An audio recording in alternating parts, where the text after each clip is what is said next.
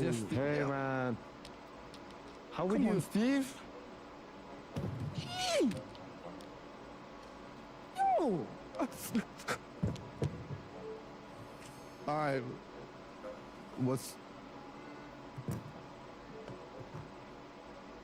Can you adjust the mic for me? Yeah. I'll just help you. How are you guys doing? You okay? We're good, man. How you doing? I'm all good. Yeah, nice legs. Yeah, nice legs. I'm so sorry. Oh, man, don't fucking touch me. That was it. Nice legs? What the man? What the saying nice legs? Always in the goddamn wheelchair, man. Yeah, with all people that have these injuries, we love you. We are sorry. We make us laugh, but we are all feeling you. Okay, how about this? If any of us laugh, we get whipped. Deal? Deal, brother, deal. Okay. I hope that he's gonna be funnier than the last person, man. Listen, bro, listen. I need XQC. Bro, me by, bro. This guy woke me up at 4 a.m. at the Mr. Beast challenge, bro. Alright! Listen, bro, listen.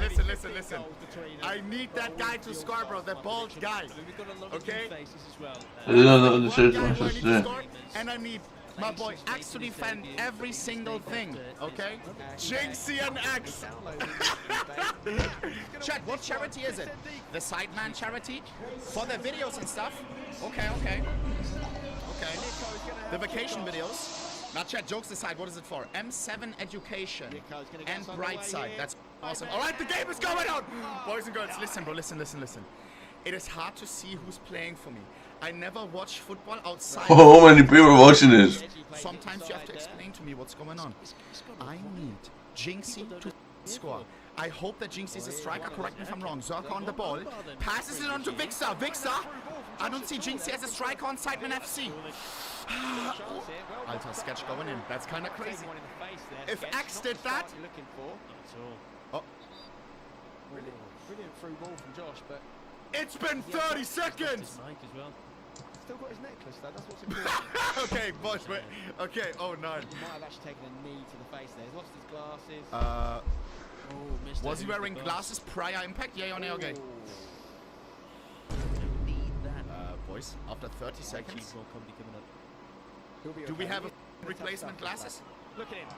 Holy horror! Yo, Chat.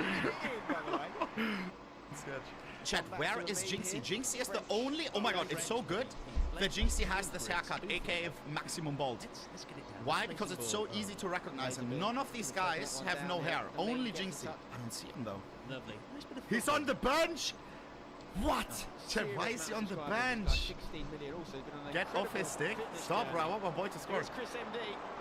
XQC paper love. Chat, I'm scared for the first time when the red jersey is gonna attack.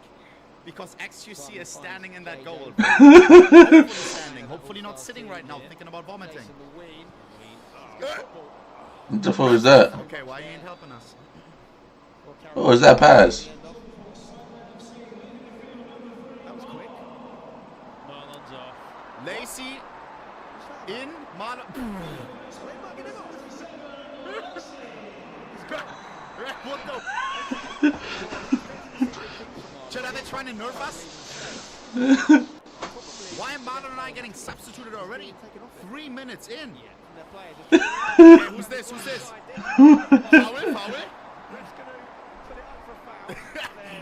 Okay. People think Deji's wearing the number 0.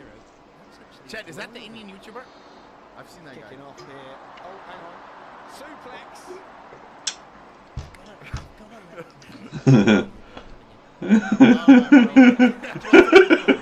What are we doing? Baseline versus Deji wins. Kickoff starting. XQC may be in trouble. Throwing themselves at Deji. XQC, please. Okay, nice. Bad kickoff. Red team on the ball, that's bad. Nice. The guy that opens FIFA packs onto the front. Chat, I don't know how it works with upsides. Is that upsides? Line it up, bang! Is that upsides or no? Is that the first goal? Shows Feastables. Shout out to Mr. Beast. Is that upside down? That team on the ball, that's bad. Nice. The guy that opens FIFA packs onto the front. Chat, I don't know how it works with upsides. Is that upsides? Landed up. Bang! Is that upsides or no? Is that the first goal? Bang! Shows Feastables. Shout out to Mr. Beast. Nico. What he couldn't do at Falcons, he can on Sidemen FC. Cam died? Oh. Yes, sir. On-field reviews are a thing. Thank you very much. Still 0-0. Still 0-0. There we go. Bit of, Is it Ibai? ref cam here. Oh yeah, just lift those shots a bit higher, please. Jack, he's wearing the shots that I wore on CS Major, bro. What the f? Here we go. Corner. XTC, please. Simon. Ginge is smurfing. 8 minutes in. Sidemen FC with the offside goal. Now Ginge with the real one. XQC. Always delivers. 0 out of 1 defended. It's a great goal. With the header. Teammate slapping his ass. This is the one time when it's allowed, bro, after scoring a goal at the charity match. Look at this. Just pull. You've got to ask yourself, What is this Wind's name, bro? She'd have none, let alone 2. You don't save there. Are you scared of the ball? No, XQC not able to get to that one, but it's the defensive mark to ask about. Absolutely. Can he not think before? Like, only when he sees the ball come, then he can... I didn't know the charity match was today. I feel so stupid. I did not know it was today. We need to get Jinxie, and I'm not even joking. Jinxie is our Ginge. Type 1 if you know what I mean. Those are the two greatest on the pitch, I think. And this guy right here. Oh, 9! Nico already had one offside goal. Can he get for this one? Jason the Wien attacking, ref. Bang! He's come to play. Makes it look easy, not even wearing his glasses. What? He can't even see how did X not defend and he did. We need Jinxie on the mother-sucking pit. Jinxie! Get him in! No, Chad, look at it. Imagine he's getting rage baited, bro. Imagine he's getting rage baited by the coach. Obviously, and has to Marlon just going bench back all on day. now. He was literally finished in 30 Marlon seconds. in again? The best of us. Justify that decision for us. Listen, so before the game, he was on a stream and he said that if I tell him anything, he's not going to listen to me. So as a leader, it's my job to insert discipline into my team. And that's what I did today. But saying that, I took him off and we conceded, so I'm bringing him back on. Fantastic. Magnus Carlsen, but is not thinking like a bro. Get No, Jack Joseph. We're down a goal. Oh, bang, big opportunity. This guy's crazy. What the? Am I looking at Lamine Yamal of YouTube? He's outrageous. We know he loves the outside. Who is that guy? But he's just scored with it. 1-0. That's the aura of Marlon right there, bro. Couldn't have done it without him. What do you think of that first goal that was ruled offside? Because looking at the playback, it might have been onside, but the ref chose not to review it. Yeah, you think you'd have VAR at Wembley, to be honest. I mean, I don't feel like I've got the XP to really comment on it, but yeah, Nico, that's got to be the worst feeling of all time. Proper blue balls, bro. He doesn't have the what? Exactly. Yo, bro.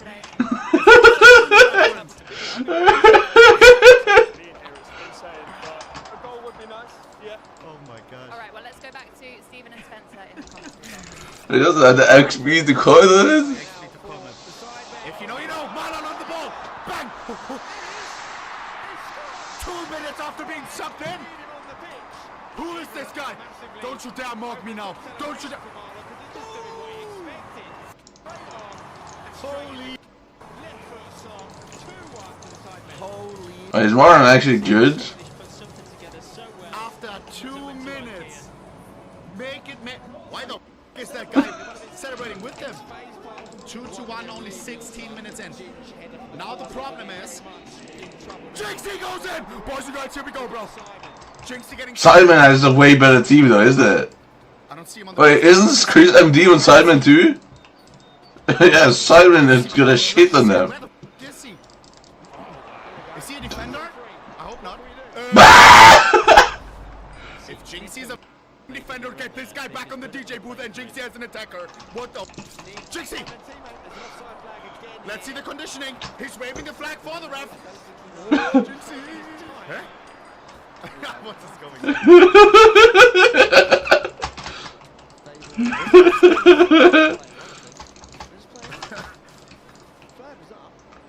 Jinxie flabbergasted. Marlon. Look at that. Absolutely mock KSI. Bang! That's a foul, no? I'm happy with that, Red. I'm happy with that. Got the ball, no? Can't be taken that one. Maybe from behind, but that's how he likes. No shame in being Who is he passing to? Roll on, roll off. You've got to get the subs done. Oh, Simon. Jinxie. Careful, where's Jinxie? Jinxie's a defender, no? What is going on? Well defended. Great tracking back. Okay. Oh no. Is that offside or no? XQC! XQC! Denied by XQC. Come on! That was nuts. Look at this, bro. Bro's ready like a raptor. The Mr. Burns posture. Bang! Perfectly uses his hands. Both of them grabs the ball. Bro, it's so gay. He's just shooting balls. Is it too bad? GG. Tobias again. Tobias another chance. Don't f up this time. Who is Tobias? Marlon. So many sideline players here. Can he shoot? Too many shirts there in red, but Marlon's not giving up on it. Big Star! DJ Big Star! Oh! Sketch is insane! That is unbelievable. And where else are you going to see Big Star 1-2-3 one-on-one against Sketch? That is the Hi, big bro. almost there. Dude, what the fuck? He's not the tallest either. Don't you have to be usually Come on, Vixar. No. really tall, no? Because they can hit the corner, suck, suck. Bro, he's defending everything, bro. Marlon and One Pixel are like David Beckham. Yeah. Marlon seems really good though. Like he actually knows what he's doing. Bang!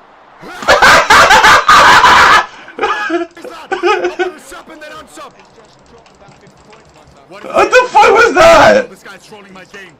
Absolutely shame. What the fuck was that shot?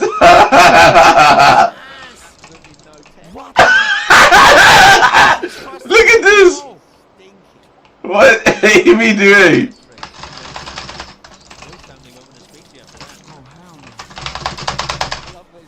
Bro was right when he said his XP bar is low, bro. Bro has no XP at all. That's out. Wait. Wait! Who's that? Oh my god, XQC! Actual crazy defense. Oh, calm it down, calm it down. Else you're gonna sit on the floor again trying to like get some air in, bro. Keep it low, keep it low. Yeah, the Simon thing is just so much better though. I do feel kind of bad. But anyway, just going up too much. Yo, no. I don't know, maybe because it takes long to level it. That's right. That's right. The Simon are challenging a foul prior to the goal. And Aura is fully gone now. I mean, it was down during Aura, right? It's actually rising. These two are a bit too romantic. This production is Very casual in his mouth. no. There's no way you can keep the pen here, surely, Mark. Have a bit about you. It doesn't look good. It doesn't look good. You've got to reverse it. After review, the challenge is unsuccessful. Penalty kick. What? He's a man of his word. How is he not reversed that? Are you sure, Clattenburg? But who I'm confused. So Jason the Ween does MMA in a football match and he gets a Yes, it is. penalty for that? I'm not that confident this is going to make the goal line.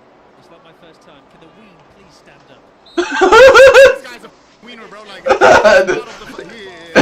The commentary. XQC. Oh my god! I can't believe it.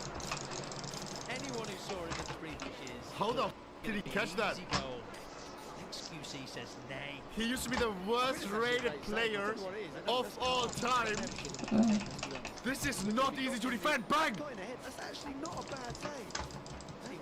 That's a good shot. XQC, his real name is Felix. Holy. And there has been a goal. We've missed it watching the replay back. What just happened? Penalty was saved, but there has been a goal. We need to see a replay. What just happened? What are you talking about? Why are we celebrating? What just happened? No. If it wasn't on cam, it doesn't count. The 90,000 people in the crowd know what happened. We're going to find out shortly. Is it the distribution from the penalty save? No, X, what are you doing? What the fuck was that? Catching a penalty through the legs. But XQC has let it through his legs. 2-2. This is proper charity match stuff now, and I love it. XQC, you've proper given me That is so bad. Bro farmed all the aura, catches a hard shot from a penalty with 90k people IRL watching him, and then he does that 30 seconds later. Marlon. Zesty kick. Marlon is actually so much better than everyone. It's crazy to me.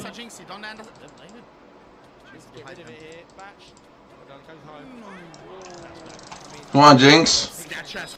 I'm not even joking. Dude. He's a keeper with his chain on. What happened? Picked it up. Why would he not be allowed to pick it up? Are you stupid, Chet? Chet, can the goalie only pick it up if an enemy last touched it? What? They need everyone on the line. This is one wing. What the f am I watching? Free kick from there? Bang! Wow. All you have to do is make a Lupfer, no? In German we say Lupfer when you pass it like this. Don't tell me that was Lenny. What was that? Is it Fosh? Yeah, Fosh took it in the abdomen. He took it in the arm. You think hands, do you?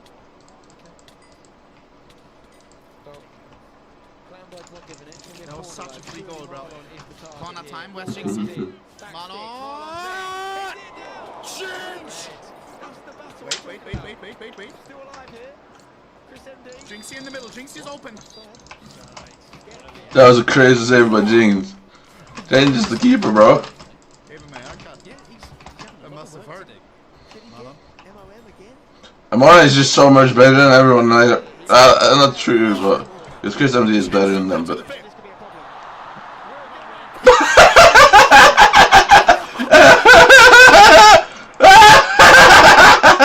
Wait a second.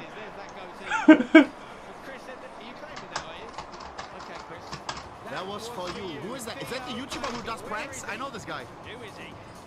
No, we still Ross Productions, no? Hat-trick last year. Theo. Chris MD always scores. Bro, was that a self-goal? He has here as well. Absolutely. You don't shoot, you don't score. Is it an OG from Ginge? Ginger's going on target. But will it need? Jinxie just had to watch it. Jinxie is being a cameraman right now. No, he was this close to goaling. No. What? Philip 462 with the 100 sifted. Are you disgusting? I think that's actually a Ginger. Why? why? I think so. Yeah, I mean, try and think. Chet, I'm donating 1,000 to the charity right now. Theo Baker, whoever you are. Why are you gifting me 100, bro? We're doing an Iron Man. Guys, also, quick reminder, this is a charity match and only possible because, and only being done for charity, yeah? So, click the link, I think it's pinned, should be pinned, mods make sure that it's also on YouTube. Ball back in, not bad, AJ Shabil could get there, he will. W shared the donut, man. Can he redeem himself? Oh, sits on the ball. What the fuck was that? Look at this lad, he's already got one goal. What is happening? Bro's doing tricks on it. Jinxie being a cameraman, 9. Taking it to the corner. Okay, everybody is just clip farming. Jinxie! And the liquid is a prime. Terrible header. Ginge with the perfect header. What? Why are you handing it back to him? How cracked is Ginge? Is this offside or not? Wait a second. Wait a second, XQC! X2! Holy! You're too Millimeter. You got KSI next to you. Why are you doing it solo, thinking that you can score? You wanted to pass it, dumbass. We are locked. Jinxie just can't find an opening, chat. I'm scared. Like, we're already down 40 minutes. I feel like Jinx is just a bit too small compared to everyone else. In the Wembley Arena, Jinxie! Bang! Bang! There it is! There it is! There it is, bro! There it is, bro! He was falling over his own feet this time. Yeah. It's a lovely little goal, and it's 4-2. Bang! Side bit. And the All-Stars are in. Nah, bro, he does it all, bro. Oh yeah, that's pretty awesome. Chess. That's pretty fucking awesome. For a week wins $100,000 tournament. Sidemen charity match. Start practicing a little bit from going no goals to a goal at 40 minutes. Pre-40 minutes. Revives games in his free time. What the? Let me look at that goal again. This is really proper to see. Sidemen charity match. That's a pretty decent goal. I mean, A little bit from going no goals to a goal sure. in 40 minutes. Pre-40 minutes. Revives games in his free time. What the? What the? Yo, you can see his relief, bro. You can see his relief, bro. There it is, there it is. Had to wait a whole year for another chance.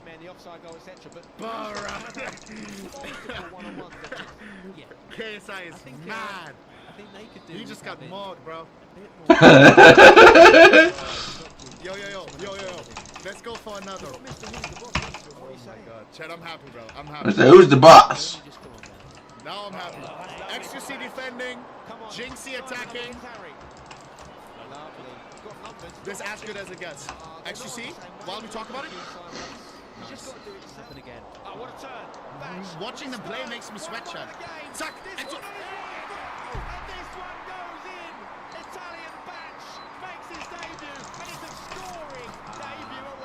XQC. Italian batch. So slow, you could have walked to it. Big goal for this game, making it 4-3. He missed the I've seen this guy before. I don't know what he's does though. I mean, obviously content, Who but the hell just scored on us? Sorry. Also, why is X's stance like this, bro? What the f is this, bro? Chat. The hell? XQC and goal. That's this, yeah. Here we go, bro. Here we go. Oh no, we're going again. Zack. That's fair play. XQC, please. yeah, anchor shirt. Come on. There's an anchor to play out. That's insane. Does that count? It's a game of Simon Says. Marlon is definitely going to score again. I mean, I'm can tell. He's just way better than a lot of people in this pitch. Chris MD, Minimentor. I think it's just a mid, I guess. Who else do we have? James obviously is probably the best on the field. And there's Toby. Singh is pretty alright. He's literally doing negative impact, bro.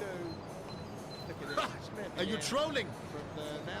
Bro looks the most like a soccer player, but is playing the worst. Alright, let me try to get my dono through, bro. Hey, don't clap, don't clap. I always donate, but usually I keep it off stream. However, the donations have been rolling in. You want to take a quick look at the totalizer? I do. We can announce that at half-time, the amount raised so far is honestly incredible. 4 million pounds. 694 177 pounds. Insane. That's For at charity. half-time. And don't forget, as a bonus this year, we're saying for every donation you make, you'll get a guaranteed spin to win reward from Fanatical with huge prizes up to grabs. How? Get into Bro. it. Let's have a look at the match stats. This is It tells me to register. Mods, take my activation code. Spin for me, okay? Wait, chat. A gambling addict is calling me. I already know that he wants to put gifted on this. Are you trying to make a bag while watching a charity match? I'm down, bro. Potentially. Yo, you down? Yeah. Yes, bro. Let's go, Yes. dude. Listen, bro. How many? 100 gift subs. I bet on Team XUC. 9! I can't bet against my boy Jinxie and X. I can't. Bro, I'm a juicer, bro. No, Oni, are you serious? Did you really just say that? Yes. For that, bro? Fine. 100 gift subs on Dimitri, bro. Locked! Chad, listen, bro, listen. If I get those 100 gifted, bro, I'll add that on top as well. Of course. Jinxie. Okay. Not bad. That's our... This is so free, bro. Steel Simon has to win. There's no way there's no winning. There's no way they can lose this if Minimanta goes crazy. And just saves the entire team. Who's getting sandwiched, but he doesn't care. He's mogging the other guy. Chuck! Takes out defender by defender. That has to be a foul. Yeah, Martin is just great. Give him a card, bro. That's right. Don't do that to us, bro. Wait a minute. What's he doing? What's going on here? What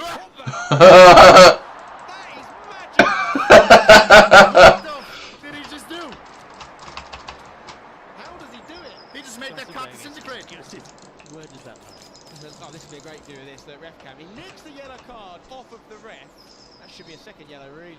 Wait for it. The cap. Hang on. There's a cameraman on the pitch. Is that allowed? I don't know if you guys... Change the goat on the ball. Sack, perfect pass. Look at this guy. Look at this guy. Oh no, who even is this? XQC, please. Hello, Max Royale. XQC is just watching. What is he doing? Is he co-streaming from the goal? Mother and father in the crowd today. The knee slide comes out. Wait, Danny Arias, let's go. XQC, stop. Bro is just looking at the ball hitting his goal. Got to take the finish. Is this defense trolling? Very hard defense Easy for goal. Axe. So free, so free. He's hit it very well. Shut your bitch up, bro. I don't have defenders, Nikita. Either, bro. We just did that, man. Don't you dare trash talk X, bro. Chillax, bro. With decent defenders, bro, there won't be 10 opportunities for shots. Jinxie, ready to pass for an opportunity. Bad pass, but that's fine. Still in our possession. French guy again. Yeah, that's the benefit. That's the benefit of Simon, not of Old Stars. Oh no, defenders. Not again. Is that Basinga and Gingy's on defense, and they are fucking crazy at defense. And now he's tilting. Those defenders are nice. And so is XQC. Every single opportunity at a goal is a goal. What is going on right now? XQC was so solid on the first half, and now he's just gone. Sack. Great shot, but Axe, you had it. You had it. And he's not even clip farming, Chad. It's not like he's making the game even, going for the penalties. Why is there a water bottle in his goal, bro? Chaz's real name is Charlie. Things are just messed up, bro. Bro's already littering, bro, like a streaming room. I don't know, I mean, that was a really hard shot, wasn't it? Are we taking the piss? This goal is crucial. If the YouTube boys get it, Sidemen will be in trouble, but Ginger's made a rare mistake. Hold on, Toby. Big star. Hold on, still possible. Still Ronaldo on the defense. He ain't Ronaldo. Oh, I am. Nothing. Okay. Who's the next mayor? Oh, it's a challenge. Okay. Yo, what's up, John? Let's see it. Let's have a look. It is a pen, isn't it? Let's have a look. Here we go. Does he clip him? Oh, no. What the? All-day breakfast. These streamers. Let me call Clark. Are you sure? Again? The review was successful. This ref is goated, bro. Let's see it, Sketch. I'm not gonna lie, Sketch so far has been immaculate as a goalie. AJ Jr. against Sketch. Will it beat the keeper?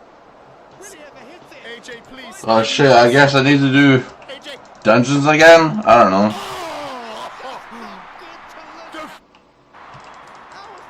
The scratch off. Shirt already came off. This is your moment, AJ. It looked like Sketch had it. I guess I do dungeons again? I don't know, I haven't really missed dungeons, but I guess it's fine, because I need to do it on my other account. Was it done not too long ago? Like, I swear it's not too long ago.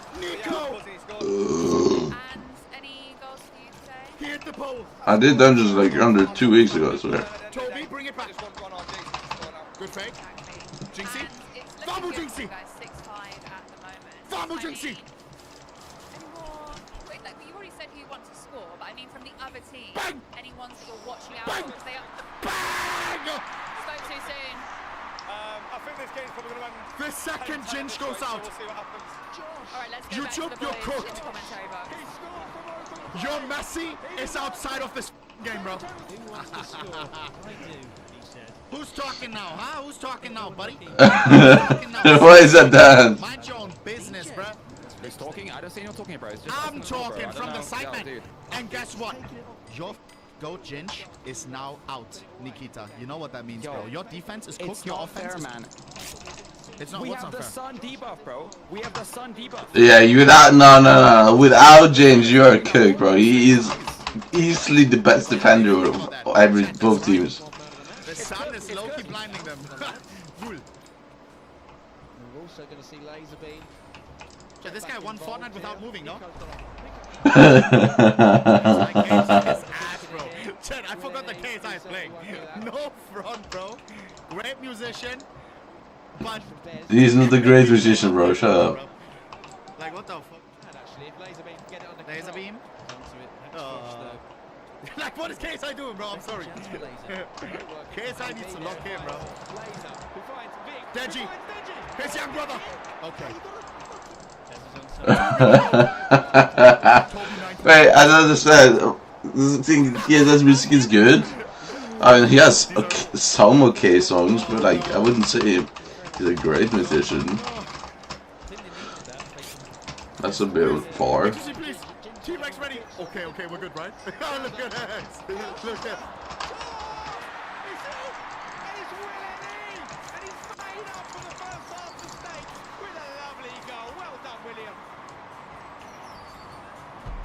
How was he so good on? Why is using that mask? My helmet. For the reason. Picked initially. But at least he now knows how his coffee feels. What is going on, though? 6-7. Lurking at the back post. 6-7. Yo. Check the score. Yo, bro, please score one fast, bro. Bro, it is actually 6-7. Great job, man. It's nice to see him. Our defender's nice XQC, oh my gosh. Oh my It is actually 6-7. That's not good. That's my gosh. Wait a second. Good passing on this guy. You can also pass to your teammate, Ronaldo, number 7. Bang. Oh, come on. Up, bang. Whoa. Great execution. Victor. That looks like prime Barcelona, bro. That was insane. Perfectly played for the hole, bro. Is that Hawk 2 right there? Wow. A masterclass from the side man. Look at this goal. This was the best goal so far. Fully outplayed the defenders, chat. The goal was empty. Was that Hawk 2? Bang! Great pass from that guy. Anyway, road to shore on the ball. Road to short, bang. It's gone big. Ooh, hold on a second. Who has the best pace? Deji up front. Changed his mind. Not offside, I think. Here's AB. Come on. AB had it perfect. What a shot! What the f... Has to be the goal of the match. How does that feel? Really? Would you say? It's all a blur. 100%. Honestly, I don't even know where I am. I slept for like 3 hours last night. I was just staring at the ceiling until 5 Oh no. AM. KSI was X! KSI was X! Are you worried? Are you worried? KSI shushing him doing gang signs! Everybody knows. XQC just got again. On target, and it's probably going in. X is having a rough time. Everyone who shoots at X because he does, it's a goal. Come on. Oh my gosh! Jinxie? Vamos, Jinxie? Vamos, Jinxie! Pass on to his teammate, Tack! Nico! Oh no! Nico! Insane! Accepts it with his breast and then into a perfect volley.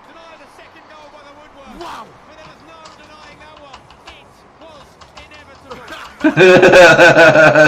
is doing the surfboard with the shades.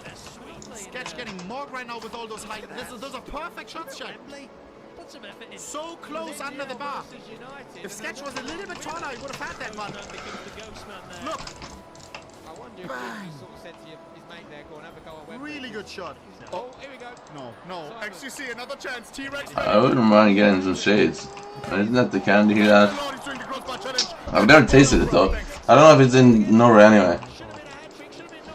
Get the ball off side, Marlon, please. Nice. Oh my god. Into an offense. Into an offense. He's got bats for company. Jinxie up front. Come on, find another hole. Find another hole. Onto Marlon. Marlon looking for an opportunity. Nice, great pass. Nice. Still our boy. Still our boy. How are we getting past this? How are we getting past this? Bang! Jinxie! Second goal! Ay. Bro wanted one. Bro started so hard he's getting a second. A Jinxie double. Sketch can't believe it. That's another goal. Nah, bro. WGD, bro.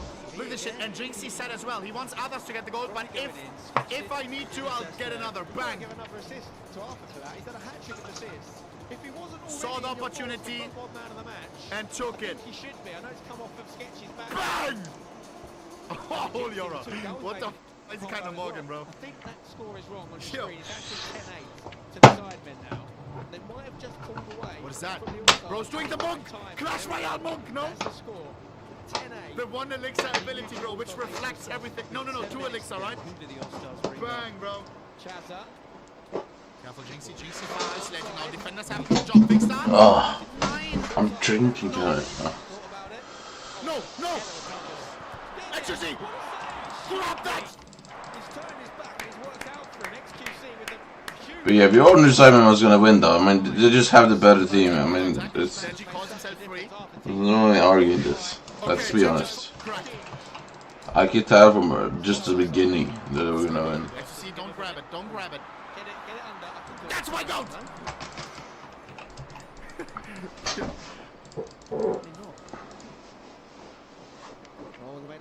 Jinxie! How? What kind of power in this shot is that? Minimaka farming the crowd, showing how clever he is. Bang! How much power is that? This one is not on X, bro. Like, that's how do you defend that? 10-9. 6 more minutes. YouTube back on the attack. Lovely little dink from Batch. No. No. No. What do you mean foul? What do you mean? Completed the Infinity Stones, if you like, but the Josh open play goal, the big star goal, holy the likes of keeps on giving this game. A chance for someone what to the make f is this posture? hit the target here. Oh no. What is it doing? Like a T-Rex, bro. Oh no. X, please. Jinxie. Come on, you got this. Jinxie defense. Yeah, Chaz is going to strike it. XQC. X. No. Cameraman. Okay, he's good. He's good. What? The ball is gone. The ball is gone. Careful. The ball is on. What the f? Why are they celebrating? Oh my gosh.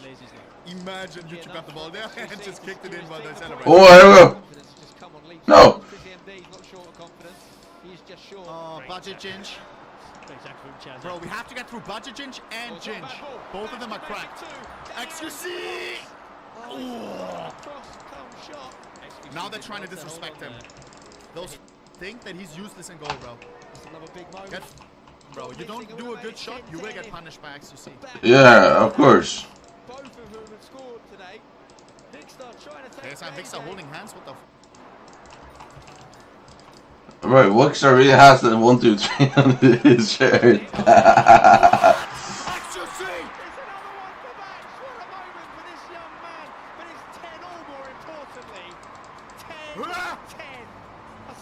That's from half field. You had 2 seconds to catch that. Take another look at it. JJ actually was some really good work in the build-up. Strong play. Finds back. And you just shoot on sight, guys. Things will happen. What is this? It's a strong shot. I mean, I'm not gonna blame him for this. What is this prediction? No, it's curving. I'm not going to mug him off for that one. It's actually got a bit of swaz on it. Did the ball spin? No way that that shit curve, bro. Say wallahi it curve. Look, those left, they're curved to the What? right. That's actually what's done XQC there. I'm not going to mug him off. That shit went like this. He's actually got a bit of swaz on it. Ain't that one? I can't blame him, I'm not even joking. That shit was curvy as hell, bro. Bang. Goal opportunity? No, who was that? Bro, Simon has to win this, bro. Simon just has the better team. Like, how are they not in the crazy lead? Oh, hell no, he's a Nico, slow as a bat. Oh! Thank the Lord. Ted Lasso lookalike how Whoa, what does that mean? 10-10? Oh! It's Pence, let's go! Oh no! This is Cinnamon, okay, this is Cinnamon. If Jinxie takes a penalty, that's a goal right there. I'm not gonna lie. That's a free goal. Is he going to take one? Go on, Freezy. Have one. Wait, he's gonna go for one? Bro, looks like he works at McDonald's. How the f is he gonna score? He's ready to take an order, not a penalty. XQC, please. Oh no, here we go. Full T-Rex mode, X. Be ready, bro. Bang, bang. The coach is gonna take a pen. No. Can he score? No. X. In the middle. XQC with the assist. All he had to what? He could have done nothing. He would have defended, bro. He could have just been like a statue. But it just shows, you know, the nerves Oh my involved. gosh. You don't need The coach just scored on us. Now side man. Coach don't play. Needs to be a good shot. They're breaking the curves, bro. Come on. Please, I need this, actually. Moving from side to side like no Look at Sketch, full ready. Jack Joseph. Oh my god! You piece of shit. No, man. Going for the Spanish community. E-Buy, please, bro. Wait, no, he's YouTube. I mean, XQC, please. Bro was wearing the booty shorts, bro. Same that I wore at the major. No. E-Buy versus XQC. Oh no. Oh, He's locked. X. Woo! That's impossible. X may go 0 for. That's impossible to say, I'm gonna be honest with you. That's impossible to say, I'm gonna be honest with you. Reaction time. One day delivery on the reactions. Laser beam. Only he had admin hacks. Come on, laser beam. Bang! It's it. Oh, it's gone over. I think he's playing Aussie rules. The Aussie don't rule this sport. It's 2-0. This is really bad. 2 penalties. And both of them weren't even trying to hit the goal. There could be nobody standing in the goal, and we will be losing right now. Is he a good shooter? Please no, X looks tilted. If this is a hit, we need to hit all 3, which you know how likely that is. Right wing. We better defend it. XQC! No! And it's 3 from 3, the perfect start from the All-Stars. Freezy looks to Jack, correct me if I'm wrong. They need to miss all, we need to hit all. Else is over. There it is. Oh, it's easy. That's more like it. We almost missed it. But here comes the issue. And it's chance to win it. This guy's gonna be try-hard, bro. For the All-Stars. He hasn't scored yet, right? Yeah, GG. Mr. Who's the boss? Oh, GG. Well, he will These are breaking the people who aren't the best to do the pens. 22 million subscribers. You guys called it scripted? Check this out, bro. This is not gonna go overtime. Mr. Who's the boss, bro? Like, he wants this goal, bro. This is over. It's over. XQC, please. Teach him a lesson. X. No. Great finish. It's over. What a pen from Mr. Who's the boss. And it's a clean sweep. Oh my God. 4 pens scored from 4. Bro. I mean, some of these pens is just impossible to save for XQC though. Like, people need to stop dissing X. One of them though, he should have taken. 100%. 2 people not even hitting the goal. Bro, he's actually crashing out. He didn't even get the chance to score a goal. Oh my god. Oh my god. Oh. Who was stable, bro? Bro did not score. We've had some absolutely huge moments. Minus We've 1,000 to obviously charity and had minus Trevor, the 500 to coach, helping PSP. Jinxie scored not 1 but 2 goals. But that's good. Nico's goal I'm being supporting a disallowed. friend We've had and I'm offside supporting flags. charity, We've bro. had- I wish it was more. Should I may just donate $1 million right now? Crazy. I'm not We're gonna lie, set bro. to do it, but Well, I am joined by such a redemption story. Jinxie's so happy. JJ, talk us through the player of the match today. Well, I mean, Jinxie, What a guy. Didn't do very well last year.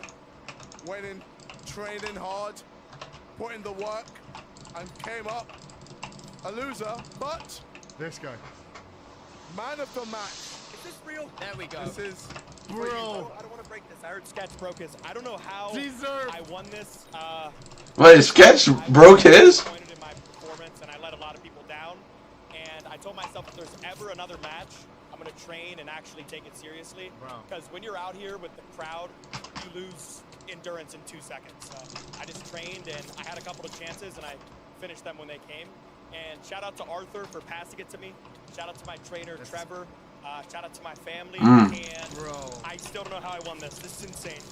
Bro, look at this guy. He's so happy. Head back to the pundits for a little bit of a deeper dive. Chad, why is the first thing I think about, bro? Him in the Discord call with fucking Muda and flexing those awards to another E-kit. So chat, coming into this game, bro. Coming into this game, I found out I was going to be in the bench the day before. We were heading into the green screen room to take the pre-match like picture video thing. And on this I want to see his reaction to this. I saw I was on the bench. And I was like, initially I was like, dang. But then I was like, wait. Oni Pixel. Isn't it Oni? E? I remember last year I came in right away. I was tired in 5 minutes. Now, my stamina is better this year. But I come into the game, I believe it was like 7 minutes in. I get subbed in at left back. At left back. This guy right here, Gaffer, Jack Joseph, he told me, he said, just go up top later on in the game. We're going to start at left back. But I was never like signaled when to actually go up top. So I basically just sort of walked up top at one point and said, look, I'm not going to score a goal to that left back. So we had like 3 strikers. Let's get into the game. Wait, you had 3 strikers? Let's get into the game. Full highlights. I didn't even think about that. Wait, he just went up. Because like I haven't heard the announcer, I haven't seen any of this, so this is cool to see. There really should be Jason, but they're not. Good pass. Carry. Dude, Simon is so good, by the way. Like Simon is disgusting. Bro, in training, he was doing like Rabonas and like getting power on me. I don't know how he was doing it. How do you get power on a Rabona? At least you know what a Rabona is, though. I didn't even know the side of the match was happening yesterday. I just went to bed. I feel so stupid, bro. I missed out on greatness. I could have been there. Harry, great center back. Great center back, bro. Great center back.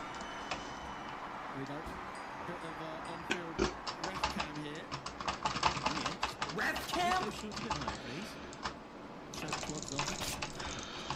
66 and 67. Look at Ron and Lacey.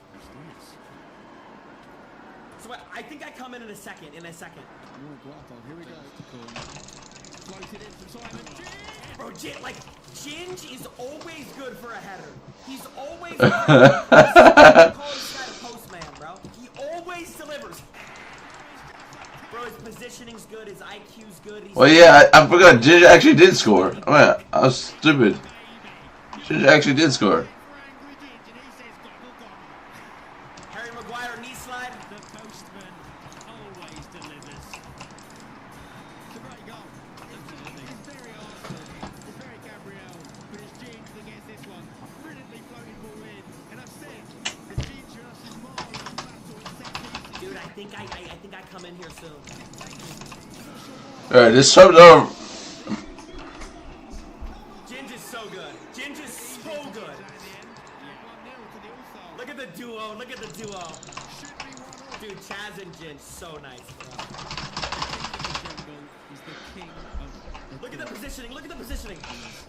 Action live now. Wait, auction live now? Wait, where's an auction? My video cost. Yeah, steep learning curve in management as Jack Joseph is finding out. Looks like Marlon's returned in a slightly more forward position. Started at centre back, but he's This was okay. This was the best goal of the game. This was the best goal of the game. I thought Chris was taking this. I was on the bench still. around the box now.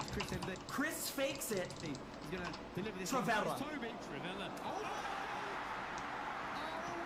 Toby is disgusting. Like, Literally not trying at all. He is disgusting.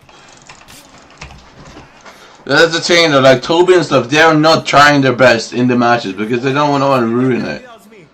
That's just fair. I get it. And at least Toby admits to this himself. He says this every time. Like he doesn't want to give it his best.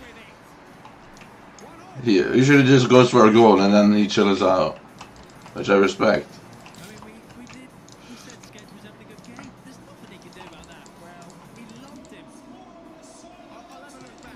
Because in reality, if Toby wanted to, he could probably score like at least 5. Look at the curve on that too. Look at the curve on that. Sketch almost saved that. Bro, if Sketch was a little bit taller, he'd be insane. Brilliant. To be fair, it's got the loft on it it needed, you know. The keeper of Sketch's height is always going to struggle with that. Practice makes perfect. What a shot. What a shot. So it is 1-1. So chat, I didn't come in till 13 minutes. I think I came in right after this goal. Yeah, you always came in, me. I think we saw an amazing assist from it. Yeah, here's a breakaway now for... The mine PS in how many hours? Like 4? Cool, calm, collected, clean finish. Bro, Martin played good the whole game. Martin played good the whole game. Good distributions, good team player too.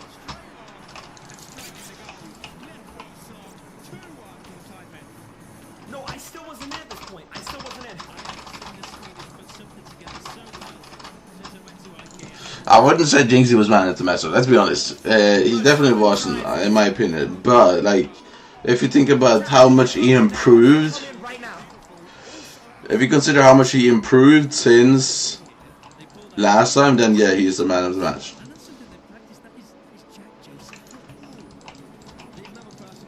Jeez, bro. I don't know. It's been a 2x die and then a 3x. I don't know. It's I can't. What am I meant to do, bro? I have to do it. When the die is multiplied, I kind of have to just go for it.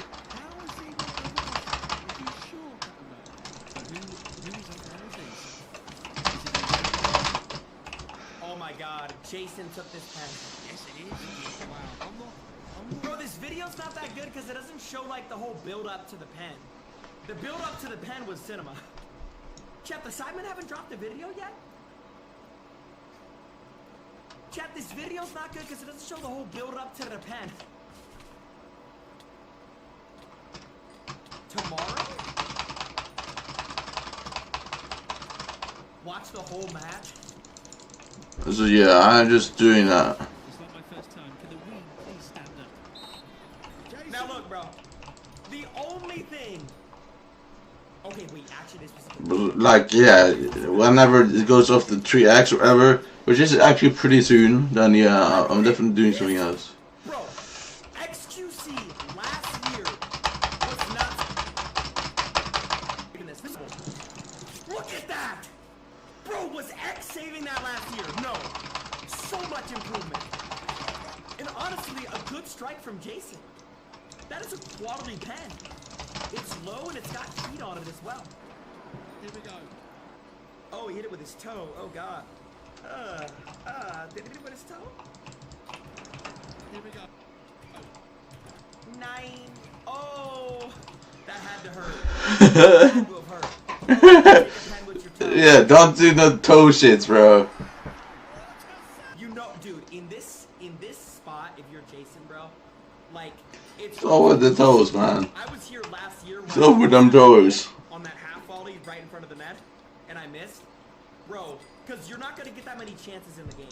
Bro, I had 2, like, actual real chances in the game, and luckily I scored both. Bro, you're not going to get that many chances. So, like, when it falls, it's the worst feeling ever. Like, I actually feel bad for you. Well done by X. Well done by X. Yes, sir. Ibai out there, though. Yeah, Ibai didn't. I didn't see Ibai up front. Is he a middle fielder, maybe?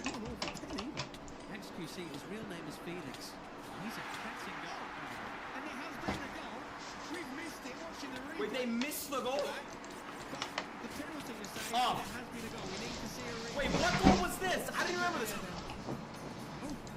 Was? No, they just pass it to him. Oh, I remember. You just pass it to him, don't they?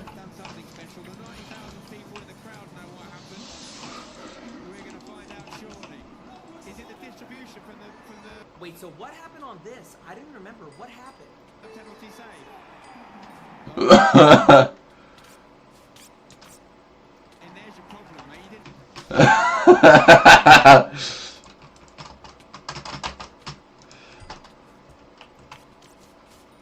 Guys, what the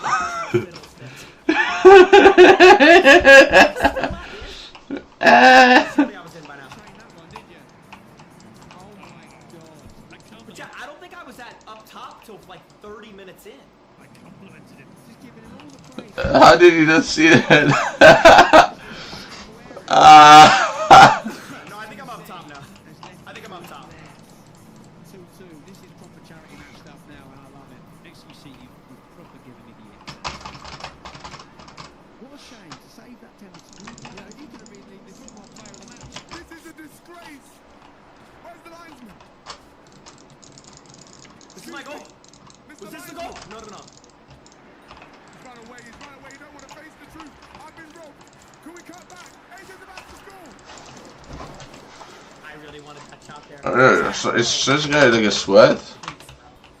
Chad, what I'm gonna do is I'm not gonna train like now, but like 3-4 months before the next match, bro. I'm gonna work on my cardio, bro. I need to get my pace insane. Massive chance there for his fellow Beta squad member there. Toby's so fast. Toby. Well defended. Periwinkle die. Is that what he's going for? Die or what? MOM again. Of course he could. Christopher, he might want it himself. Oh, Ginge is everywhere, you know. This Dude, right here. Yo, I saw this ball. It had so much spin on it. I was trying to like fake out sketch. Ginge is everywhere, you know. This could be It looks like it kind No. of. Bro, but to be fair, like if you're sketch, that is so hard to read. Bro, this ball had so much fucking topspin on it. Bro, I was just trying to fake out sketch. Oh, Ginge is everywhere. A sudden die is pretty impressive. Unless he's counting an old one. Dude, that ball had so much spin. Absolutely cursed sketch there, by the way. Singing his praises. There's that goatee.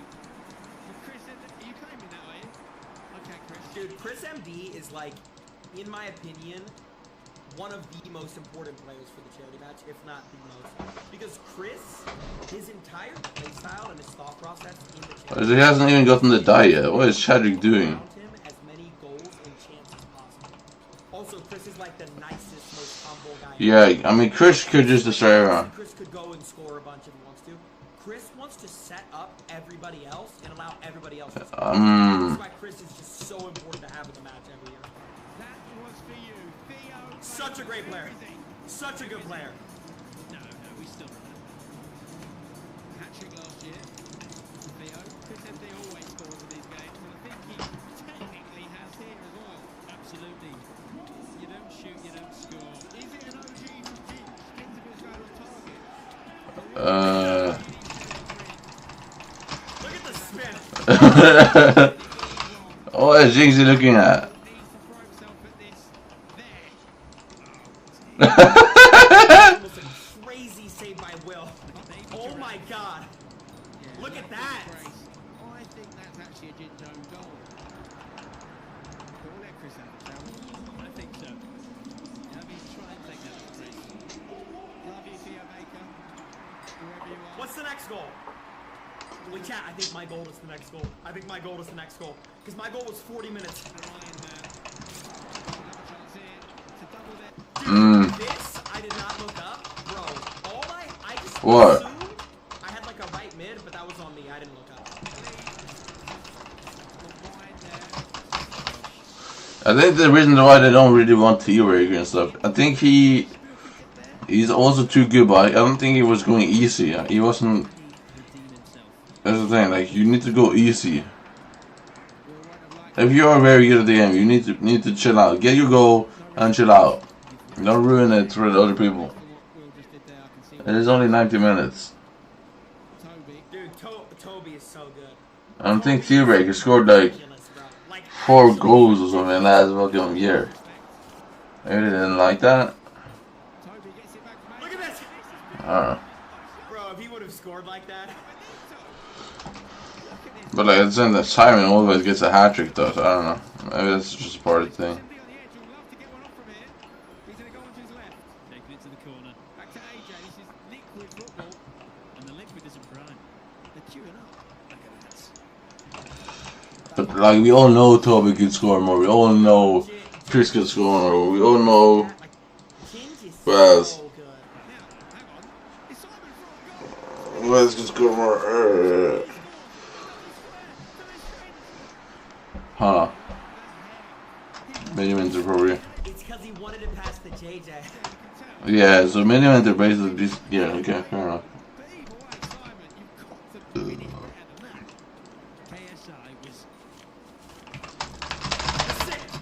This is it. No. This is it. This is it. This is it. This is it. This is it. This is it. Here we go. Arthur!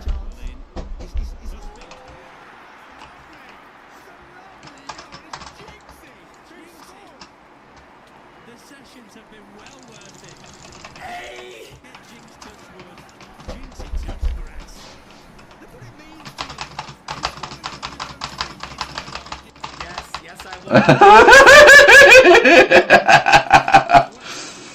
Wait, whoa. Everything else got replayed 50 times. What the heck is this editor?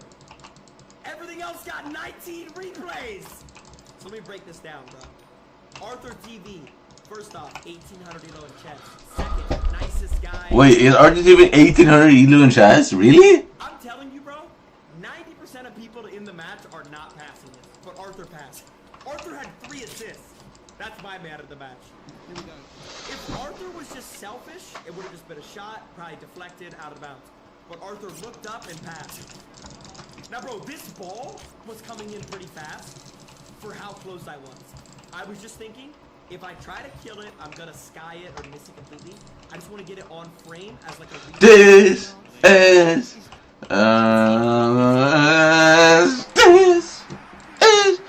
is fire of the feeling. Of my life.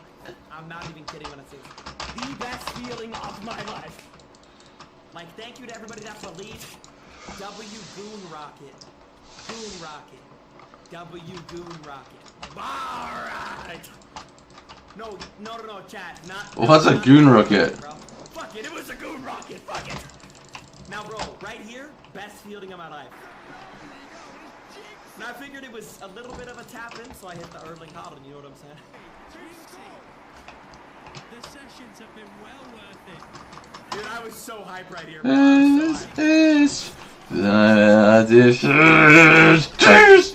Alright, then yeah, Jinxie, I mean, he's a valid, bro. Jinxie has actually, I think he has like the best streaming schedule out of everyone, bro. He just streams for a couple of hours, gets off. But like, he literally lives a normal life. He lives a normal life his entire day until like later on the day, after dinner. Then he gets on stream.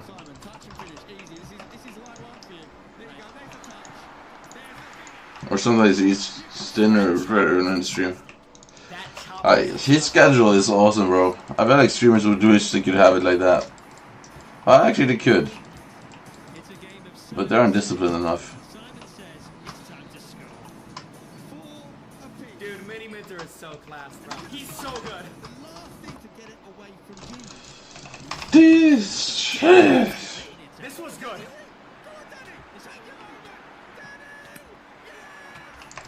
That was a good finish.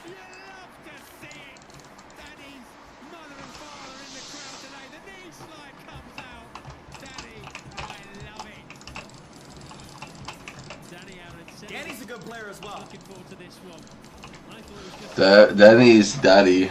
Now this highlight shows the pen short. Yeah. He's taking it very well. He's got in front of his man. I think Yeah, that pen shootout is actually really sad. I don't know.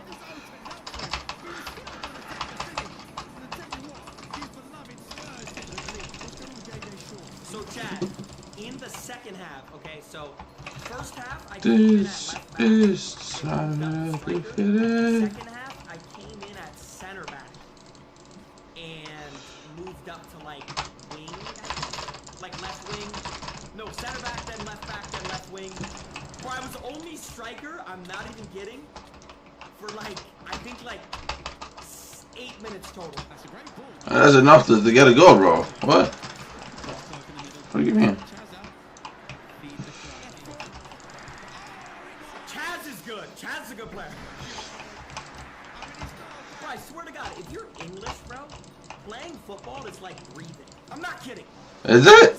Cameraman, just like at the training the day before, doing fucking elastico, rainbow flicks, doing juggling with the back of their heel. Like, bro, if you're English, bro, playing football is like... The cameraman? If you're American, there's probably like one footballer in every like 1,000 Americans, bro. But in England, like, it's like breathing to them. Chaz, left-footed strike, buried. Shaza!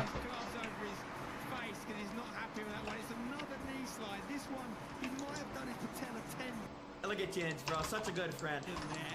But it's worth it. The Bob boy backs himself. He used to be in Tottenham's academy. Tottenham's academy? Really? The ref has a mic.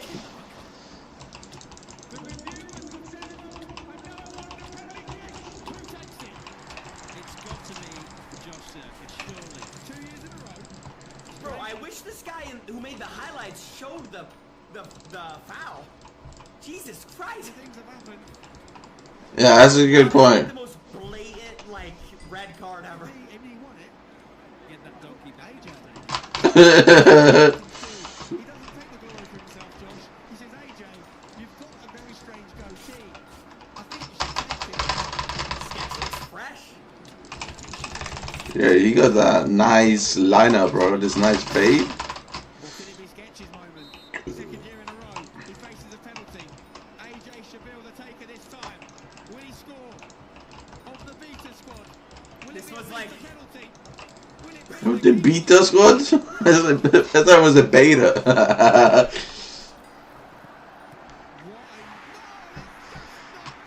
His run-up was like 9 seconds.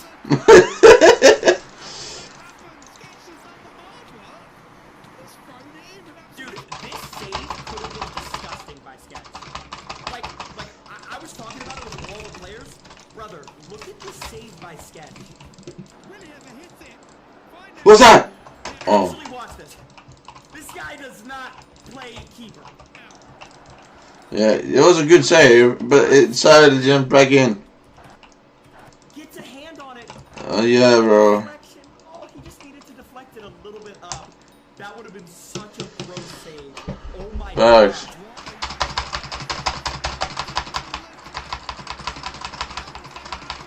God, that would have been insane.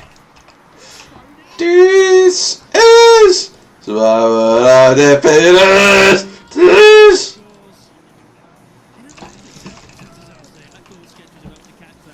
What a... Okay. Finally, I see myself with the ball. Oh, I hope somebody makes like a Jinxie highlights that I could like watch. Chopped him. Where the fuck is promoted live? Release. Trying to not get in Chris's way. Who's my boss? How have I not gotten a promoted either? Like, it's been so long. Oh my god, he pre-fired it. Oh my god, he pre-fired it. He predicted it. Alright, let's go back to the boys in the commentary box. Is that the LeBron celebration? Holy ball knowledge.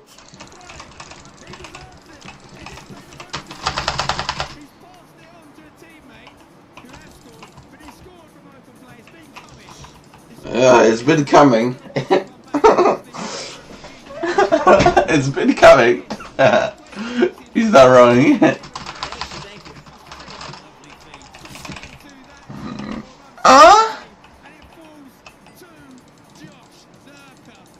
Chris is so good, bro. No, I just messed up. He's not wrong. I would fuck Chris.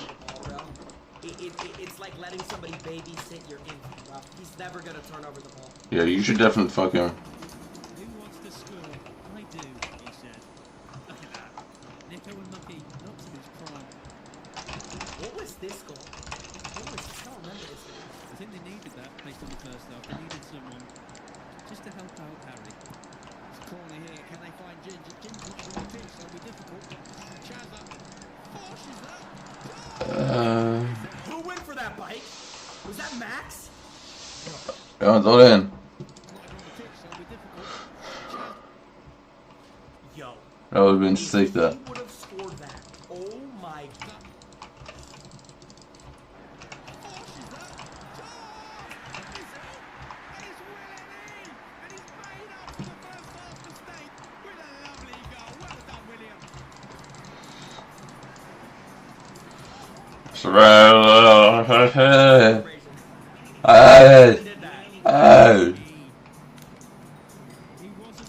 Wait, what pitch is it?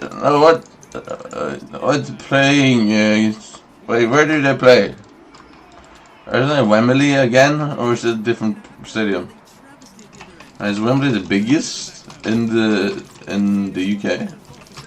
They're fully sold out of tickets, bro.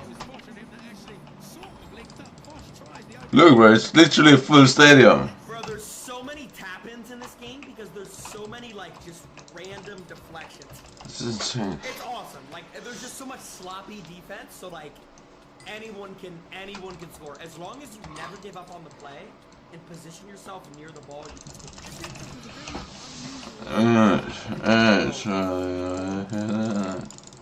Max, that was quite good. He just hit it with the side of his foot a little bit. Bro, that would have been the goal of the game. It's an offhand goal. I think it might have even touched the hand there. I don't think it would have been. I think still Toby has the best goal. That fucking show is insane.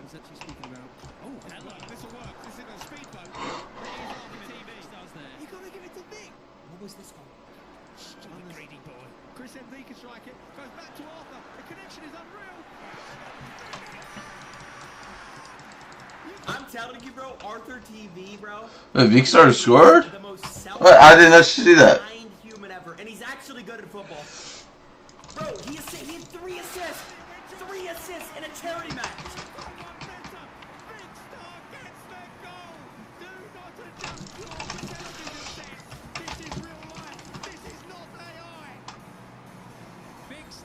No good mommy there, though. And just great positioning from Vic. Daddy, he's in this.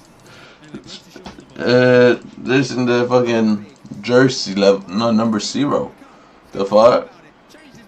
Why are you number 0?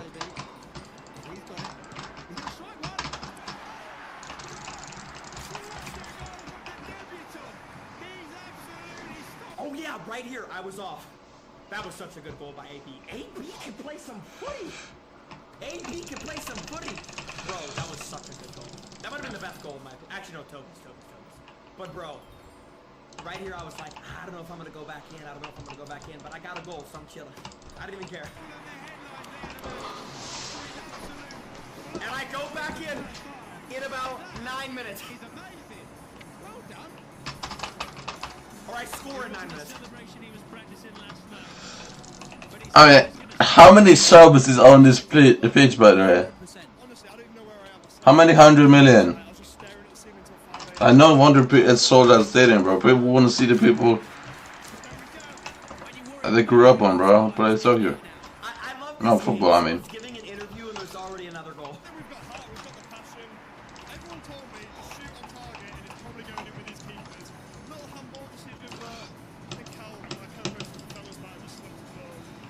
This is Is this the goal? It's Jinxie. Nice bit of football. Arthur TV.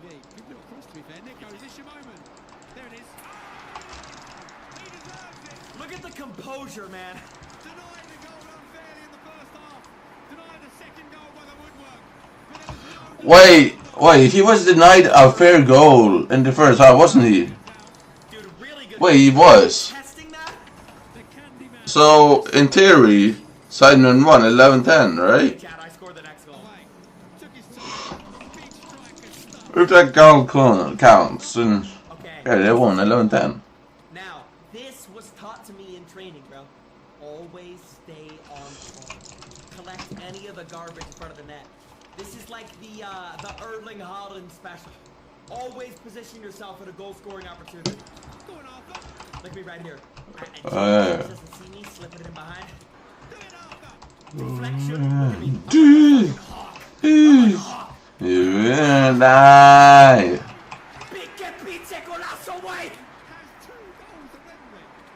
I missed the celebration. What? It missed the celebration.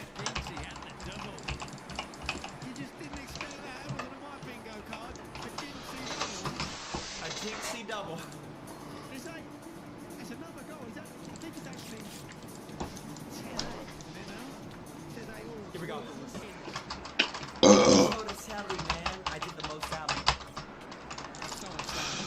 Right, this is a terrible replay.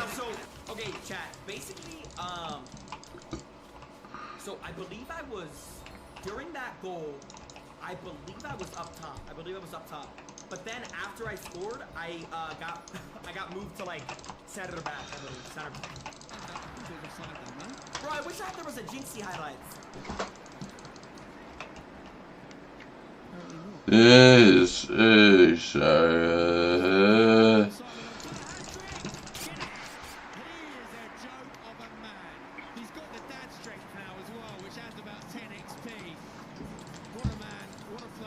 And like right here, I'm like, alright. it adds XP. What?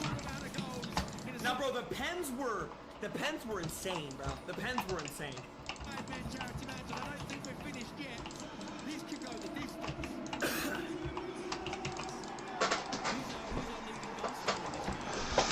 This shit.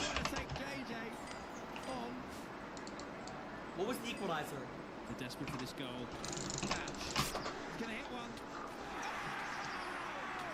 X, you gotta save that, baby. Yeah. Good, bro. That was good. Didn't he get a hat trick? Now we get to pens. Well, Jesus admit that he didn't deserve man of the match though. I mean, I wouldn't mind if he actually admitted that, but yeah. But as I said, that like, if we include like improvement, then he does. But it's not like Jinxie was bad last year. Not like he was, but like, it's not like he was bad at football at the time. He just was kind of bad at football at the time. Actually, yeah, that makes more sense. Yeah, never mind. Because he used to play football for like years. No injuries, tie game going to pens. You can't ask for a better charity match. Second year in a row. You don't want to miss this. It's tens all round.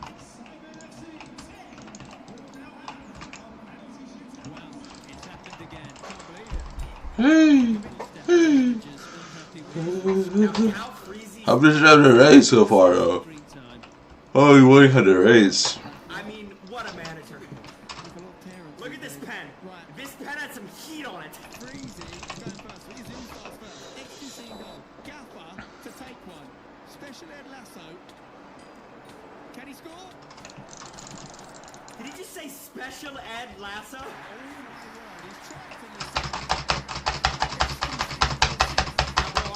Were rough, bro. I'm not gonna lie. Our pens were rough. Yeah, they were really rough. Rough. Just kept going, but like obviously, you know, you can't. But it just shows, you know, the nerves involved. You don't hit your best penalty. Rough, baby.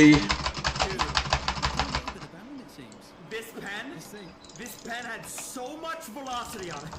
Jack Joseph, the real JJ. Can he open it up?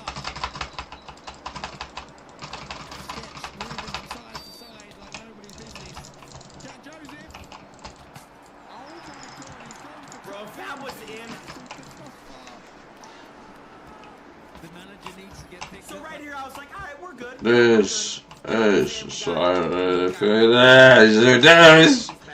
Do it or die. Well, I actually didn't know what's up with this though, because I saying I should just sell them, right? For a moment, Bob. That's all I'm thinking.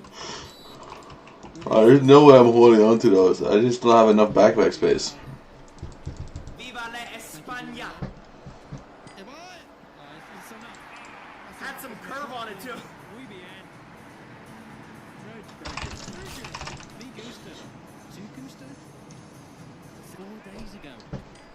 Oh. Yeah, different. Yeah, this agreement is in 6-1.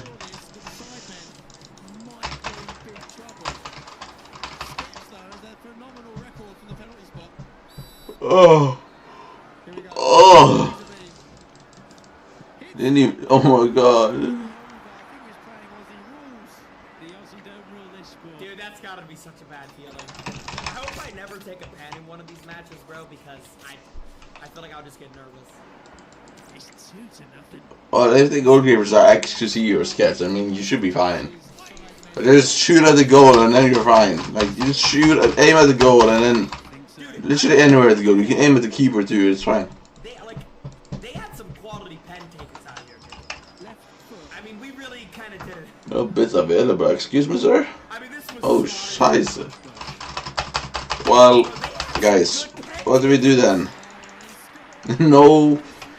Oh, that's bad. That's bad. That's really bad. Yeah, so right there, I was like, alright, so, yeah, we lost. Because we need to go pen, pen, pen, can't miss, and then we need to get save, save from X. Back-to-back saves from X. Masterclass his way through to a victory here, unless we see a serious comeback. Is it our real trading time? So right here, I think we threw Chris in to keep it close. I need a medical. Okay, let me go to limbo. It's time for some IRL trading. It's time for some IRL trading, boys. Time for some IRL trading. I think I got my payment though from my jobs. Mapping this out in my head. We need to make 3 consecutive pens, and then we need XQC to save 2. Into a calculator that's probably 1 in 10,000. Is it so? He's running up. That's Oh, it's easy. That's more like it. We almost missed it. Sketch definitely did.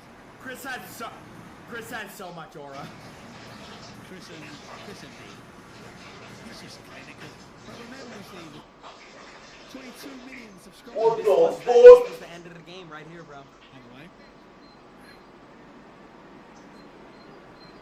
Knows a lot about tech.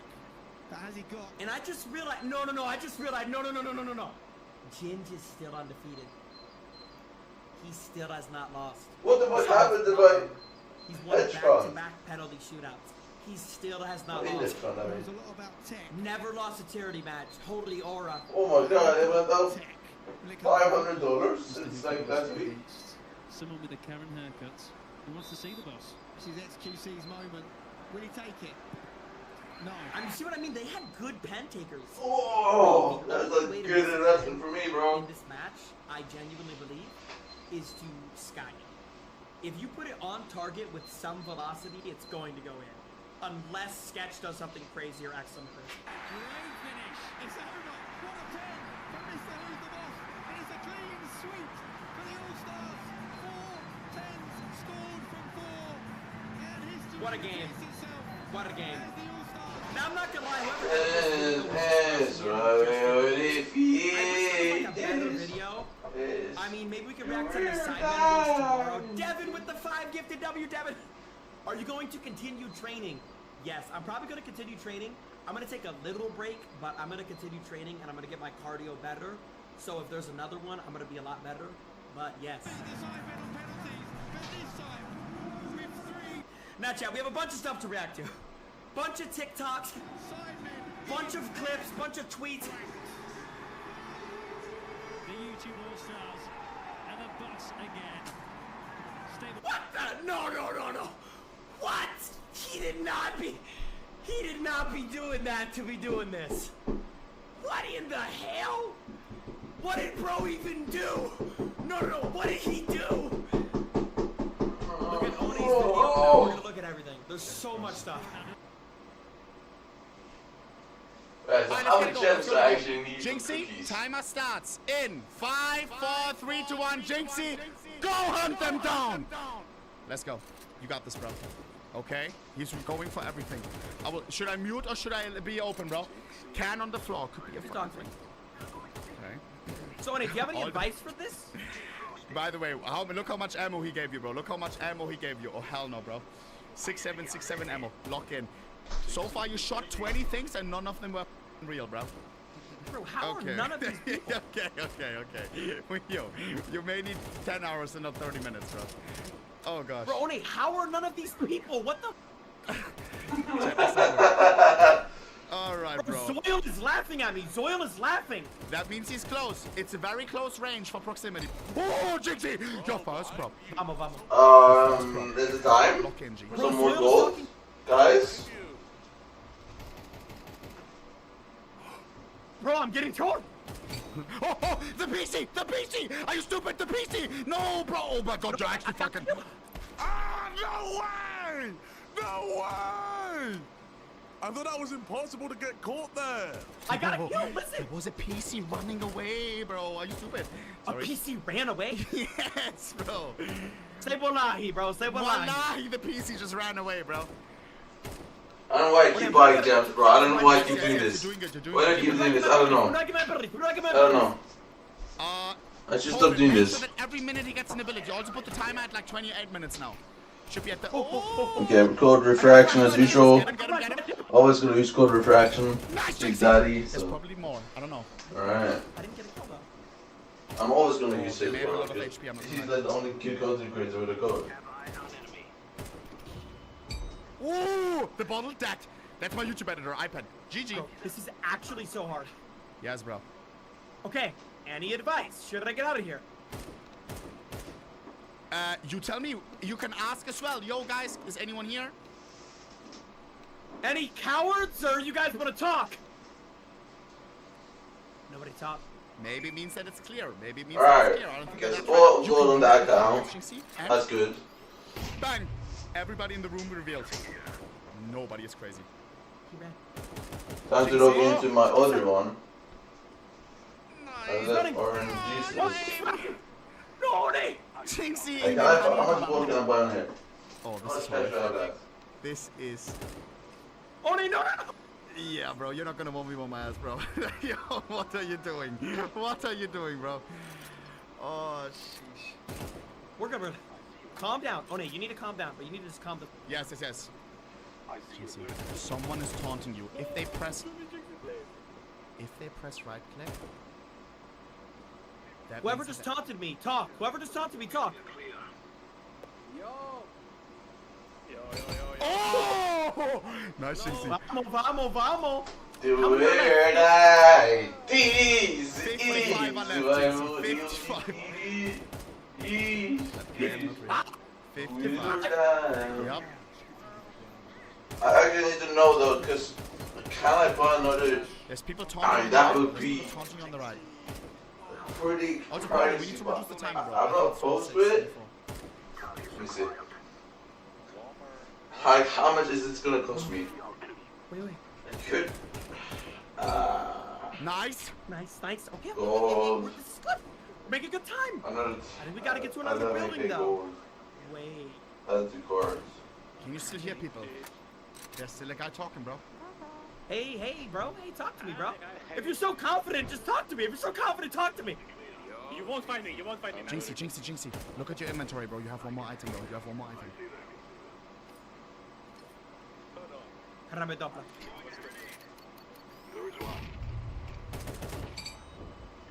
How do they? Are they allowed to flash? Bro, Yes. that's not fair. After you start shooting them, yes. Bro, you just just insta hit him. You play an R6 for like you're locked, bro. No. Yeah, but in R6 you can move and shoot, in CS you can't. Scheiße. Wait. Oh, nice. Okay. Wait. That's crazy, bro. Yeah. Woo! Okay, that one was I just spent so much money. Holy shit. Holy shit, I just spent so much money. Why are they allowed to flash? I got Lie, though. 40 of them. Wait, I'm making Definitely worth your trust. Oh. Nice, Jinxie. Good aim. Actually, Trust me, bro. So worth it. This is why we don't do. Yo, okay. Yo, what are you shooting, bro? You're just shooting everything in the environment. Chillax. Okay. Yo. Oh, vamos. Yo, chicken. Usually, let me just tell you, usually this challenge, I think you get like one magazine, bro. Look at. Oh. Water. I gotta find big Water. Why did you shoot the floor? Why are you shooting? Yeah, I just spent so much cash. I just spent so much money, bro. That's not good. That's I though. Nice, nice, JC. Wait, how much are left? How much are left? I'm gonna do this. 46. 46. There's a lot of places that you haven't checked yet. A lot of places. I think you can. I think there's a big area where you didn't go yet, bro. To the outside. To the outside. Dare I say? Jinxie, I don't want to call you stupid, but remember when you used the item in this room and there was nobody. Okay. Wait, on it. Yes. Watch this. Yes. Kill the talker, bro. Nice, Jinxie. One more. One more. Oh. Oh. Wait a sec. I should actually just go for some etching. Was that the same guy? I don't think so. Okay, actually. Run out. I'm doing good. I'm doing good. Excuse me, Mod. Can I get another one of those? Another one bites dust. Mike the Otter. Yeah, another one. Another one. Yeah, another one bites dust. Jinxie, I think outside is an area that you haven't checked at all yet. Over there. Yeah, Just never. Loki, stick the controller. Loki, stick the controller.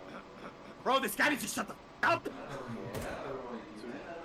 Yo, bro, this is bad.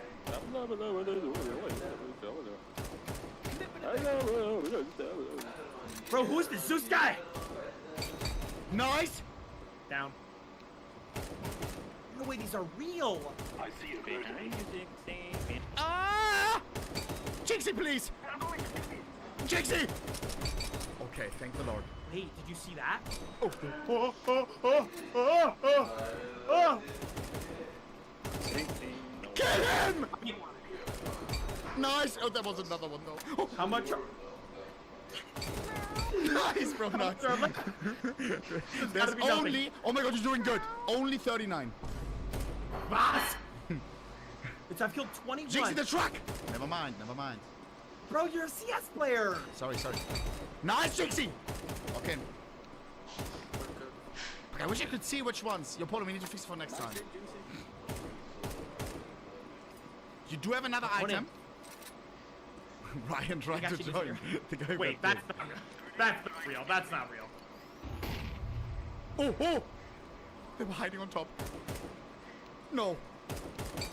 Nice. That's 1 out of 5. But how can I shoot him? If he got on top, I think you can also get on top. You didn't get on top of this? For real? I think. Because I know he's on here.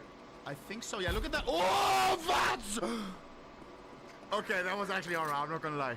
What the? Thank you. No one expected that. Okay, yo, what are you doing? This is one of the items that you always.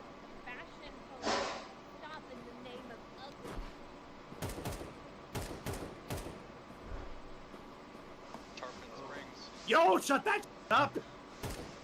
It's your hood, no? Yes. Bro, you know what's weird, bro? We haven't heard Muda a single time. Where the f is he hiding? Scared. Because he has 50 gifted on this, he's scared. No way he's that try hard. What do I hear? I hear something. Good item usage, I think. Jinxie, lock in now. Good aim now. Oh. Jinxie! Okay, good. Was that the only one in there? I think I only saw one, yeah. This is so fucking hard. Wait, Muda is dead? You're trolling. Bro, I'm in. Look, I'm in. GG guys, GG. Okay, easy. You're farming. One bullet. Ugh. No. Kill! Nice, Jinxie, nice. What? Stop. Okay. That would have been funny. Wait, One, we're looking good. Hold up. Bro, you're cooking. I'm not gonna lie. I've never What's seen left? someone play on office. 21 minutes left and you have 31 people left. One? Oh. Okay, you're actually insane. Okay, that's full clear. That is clear. Let me check what Muda is hiding.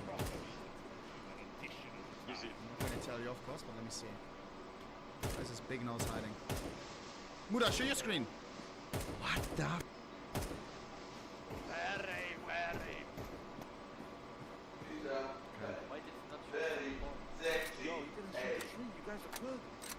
Oh. What? Oh, that snitch! That Turkish snitch, bro. Fucking fury. That is disgusting. Oh.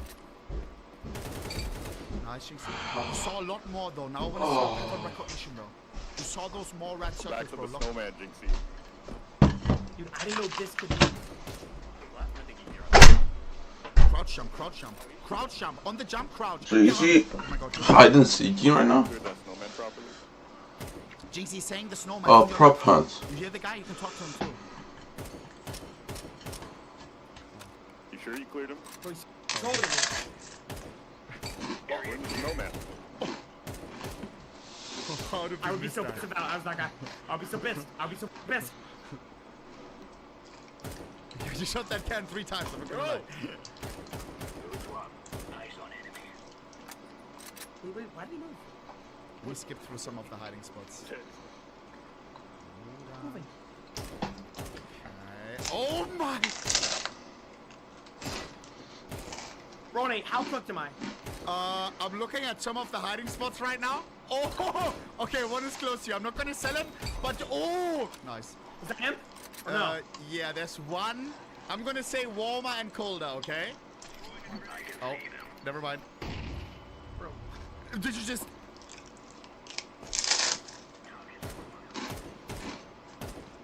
No way, didn't see.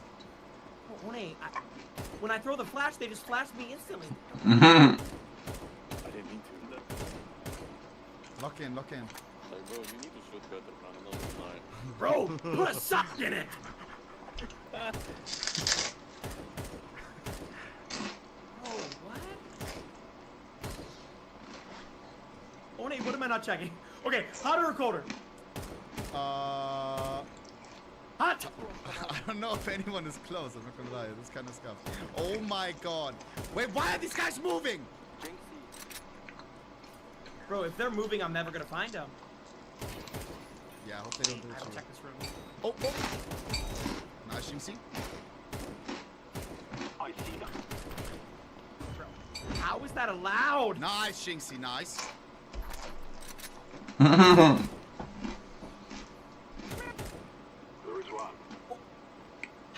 Hard target to hit, Jinxie, lock in. Kill the mug! Kill the mug! Jinxie! Oh! No! Jinxie, please! Yo, wait. Are you a stupid ass cat, bro? Like, what is this cat and mouse game, bro? No. Oh. Come on, one good. That's not a hard shot to hit, Jinxie. Oh. Please, Jinxie. You wasted 2 minutes on the max so far, I'm not gonna lie. Yo. Oh, okay. You got his name, Minister of Aura. Turn on the Xbox. Bro, these guys are pissing me off, I'm not gonna lie. Yeah, Jinxie, I've done the challenge. It's so tilting. How many are left? How many are left? Right now, 23 are left. 23 people are still hiding somewhere close to me. Oh my god, some of the things are crazy. Chat, do I give him warmer, colder tips once? Oh. That was a clean one. That was very cool. Oh my god, you're actually kind of close to Muda, bro.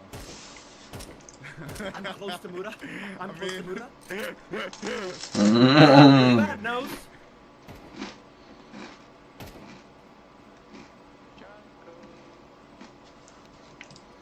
You have item, you have item.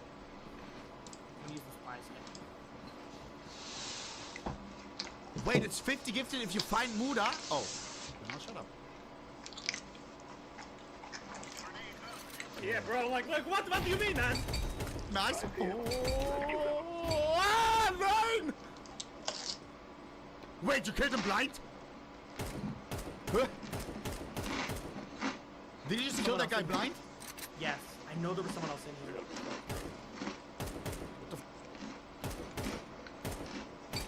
I knew it! Nice, Jinxie! Bro, I saw that on the ping. Wait, You're I'm actually pacing right in. now. You're How actually much pacing. 18 people, 15 minutes. Wait, yeah, you I need could to do this. Oh, no, I could do this.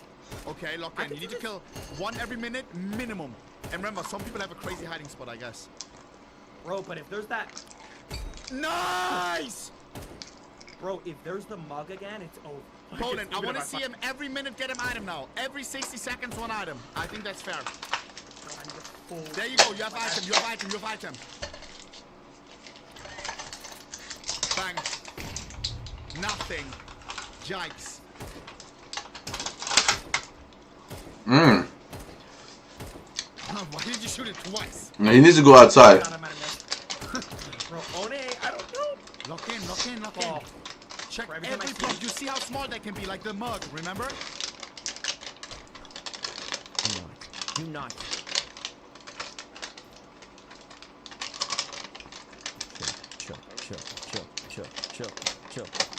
Chill. So any of these things could be a person. Any of these. No, I don't think so. I mean, maybe one mug is in between there, but...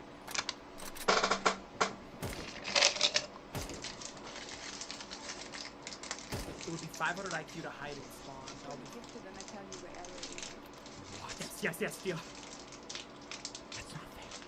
That's not fair. That's not fair. I'm not even gonna talk. Actually, wait, no. Fine. Arrows in this? Yes. Who was that? What did she say? Like, what did she say? She will expose everyone? 20 gifted, tell me what arrow is.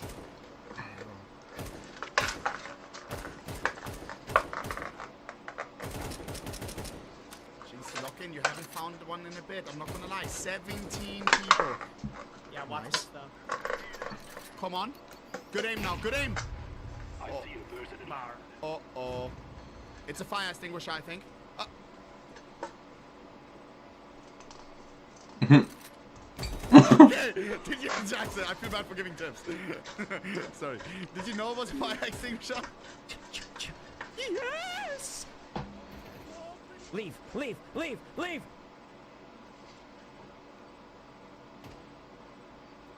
He's so ass! What the hell? No. I knew it was no. fire. Okay, I'm sorry. What have I just sold? I shot that can. Oh gosh. Oh, Nate, where do you think I should throw it? You tell me, bro. You tell me. I already gave too many tips. 16 people remaining. Look at what? Not there, you dumb. Are you stupid, Jinxie? How did you beat me in chat? I feel disrespected. Bro, Jinxie, it has a radius on it. Why do you throw it where half of it is outside of the map? No, you have to wait a minute. Bro, you know there hasn't been a single painting, bro?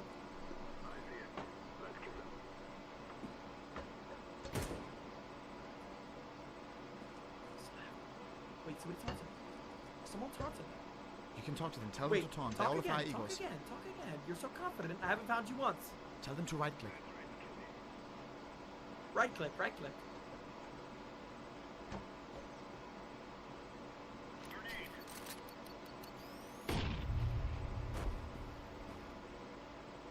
Oh, what is that hiding No spot? wonder. That's impossible without. They can't get back here? No, they can't. Lock in, Jinxie. 10 minutes, 15 people. Oh gosh. I'm pacing this. You have to keep an eye on your items, okay? I will tell you once you get the item. You focus on winning. Whatever the. Wait, why would he? LOL! You didn't even see him. Well, he shouldn't have moved. I didn't even see him. 14 left?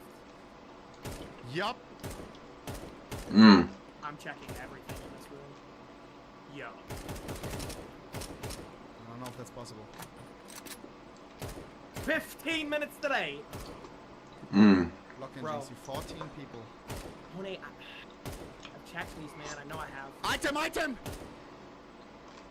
use it here. I've checked all these. This Did they item use needs the to... lights? Wait. 10 minutes. This item needs to be great.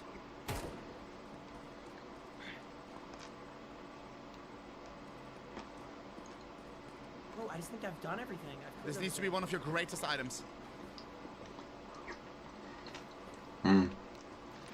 Oh, I don't know about that. Oh. Juked me. Did he go in here?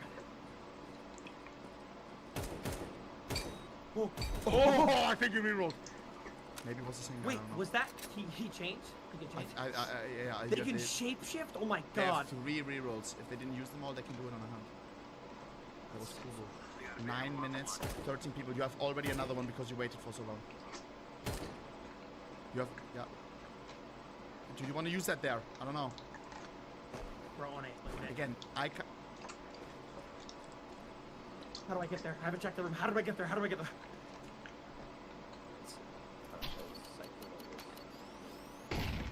Oh! Was that Muda, yes or no? No. How have I gotten on Muda? Is he cheating in this game too?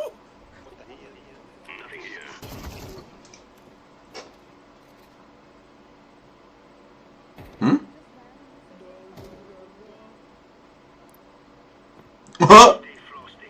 Arrow, have you ever heard of Osu, like the rhythm game?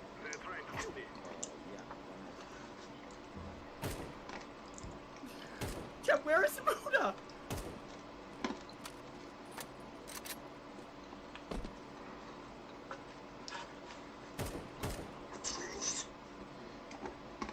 I don't know. I feel like it's right to use it here.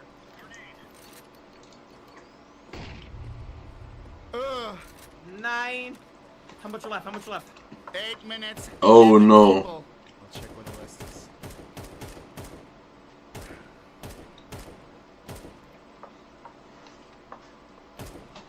No. Oh, no. I'm so cooked. I'm checking the objects right now. Some of them are. Oh my god. Look in, GC, look in. There's no one in here? Nah, they're cheating, bro.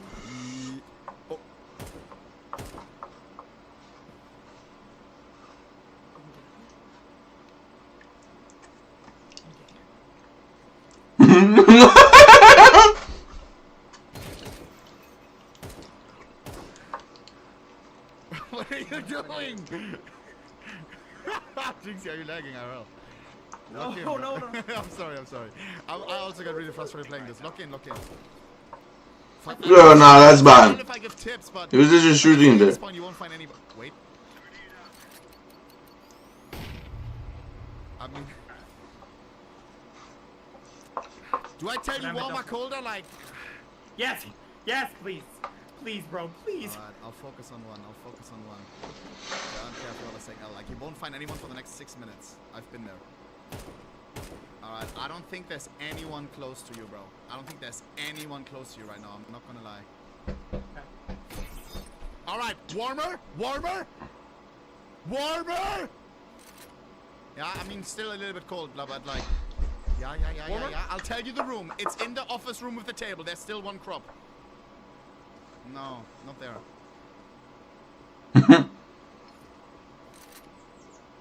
Which room? Which room? Which room? Tell me. Tell me. It's GG. No, not there. Okay, wait. Okay, I'll give you wait. I'll say one thing. Outside are 2 people, I think. Outside are 2 people. That's all I'm gonna say. Outside. Oh, GG. Boys, we're dead.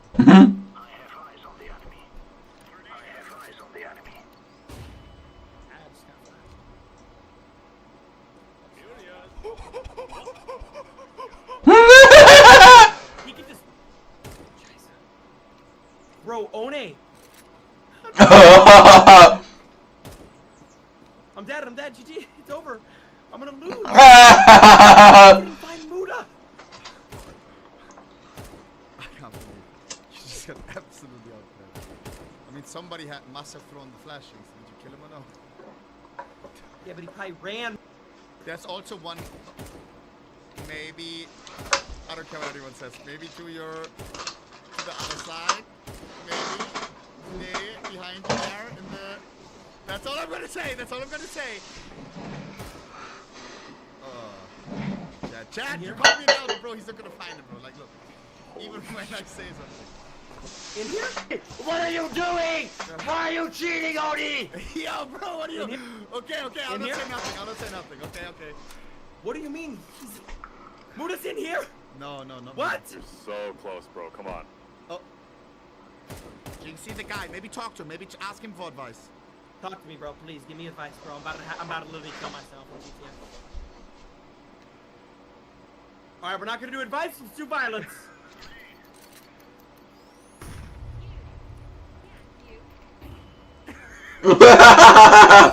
Oh, get him! What the? What was he? I don't even know. I think I can.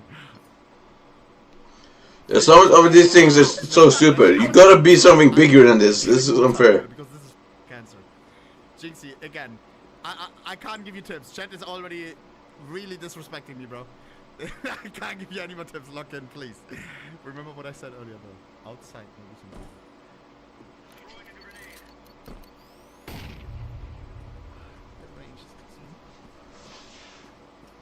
Yo, Navi, what's up, bro? Talk to me, man.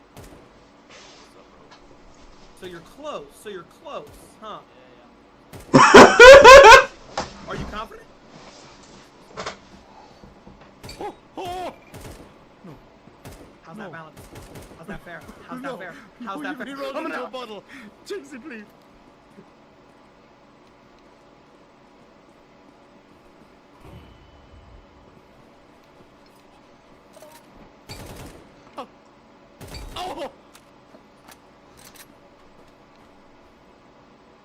Oh boy.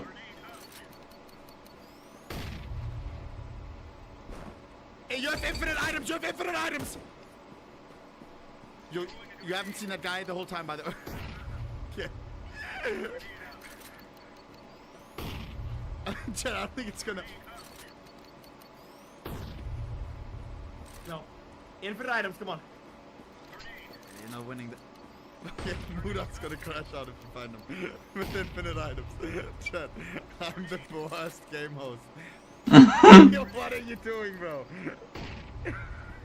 Jinx, you can't be serious. Shut up. No, go out again! You're not covering the middle. No, stop. How much left? 7. No. Oh.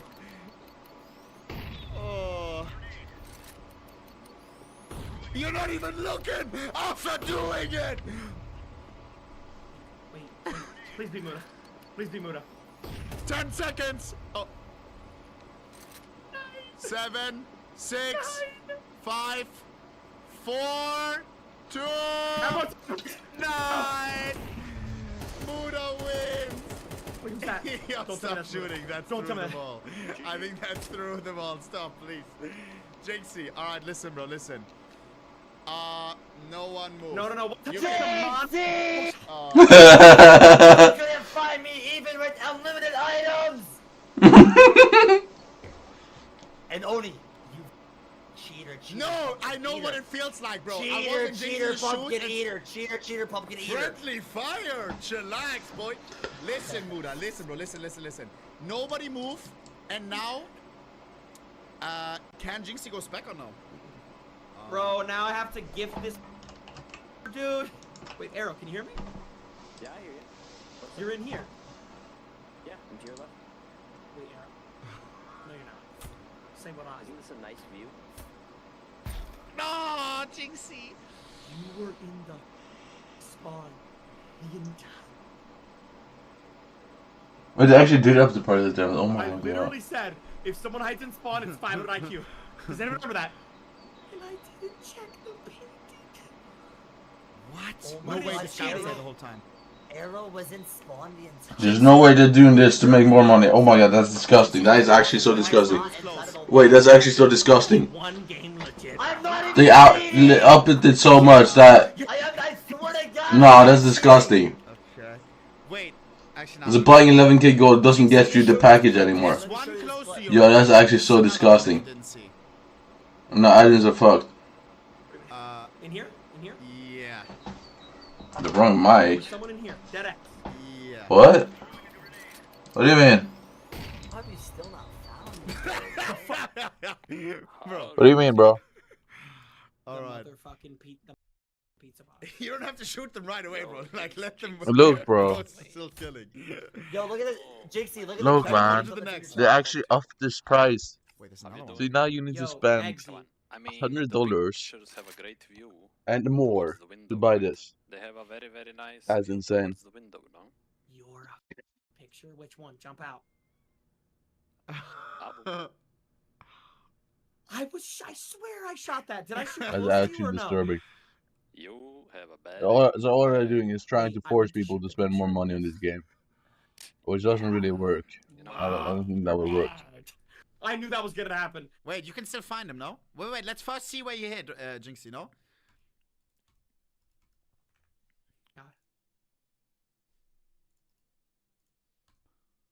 Bang. Jinxie, can you hear me? Yes, Muda, you were the can inside of a trash can? I don't know why they don't just make Crimson Island stuff better he was performance. The can inside. Or higher, not upgrade the Crimson Island servers. That is so tilting. Oh, that's the most tilting game in my life. That's the most tilting game ever. You scanned me, bro. You scanned me. I don't know how you didn't kill me. He moved. Cheating is moving. No, everybody was moving. Everyone was. Yeah, everyone was moving low-key. But why does everyone like to call me a cheater? What the is this? The game I play, I'm a cheater. Cheater. What the Listen, I mean, I did time How in do the you chat, even, like... how do you even cheat pumpkins? How do you even cheat pumpkins? You move, but it's fine. Like, it's fine. That's annoying, bro. Let's Like, try to that's find the actually pick. so Alright, annoying. jump and look on top of the car. Jump and look on top of the car, bro. That makes me know even want to buy gems again because that's actually just trash. I did this. I shot. Because you spending $100 on fucking gold is still not enough to buy the package. Wanky. Hey, what the chilly fuck? bastard. You're the toilet paper, aren't you? That's me, bro. Alright, this is the most tilting game ever. Only I'm gonna block you if you invite me to play. Jinxie, wait for the next one. Walk outside to your right. Nah, that's toxic. Walk outside. And now look. Please don't. How much is a cookie now? Jinxie. Maybe investigate the tree for a second. What tree? How much is the cookie? Hey, you swear to God. Wait, did they change the cookie price or no? Talk to me. No, they didn't. No. It's still the same price. No, I shot you. You're literally hacking. No. Is the cookie just gonna go up? Ban this guy from everything you do. Ban this That's guy. my Only friend. I I'm shot gonna him. play Batman with him tomorrow, bro. He didn't touch me once. I never even moved once. I shot this thing. That's toxic. Jinxie, No. I don't think you should. That's what I shot. Say wallahi, you shot the box. Or you thought you shot the box. I might have missed it. Actually, to be fair, I was watching Jinxie. He did shoot the box. I think he shot the tree on accident though, or something. Now Muda is inside of that room to your right, bro. Like, No, inside it's of not the even small that. They where you could just asked me up how do I get the. there. On your right. That They room, could on just your right, improve on your the right. servers for like certain lobbies. Like gold Goldmine has the same I shot gigabytes as 875 fucking cans of Crimson Like, Isle. I thought I was going crazy. I thought Or I was megabytes, whatever. hallucinating, bro. I shot Like, bro, what? How is that? 895 of these How does that make any cans sense? in Muda. I didn't shoot your can. You're cheating. I don't care. He cheats in every game. Tell you, I don't cheat. Cheater! What the? No, I'm actually done. I'm actually no. I'm actually done. I'm actually done. No. Hello. Oh. Hey, before you shoot, I just want to say your aim's kind of dog. Not gonna lie. I mean, what the? Relax, Like, first. what the is this shit, bro? What the fuck is this? That's everyone. Jinxie, GG. You low-key No, did. That. No, fuck that. Fuck that. GG. I'm Sorry. hallucinating. I have the entire CS community I'm saying I have sorry. horrible aim. I want to have a mental episode I'm right sorry. I'm sorry, bro. Jinxie, I hope you still had fun, bro. When I played it, I was hella tilted afterwards. I hope I didn't tilt you. What is this? Who the fuck is this? That's the painting from the hallway, bro. I can I buy this Yo, now? chill. Okay. Why are you killing all of them? Now you kill Yeah, everyone, so GG. just cookies being more expensive. I mean, I understand, bro. I also was angry. I don't know how that's gonna Thank you, help everybody, for joining. them make GG, more money. W Muda, W Janko, W Def, Does W this just Poland make for sending us out IRL real quick, trading W rates everybody worse? joined. Yes, bro. GG. If anything, they should have made it the opposite way. Maybe make more money if they wanted to make more money. Yes, it is, bro. And they didn't make them normal money, bro. Yes, And then bro. they edited the chicken. They added the chicken in. Yes, bro. The schnitzel. What? Yes, bro. Chat, that's real. Oh my god, there it is. There it is. There it is. Wait. Jinxie. What is this? One Schnitzel. One Schnitzel. That's real. Emoji, bro. All right, guys. Peace out. Love you too. Bye, bye, bye, bye, bye. Of course. I can't believe they really went to that Bye-bye, guys. scammy Bye-bye. thing, Have a though. great one. Peace, peace, Like, peace, this peace, is peace. basically what other businesses do. I can't believe they did that. Like, they make Jinxie, it so you buy do you wanna hit some a certain CS amount yourself and then you now? still don't have Wanna enough hop to into buy a what you wingman real wanted. quick? I think we have time. So you need to buy another package. What is that, bro? Yes. Let's go. Okay, One, bro. It's basically just like Valorant. Speak. I remember Valorant doing Bro, I this. need you to really lock in. Like, bro, I don't. Hey, One, if you're One. on my team, I really need to When really you lock bought in. something, you Jinxie, needed if a one of little us bit dies, more. We have to refrag each other. Okay? Okay. We gotta calm everything, right? Yes, I yes, really need yes. you to calm. If we're gonna rotate, you gotta tell me we're rotating. If we're hitting mid, tell me we're hitting mid. Do you feel what I'm We're not saying, gonna bro? You rotate. gotta That's be- only one side. It's wingman. That's only one side. This is simple. This is simple. Here we go. Oh, one side. Yes, for veterans like us, it should be a 9-0. I'm not gonna lie. Here we go. Jinxie, we're playing. Veterans like us, bro. reason why we should Jinxie lose. is not tough like that, I bro. swear it's Jinxie is not no veteran on CS, bro. What do you mean? I look like Thatcher. Ochra. Come on. Yes, bro, you look boss. Here we go, here we go, here we go. They're saying no way. They may be stream sniping. I already talked them a little bit, bro. It's time to lock in. Here we go. Alright, Jinxie. Why does my game keep closing, High Vibes? What is this shit? My game keeps crashing. No. Oh no. I'm gonna try to get an High entry Vibes, before what you're is back. this? I'm gonna get an entry before you're back. Check this out. Classic PC shit. Make sure you're maybe. Oh no. I need your help. So yeah, long term, Bro, this my is. game I is don't just think this is crashing. I don't gonna know what to make them say. more money at all. What? Are you on Unless full screen or Cookies full goes screen to the window? Maybe stay moon, full they screen just window. want. I'm here now. I'm here now. Ah! You are 1v2. You got this. Donde, Yeah. amigo? Planted already. Fast! One, sorry. Let me How warm did up. you? How did your game crash? What do you mean crash?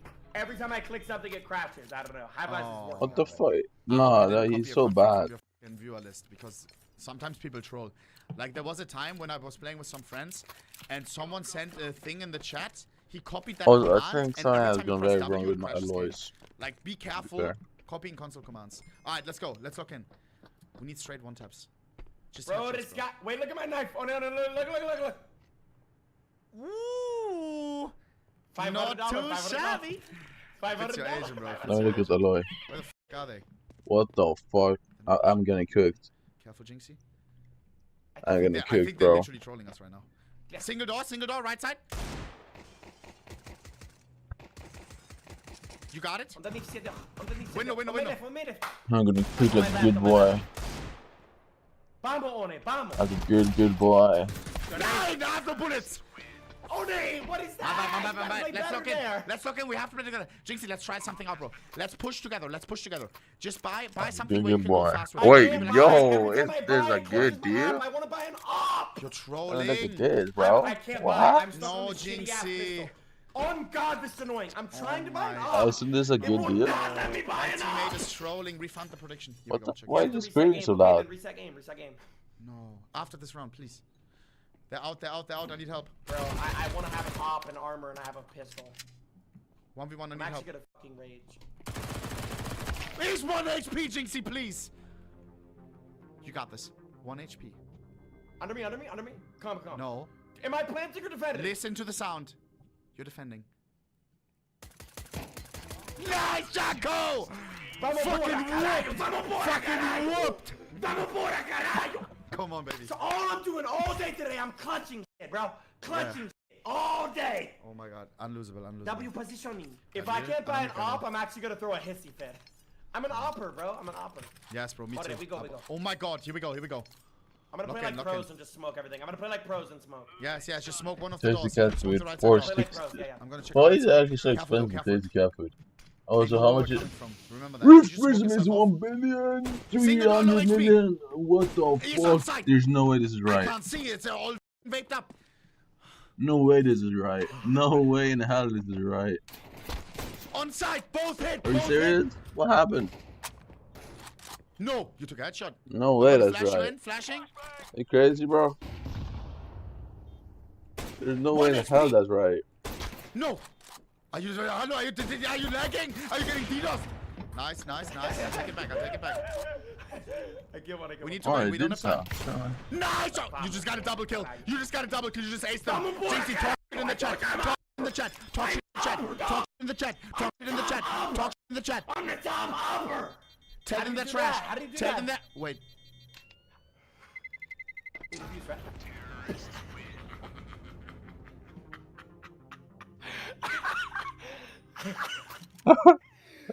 Yo, ore. No.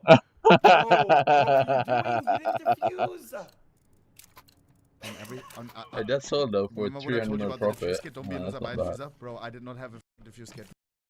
Lock in. We need to win this now. They just typed haha. Oh my god, I'm him. 2v1. Window. Gordo. Nice, Jinxie! I'm gonna go! Where's your op? Let's go, Ode! There's a lot of halberds actually. Time You had an op there. last round. You didn't save it? Didn't we lose? Cause you got we didn't defuse, right? Oh wait, you're right. Alright, lock in. Come on. Best What's eagle that? player. Can't you play? Fair enough. I'm gonna smoke single door. So we only are worried about double door right now and window. Lock in. One window. Yeah. Keep looking. Jinxie. Yeah. Aim. Good aim. Planting. Inside of the smoke. Got him. Vamos! There we go, One! Yo, wait, Oh my god, you need to stop screaming in my ears right now. I'm gonna buy an op. Jinxie, I'm about to jerk check off to out this. my op and don't come. No. 3, 2, 270. Time for Souvenir op, Dragonlaw, field tested. Signature. lesbian coded. Bialy. What? Very nice player. You have Navi and Virtus Pro, two Oh, great teams. people in this Virtus Pro game, on bro, the- they gotta lock How in, nice is man. that? How nice is that? Check out this. See? Check out what?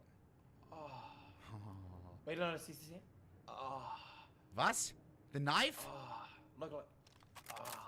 It's ADHD. Wait, One, I'm seeing a problem. What's the problem? This looks battle scarred. Bro. Cartoon. This is battle scarred. I could tell. Alright, and your This is falchion battle- knife lost worth $100. What do you mean, bro? Chill. It's field tested. Was that you're time? insulting. I paid 50k for that instead of buying a house about a I'm just looking for a insulting quick it. flip, and then once I get the Oh big my God, flip, you spent 50K on this? you're rich, right? Magic You shape. sound Trust. like I On your got scammed. knife. It's a good price. F on your butterfly. Spent 50K on this? Yes. F on it. Look, and then keep One, spamming look. it. One, look. Yeah. Wait now. Look at kill feed. Okay. Okay, look at Was. I'm looking. Check this out. Window. Like, what's the point of this item? What does this actually do?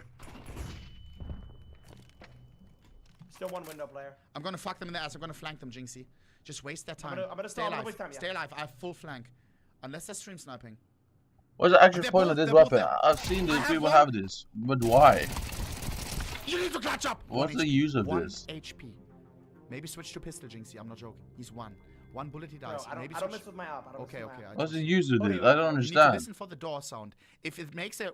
If the door opened, you can hear it, and then you know where he is, okay? Listen to your comms right now, please.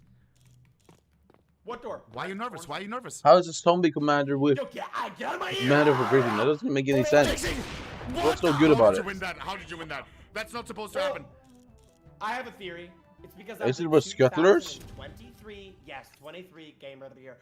Bro, chat, I'm telling you guys, like, I don't miss with the What the f was that flick? How did you win that? That's actually like, I'm not even joking. That's crazy.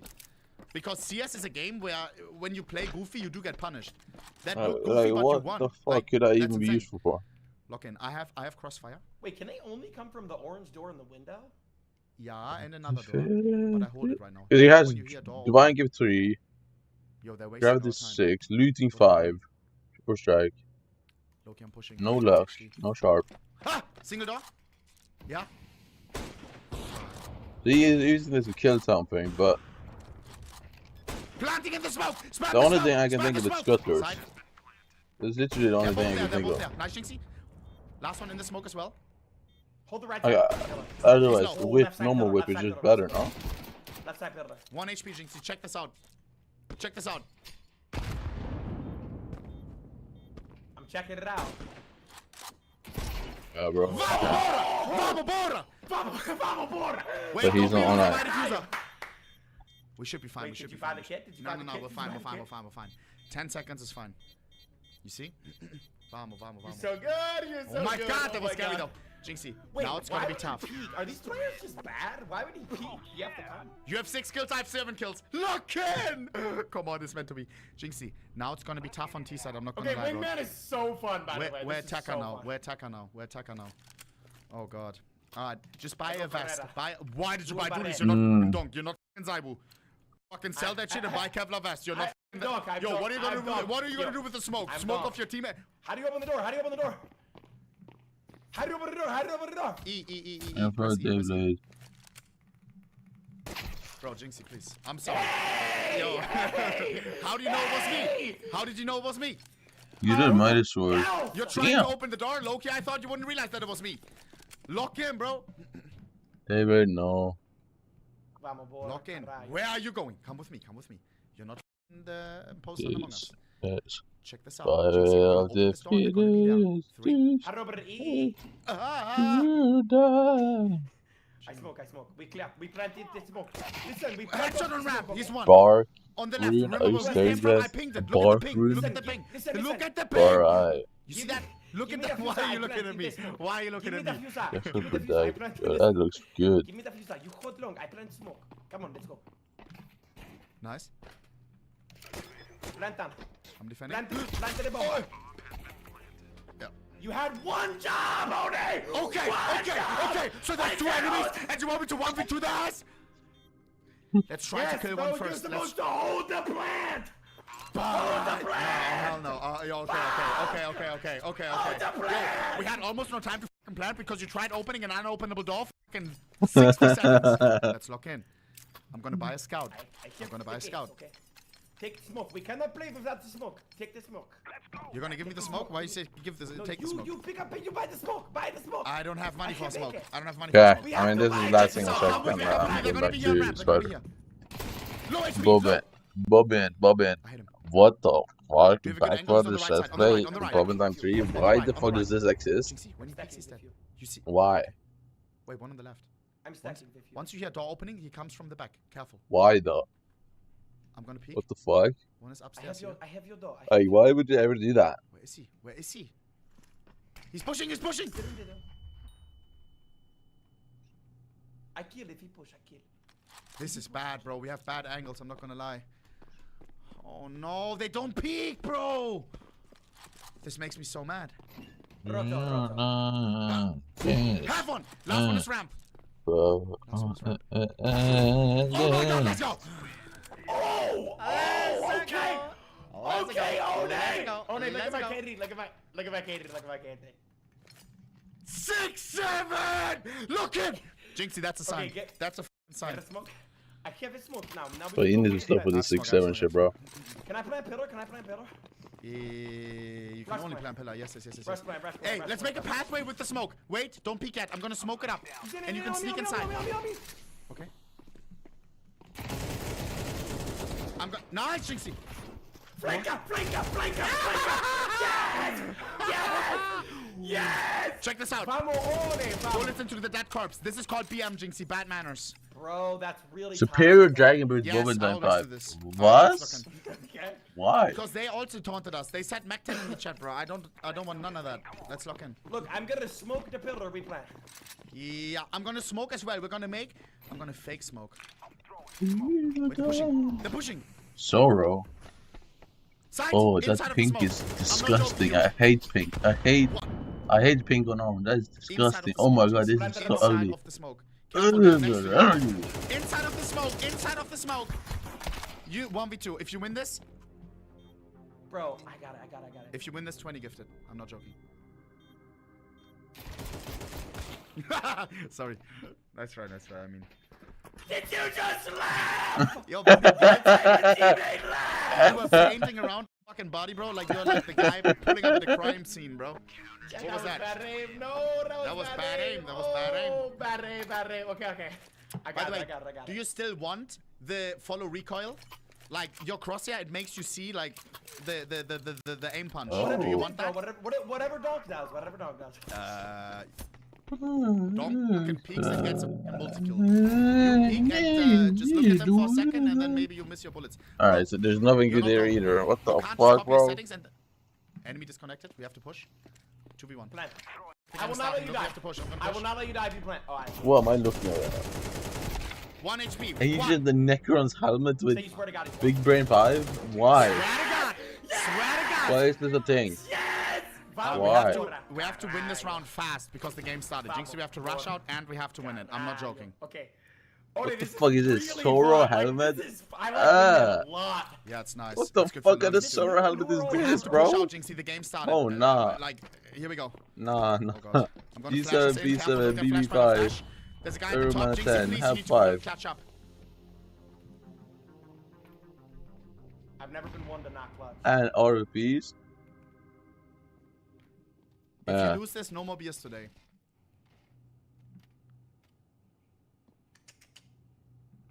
Three, two.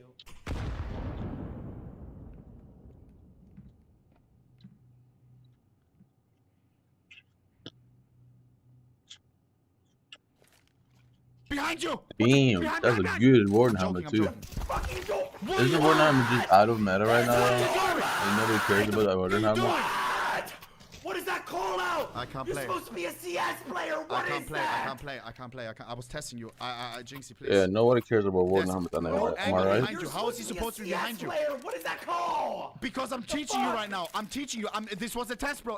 When you get your driver's license, I do you thought that have to do would a be practice ugly. lesson? Oh. Yes, you have to. And you failed. Let's lock in. Come on, please. We need to win, bro. The game started. All right. Scheiße. All right, Jinxie, 1v2. You got this. Oh no. Don't say, oh no. I can win. All right, can you give me call outs? Where are they? On the side. Why do people Left, love on the your left. Necron helmet? No, the Yeah, on your left. Yeah. Wither helmet skin so much.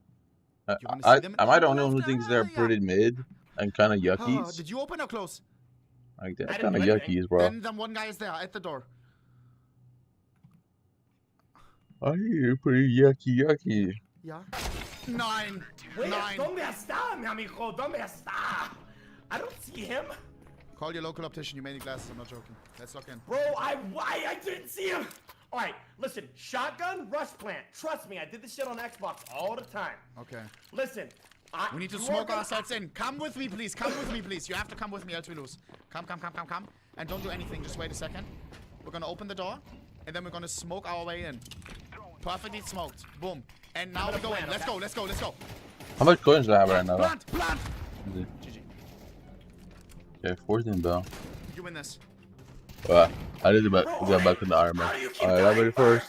What the are you a Brush my CS teeth, streamer? and then I can actually look in. Oh. One. There is no reason. There's no goddamn reason why I should have 2 less skills than you. You've been playing this game for 10 years. I was on NA ping. Wait, wait, I was the host. I'm actually tipped. I was drinking beers. Yo, bro, I don't know, bro. Okay, that's fun. Let's go. Bro, that is fun, bro. Wingman is so fun. Bro, we would have won if the game didn't start. Now we started early, bro, and we have actually enough time to finish our game. You know what I mean? I only wanted to. Oh no, this is the worst map. Inferno's. Wait, it's bad. Alright, I mean, I don't like first it. one, but Chief. Again, it's only wingman, so we only play one side. I hate this map though. I hate this map. And This then we map log ruins my in, day bro. every single time. So, hey, So, bro, explore the map already, tarantula, Jinxie. bro. Come with me, come with me. So here you have Am I pick. gonna You have die pick. today? No. One should probably stay here on CT side, okay? They will Molotov you though, probably, okay? When they throw a Molotov... Look at my knife, bro. Yo, were you listening? Jinxie, when they Molotov you, what do you do? Swing, bro. Shit on them.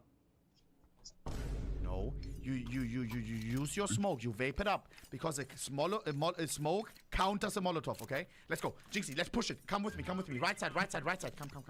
Have your gun ready. They're gonna be around the corner now. Sneak. Coming. You got it. 9. One! How did you get a single? You didn't even shoot somebody. What I did the ton damage. 16 and 1. 16 and 1. No, you didn't. 16 and 1. Do you know what that means? Bro, One, what the? No. Lock in. Jinxie, don't throw my game, please. This is ranked. Come on. Yeah, they're gonna come same position where we looked at. Be ready, Jinxie. Jinxie, you can instantly hide again, okay? After you realize, okay, I'm chopped. One here. I have it. If he swings, GG. Fast! Man, Alter! Okay, what the? No. Listen. Ore, I need you to like carry, bro. Yes. Jinxie, let's try to push them, okay? They're not gonna expect us. Come with me, I'm gonna flash us in. Come. We're gonna push the left side. Are you ready? Let's go. Come. Flashing behind us. Now. Nice! Good Jinxie, good. We're gonna win this. Good work. This is what you have to do in the tournament today as well, Jinxie, okay? I'm gonna give you a tip. You want to switch from playing aggressive, from playing defensive. Never let them know your next move. Alright? Okay. That makes sense. Smoke it off. Smoke that shit I found an angle. I found a crazy angle. That's a good angle. Nice, Jinxie! What did you say? That's a good angle! Bro, I just found an angle! That's what Siege players do, bro! Let's go! That's a good LOS, no? Good LOS? Bro, I'm tournament ready. I'm tournament ready. Chat, check this out. Let me teach you something. This angle right here, bro, they always use in tournaments. Watch this.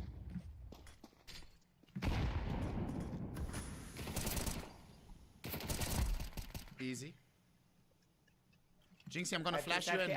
3, 2, 1, pop. Nice, bro, nice. Bro, we're actually lost. We can't lose. I can't lose. Let's go. Money keep coming in. I can't lose. You quoted the Uzi song? Yes, Lil Uzi Vert. Check this out. Look kill feed. You see that? That's a kill. I have the angle, yeah. Who's your favorite musician, Jinxie? Who's your favorite musician? No! Don't say anything! If you could only listen to one artist for the rest of your life, who would it be? Kid Cudi. What? So it's just allowed. Could have made my daddy proud. Day and night. Wait, I explored a new song from Kid Cudi recently, bro. I added to my playlist recently. What? Only I have this. Why are we double holding? We're gonna get flanked. No. I have it. Bro, they're bots. You got this? Nice. Kid Cudi? Wait, what is this song called? Kid Cudi? I'm Yes, bro. carrying you right now, bro. No, you're not, bro. No, you're not. Mr. Roger, you know that song? 9. You're trolling. Kid Cudi, you said one artist for the rest of your life. This is from him. Oh, no, I know that song. I went on an adventure. Love that song. Oh, you said it. Roger. You meant Mr. Ray. Mr. Roger. Wait, what is it No, gonna show? Mr. Rager, bro. Oh. Yeah, hey, Mr. Rager. Mr. Rager. Yeah, bro, not Mr. Roger.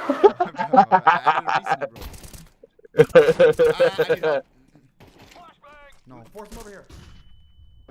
I'm chilling, I'm chilling. Please stay alive, Jinxie. Bambo.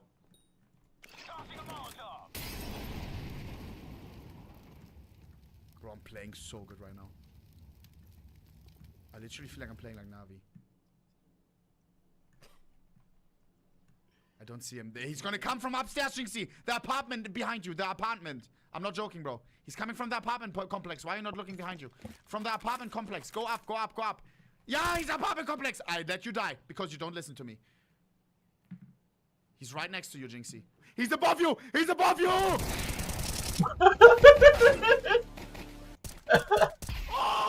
These coolers, bro. He's above you, like, bro. Come on, man. I had no ammo. I didn't reload. He killed you with the Glock.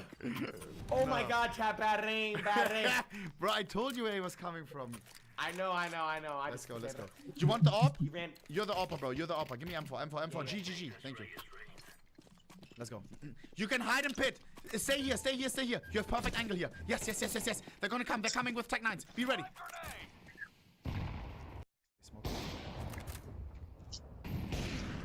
Ah! One long. Right side, remember? You win this, Jinxie. One on your right. Vice! Yo! Ah! Bro, when it gets close range, the op is so easy. You have more kills than me?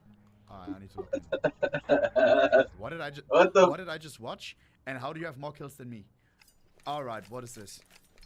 Jinxie, let's lock in. Both of us, bro. Both of us. Oh, G-Pass. Right. Let's push the left side. Come.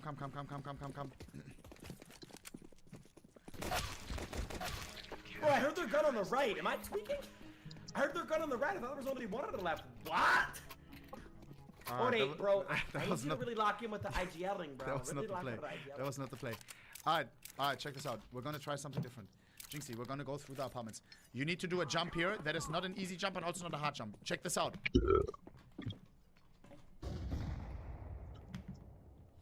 Alright. I got it. Just wait.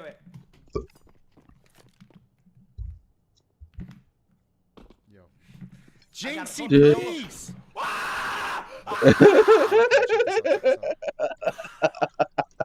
Why is he so loud, bro? Yeah, I will. What the fuck is happening? The best player in the lobby. Why is he so loud? Good Raymond. God! Me!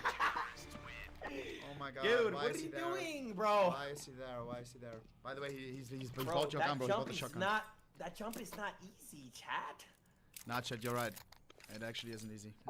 Here we go. I bought a Nova. Jinxie, lock in. We're back in game. We're back in game. No breaks.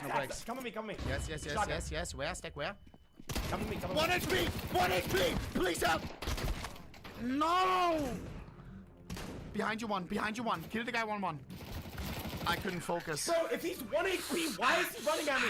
Yo, Desk, are you brain dead or what? Oh my God. He's 1 HP and he's sprinting at me. What the fuck is this kid doing? Oh, I couldn't focus. I was just focused on coming. I'm not gonna lie. Alright, let's lock in. Calming? Yeah, calming. Like giving comms. They're coming again, right? I have your left. Okay, I have your right.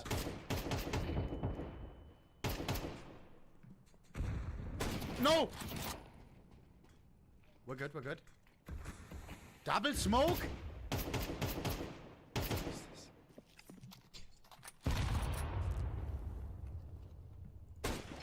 Crouch, Jinxie, crouch.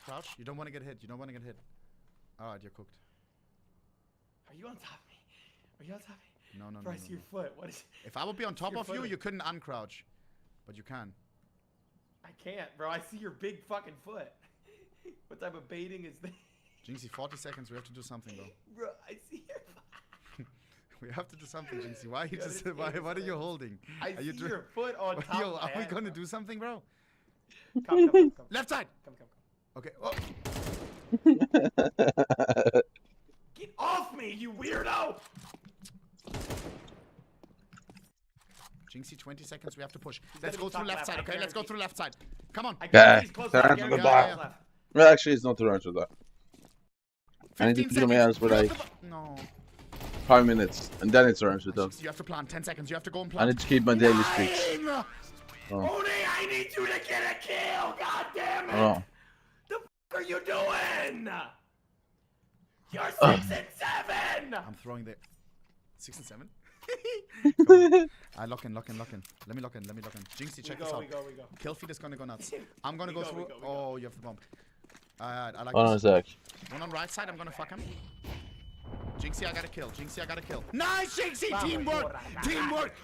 But I learned from the pros. The pros 7 and walk 6. through the smoke. Chess. Just do the daily nut. I need to do the daily nut. What's the daily nut? Daily puzzle.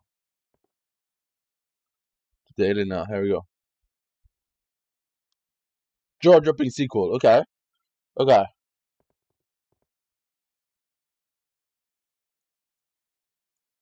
Why to move? Oh, size it. Oh.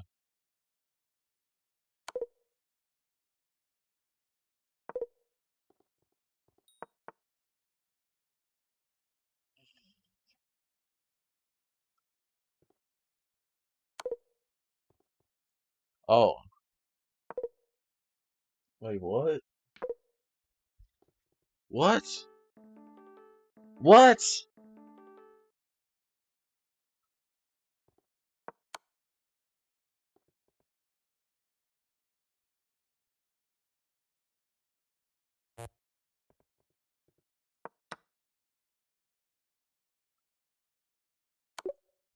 Oh! I got a queen. Alright.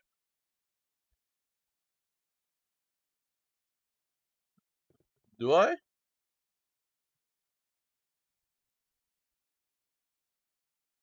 No, I do have a follower alert.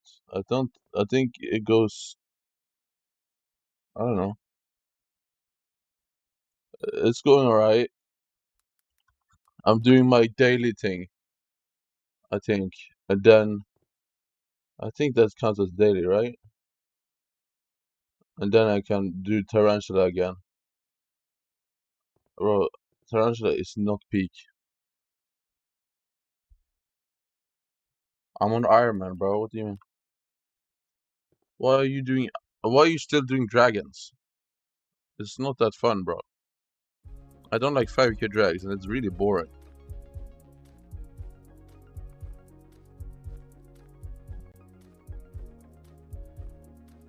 What road is that?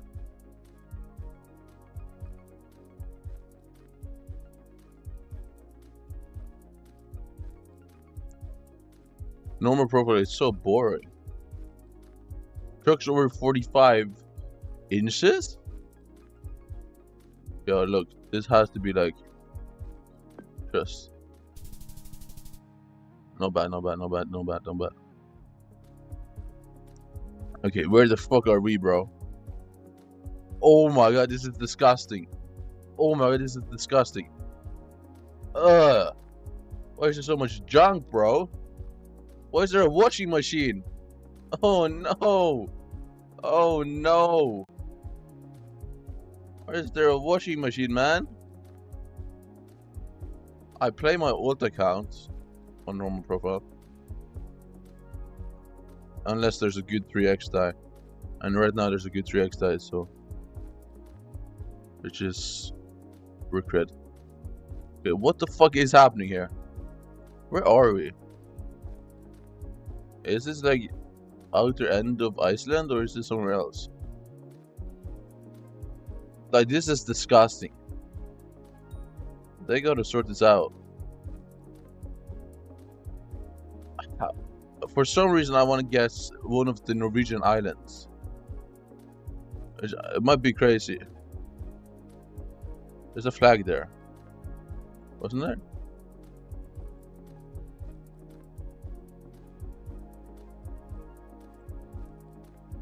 Wasn't there a flag? Where?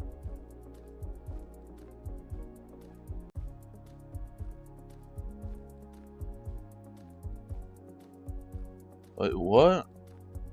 What flag is that, bro? Is that Austria? It's white. That's not the Norwegian flag, bro. It's very white. Look.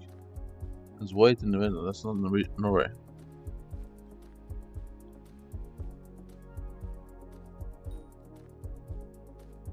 It looks like an Austrian flag. Wait, what? You can tell that's not Norway. It's white, but it feels like Norway. One of those you know, is that what it's called? But it's not though, right? I mean, we can try this for fun.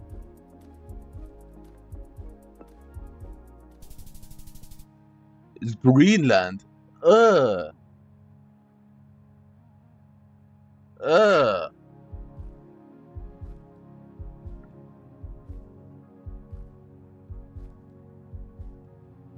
Oh, look at the tuk-tuk. It's a tuk-tuk. Does that mean we are... It's another... Wait.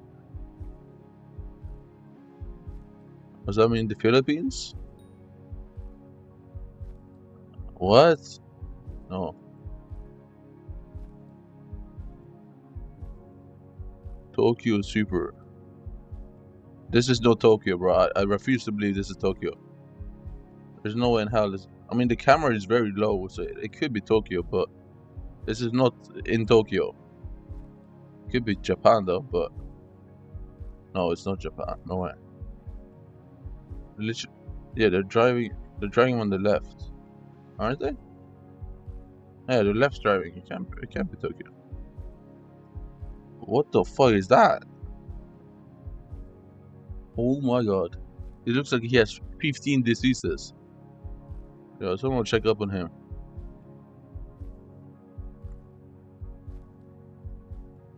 What's that? I mean, oh, look at this.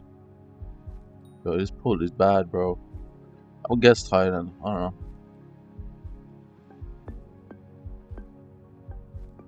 I'll just guess like here. Now you get the best. Sri Lanka? Oh, nah. What flag is that? None. Yo, we really in the desert right now. We really in the desert, bro?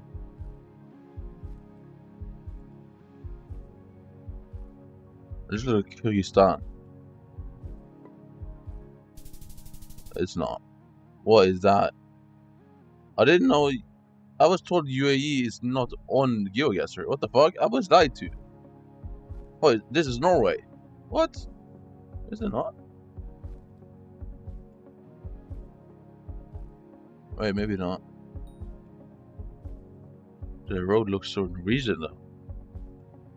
It looks so Norwegian. What? Everything about this is Norwegian. What? Look, bro, it's beautiful. Has to be Norway.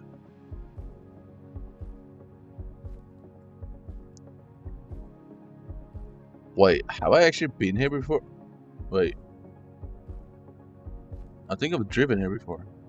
Hold on. There's no way this is actually the spot. If this is the spot, I think it is. Wait. I think I've driven here before. Hold on. Let me go in further. Oh my god. Is it? No. Alright, have fun, man. Good luck. Wait, this has to be Norway. Yeah, it is Norway. But I think I've been here before, bro.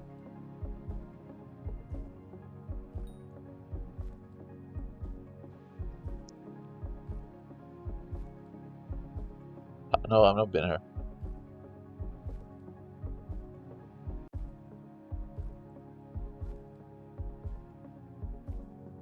Norwegian plate. I don't know if this is west or it's more. I'd like to just look. Bergam. So it's not. Wait, what? It's almost Bergen, but. Oh, that's how. I know where that cow is. That cow should be like... Look. I know exactly that cow. I know that cow. It should be like... up here. Oh, it's further up. Oh, my bad, bro. I got the cow wrong.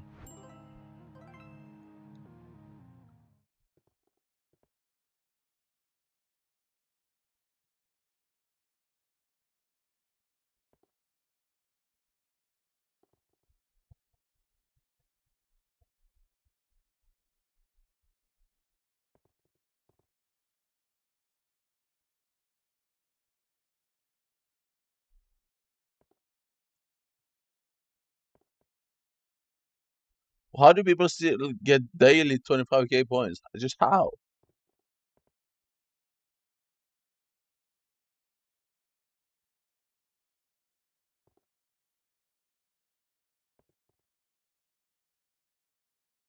This guy needs to go outside, bro. This guy needs to go outside. Why is he Norwegian? He's not representing. Oh, I think that's a voice crack. Trust me on this one, I guess. Look.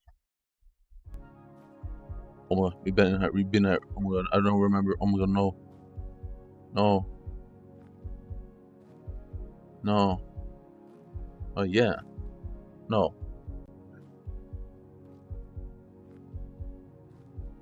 Was this the one I got twisted with? It's China. Where's India? Jaipur. Oh, wow. Oh man, this looks beautiful. I think this is Germany. This should be Hanover. Oh, never mind. Oh.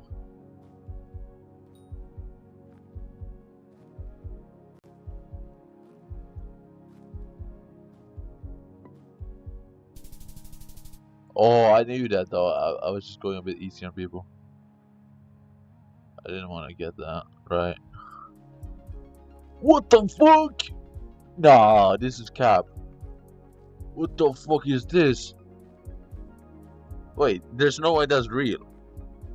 That's not nature. That's not from nature though. I don't believe that for a second. That has to be crafted. Wait, is that a water slide? No. Is that actually a... Oh, no. Wait. No, it's not. Okay, well, we are on the moon, so... Did they really walk all the way up here? No, they didn't. It's fake, look. They're cheated. They're all cheating. They're all cheated, bro. It's not even real. They didn't even walk up here, bro. Look. Hold on. What is that? But yeah, they're cheating, basically. Look. Yeah, they're just flying up here. Fucking cheaters, bro. Fucking cheaters, bro.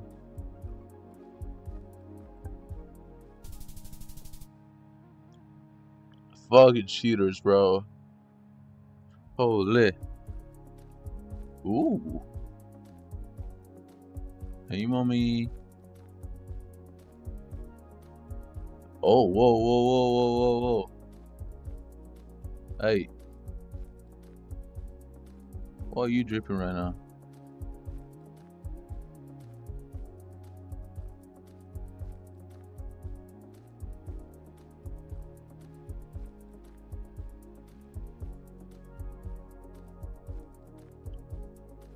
There police is here? Why is there so many staff here? It's just the water, bro. Is that as just the water, bro? Is this just the water, bro? What is going on here?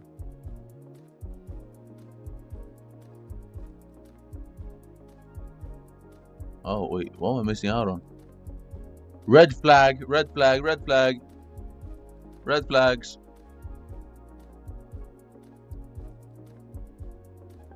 It's Madagascar, bro. Okay, maybe not. What is that called? Bali. What's it called? Yeah, it is Tana. I literally saw the name. Ooh. Valdez. Why is this popular? Why is this popular? Excuse me, guys. Why is this popular? This does not look that great. Why is this popular? Why is there an Estonian flag in Switzerland? Is that? Yeah. Ooh, what? Nah. No, this is cap. Wait. What? Those rocks do not look real, bro. Holy shit. Oh my god. Oh my god. Oh man, look at the arc.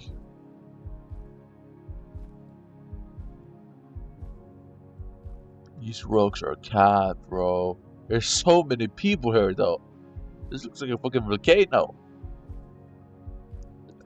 Why does this strike me as, Let me take a guess. This looks like Malaysia. Yep. Well, shit. What the fuck? Scotland really has crazy shit. Ireland. And this is... Why is this popular? Excuse me, guys. This looks so boring. Am I crazy, bro? This looks so boring.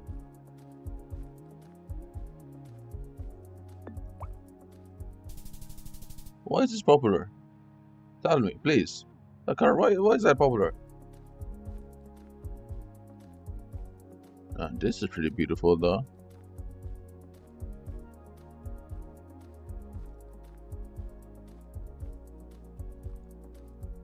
Hey, daddy.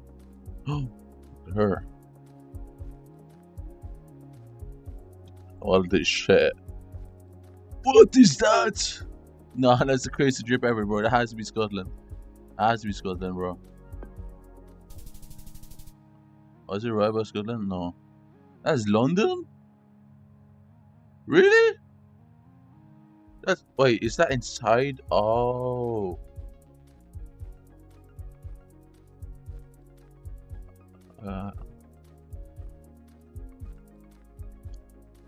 Romania. Okay. Romania. Bucharest.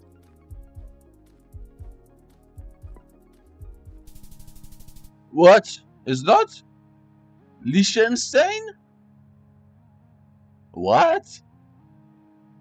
Liechtenstein? Nah, bro. This doesn't even make any sense. Oh, we've been there before. Oh my god. Oh my god. This is like over here. And then it was in here. No. Yes. No. Yes. Oh, somewhere over here. Where was it? Yeah, it's... Oh. Can you see it from a distance? I guess you can. What? What the fuck is this?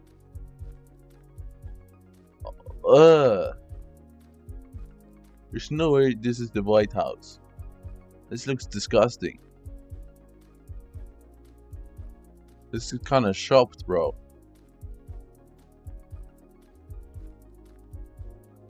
At least we got inside, though.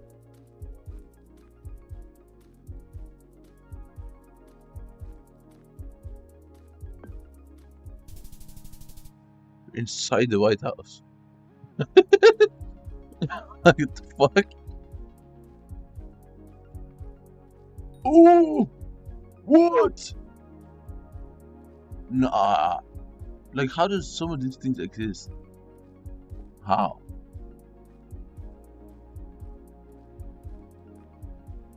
This looks like the poorest place of all time, and then just down there there's this.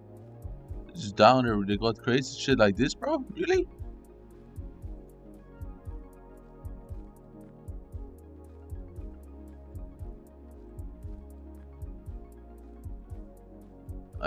They look so poor, and then down there just got some aura, bro.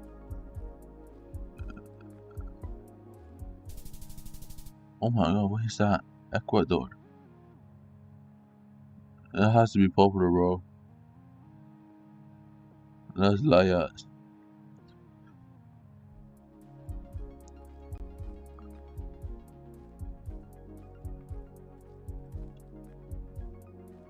What the fuck is that? Rasta Bazaar. This is India. It's not India, but we can try. Yeah, it's like Turkey, bro.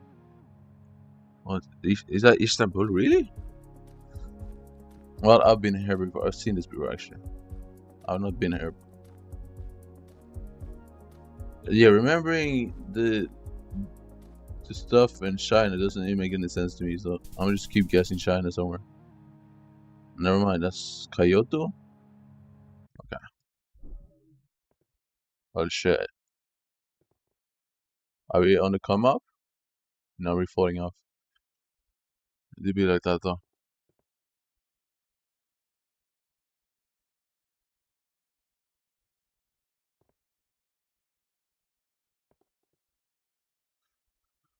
All of our days have been numbered, no matter how invincible you might feel. Make each day count that you live. Hug the ones you love. Don't be prideful. Tell them you love them.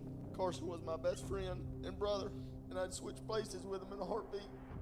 Hey there folks, my name is Adrian, and in today's video, we're heading into the deep south to look at a case that rocked a small town named Pearl. You see, it was in the middle of summer in Mississippi, where the days stretch endlessly, the crickets never shut up, and the heat is unbearable at best, that a mother named Darlene reported her son Carson Mississippi? What's wrong with that? Carson was a good bloke, by the way, and he had told his mother that he was going to meet this woman that he'd been flirting back and forth with on Snapchat. Akinsoft is in my lobby, what the fuck? As the evening turned into 1 and then Why is 2 Akinsoft days, there? and then Carson missed his shift at work, well, Darlene knew that something was wrong.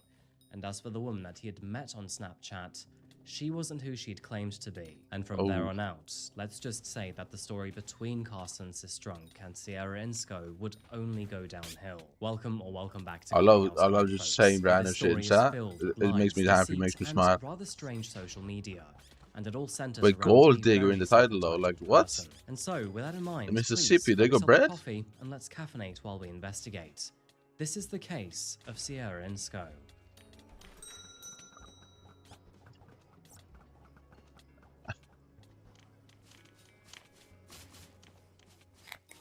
Ah, the Magnolia State. Welcome to Mississippi, folks. Why did he just Today, moan? we're heading to Pearl, a town which sits just outside of Jackson. It's close enough to the city that you're never too far away from life and noise, but absolutely far enough that things start to feel a little more local. This is a real American town, where Friday nights usually revolve around football, weekends are spent in the great outdoors, and the pace of life here doesn't feel different at all. For a lot of people, this is home in the purest sense of the word. It's all about the big backyards, church on Sundays, long drives that take you nowhere, and, of course, massive picnics. Because this is Mississippi, after all. Think of rich soul food like smothered pork chops, collard greens, and cornbread dressing. That's the kind of food you find here. And food like that, well, it's usually made with time, care, and tradition. But let's be honest here, because not everyone has the hours, the planning, or the energy to pull that off every single night. Sometimes you just want to throw a whole bunch of ingredients together and come out with a masterpiece.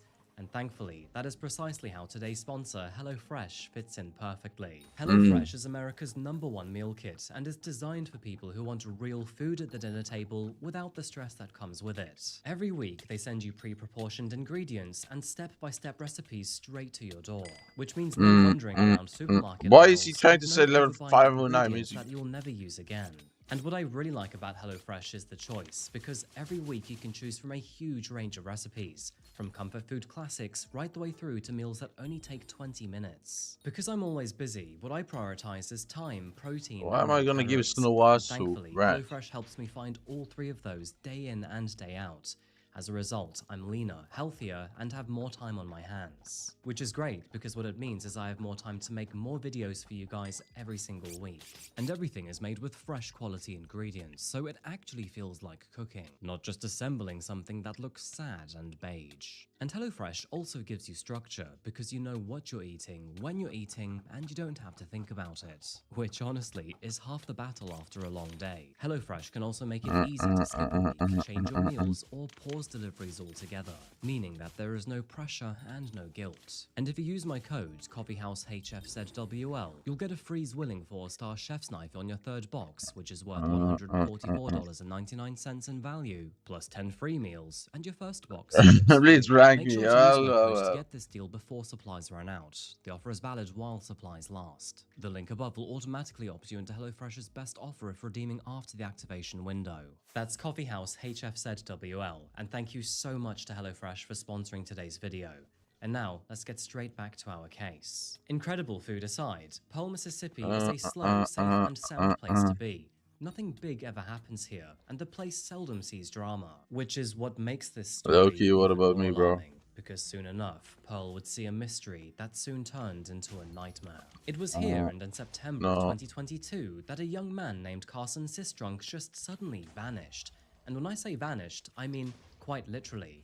This guy just disappeared. You see, Carson's mother Darlene started to grow worried when he'd stopped responding to his messages. She knew that technically he was out on a date for the weekend, but when that extended into 1 and then 2 days, and he was still not responding to any of her messages, Just to give it that to was very Stitch? unlike him. No. So, was there maybe a chance that No. the date had gone so well that Carson and this mystery woman had extended it Can into actually 2 give it and to then Stitch. 3 days? Well, theoretically, What? yes, but Is it he was trying to very cheat the strange system? that he wasn't responding to his mother. He's trying to And cheat the then system. when Carson failed to show up to his shift at work on the Monday, that is when she knew that something It's must be 97k wrong. per. But before we get into this date and It's what going precisely up. happened and who this mystery woman was, let's first take a look at who Carson is. Carson was the kind of guy who could technically What the fuck cause is a whole that? lot of damage, but never did. What the fuck At is that 6'4", bear, bro? he was Oh, tall, nah. and I mean very tall. But despite that, he was always known as Little Man by his family, and was described as someone with a heart of gold. 24 years old. at the How are you gonna time call he him a little disappeared, man? He's the he grew biggest up guy a in the Pearl room. area surrounded by family, friends, and church. Primarily being a welder, Carson was not only good at his job, but loved it too. But the great outdoors was what he really enjoyed. This man enjoyed all the simple but great things in life, like hunting, fishing, and spending time in the woods. It's the sort of things that social media can only portray, but never actually Portray me, capture. time out. I'm talking about things like long days on the water, early mornings on the porch, and a bunch of mates around a hot campfire. And here is an important detail to our case today, but Carson also had a reputation for being both reliable and punctual. How He do was I the get kind of cuter? person who showed up whenever he promised he would, and he would always check in with his mother and What does never that venture mean? too far for How too do I long. get cuter? And then, as we know, in early September What? 2022, he then suddenly vanished. Now, at first, there was not much information to go by, but in the weeks leading up to his disappearance, Carson had told Darlene that he was talking to someone on Snapchat. And by the way, this wasn't unusual for him, because this was just one of the ways that Carson would meet new people. And with Carson being so social and open, Darlene paid no attention to it either. So, when he told that he was away for the weekend on this date, nobody panicked. Carson didn't overshare or seem nervous or secretive about it. It was all just very Holy matter-of-fact. baby Jesus. There was no full What the name, fuck? no background story, and no real expectations of where she was from or how long they'd been talking. Only What that they'd the connected fluff? on Snapchat a short while ago, and that Carson had plans to hang out with her over Labor Day weekend. Now, the black in okay. detail was not suspicious. But does at the Carson have time. bread? However, in hindsight, it would stand out, because this wasn't a blind date in a busy bar or a group meetup with friends around. The incoming. But instead, Carson was planning to drive 50 miles to meet someone that he'd never met before in a Try quiet and beating. rural area. In fairness, it probably didn't feel too risky to him, because Carson trusted everyone. And from his perspective, well, he was a Hulk with a big-ass truck, and nobody was knocking him down. So, it was sometime over Labor Day weekend in early September of 2022 that Carson climbed into his Ford Raptor, flicked on his favorite tunes, and then Damn, headed Carson out really to got greet red? a pretty face. And unfortunately, that was the last decision that he was ever going to make. By the time the weekend had ended, Carson still hadn't returned home. Now, at first, that was not particularly concerning, but by the time that Monday came and went, and then Tuesday came knocking at Darlene's door, I need some livid dice. Darlene had I realized need livid that dice. not He's only making me had he not jealous. returned home, but he hadn't showed up for work either. It was at that moment that things really began to feel quite abnormal for her. Like I said before, Carson wasn't the kind of person who disappeared without saying where he was going. He didn't like to ghost his responsibilities, and he never vanished without telling someone first. Not only that, but his phone was going unanswered, text messages weren't being opened, and all of his phone calls rang out until they eventually reached his voicemail. And so, by Tuesday, his family made the decision to officially report him as missing. Police began their investigation by checking all of the local hospitals, calling the local jails, and retracing any and all known movements. But unfortunately, there was nothing. No accidents, no arrests, no sightings, and no data. It was Damn. kind of like this 6'4" man suddenly dropped. Bro, he's massive. Like, However, when and he they has a were truck, asked bro. to He's check in his bank literally statements average and his American. financial records, that is when they found something. Uh-oh. A transaction on Carson's bank account showed a purchase at a convenience store found in New Hebron, a Damn. rural town which is about an hour south of where he lived. And when investigators pulled the surveillance footage from that gas station that was tied to the small transaction, that is when they finally saw Carson both alive and well. As you can see in the surveillance footage, Carson's truck pulled into the gas station before he then eventually steps out. He looks normal, relaxed, and in good health. And if you look really closely, you can also tell that he's not alone. Through the windscreen and in the passenger seat was a young woman who looked exactly like the one he had planned to meet on Snapchat. And although this passenger never seems to leave the truck, something else happens instead. After Carson walks back to the truck, a third person briefly appears on camera, before then speaking directly to the passenger through the passenger's window. Shortly after, this unknown man then walks away, allowing Carson to get back behind the wheel before then driving off. And that was the last known sighting of him, or at least what investigators could find. From that moment onwards, there was no more surveillance footage, no more messaging, and no more activity on social media. Just silence. And whatever happened next, well, that clearly must have happened where no camera was in sight. Now, with thanks to Darlene's report, it wouldn't take long for officers to put Sierra as a main person of interest. And Keep when they losing, decided bro. to go down to a small town named New Hebron, well, let's just say that they were in for a surprise. Almost immediately after arriving, they found Carson's silver Ford Raptor, and it wasn't hidden at all. In fact, it was right out there in the open in a car park, and leaning against it was Sierra in SCO. When police officers approached her and asked her the obvious question, that being, you know, where did you get this truck? Sierra responded literally immediately. It was kind of like she had already recited her answer. And according to Sierra, not only did she buy this truck through a stranger with cash and without any paperwork, but she had no idea who Carson was. It was very much a who, never met him, never even heard of him kind of situation. So, by now, officers were growing quite suspicious over the situation, because given the information that they knew, Sierra's story was not quite adding up. And by the way, Ford Raptors go for serious money. They're not usually things you just yeah, I buy know. on the Ford Raptors sly. are expensive. Nevertheless, Sierra decided to stick to her story. She claimed that she just happened to be hanging out in the area, and that police officers surely must have the wrong end of the stick. The thing is, if investigators had seen the surveillance footage of her sitting next to Carson at the gas station, then they likely would have paused longer. However, the thing is, they had not yet seen that footage. When the officers highlighted that Carson was missing, Sierra doubled down once again and insisted that she was with friends that night. Not only that, but she also claimed to have never met Carson and that she had no idea why they were connecting her to a missing man. As she was trying to spin this web of lies, officers decided to take a closer look inside the truck.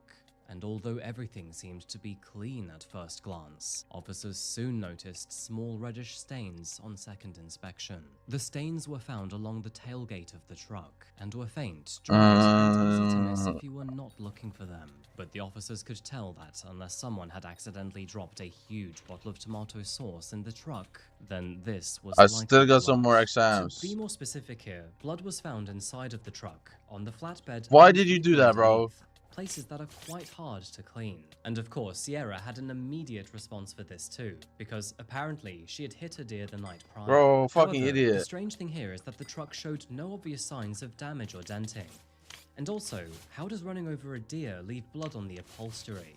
Of course, these lies did nothing to help Sierra's defense. If anything, it kind of put her more in the spotlight.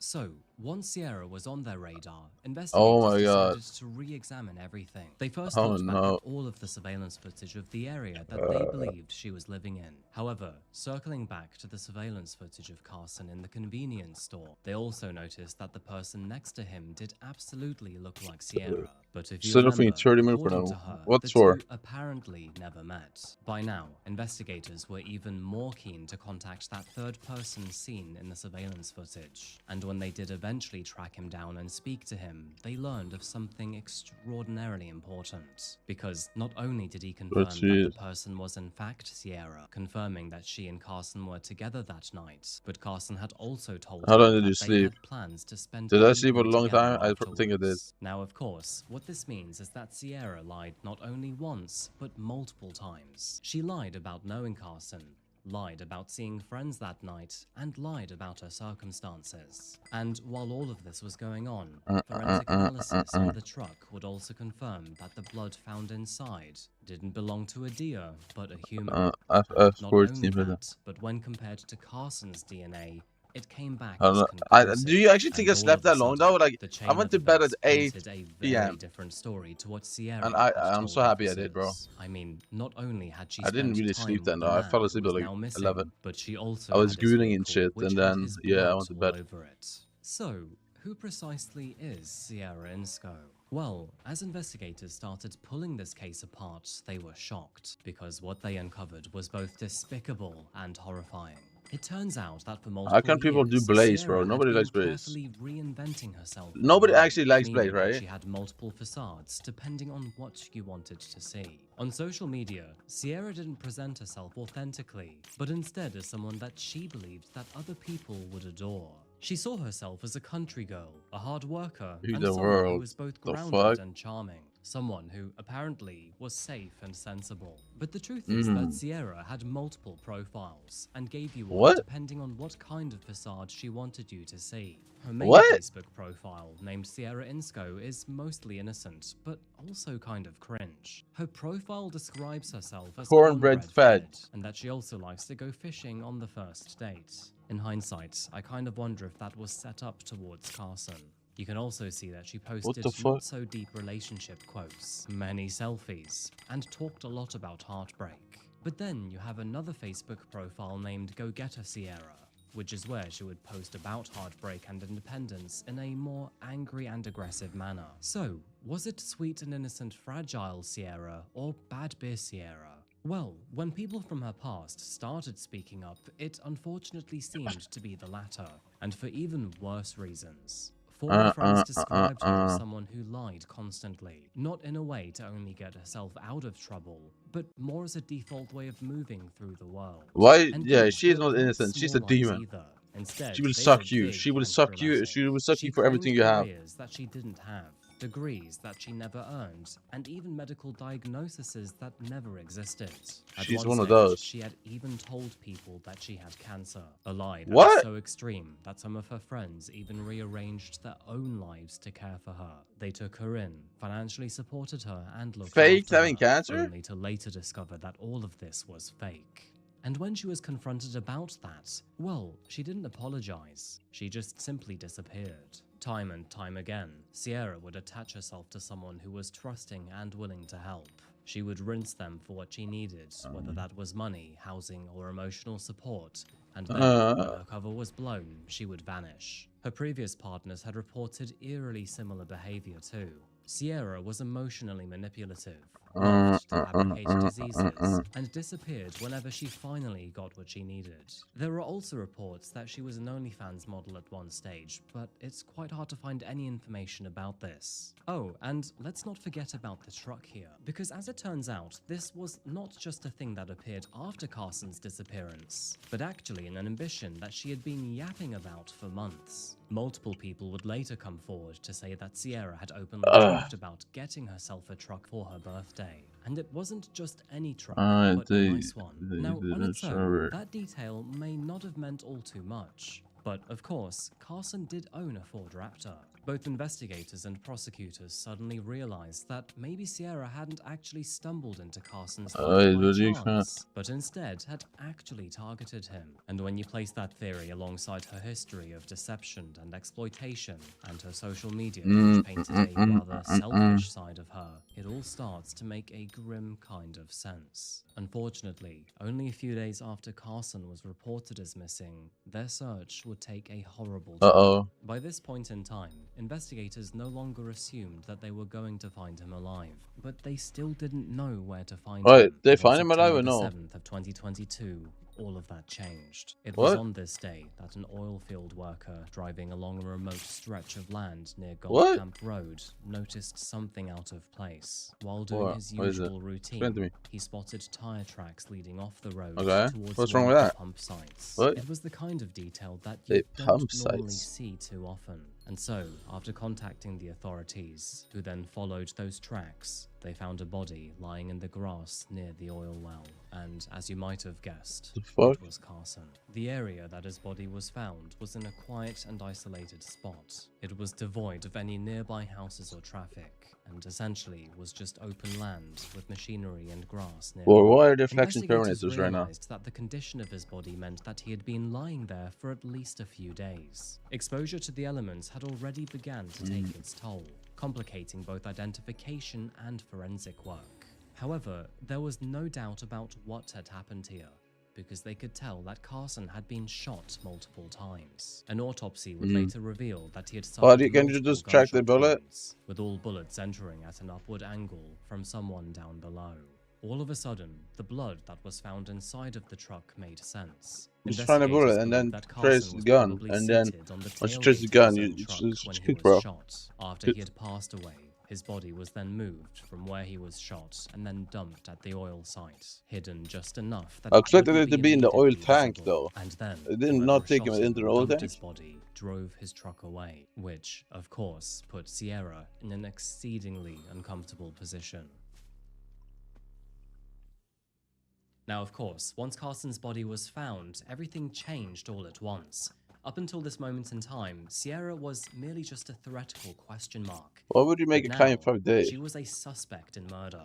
I mean, at this stage of the investigation, officers already had blood evidence. So Diana is the next mayor, right? And the victim's I bet Paul is next.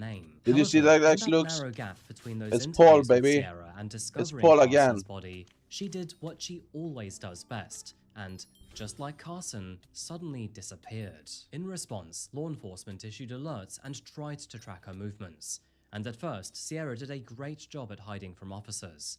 But thankfully, that would not last very long, because soon enough, agents would find her lying low in a neighboring county. If you're wondering how they caught her, she had basically messaged her mum from a friend's phone. And of course, once officers knew about that, all they had to do was track her friend's phone's IP address. And that led them straight to the address that she was staying in. Are people hating remedies? That is when she was arrested. When police officers approached her, she did not. Oh, look at her! Look at her! Instead, she quietly surrendered herself into custody before then being initially charged with theft of Carson's stolen vehicle. Now, of course, that wasn't murder, but the charge was enough to hold her while prosecutors prepared for her murder charges in more detail. And from that moment onwards, Sierra never walked free again. So, let's take a look at the timeline, because by the time Sierra had been arrested, police officers and detectives had a pretty good idea of what happened. It all began when Sierra first made contact with Carson through Snapchat. Now, they don't have concrete evidence to confirm this, but they believe that she targeted Carson after seeing his truck online. Greetings turned into flirting. And after a few weeks of teasing, Carson and Second Sierra day, decided to meet 33 in person before for the I first was time. That, of course, being on the evening of September the 4th, Wait, what is 2022. Dayblade? Surveillance cameras placed them together at a convenience What store even is in that? Hebron, where Carson can be seen alive, calm, comfortable, and in Sierra's company. Not only does this confirm that the two were together, fuck is a but it Dayblade? also supports the idea that he was comfortable around her. From there, investigators believe that Sierra convinced him to drive somewhere more secluded, such as an oil field site or some rural backroads. Really, bro? Of course, we can only take a guess at why she may have asked him to take her somewhere secluded. And of course, why Carson would have been willing to do so. But either way, it was precisely what Sierra needed for the next step of her plan. Once there, the forensic evidence available suggests that Carson exited the truck and then sat on the tailgate, before then being shot multiple times by Sierra. This is confirmed by the blood patterns found in the truck bed and the upward trajectory of his wounds. It's worth noting here that there is no evidence of a struggle and no suggestion that Carson was acting in an aggressive or suspicious way. And when Sierra was arrested, officers noticed that How many she did not bankers do seem I to actually have any right now? defensive wounds either. This, Also, of course, suggests that Carson had no idea what was coming. After he was murdered, Sierra then transported his body in the bed of his truck before dumping him at a second oil well site nearby. This explains the blood that was found both inside and underneath the truck, and of course the tire tracks that led to where Carson was eventually found. Oh, did it And in do? the hours and days that followed, well, It's Sierra just did the try suit, to it's the cover her lobby. tracks, but we all know how that went. She did try to clean the truck, but even in murder, she was simply too lazy to do it thoroughly. She then got rid of all of her clothes, which likely contained blood, and then came up with a laughable story about buying the truck from someone else without any paperwork and with cash. And that was it. She then started to brag about the truck that she brought herself for her birthday. Sierra's motive was clear as day. She's just cap. Reckless thievery. She had no personal. Wait, why did Carson fall for this woman though? She's disgusting. Didn't have any strong feelings towards him, negative or positive, and also had no reason to be upset with him. All of this was just dirty greed and total apathy towards another human's life. And let's be honest here, but even if we didn't have enough evidence already, her history alone is enough to tell you that she is a heartless woman without morals. And if you want my opinion, I believe that anyone who fakes a cancer diagnosis actually deserves time in prison.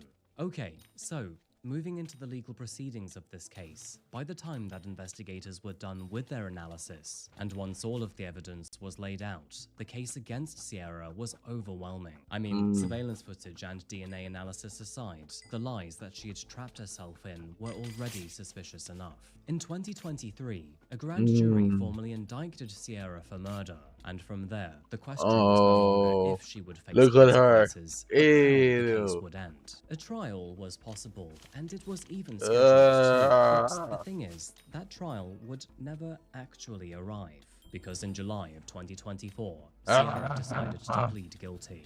Frustratingly, however, and much like last week's case, her guilty plea would not offer any alternative version of events or even reason. It was merely an admission, and that was literally it. Thankfully, during the hearing, she would actually address the court and Carson's family directly, and for the first time since he had disappeared, she admitted to his family that she had, unfortunately, murdered him.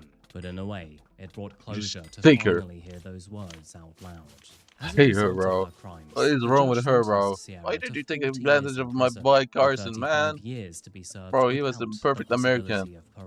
In real terms, that means that Sierra will spend the majority of her life behind bars. Sierra's plea, as cowardly and lazy as it was, would of course avoid a long and painful trial for Carson's family. However, it also meant that Carson's family would never hear her motive, behavior, or movements in detail. Why does Carson look like that one YouTuber? What is the lesser of two evils here? Would it be better to avoid the trial, the pain, and ever knowing at all? Or does the information bring more peace and understanding in the long run? The truth is, it's just rage never should have happened, and never should have been a story. I feel like if someone kills your kid, right, you should be allowed to kill them without any punishment. Is that fine? Is that W? I think so. Carson wasn't just a name in a video or a news article, but a person just like you and me. Carson was called as a best friend by many. Some called him brother, a few called him baby, and others even called him Padawan. He loved unconditionally and never judged anyone. With Carson loving fishing and being dedicated to God, his mother Darlene likes to believe that maybe God decided that he wanted Carson to show him how to hunt and fish in heaven. It is said that he had the kindest soul and was very loving, and friends remember his laugh, which was loud, genuine, and impossible not to join in on. You know, cases like this are always hard to sit with, not because they are complex or ultimately mysterious, but because they are so simple and stupid. Carson was not reckless. He wasn't impulsive with his behavior, and he wasn't looking for trouble either. He was merely trying to trust someone that he would like to have been closer to, and ultimately, that trust cost him his life. In a world where meeting people online has now become so completely normal, this story reminds us that we have no idea who we may end up meeting. So, the next time you're thinking about meeting someone online for the first time, do yourself the honor by slowing down, meeting in a public place like a coffee shop, and taking your time to gauge them. And I have no idea what the year 2058 will look like, but by then, maybe depreciation has kicked in so hard that Sierra can afford the truck she wants without, you know, murdering someone for it. Stories like this also remind me that short-sighted stupidity still exists. Oh, and some people are actually dumber than they look. And I guess Sierra really did truck around and find out. Anyway, folks, that's pretty much the end of the video. But before I go, I'd love to know your thoughts about this one. So, as always, please share them in the comments down below. And once again, thank you so much to HelloFresh for sponsoring today's video. Please check out the link in the description down below. If you'd like to find more of me and Nero, then please go to my Facebook, Instagram, or of course my Spotify, which, by the way, is now growing pretty quickly, so go check that out. And of course, I'll be back next week for a whole new video, but until that moment arrives, remember to look after yourselves and each other. Thank you so much, folks. Take it easy. Goodbye.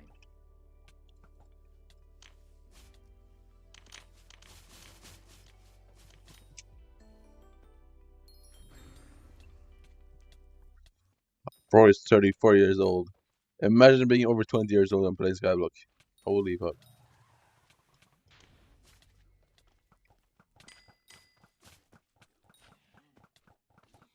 Melbourne, the Australian city well known for its vibrant culture, 4 seasons in a day, and of course, its coffee. With a range of accolades including the world's most livable city 7 years in a row, and the world's 3rd most livable city in 2023, statistics will tell you there is a lot to love about this place. And I'm not here to disagree, because personally, I love this city for all of the right reasons.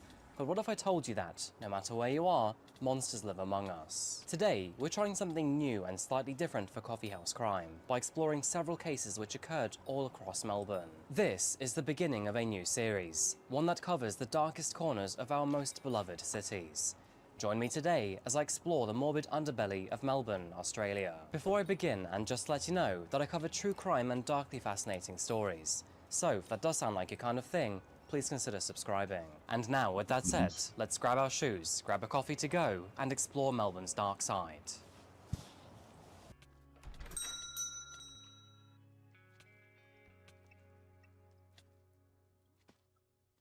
Welcome to Melbourne, folks. So, with a personal connection so strong, how would I describe this city? If I had to sum it up in just one word, I would say blended. And that's because almost every aspect of this city is chaotically combined with charm. Modern skyscrapers are blended behind old Victorian buildings. Hot and sunny afternoons are blended with sporadic showers. And almost every type of food you can think of can easily be found within walking distance. And so, when I say that this city is for everyone, I sincerely mean it. Melbourne will charm you with its many laneways, beautiful suburbs, and I don't know, man. It's just a rage bit though. Like, it's well I known don't for know. its great food and its great coffee. I'm here at Light Up Coffee in South Melbourne, and I have to say, this suburb really does have it good. With more brunch spots than days in the year, I don't think I could ever eat my way through all of them. Now, I'm often asked what my favourite coffee is, and I have to say it's the flat white. Interesting fact, but did you know that Australia invented the flat white? Apparently, back in the 1980s, some random guy wanted something between a latte and an espresso. Fast forward 40 years, and it's now one of the most popular coffees to date. Enough about coffee today though. Our story today takes us 10 miles north of here to a suburb named Brunswick. And it's about a woman who left her life in Ireland to start one down under. and her name was Jill Mayer. Born on October the 30th, 1982, to her parents George and Edith McKeon, Jill grew up in Drogheda, located in northeastern Ireland. She grew up in a tiny village in a small family of 4, alongside her brother Michael. Jill was always known to be a happy-go-lucky child, was always seen smiling, and played with all of the neighbouring kids. And the neighbourhood combined knew her as a little Irish beauty. However, the young girl would find herself thrust into a very different lifestyle when she was just 9 years old, when her father, George, was reassigned to work in the Western Australian city of Perth. From here, she attended Bull Creek Primary School before graduating from Rossamoyne High School. Much like in Ireland, Jill was popular and made many friends in Perth, with her keeping in touch with many of them while she grew up. After 6 years of employment in 1996, her father moved the family back to Ireland, where Jill continued her studies. And after graduating college back in Ireland, Jill would pursue a Bachelor of Arts at the University College of Dublin. Moving forward, her parents moved back to Perth in 2004, when Jill herself was 22. Jill took all of this international moving in her stride, one of the many reasons her future husband, Tom Marr, was attracted to her. The couple never seemed to have a problem, and Tom was smitten with his partner. After graduating, the pair often travelled between Ireland and Australia, frequently visiting both Perth and Melbourne, with Jill travelling for her work in the fashion industry. The pair eventually married in 2008 in Ireland, before taking the plunge and permanently moving to Melbourne in 2009. From here on out, the newlyweds would build a very comfortable life together. I still can't get over that guy, bro. He said, yeah, I'm not going to argue with someone who's very bad at economics. And so, the couple settled into a very happy life together, often travelling to Perth and Ireland to see their many friends and family. They were absolutely smitten with each other, happy with their budding lifestyle, and loved their jobs and colleagues, many of whom Jill was close to. Jill spent many weekends away with her gal pals, and would often meet up for coffee or a few drinks after finishing work, visiting the many bars and restaurants that Melbourne is famous for. Things were no different on September the 21st, when Jill and a few of her colleagues decided to have a couple of drinks after work. And taking the distinctive Melbourne tram, they ended up in the inner suburb of Brunswick. It is here on this vibrant street named Sydney Road that the group headed to a little bar and garden named the Brunswick Green. Following an evening together, Jill and her colleagues shared happy conversations over drinks and snacks. The group then moved on to Bar Etiquette, which could also be found along Sydney Road, but sadly has since closed down. Now Jill, she didn't live too far away from this very street right here, and so she had no worries in travelling home alone. And so, with that in mind, she stayed out to around 1 AM that night with her friends, before eventually making her way home where her husband was waiting for her. While on the way home, Jill called her brother, Michael. Sadly, their father had fallen ill after having a stroke. Within this phone call, Jill sounded both serious and collected, so it's safe to assume that she was relatively sober and had her wits about her. Shortly after this, she ended the call, returning home in isolation. I don't know, man. I just can't take this shit Back seriously, at home, bro. things were getting a little late for Jill's husband, Tom. It was now later than when she said she would be home, which was beginning to worry him. And so, shortly after 2 AM, he tried to call her. But strikingly, he was met with silence. In a panic, he called Jill's family, and that is when her brother confirmed that she was already on her way home a while ago. This further ignited Tom's Why would you fear, swap to that? and so, Doesn't make any sense. Not worry, he decided to go out tripping? and look for her. 4 long, grueling hours passed, and Tom spent all of them driving around Brunswick and its surrounding suburbs, searching high and low for his wife. But sadly, with no luck, he then handed her disappearance to the authorities. Police were on the case fast, with Jill's family and friends actively working with officers to find her as quick as possible. But sadly, all of their efforts were to no avail, and 3 days later, they were still met with silence. As the police searched for her, Jill's friends took to social media to begin an online campaign, using the hashtag #HelpUsFindJillMa on Facebook and Twitter. And although this Facebook page is now defunct, it amassed more than 100,000 followers in only 4 days of searching. And on Twitter, you can still see many desperate pleas for her safety. Data forensic teams could roughly trace Jill's movements using her mobile phone data, and sadly, the results were worrying. As we know, Jill left the bar at roughly 1:40 AM in the relatively central suburb of Brunswick. And although the signal would show that she got relatively close to home, she then began to veer off track at speed. Her phone appeared to travel northwest, driving by Tullamarine Airport and then Sunbury, before finally arriving in the isolated town of Gisborne. By now, the public had become well aware of Jill's disappearance, and many were worried that this may transpire to be a homicide. A break would soon come for the authorities when they found Jill's handbag here on Hope Street, just a stone's throw away from the bar she was last seen at. However, what was strange is that the authorities had already searched this street in the hours after her disappearance, so none of this made any sense to the investigation. It turns out that a local shopkeeper had actually found her bag just after her disappearance, but after hearing about her on the news, he panicked and returned it to where he found it. Now, it is confirmed that this is usually the route that Jill would have taken home, and so finding her bag here made total sense. Worryingly, forensic experts would also realize a flat patch of earth near where the bag was found, which sadly can often indicate sexual assault. Homicide Squad detectives have taken over the investigation into missing person Gillian Ma.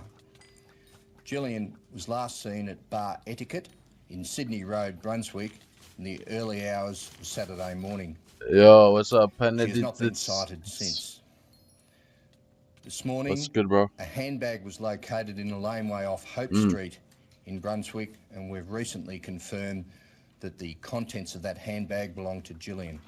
So we're appealing for anyone who may be able to help us with regard to Gillian's disappearance. We're particularly interested to hear from anyone you go to from the Bar server? Etiquette No, who may why? have seen Gillian in the early hours of Saturday morning or walking along Sydney Road in Brunswick. With this information now available to the public, local businesses in the area scoured their surveillance cameras with more scrutiny, desperately searching for any sign of Jill or what may have happened to her. That is when, the very next day, after the discovery of her bag, a glimmer of hope and fear came I in don't the form know. of surveillance Hey, footage. On the northern end of Sydney Road, Yeah, we're getting and another just around farming the update. corner from Hope Street, You get lonely in Jill's these bag was streams? found. A What do you mean? surveillance camera captured what is really? known to be her last I was watching recorded YouTube. sighting. This shop I don't behind know. me, formerly known as the Duchess Boutique, captured this surveillance footage. Hmm. Since then, the company's moved due to unwanted attention, and since then is once again up for sale. The surveillance footage shows the view from a camera pointing I out don't the front care about window of the boosting my old views, store. bro. It's fine. A man in a blue hoodie can be seen walking by, which initially is nothing I don't care about unusual. no boosting But my what is views. strange I'm is just that I'm this just camera playing. records him going back and forth and back again. The camera then captures a glimpse of a young woman walking by, resembling Jill on the night that she disappeared. And worryingly, she appears to be talking to this man in the blue hoodie. They briefly stop for a moment, where Jill then appears to show the man something on her phone. It is assumed that maybe he was I just asking her streamed for what I want to do. directions. That is when What they I both wanna end play. up walking the same way. Combining Like if I want all to do of this something, then evidence I'll just stream currently it. I don't care. available, it became I don't evident care if I to get the literally 0 people authorities watching. that this was now a potential case of assault and even possibly homicide. Jill's movements could be traced from the Brunswick Green, heading north on Sydney Road before turning into Hope Street. It's like a where her bag was 29 then found 29 adjacent MP. to Oven Street. And the What? camera which recorded this surveillance footage was directly on that pathway. But this case Just required join further Skyblock forensic Discord server investigation and to then help blow the do case slash wide open. accessories And or something. thankfully, a And team then of it tells you the forensic cheapest magic officers power you had can buy. already been hard at work in the background. Using the digital trail You should left probably behind get a by couple Jill's hundred for phone, like they checked 10 mil all or available 20. surveillance footage from public and private allotments. And fortunately for them, this cat and mouse investigation revealed one car that was consistently present throughout the journey. The vehicle was captured along Sydney Road and Hope Street, where Jill was last seen. But what was odd is that this was at 4:70 Do I sell my PM Dolphin skins or do I hold them for longer? I don't know, man. I wouldn't mind just selling. On camera. The vehicle was then spotted again at a Sunbury gas Let's see station, how which they can eat be this. found Alright, halfway sure. towards Gisborne, where Yeah. Jill's phone was last My detected. car tow is at In this 613. footage, What the the fuck does that driver even mean? could be spotted wearing a beanie and a blue hoodie similar to the one in the shop's surveillance footage. Furthermore, it wasn't hard to identify the man behind the vehicle's wheel, and that's because he was already well acquainted with local officers for all of the wrong reasons. And this man's name was Adrian Ernest Bailey. I've seen this one before. I should probably And know so, what this on video September the since 27th, this guy's 2012, disgusting the though. authorities decided to pay Adrian a little visit. After knocking on the front door of his house in Coburg, he was arrested on the spot on suspicion of involvement in Jill's disappearance. But who precisely was this 41-year-old? When smoke billowed out from the streets of Oslo, Norwegians feared the worst. Little did they know that later that very same day, a second tragedy would unfold with horrifying consequences, becoming one of Norway's deadliest days in recorded history. The man behind the attacks was not shy of the authorities. In fact, he would even dress as one. This guy is so disgusting. I hate this guy. And even after all was said and done, and he was behind bars, he would even ask for a PlayStation 3 in his cell.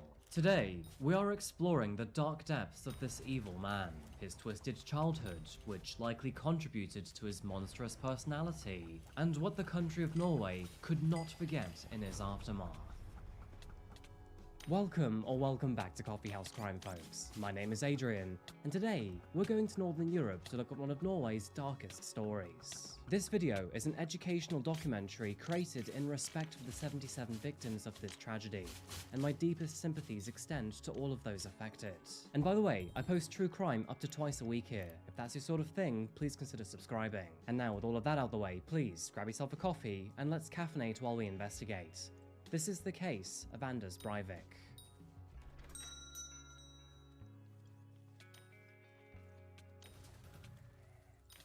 What is he asking? Welcome till Norge, folks. Bro, nah, that was terrible speaking. Hey, and welcome to Norge. So, as we fly over its many breathtaking fjords and lakes, let me tell you a thing or two about this beautiful country. Its towering mountains and contrasting fjords cover more than 2/3 of the land, creating an ever-flowing change in altitude.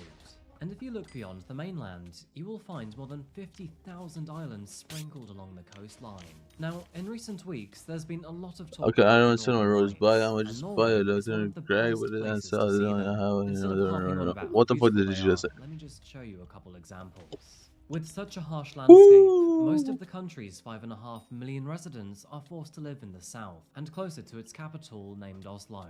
You know, it's no wonder why Norwegians are so proud to call this place home. The country is seen as having an extremely progressive population. Yes, sir. In fact, the World Peace Freedom Index ranked it number 1 out of 180 countries. And when it comes to crime in Norway, well, let me tell you, it boasts some of the most humane prisons in the world. Well, yeah, that's an issue in my opinion. Find out can sometimes be a bummer. But of course, that is not to say that the country doesn't have its own fair share of horrors. And today, we'll be covering one of its most despicable stories known to mankind. On the afternoon of July the 22nd, 2011, all peace was suddenly broken in Oslo. This is 15 years ago now. Wow. Of all types were going 15 years ago already. Including government workers settling into their offices in the government district located in Oslo. At around 3:25 that afternoon, a deafening boom was heard throughout the district, and smoke began billowing out from the street next to the government building which housed the Prime Minister's office. Emergency services rushed to the scene, where they soon discovered the charred remains of a van. The blast from the detonation was so severe that it shattered all windows of the building around it, also causing immense damage and even starting multiple fires. Sadly, the damage and destruction caused by this enormous blast would ultimately end in the loss of 8 human lives, and injuring a further 207 more. It was immediately assumed that this was no accident, and so the authorities were on high alert after the attack. Well, yeah, I hope so. They urged all citizens through TV and other media to avoid entering central Oslo, Detectives on the scene soon realized that the This is cause really of the 50 years ago explosion already, was though. from a homemade explosive in the back of the van, and furthermore, was a type of fertilizer and fuel oil. And so, with this information in mind, I can't believe he it was actually now time crafted to explosives, finally though. track Like, down the culprit. explosives The actually government killed district people. was quite understandably littered with surveillance cameras, and so officers quickly found footage showing the van entering the area before parking beneath the building. Following this footage, they soon identified a man dressed head to toe in black exiting the vehicle before then calmly walking away from view. Now, although it was not initially apparent, the Prime Minister was eventually declared to be both safe and well, because, of course, he was very likely the main target. People were urged to come forward with any information which may help this investigation, and thankfully, one of those calls would prove to be an essential lead in this turbulent scramble. Following the explosion, I fully and forgot the the Prime Minister incident, is a so witness claimed accessible. to see a man dressed in all black and in some sort of police uniform enter a Fiat Doblo. And luckily, this witness had the intuition not only to write down the license plate of the vehicle, but also a good description of the man. However, despite their best efforts, the police would then take this note and leave it on a table for more than 20 minutes. It then took the police almost 2 hours to get this information relayed onto the police radio. And, as we will soon come to find out, an earlier response could have drastically changed this story. Running Very this true. information through their official registry system led officers to one single name, that being a 32-year-old Norwegian man named Anders Behring Breivik. And I have to warn you here, folks, but you better strap in for this one, because this man truly is absolutely insane. And if you can believe it, we have yet to see the worst of him. This attack in downtown Oslo was only the beginning, and he would go on to do far, far worse in the hours after. However, before we get into what happened next, we should probably explore this individual a little further. Yes, Not please. only to better understand his lifestyle, but how it brought him to becoming a monster. There's no Anders defending was this born one, bro. on February the 15th, 1979. He looks so to innocent. his parents, Wenche Behring and Jens David Breivik.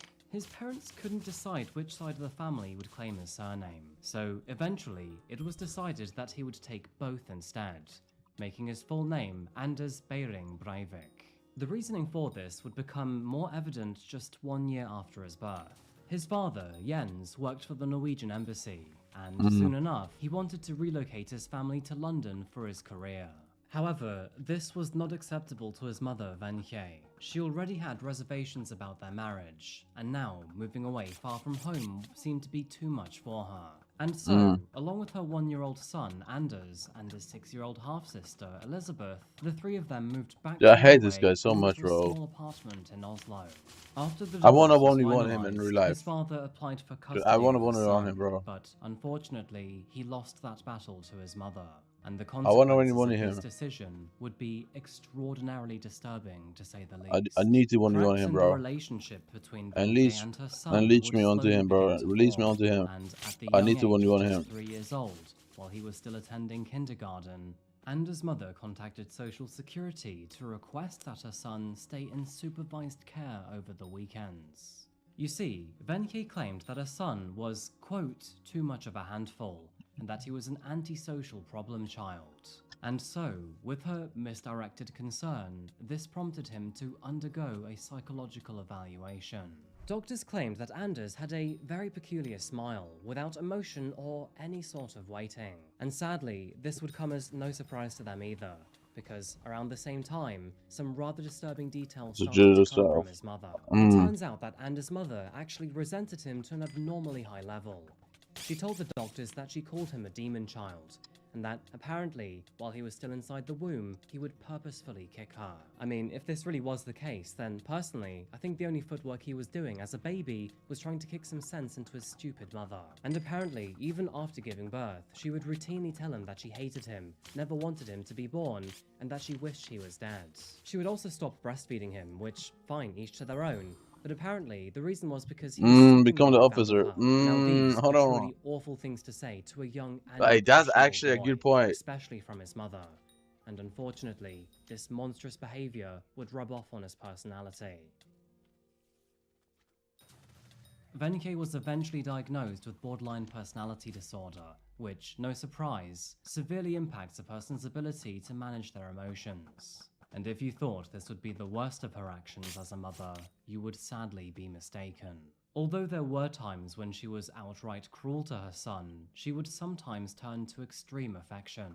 And this affection, well, let's just say it's not the type that should ever be shown between mother and son.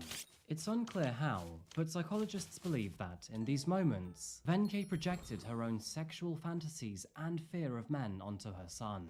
Deeming the situation was understandably unacceptable for a dude, 4-year-old that boy, could be epic. Anders was removed from his mother's care and placed with a foster couple. The couple later told the authorities that after Venke dropped her son off and put him into their care, she then asked the man if Anders could touch his because apparently he had only ever seen a woman's genitals before. All of this disgusting, outrageous behavior from Venke was sure to leave Anders with some psychological trauma. I mean, she herself was broken, and everyone would agree that it was the right decision to remove Anders from her care. However, after his father filed for custody, Venke demanded that her son be returned to her instead, which, unfortunately, was granted under, quote, strict supervision. Saying that, this so-called strict supervision was actually discontinued after only 3 visits from social services. And after that, Anders was left alone to grow up with his venomous mother. Looking at his pictures, you would assume that he was a happy boy and that nothing was wrong in his life. Throughout his childhood, Anders was described as an intelligent child at school, noticeably stronger than any of the other kids, and often protected those suffering from bullying. If only they knew what was actually happening behind closed doors. Now, many parents aren't aware of how their actions and I hate behavior this might guy. I affect hate their this child so until much. it is I hate him, all bro. too Oh, late. his Many face of these is. habits and traits will only begin to slip through the framework Oh. once they've hit teenagerhood. And as for Anders, when he entered his teenage years, he began to rebel. Apparently, he was quite the notorious graffiti artist, which led him to being caught by the police on several occasions. Until he was around 15 years old, Anders also had a good friendship with his father, who by then had moved to Paris in France. He would often spend time away from his mother and with his father in the city. But after being caught by the authorities one too many times, Jens apparently cut all communication with his son. However, this part of the story is unknown, because Jens claims that he was always there for Anders. Later in his teen years, Anders began weight training and taking great care of his appearance. He wanted to be larger and stronger than those around him, which, yeah, okay, may have just been a typical guy thing, or alternatively, it could have been due to his feelings of inadequacy which were formed by his mother. Now, despite this, and despite his physique, he was deemed to be unfit for military service. Sadly though, we don't know the reason why. From here, Anders worked odd jobs in customer service and marketing, joined the most right-wing Norwegian party known as the Progress Party, and began to invest all of his money, which eventually he would lose.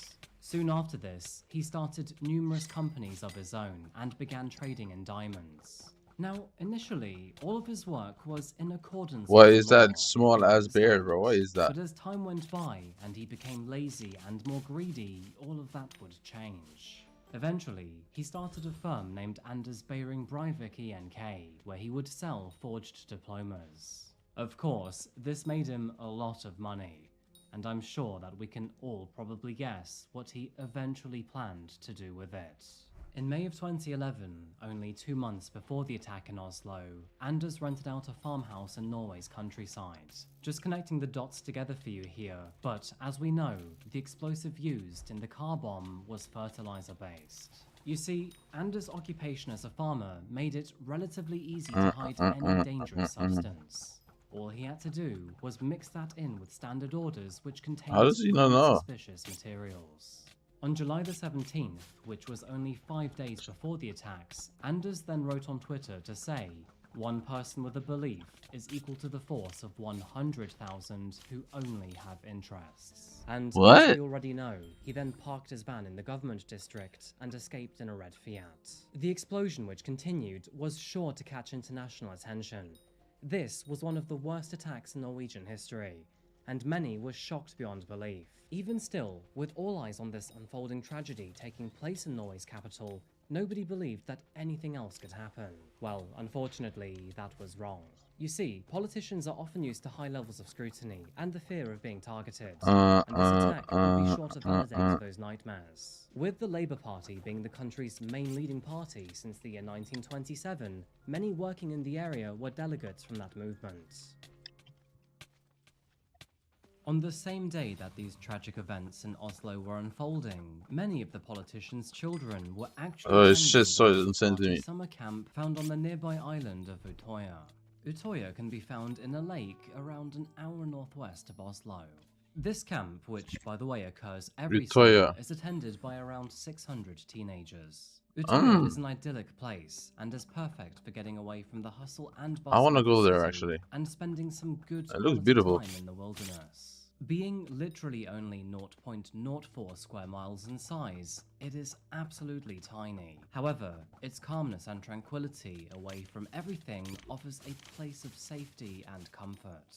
By now, many of the politicians' children, mostly teenagers by the way, had already set up their tents for the weekend.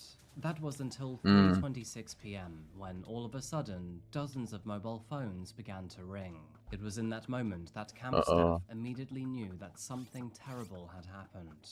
After being informed of the ongoing crisis, I hate this guy so much, right? I hate a sudden sense of unease enveloped the campsite. Now, thankfully, all staff knew what to do in this situation, and so all attendees were naturally reassured of their safety. But unfortunately, time was not on their side.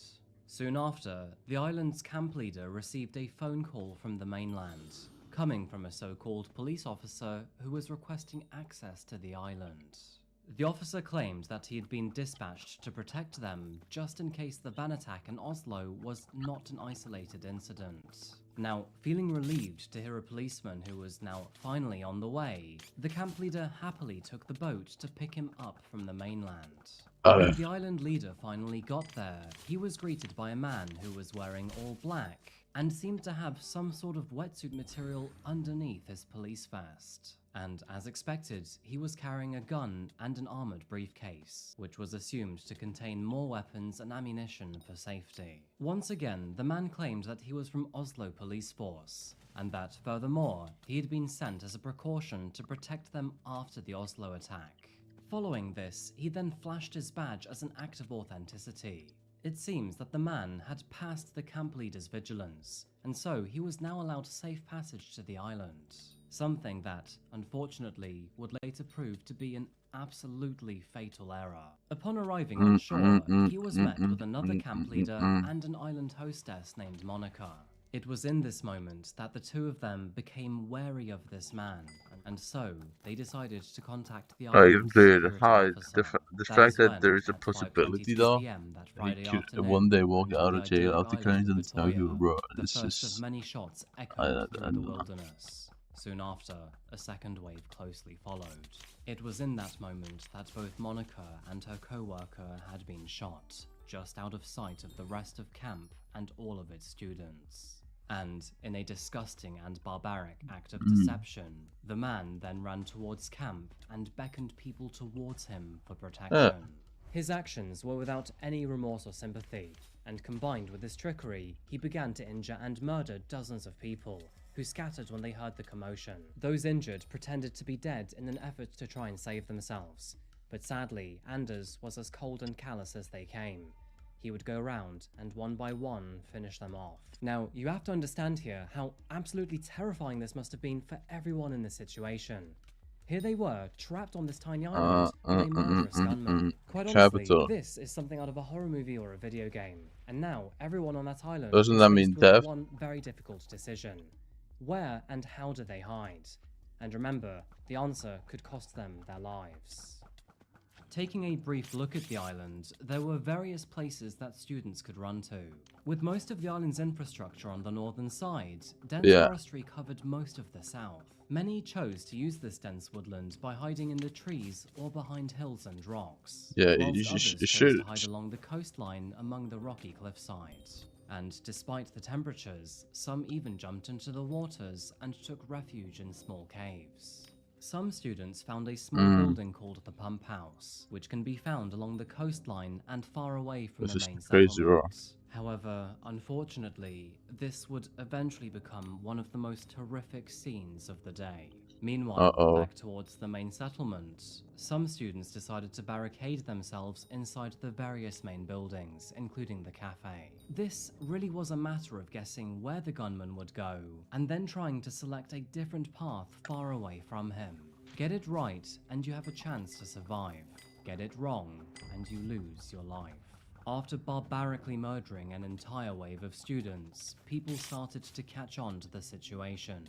Many of them ran away, while Anders travelled southwest on the island. Some of those students who were brave enough decided to jump into the waters and try to swim to the mainland. But once the gunman had lost sight of those on the island, he instead began to fire into the water, aiming for any of those desperately trying to escape. Returning to the camp house, he then shot several rounds through the main door, which by now had been locked and boarded up from the inside. Thanks to the efforts of those within, That's he was disgusting, unable bro. to Well, gain give me something better than access, that. and all of those hidden inside managed to survive. There were acts of heroism within the pack too. Some brave individuals made sure to help the younger campers hide away in caves on the edge of the island, which at the time were only accessible by water. Two of the boys, named Rusham and Mosfar, who at the time were only 16 and 17, bravely pelted the gunman with rocks to try and stop him. But after realizing that it was futile, they turned their attention to saving other people instead. In total, between the two of them, they managed to hide 23 children in a secluded cave, all of which was guarded by Mosfar, who also bravely dragged 3 more people from the water. As for Anders himself, he showed little remorse in his actions. However, despite his evil nature, there were strange exceptions. An 11-year-old boy named Trond Bernston stood up against him. After staring down the barrel of a gun, he shouted that he was too young to die, to which Anders surprisingly responded by pulling the gun away and sparing his life. He would also spare the life of a 22-year-old man who came out of hiding to beg for his life. But this kindness was not given to most of his victims, and despite these 2 acts of mercy, he continued to rampage through the island. In fact, he would track down many of his victims while listening to his music. Meanwhile, back in Oslo, those working at the police headquarters were in meltdown. They were already dealing with the bombing incident within the city, and now there were reports of an assault happening on a remote island filled with children. To make matters worse, all helicopters within the local area were already in use and getting low on fuel. This meant that several road units had to be deployed to the island, and with that being more than an hour away, it gave the gunman ample time to 100% with as what? much damage as possible. Put quite simply, there was no way that these 2 events could occur within the space of 3 hours and simply be a coincidence. And so, with that said, many automatically assumed why.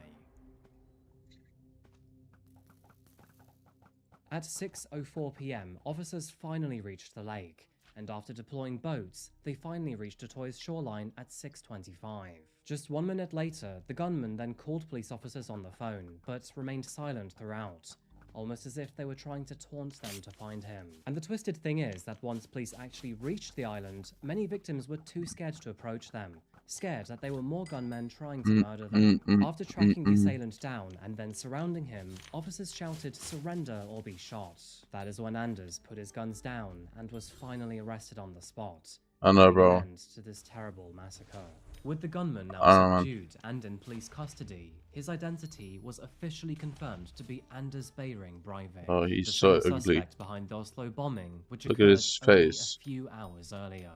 Throughout his Look at his apprehension, face. Anders was caught saying, "You will die today, Marxists, liberals, and members of the elite." The interesting thing is, with Anders now in police custody, he was surprisingly very cooperative with the authorities. Of course he was. He has wasn't ego. shy to share his methods or motives with the Yeah, authorities. ego. And seemed to be Or he's genuinely proud. proud of his actions. Yep, exactly. With him now behind bars, all efforts were underway to rescue the wounded and survivors. Locals, fishermen, and tourists alike all helped with the rescue efforts, dragging numerous teenagers from the frigid waters and out Damn, of the bro. trees. Over the coming days, the island was extensively searched for survivors, which included diving efforts to recover any victims that may have drowned from the waters. And Can in people the stop end, the hyping final spiders, number of please? deaths was confirmed to be 69, with a further 110 injured. Combining both incidents, Anders was officially responsible for the deaths of 77 people, with 320 others confirmed to be injured.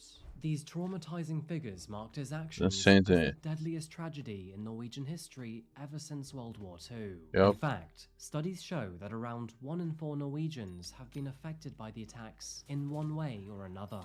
And now, with all said and done, all that was left to do was try to piece together the crime scenes and try to understand Anders' horrific actions. Bro, I don't Strangely know, enough, bro. it wouldn't take long for his motives to become clear, because this man would quite literally politics. hand his beliefs on a silver platter. On the day of the attacks, and only 90 minutes before the explosion, he would send his 1,518-page Manifesto? manifesto to over Oh, 1,000 email I hated that addresses, shit. many of which I read were that of shit. government officials. Now I that was don't think I definitely read not a some bedtime of it. story, and not for the faint-hearted either. Waffle aside, Anders' words were emotional, taunting, and extraordinarily hostile. And let's just still don't say, understand how he got described all these himself weapons. as anti-woke, for the lack of a better word. This giant manifesto talked about how Europe was being ruined by political correctness, multiculturalism, and feminism. In addition to this, he also believed that the patriarchy should be reinstated, and that all citizens should push out foreigners from their country. For the record, YouTube, no, I'm not supporting or condoning his words. Instead, I am reading them out in horror. His ideology centers around saving the Nordic race from extinction, and eradicating extremism across the continent. Which Shut is up, quite bro. ironic, What is he considering talking he about? had just carried out the deadliest attack against his own people since World War II. Exactly. In short, Anders' life centered around his far-right ideologies, and in his mind, he was willing to sacrifice dozens of lives merely to get his own views out to the world. These are the true actions of a brutal, evil, cold-hearted, remorseless psychopath. Look at that smile. Anders went on to admit that he'd carried out the attacks to publicize his manifesto, and while everyone is entitled to their own political beliefs, this did nothing but taint him as a far-right extremist and a monster. And even worse, he Sure. seemed proud of his actions. Authorities tracked down his farming business and soon found documents detailing the materials he used to create the improvised bomb. Everything he said corroborated with his story, making this case both straightforward and morbidly How did he get all of it, though? All that remained after was to take him to court for a slew of charges, Yeah. which included 8 counts of van bombing, 210 counts of attempted bombing, 32 counts of attempted murder, and 69 counts of murder. Before Holy being shit. taken to court, Anders underwent a Holy psychiatric shit. evaluation. Now, initially, the results seemed to be in his favor. He was diagnosed with paranoid schizophrenia, and furthermore, was deemed to be psychotic. Who during cares, the bro? attacks. The report noted his severe Just lack of something being empathy wrong with and your brain. normal Don't kill emotions, 77 people. Let's and be honest. documented his bizarre and delusional thoughts about his right-wing beliefs. Anders Like, it's also pretty referred obvious to that he himself wasn't as fully the mentally master of insane life and because death, and he spared Europe's a most couple of people. perfect knight since That World should be War pretty II, telling, claiming he would save Europe in my from opinion. traitors, and would even organize Norwegians for selective breeding. However, this diagnosis was eventually heavily contested. His Yup. clear and coherent motive, along with the years of meticulous planning, suggested that he knew exactly what he was doing. Yup. Doctors at Ila Detention and Security Prison, where he was held, also found no evidence supporting the initial diagnosis, Yup. and instead attributed his behavior to multiple personality disorders. Yep. And so, in January of 2012, and against the strong wishes of his defense team, another psychological evaluation was conducted. And this time, not only was Anders deemed to be sane, but it was also concluded that he was not experiencing psychosis during the attacks. He was instead Exactly. diagnosed with both antisocial and narcissistic personality disorders. And so, with all said and done, he could now finally face trial. On April Yes, sir. 16th, 2012, that trial would finally begin. During this time, Anders continued to flex his ideologies throughout the trial, even giving the Nazi salute and holding up a sign reading, "Stop your genocide against our white nations." I mean, looks like he couldn't even salute straight, and his crooked hand looked more like he was trying to pet a dog. With Anders deemed to be both sane and fit to stand trial, the prosecution had hundreds of witness testimonies and mounds of evidence to use against him, including his very own manifesto.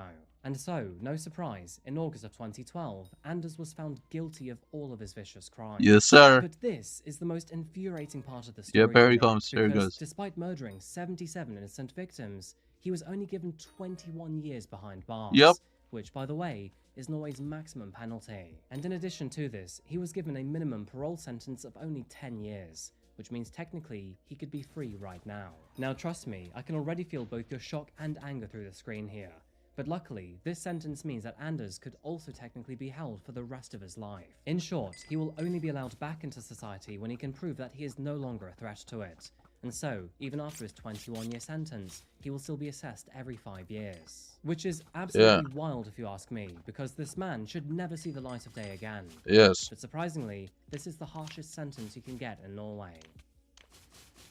And so, Anders was incarcerated at Skien prison in a maximum security detention. Is that the prison? He was kept in solitary confinement, and was only allowed minimal visits. Saying that, his mother would visit him 5 times, before she passed away from cancer only 1 year later in 2013. Why would you visit him? Solitary confinement sounds I'm sorry, like bro. on Earth. Why would Norwegian you visit prisons your son? are well known for their fair conditions. No, Throughout no, his no, years no. incarcerated, Fuck that mom. Anders had Smoking on access that to a mom pack. private bedroom filled with There's a no desk way and his own you separate visit your bathroom. son. And by the way, I know this it's your included kid, bro, access but to a they TV killed room 77 and people. even You a don't small visit them. personal gym.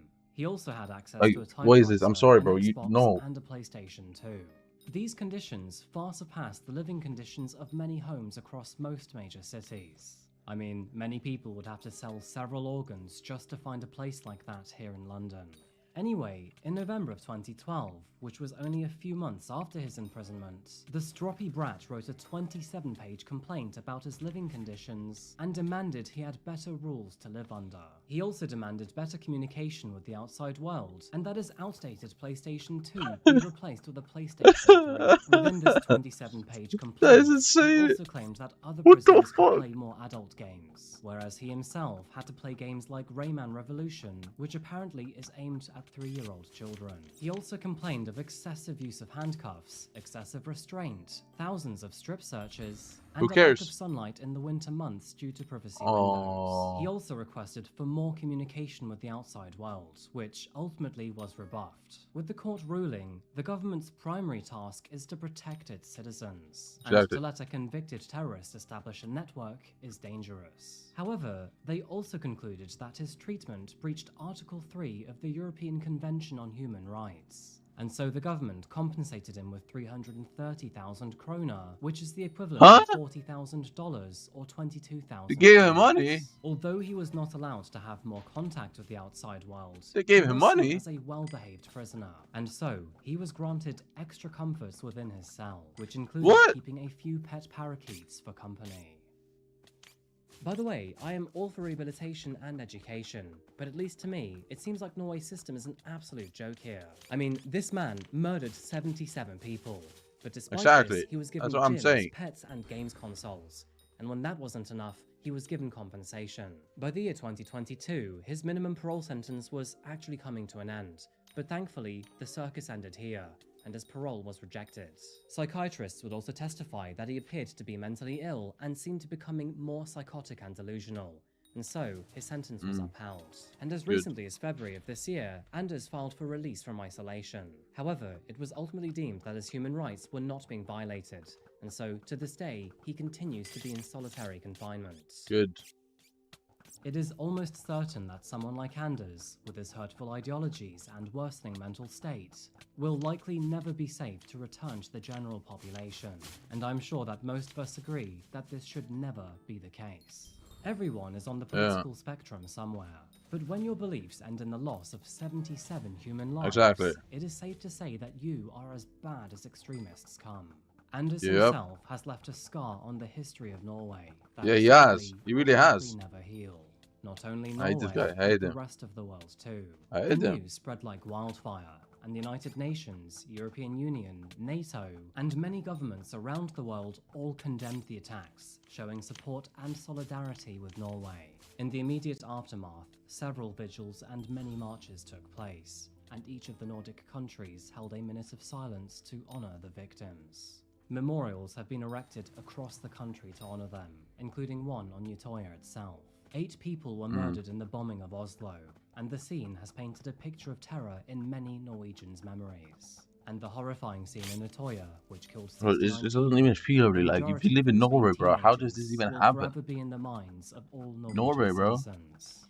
Many of the victims How does were this even simply occur, far bro? too young to leave the world behind, and were targeted simply because of one man's Look at decision all these to people. What value the his own fuck? ideologies over the lives of his fellow Norwegians. As a result, countless families have been left with empty spaces at dinner tables, future memories snatched away, and holes in their hearts. Hopefully, Anders will waste away in the prison that he hates so much. My heart goes out to all of those affected, and I am sure that this is something that Norway will never forget. It's not wrong. And on that note, I think I'm going to leave this case I'm here still today, thinking about it folks. right now. Honestly, I could have So, gone into far that's why greater I'm watching the detail, video. but I think this is a happy medium. Anyway, I hope you found this case interesting, and as always, I'll be back again very soon for another one. Thank you so much for making it this far in the video. I really But that's do also appreciate probably you what he being here. wanted. Before you go though, Leave his if mark you on would the like world. some deliciously Woohoo. dark coffee, then Loser, be sure bro. to check out my own brand, Classified, at Loser. classifiedcoffeeco.com.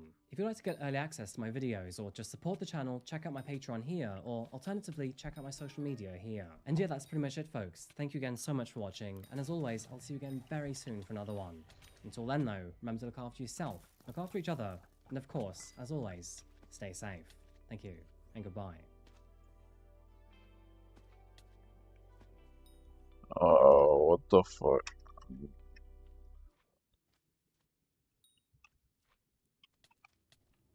The greed of humanity is nothing new, and like any of the other deadly sins, it can have devastating consequences when acted upon. In March 2008, in a small coast town in North Carolina, this sin would be acted on in a very harrowing manner, thus creating a tragedy which left an emotional scar on thousands of people. But what precisely happened to Eve Carson? How did she end up falling victim? And what evidence was left behind to catch her killers? Good morning, good afternoon, or good evening, folks, and welcome back to Coffee House Crime. My name is Adrian, and today we're looking at the heartbreaking case of Eve Carson. Now, this story really is a case of wrong place, wrong time, and with the victims of the killers accidentally left a massive hole in the community. By the way, just like a barista loves a tip, I really do appreciate people subscribing to my channel, so if you I love a little bit of a tip too. I love me some tip. Just a spoiler alert, but this man is struggling with COVID for a third time now, so Ooh. apologies for the performance today. Yep, this video is sponsored by Lemsip. Not really. Now with that said, please grab yourself a coffee, pull up a seat, and get ready for the deep dive. Sure. This is the case of Eve Carson.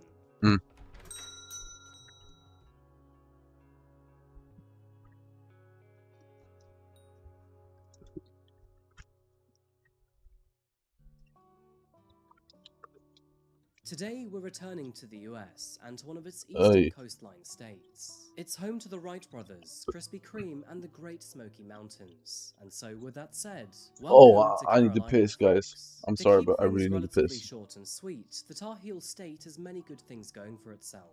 Despite it I currently really want to piss, guys. I'm so sorry, guys. I really need to piss on someone. North Carolina's booming business industry is pulling it in a more positive financial direction. Does anyone here like getting pissed on?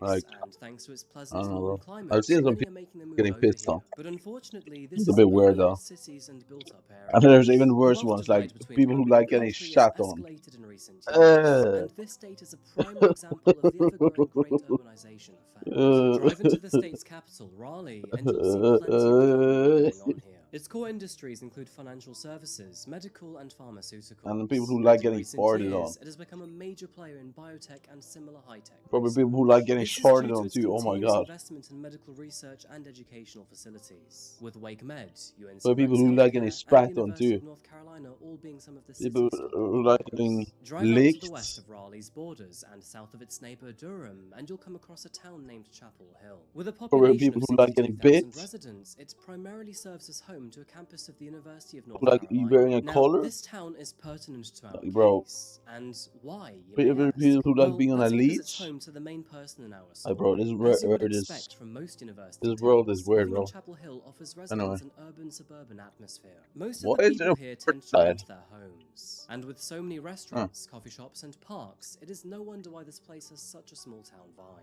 Chapel Hill has several great places to grab a coffee, or so I've been told. And with so many parks and creeks around, it offers fantastic Come walking on, trails man. in the springtime. To be honest Come on, with you, man. I can see the potential in being a student here. The rent is cheap, the schools are well known, and there's plenty of things to do here. Satisfaction rates for those who actually attend university are impressively high here too. And as with the crime rate, it's below national average. Those who aren't employed by the university are used to the students and their parties, and otherwise they enjoy a very peaceful and safe community. Which is probably why, on March the 5th, 2008, everyone was shocked to hear the news. Oh. It was around 5 AM that morning that a resident in the area of Hillcrest Circle, which is located northeast of Chapel Hill and UNC, was awoken to a terrifying situation. After hearing a single gunshot, a woman's scream rang out from beyond the tree line, and following this already chilling sound were 3 more gunshots in rapid succession. Oh, we are. We are. Who are you? Who are you? Okay. You heard 4? I think so, yeah. Okay. Did you see anyone by chance? No. I mean, I was laying awake in bed. Yes, ma'am. Okay. All right. You want to speak to an officer about this? Well, I don't know. Orange County 911. This is Are you within? Ooh. Ooh. Ooh. Okay, you said you heard gunshots? 3 gunshots. Ooh. This video. How long ago did this happen? All right. I'm back. I'm back. Did anything like this ever happen before? I've heard gunshots before. I don't think I've heard screaming. Understandably too scared to investigate, the resident dialed 911 immediately, and officers responding to the call were met with a stomach-churning Oh scene. my, I can see The body was cosmetics. found lying near the intersection of Hillcrest Road and Hillcrest Circle. The Oh, can I victim was a actually young be the woman cosmetics? likely in Wait, her I did not know that. 20s. No identifying information was I found can at the do scene, however, cosmetic meaning it was bits. possible that the Oh murder my had been god. motivated by robbery. Whoever had shot this woman clearly had no regard for human life. Oh my She'd god, been I did shot not know several that. times with a handgun. At a height of 5'5" and 138 pounds, or So I can literally 166 buy and all the dice. 62 Oh my god. kilograms. The young That woman could was save fairly me petite so in much size, time. and based on her age, God, it was that likely doesn't that she was count, a guys. student studying at the local campus. And sadly, these assumptions would turn out to be factual. Once the news broke out across Chapel Hill, word spread around the town like wildfire. And after realizing Pearlescent that their that actually housemate would hadn't count. returned home overnight, several students contacted Pearlescent that police would for count, wouldn't potential it? reassurance. Now, unfortunately, Yeah, that it would. reassurance never arrived. And after a visual examination Pearlescent of that the would body, count. I they don't were care. able to confirm that it belonged to their housemate. But is that something I want to Her buy name though? was Eve Carson.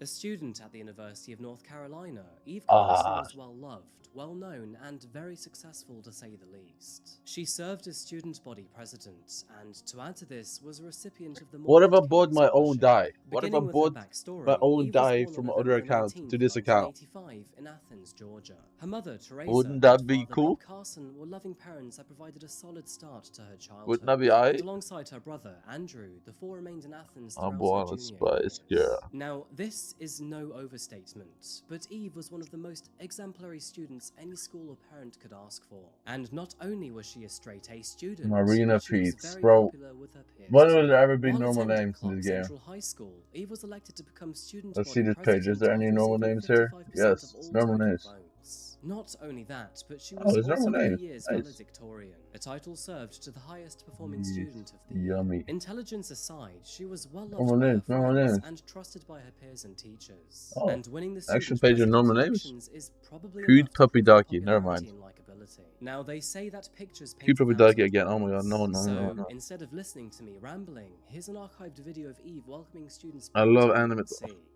Hey y'all, my name is Eve Carson and I'm your student body president. It's great to be in Chapel Hill. If you're a returning student, can't wait to see you again.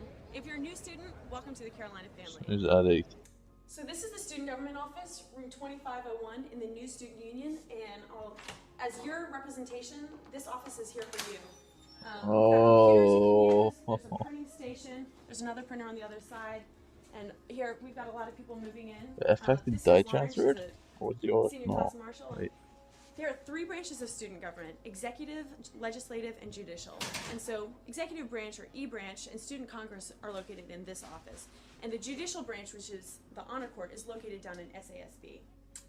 I really want to encourage all of you guys to take advantage of the incredible opportunities that our campus offers. You know, from Campus Y to Millennium Village Project to student television to the daily Look, drive bro, to student government. I can get a dung day for that cheap. And instead of spending I've really like found $800, that I can get it with this price. Oh my god. we give back to our communities and to our campus. Also, I personally invite you to come hang out with me. I spend a lot of time in this office and I love saying hi and meeting new people. So if I can help you, or if I can help you figure out how you want to get involved on campus, Sure, mommy. please come by and let's talk. Sure. Mommy. Mommy, But like Eve a Carson's melody in service my extended head. well beyond her curricular studies. As part of the Moorhead Summer Enrichment Program, Mango she volunteered die. to work during her summer holidays in Ecuador, Egypt, and Ghana. While there, she worked as a medical assistant in the countryside. Mommy, like a melody in my head.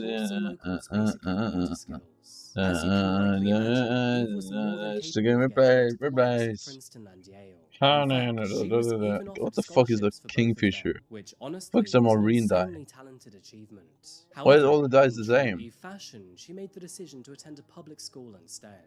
This decision led her to North Carolina in the autumn of 2004. And under the prestigious Moorhead Scholarship, she attended UNC to study pre-medicine, majoring in both political science and biology. During college, Eve led numerous organizations and service projects, Don't leading her die, to man, eventually die. being selected to be a North Carolina Fellow and take part in a 4-year leadership program. In addition to all of this, she tutored students at Frank Porter Graham Elementary School and Githens Middle School. She also worked with Girls on the Go for Run, that, is which actually is a so program cheap that too. helps Oh my build god, this is confidence also and another like empowerment in young women. 1,000 In hours. short, Eve really This is was so crazy to me. extraordinary. Like, the She was a price you can get natural this born short. leader, compassionate, and Looking so forward to how long it will enthusiastic take. and Oh my interested god. in everyone around her. And now, with her death, she left a Oh grievous my hole god. in the hearts of countless people. The community had no idea what to make of this situation, because, popularity aside, a student had suddenly died in a remote woodland just off campus. And although most murder cases tend to be a one-off scenario, the lack of evidence left no hint if this would happen again. Now, Eve's death appeared to be random. She was last seen by her housemates around 1:30 that morning, where she stayed home to study as they all went out for drinks. Nice, But there's what this happened sheep. between Oh my that time god. and Whoa. 5 AM at this stage was anyone's guess. The following Do morning, people when know after you an know anonymous how tip, long the this police takes? found her car not too far away from the crime scene. And of course, they wanted to Cyclaments take is a free look. though. That's fine. Now to Chapel Hill, where a police tip line has been ringing all day. Investigators are working every lead in the search for Eve Carson's killer.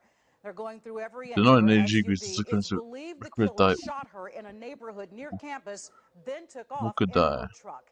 Our team coverage begins with Dan Bowen Who should die? outside police Ooh. headquarters. Dan. Pam, Chapel Hill police do not have any suspects in this case, and they are calling the murder of Eve Carson a random act of violence. They've spent much of the last 48 hours trying to obtain her phone records, her bank records, and looking through her SUV for any sign of evidence that could help them solve this case. Mukadai though. Mukadai is impossible right now though, right? Yeah, it is.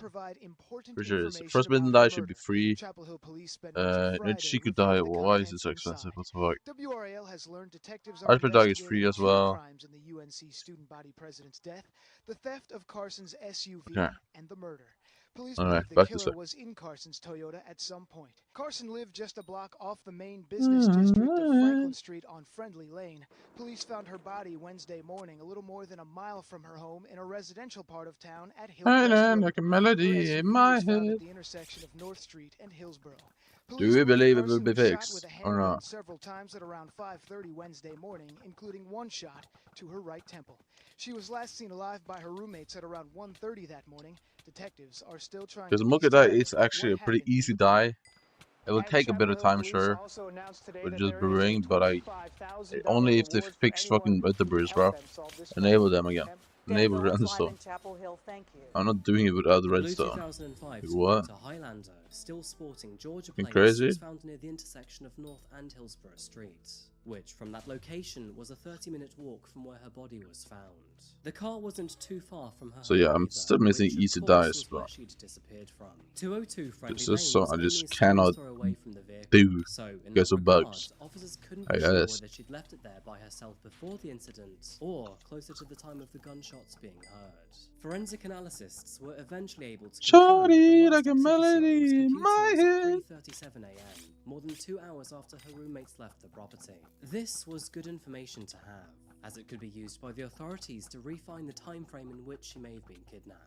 And at long last, a clue to her killer, or killers, and a potential motive finally came in. After gaining access to her financial accounts, investigators were able to deduce that at 3:55 a.m. on the night she disappeared, which was only 21 minutes since her computer's last activity, several attempts were made to withdraw cash from her bank account.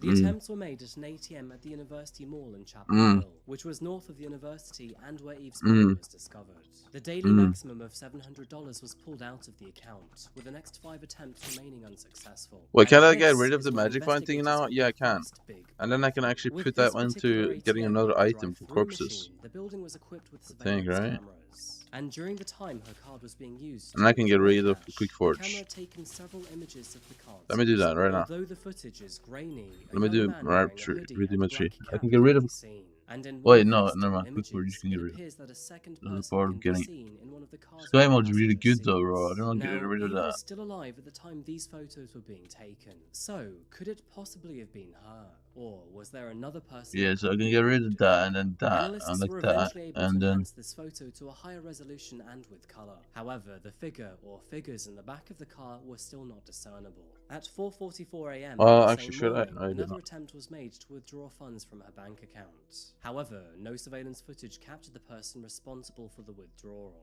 And sadly, Maybe I just shouldn't 24 actually get rid of minutes it later, because. Eve Carson was shot 5 times. I know, will I?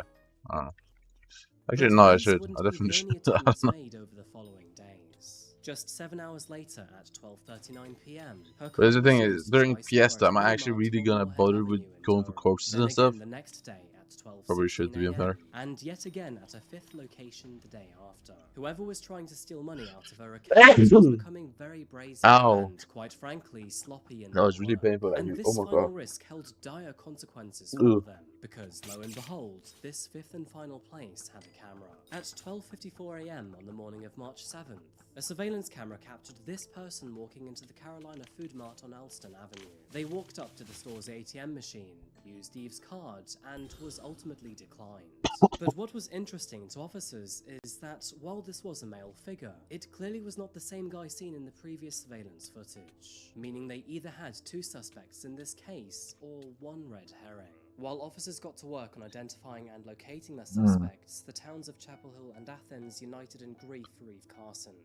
And on March 9, 2008, she was laid to rest. Hundreds attended her funeral, and back in Carolina, thousands of people gave her a minute of silence out of respect. Honestly, this young woman was loved beyond all measure. Despite Oh, several I surveillance just images messed up. Oh and my their god. best efforts, progress on this case was initially slow. However, on March the 12th, 7 days after her death, the police finally had a lead. Following an anonymous tip and an uncanny resemblance to the surveillance photo, police focused their sights on a man named Demario James Atwater. Demario was problematic to say the least. Aged 21 Ooh. at the time, he already had 2 prior felony convictions. We got one of them boys, had huh? committed several I further see. crimes while on parole, and was even set to be in court 2 days before Eve's murder.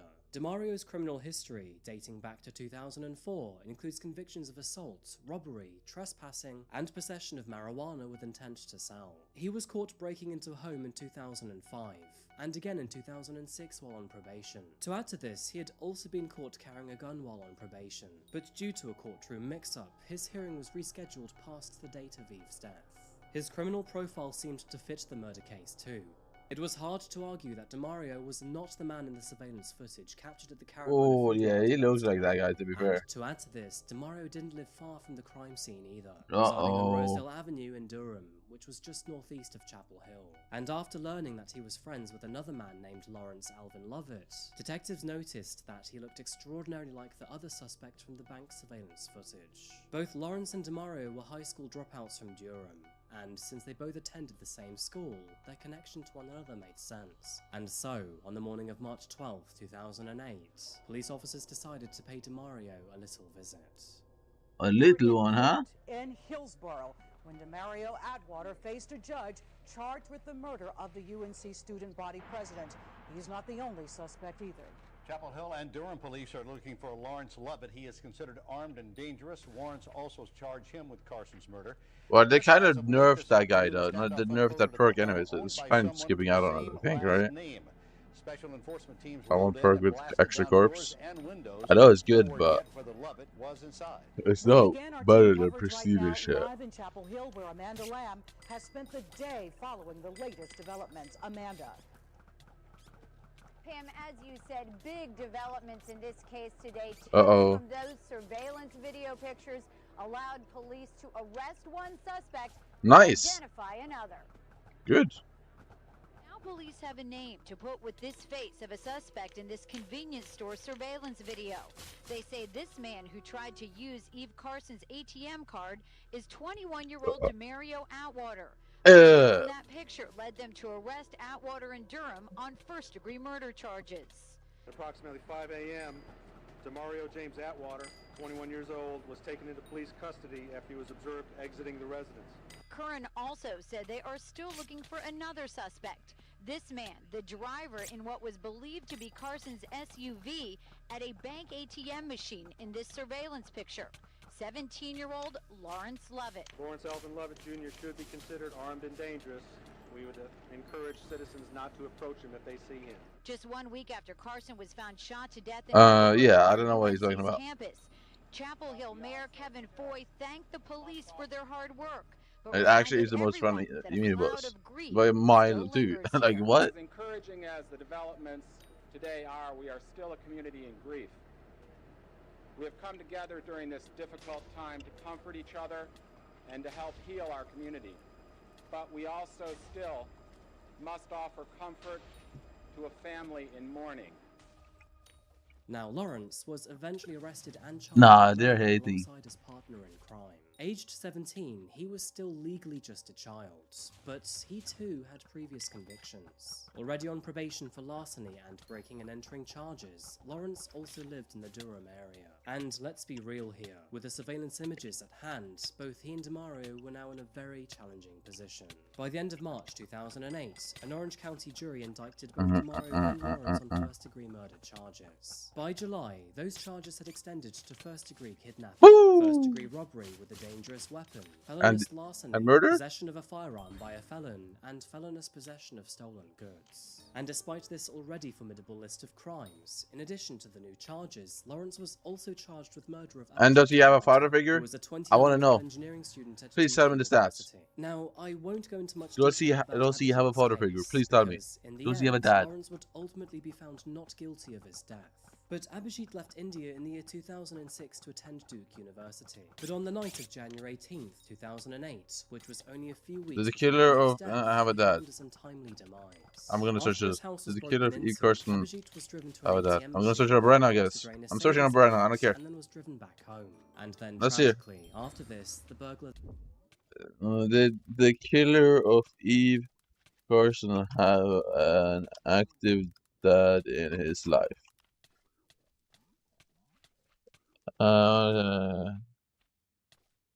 Did not have a consistently active father in his life during his formative teenage years. Well. Another one. Shot him in the face through a pillow. Considering some loose evidence and a similar modus operandi, the killer did not have a dad active in his life. Very little physical evidence. But look at that, guys. Together, and eventually he was acquitted. And to this day, Abhijit Maharaj's it's actually insane how much having a dad in your life actually changes. Moving back to Eve Carson's case, how you grow up. To try both DeMario and Lawrence for her but the worst thing you can have is a dad in your life that is also into like street stuff. office and shit like that in America, especially because there is a lot of them too, which is just terrible influence. All right, so yeah, I don't know, man. And what they would eventually unearth over the course of 2 years was a very cruel, callous, and cold story, which was built around greed and So maybe yeah, I don't know. It's just sad, bro. Like, why can't people just have good dads?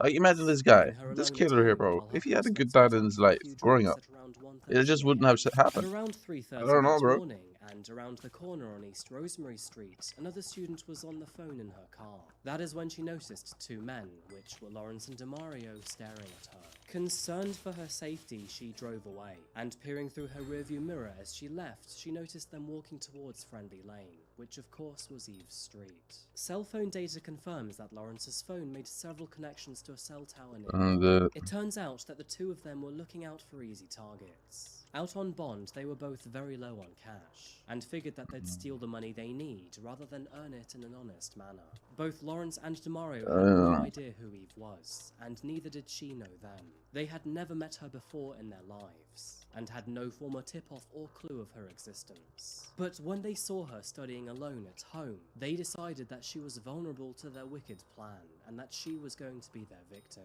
Within minutes, they had broken into her home, threatened her at gunpoint, and hauled her outside to her car. And we know from her computer's activity that this happened at around 3:37 AM. Lawrence and DeMario then kidnapped her, putting her in the backseat of her SUV as they went to withdraw money from multiple ATMs. This included the one Really is, dude. where these surveillance images were captured.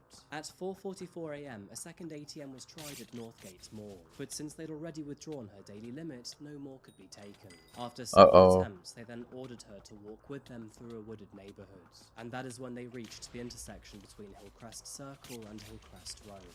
When Eve realized that they were going to kill her, she responded by asking them to pray with her, but instead, the two men opened fire. She took 4 shots from 2 handguns, before finally being shot with a sawn-off shotgun. Lawrence and DeMario I actually didn't know, but think about this before, like, kind of recently, like, because I keep seeing every person who just keeps doing crime. They always don't have a good father figure in their life, right? But I didn't even know the stats was like that insane. Like 80 to 90%. Like that's fucking insane. Once authorities captured DeMario, he did confess that he was the one like 90% of the R word officers that Lawrence was his accomplice. didn't have a father growing up. A full trial by pleading guilty to all federal charges put That's insane. Apologized to Eve's parents in court. As a It's just result, absolutely nuts. 2010, he was given a life sentence with an additional 30 years behind bars. And since he pleaded guilty himself, he would avoid the death penalty. Lawrence took And it just makes black people look so bad, bro. And it's unfortunate because we all know there's a lot of black people who's hardworking and shit, bro. Like, come on, man. But it just makes a stereotype, and it's unfortunate. But it's not really a stereotype because it's the truth, right? But after this 2-week trial, Lawrence was found guilty on all charges, and was therefore sentenced to life in prison without the possibility of parole. Good. There were complications to this case, however. On Yeah, I know, right?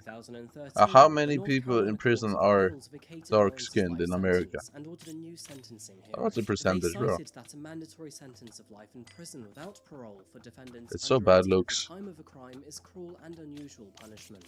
And so, on June 3rd, 2011, a second trial was I'm not at 3K bosses yet though, so I still can get it. People make mistakes. Nobody is perfect. I'm not the monster that y'all made me out to be. I know this has been a traumatic Yes, you ordeal are. for everybody involved.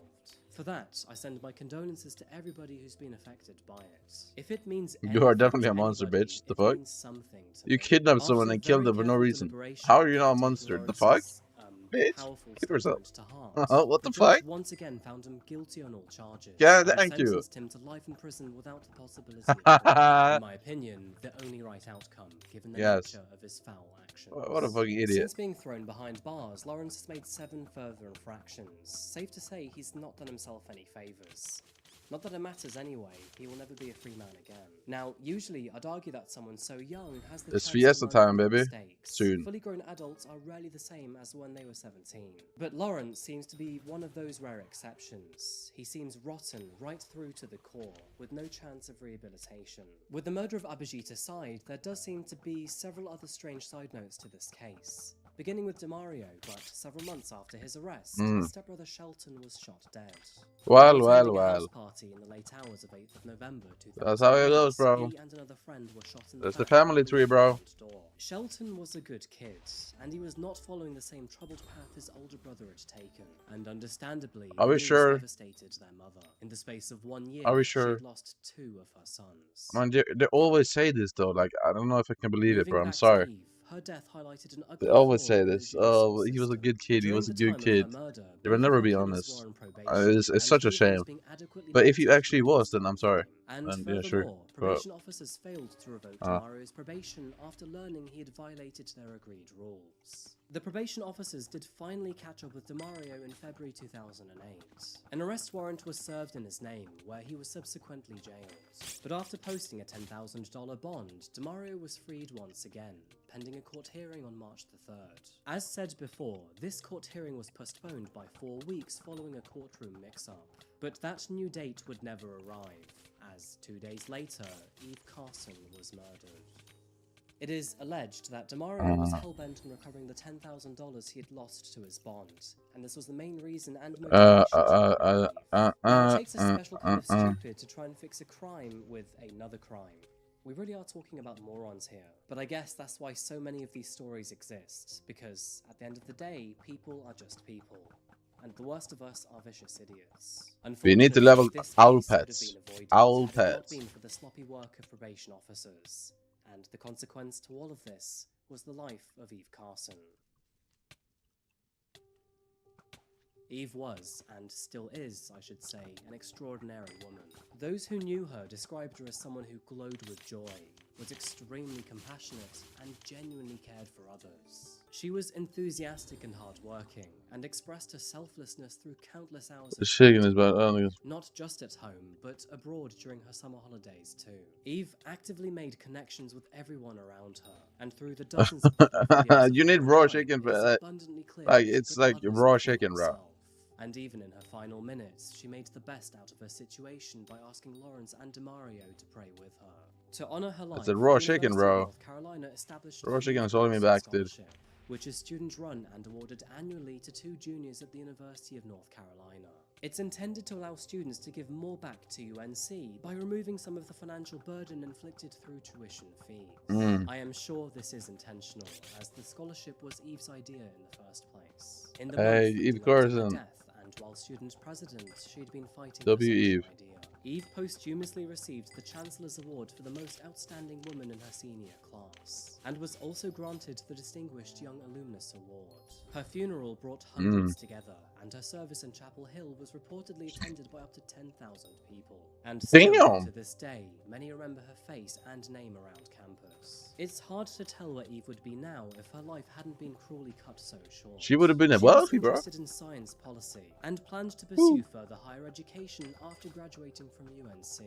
She also accepted a job at McKinsey & Company as a management consultant.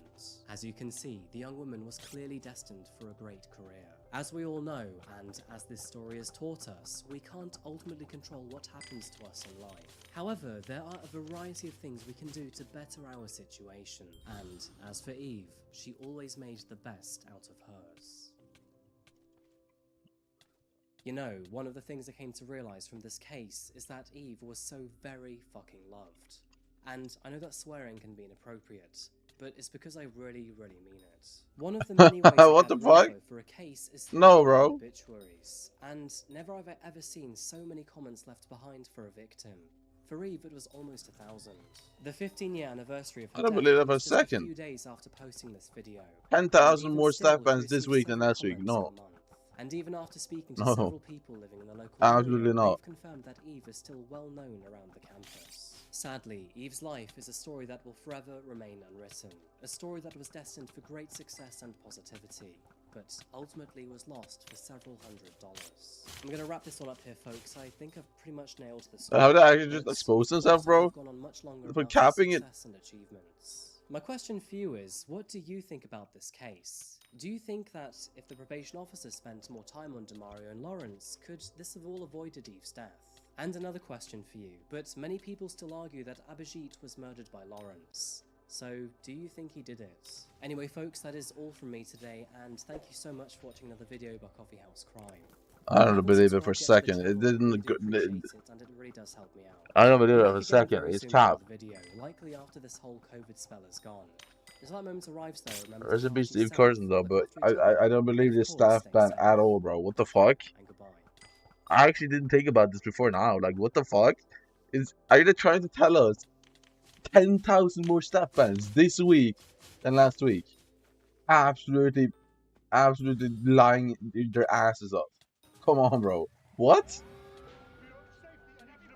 Absolutely Jealousy full and of shite. resentment can be powerful things. But Full when of shite. police surgeon and bouncer Raoul Moat learned that his I don't believe it ex-girlfriend for a was second. dating a police officer, The he average would like quite 6K literally jump off the deep end. watchdog His and staff actions in the per week. following days can only be described It as doesn't frenzy. just jump And 10K, after bro. Raoul declared This war is on the cap. police, it prompted one of the I largest can't believe it, bro. They're manhunts ever actually recorded lying in about British the history. staff And team. with a 6'3" Bans. muscular frame, some officers were literally too scared to go outside. His time at large would last for almost an entire week, leaving the British public glued to their screens, while he roamed the lands of Rothbury with a shotgun in hand. But who was Raoul Moat? What had caused him to lash out so violently? Was he really the monster that the media claimed him Yes. to be? Who were his victims, and how would this manhunt end? Of course he's a monster. What if he just kills cops? How? Of course he's a monster. What? This makes no sense. Good morning, good afternoon, or good evening, folks. My name is Adrian, and today Is we're it one of looking those at guys one of just the largest people with manhunts ever conducted in the UK. be- I remember this fanboying case this happening guy? when I was just a teenager. Raoul's face was all over the news, and you couldn't go Because anywhere he's without going hearing against the his name. guys. And despite him being hundreds of miles away from my home at the time, families in my neighborhood were too scared to let their kids outside. And there was a distinct feeling of panic in the air. By the way, and just to let you know, that I post true crime and strange cases here weekly, so if that does sound like your kind of thing, please consider subscribing to the channel, it really does help me out. And now, with that said, please grab yourself a coffee, pull up a seat, and get ready for the deep dive. This is the case of Raoul Moat.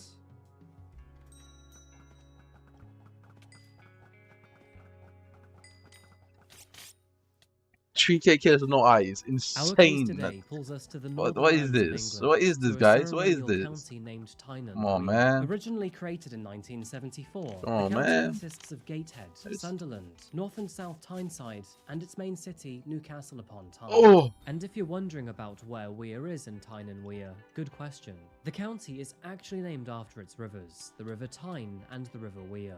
Despite living in the country, this part of England is actually so far up north that I've never had the chance to visit. But one thing that I hear time and time again is that this place is a beautiful part of the English Hold on, I heritage. just got the distant The area is mosquito, the famous for distant its mosquito, importance to the Victorian distant Industrial mosquito. Revolution. Both coal mining and shipbuilding were synonymous with the region, and although those two things aren't exactly objects of beauty themselves, Frank they did Ocean? bring in a lot of workers Really? to enjoy and experience Frank Ocean, what the you land. doing, man? As with many towns Make and some cities in music. the north, the end of the Industrial Revolution was devastating to the local economy. I'm not going to sugarcoat it. The wealth divide between northern and southern England is actually quite shocking, with the UK Office for National Statistics even reporting an 18.6-year difference in life expectancy, which to me What? is absolutely mind-blowing. Now, thankfully, there seems to be somewhat of a technology revolution happening here, with many companies like Sage and Atom Bank moving in to employ thousands. But whether the North can claim the title of Technology Hub remains to be seen, and in the meantime, that wealth divide that I was talking about is sadly worsening. You will find many things to do in Newcastle, with popular destinations such as Quayside, the Angel of the North, and Jesmond. Alright, let's see. Head south of the river Here. and you'll find the famous Bowes Railway, and head even further south and you'll find a small town named Birtley. It's here that we find a very important person to our case today, and her name is Samantha Stobbart. Samantha The year Stewart. is 2010, and 22-year-old Samantha was living in the area with her Hey, partner mommy. and She their kind of 4-year-old beautiful. daughter. At the time, Samantha was a trainee hairdresser. Still very young herself, she and Raul were set up by friends when she was just a teenager. And while he was originally kind and What just caring, happened? that would all sadly change by the time they had their child. Raul was born on June the 17th, 1973, to his mother Josephine and father Peter. Now, unfortunately, his hardship in life began before he even physically entered the world. He never knew his father, who left the family before he was born. His mother reportedly happened? struggled with severe bipolar disorder, which unfortunately was disruptive enough to separate her from her 2 sons, Raul and Angus. And the 2 brothers would spend most of their childhood growing up with their grandmother, while Josephine was in and out of hospital. Growing up together in Newcastle's West End, Angus and his brother were almost inseparable. And despite their dysfunctional family setup, Raul was described as an outgoing, fun-loving kid with many friends. However, as the brothers reached their early 20s, they began to grow apart. Raul became obsessed with weight training and started spending most of his time with other bodybuilders. This was in stark contrast to Angus, who was more on the academically gifted side of life. Angus? Eventually go to That's the craziest name ever, bro. now, Angus? Raul Moat's mother did not like the change she What? saw in Raul.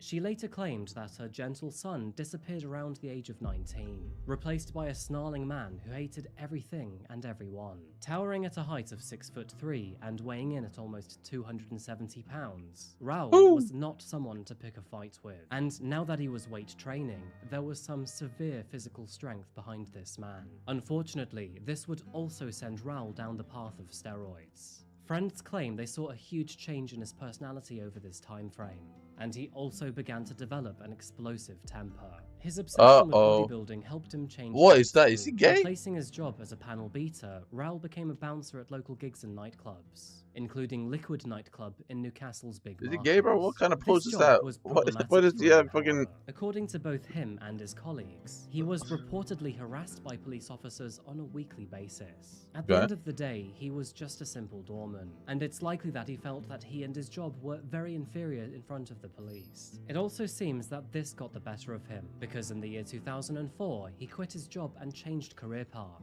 beginning his own business as a tree surgeon, cutely named Mr. Trimmett. However, despite this change in scenery, he would still regularly have run-ins with the police. By the time he was 36, Raul was arrested 12 times on 7 separate charges. However, despite this alarming number, he was only convicted once. He was also charged in the year 2005 when officers found a knuckle duster and a samurai sword in his car.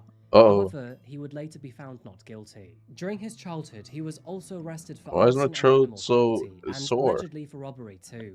However, we don't know what the other arrests were made for. Now, this is a very important part to the story, but Raul grew a very deep-seated hatred for the police. Well, He yeah, felt that like makes they sense. targeted him for no reason at all, and eventually he would grow paranoid about this. Anyway, to put it short, by the year 2010, Raul was a jacked-up tree surgeon who had 3 kids, enjoyed motorbikes, loved to catch frogs, and loved himself. Between the years 2001 and 2010, Raul found himself in several relationships, with most of Snakes? them ending in dysfunctional violence. And after Oh, developing I an hate this. embarrassingly cocky ego, most women couldn't stand being around him. However, this wouldn't stop Raul from becoming a father to 3 separate children, including one of them with Samantha Stobbart. Throughout his relationship with Samantha, Okay. Raul's ugly side became increasingly obvious to her, her friends, Sure. and even their daughter as time went on. The man was The daughter possessive, too? Really? unkind, outright nasty, and at times even violent. Partially due to the steroids he was taking, Raul's outbursts would see him becoming enraged over the most trivial of things. And only after their house and all feeling of safety and comfort were left in tatters, would he eventually apologize to his distressed girlfriend. Raul became a narcissistic bully to Samantha. She was too scared to leave him, as he would often threaten her. The man was almost double her weight. And let's not forget that he was almost twice her age too. Now, we've already established that Raul was not a kind person. But that doesn't mean that from time to time he did actually try to correct himself. He often talked about wanting a professional psychologist to help him with his issues and to bring the family back together. In addition to this, he also installed several surveillance cameras in his property to help defend him against the police. I would like to have a psychologist have a word with me regularly on a regular basis to see if there's somewhere underlying, like where a problem that I haven't seen. You know, it's easy for me to say I don't do anything wrong, but I would like a professional, you know, not a DIY thing, you know, a professional thing for someone to come along and say, look, there's area for improvement here, this is a problem. Why don't we just have this kind of sit me down and say, right, okay, I want to see you regularly, then we can move towards where your areas of fault are, we can enhance on these areas, you know, and work with us. This is one of the things I'm suggesting, you know, and to me that would be the most, you know, spend some money in trying to get this family back together instead of splitting it up, you know. If I'm fault myself in any way, I'm open to all kinds of suggestions, but I refuse to spend the rest of my time fighting with social services. There's cameras everywhere. To be honest with you, it was to do with use. I was getting accused of a lot of things, and I ended up with about 8 cameras on the property hidden in hedges. Is he English or what? What is he saying? How are you about I wasn't there for any other reason other than that.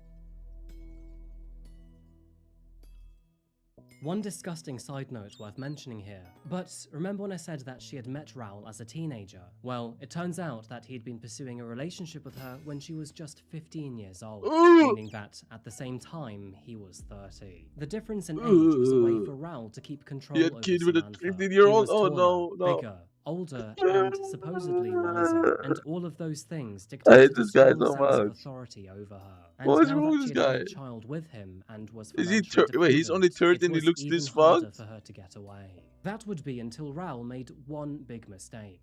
In the early months of 2010, his terrible and violent behavior got the better of him when he struck one of his older kids in the face. The man was arrested and charged with assaulting a child, an action that would end in him losing everything.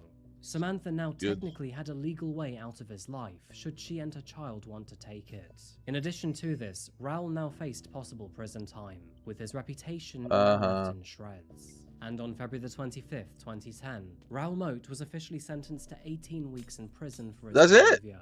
You hit your kid and you get 18 weeks? While behind bars, and stripped of the ability to control everything in his life, Raul's desperation and anger grew to newfound heights. Boredom, isolation, and a bruised ego created open space for nefarious rumination, and Samantha was heavily on his mind.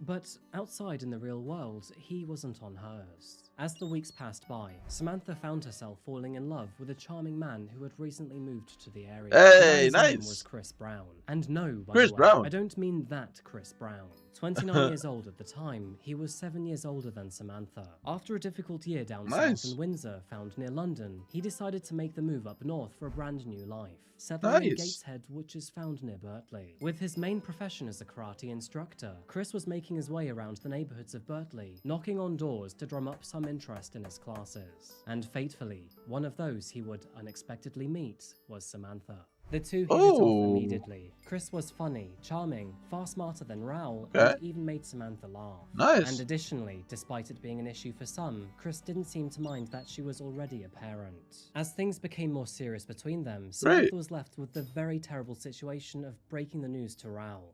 Because although she'd moved on months before, he still desperately wanted to control her. While still behind bars, Raul became aware of Samantha's new relationship. And as you can likely guess, this didn't sit well with him. Promising that he would find revenge, Samantha tried to intimidate Raul by telling him that Chris was a karate instructor and a police officer. And that last part was a lie. I mean, she probably should have known better, because due to his negative obsession with the police, this would only push Raul even harder. The news devastated Raul. Instead of reflecting on his losses and realizing that they were the consequences of his own actions, he doubled down on his hatred. And being unable to feel compassion What a loser. for the feelings of What a others, fucking loser. he Look at this guy. continued to focus on his own entirely. 30 It was years old, at by the this way, and he moment looks like that this. worrying clues began to appear. Prison guards were warned by rumors that were circulating around the prison. Apparently, Raul had told his cellmate that he was planning on seriously injuring Samantha and her new partner. And these allegations were further backed up by one of the prison cleaners. But despite the obvious warning signs, his case was never properly addressed by prison staff or the Force Intelligence Bureau. And on July the 1st, 2010, after completing his 18-week sentence, Raul Moat was finally released from prison. Back in the real world and finally re-equipped with his mobile phone, Raul immediately began to terrorize Samantha. Dozens of calls were made to her phone. Too scared to answer, they all went through to voicemail. With no luck on the phone, Raul took to his own Facebook page to post the following. Just got out of jail. I've lost everything. My business, my property, and to top it all off, my lass of 6 years has gone off with the copper that sent me down. I'm not 21 and I can't rebuild my life. Watch and see what happens. And just 2 days later, the current chain of events that unfolded would sink to a whole new level. Loser! Loser! Loser! July the 3rd, 2010. The time was 2:30 in the morning, and Chris and Samantha had spent the last couple of hours talking and having drinks with her mother and one of their friends. With summer keeping the night warm, the group had left the living room window open to keep themselves cool. However, the four of them were not alone. Unbeknownst to any of them at the time, but Raul had tracked Samantha and Chris down. Finding a space underneath the window, he sat down in the garden, and with the window wide open, he listened in on their conversation. Those inside openly talked about Raul, completely unaware that he was outside listening in. What the At fuck 2:40 a.m., is wrong with this guy? With her mother at home What and her the daughter fuck upstairs, is this guy Samantha sick? decided to join Chris at his place. However, as soon as they opened the front door, the pair were met with a frighteningly confrontational scene. In front of them was Raul, and in his hand was a sawn-off shotgun. Raul shot Chris twice from point-blank range, both of these shots injuring him and then knocking him to the ground. After reloading, he then took a third shot, sadly killing him instantly. Samantha ran inside for cover, but after looking out the front window, she too was shot in the chest. And with Sam then hitting the ground, Raul calmly walked away. The county of Tyne and Weir became dangerous in an instant, with Raul disappearing into the night.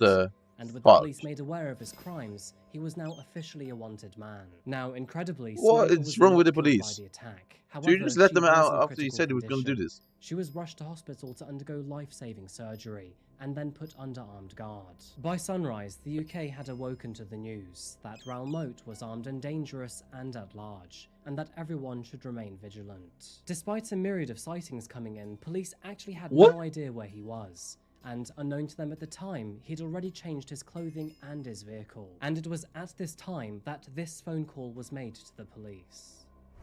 Hello there, this is the gunman from Berkeley last night. My name is Raul Moat. What I'm phoning about is to tell you exactly why I've done what I've done, right?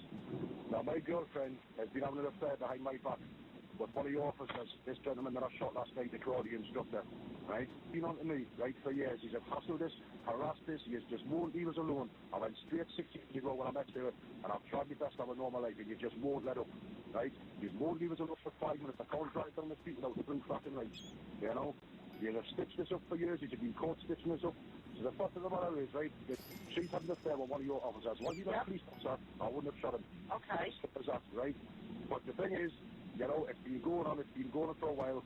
I went to jail, right? Okay. I was stitched up by you for hitting the kids, which I didn't do. Wait, so if it wasn't a police officer, you wouldn't have shot? Oh my god. I went to jail for something I didn't do. Now, I could have took a community order, right? Yeah, yeah. But what happened is me and Sam had a discussion with the barrister. I went to jail. Within 3 to 4 weeks, the barrister promised us and let us down. She said she would have us on a retrial, get the not guilty, so me and my son would live together. I went to jail, right? Hold on a minute, because you're losing me there, yeah. Right? Well, I went to jail longer than I should have done for something I didn't do, right? Which justify that in your own head, right? And meanwhile, while I'm doing that for my missus, she's having an affair with one of your officers, right? And then when I come out, right, she's winding us up, saying that he's going to stitch us up using him, right? And, you know, that he's this, he's that, he's going to, because he's a multiple backbend, he's going to kick the ass all over the place. Okay, you know okay. Right? And I've had nothing but grief from her. I've had a good relationship with her for 6 years, which is why we've stayed together. I've gone straight, I've got a total legitimate... You haven't. I've opened a business, and I've had the shafted. And you police have took too much off me over the years. You won't leave alone. Now you think you can take your missus. Now, I didn't mean to shoot her like that, right? That was okay. Right? They deserved it, right? But she, right, you can see from the ballistics I've been altering those cartridges, right? That one was only half the powder. It was only meant to get a compensation, because obviously I'm not going to be around in a few days, right? It was meant to just give her a little injury so she could get loads of compensation. Okay. And set to bed. Now that I found out she's critical, I'm not happy about it. I didn't mean that. You know what I mean? To be honest, I'm quite surprised she is critical. You know? I didn't mean that, but the fact of the matter is, I'm not coming in a lie. You have hassled me for so many years. If you come anywhere near me and I'll kill you. I've got 2 hostages at the minute, right? Come anywhere near me and I'll kill them as well. I'm coming to get you. I'm not on the run. I am coming to get you. You have made me unwell. You have made me do this because you just won't leave me out of, you know, you just won't leave us alone. Can you confirm you've got 2 hostages? I'll confirm I've got 2 hostages, yes. Right. And where are you? I'm not going to tell you where I am. Okay, fair enough, yeah. Don't worry, right? Yeah.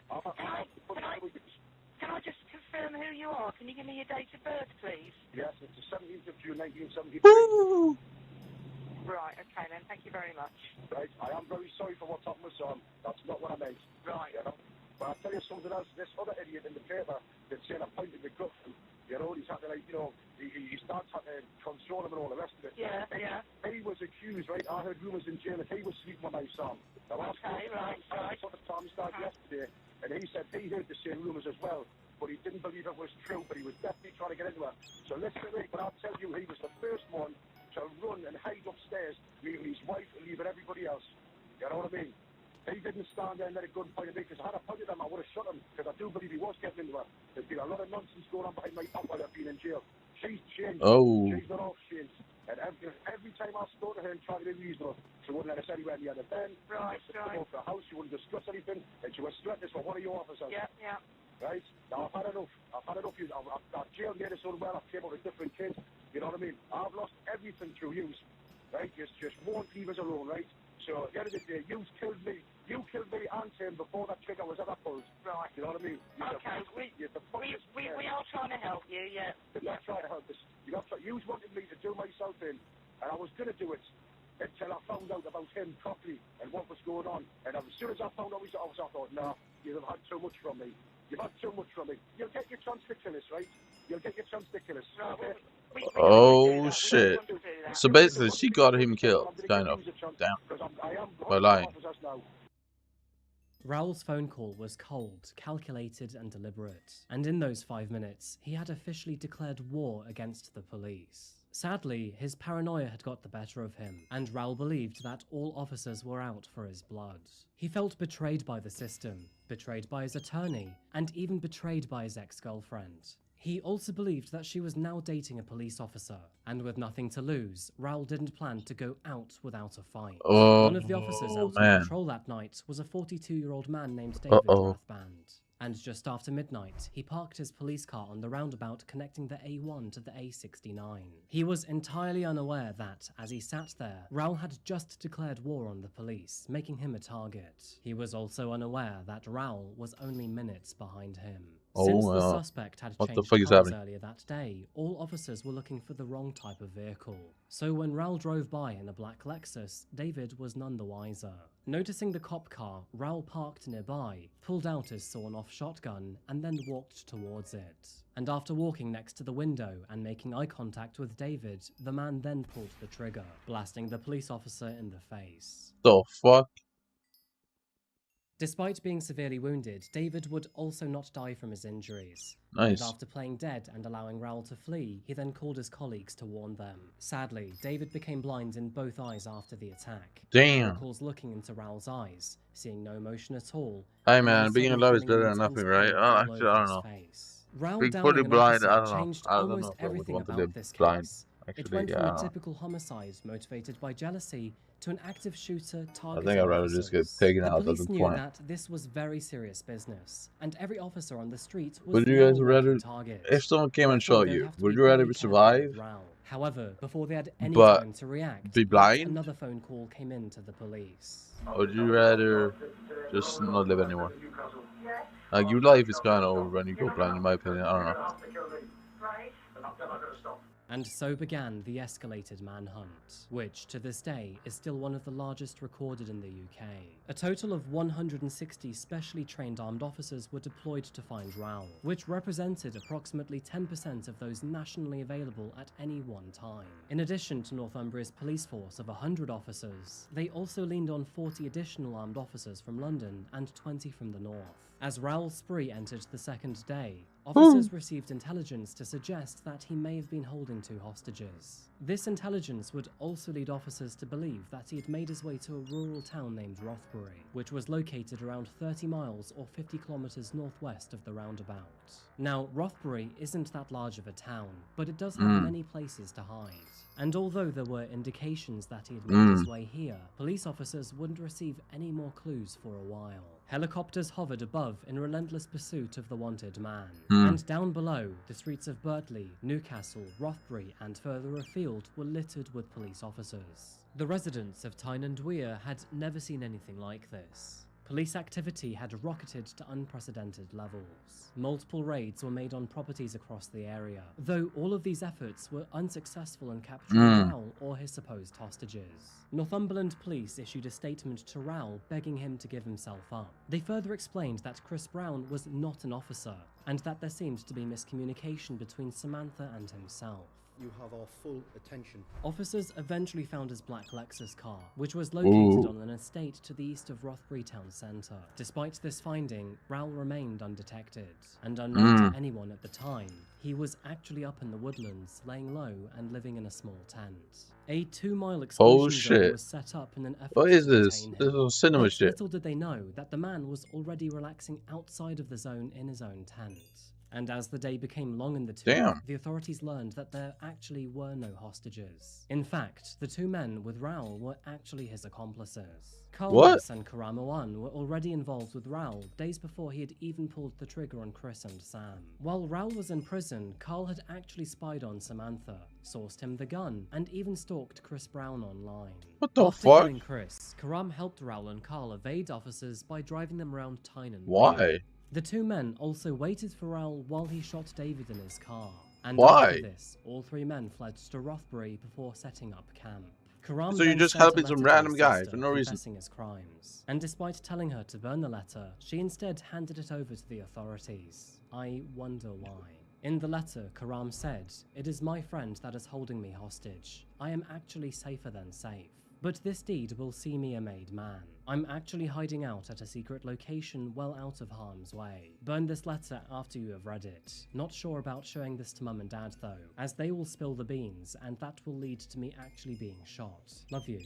With Carl and Karam now considered accomplices instead of hostages, officers could now be less tentative with Rowell's capture. And on July the 7th, his 2 henchmen were found along one of Rothbury's rural roads. A helicopter actually captured the entire thing on video. What? Undercover officers approached the men in unmarked vehicles, and within 5 seconds, they had stunned, immobilized, and successfully captured both men.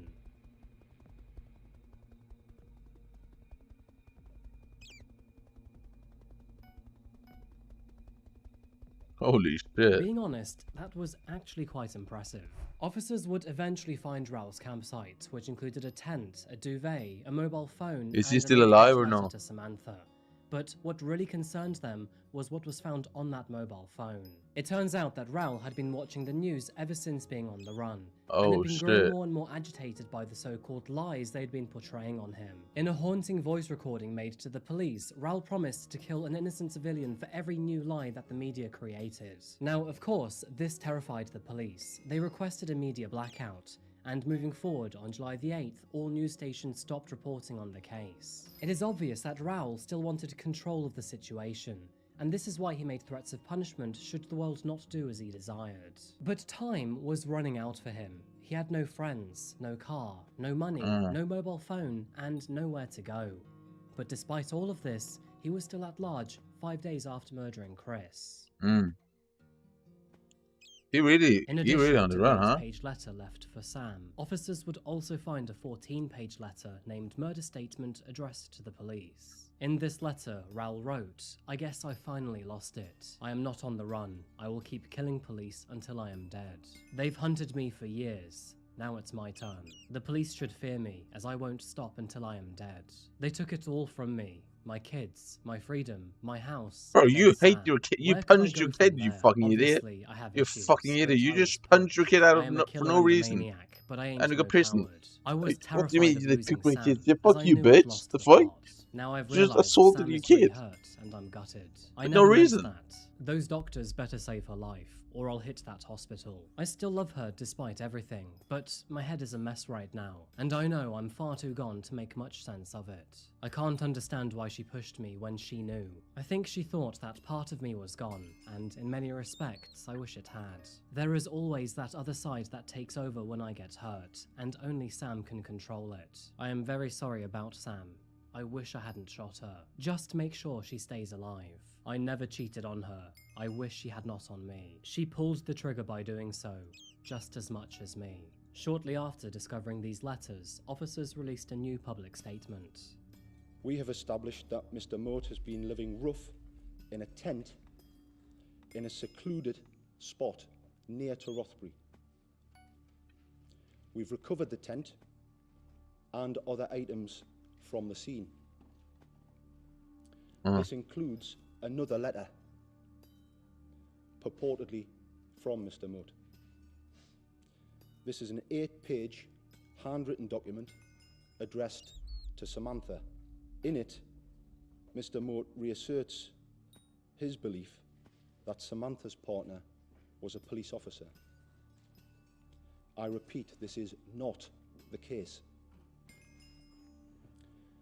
Mr. Moat, I've said it before and I will say it again.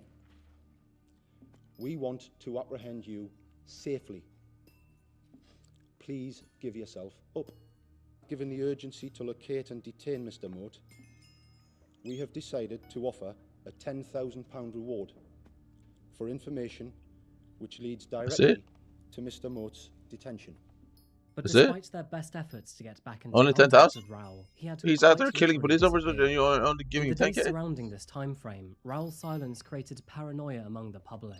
People were Maybe he aware just that he was committed? armed, explosively emotional, and dangerous. And with no confirmed sighting in recent days, he could theoretically be anywhere. Theories and rumours began to spread like wildfire. A topography map of the area shows that Rothbury is situated between two hills, leaving it rather prone to flooding. Now, the council mitigated that scenario by introducing a network of storm drains. However, what they didn't account for was an armed and dangerous gunman who could use the drain network to get around easily and undetected. The townspeople began to speculate that Raoul may be living amongst them. Crops allegedly disappeared from gardens, bins appeared to be rummaged through, and one resident even claimed that their bed had apparently been slept in. Windows and doors were locked, children were pulled out of school to remain at home, and many residents stayed away from their windows. But on the evening of July the 9th, 2010, the manhunt would reach its final chapter.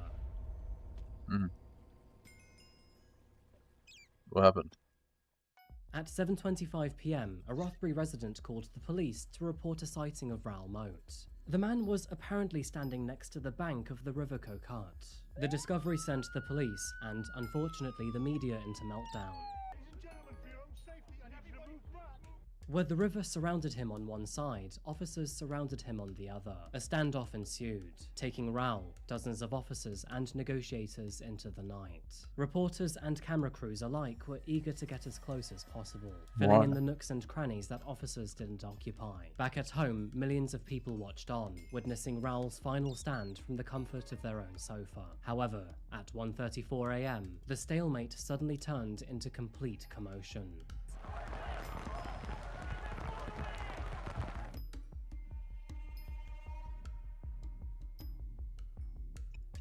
What's happening?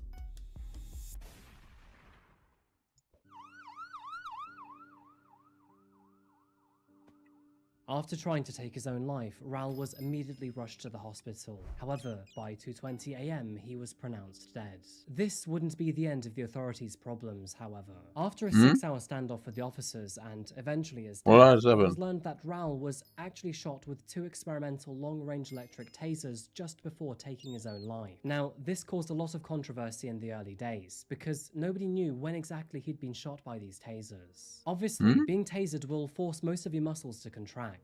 And if Raoul had his finger on the trigger, well, it doesn't take a trained physician to know what would happen next. A senior IPCC investigator told the inquest that during the final confrontation, Raoul had in fact been shot by 2 officers from West Yorkshire Police with taser guns in an apparent attempt to prevent Raoul from killing himself.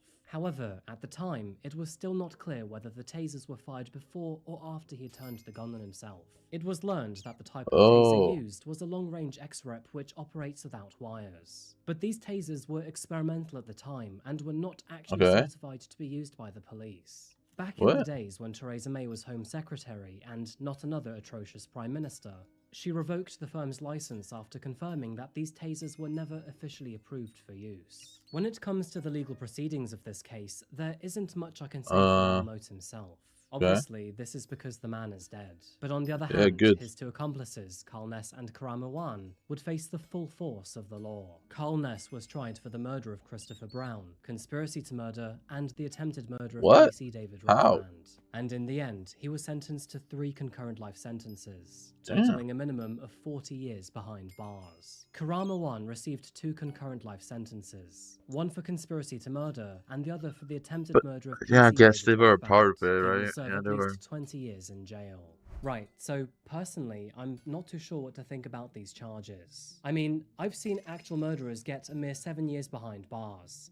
And so to see these 2 people who never actually pulled the trigger to get multiple life sentences, it does seem quite steep. But then again, I'm just a barista, so what do I know, right? Both men were also sentenced to 7 years for robbery, with Carl given an additional 5 years for possession of a firearm. In the What's in media's this lobby? aftermath What's of up? Raoul's Little death, Boots Dan. discussion erupted Hey. amongst the public. Hey, Raoul Little Moat Foot was Dan. the #1 trending topic on Twitter for multiple days, and dozens of Facebook groups were created. Hey, This welcome, even Unc. resulted in a Raoul Moat memorial page on Facebook, dedicated to remembering and sympathizing with the man.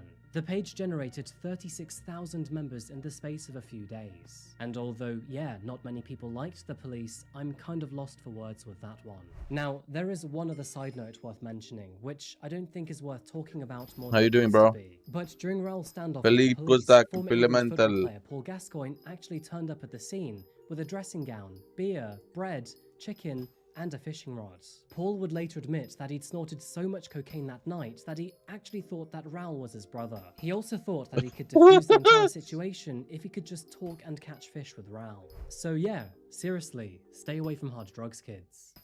Before Wait, we dive what? into Raoul's psychology, it is also worth mentioning that this was a small turning point for live coverage in the UK. The media were accused of glamorizing Raoul by often using descriptions such as having a hulking physique and being a notorious hard man. Simultaneously, they also provided barely any coverage about his victims, which seemed to piss a lot What of makes people you think I have off. It was 27 also billion learned stacks? that during their live coverage, Why do Sky you think News had that? even used police-issued body armor and semi-automatic rifles as studio props. AOL had even incorrectly published a satirical article, which joked that schools across Britain were being closed so the entire family could watch the grisly finale. Aren't you live on rich, TV. though? Now, 3 billion is there's not a lot bad. to be said about Raoul and his state of mind, both before and during his Yeah, but what if my actions. mod From is the early lying? days and still to this Like, very day, there's no way friends anybody and has family of 27 Raoul billion claim stacks. that his That's desperation impossible, to bro, create right? the perfect family life that he never had could be what led him to his violent rampage. They also claim that he came from a dysfunctional background with very little maternal affection. And okay, true, this could partially explain That's some of his impossible. behaviour, but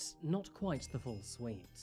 One of the UK's most popular channels, ITV, has recently created a 3-episode drama series based around Raoul Moat.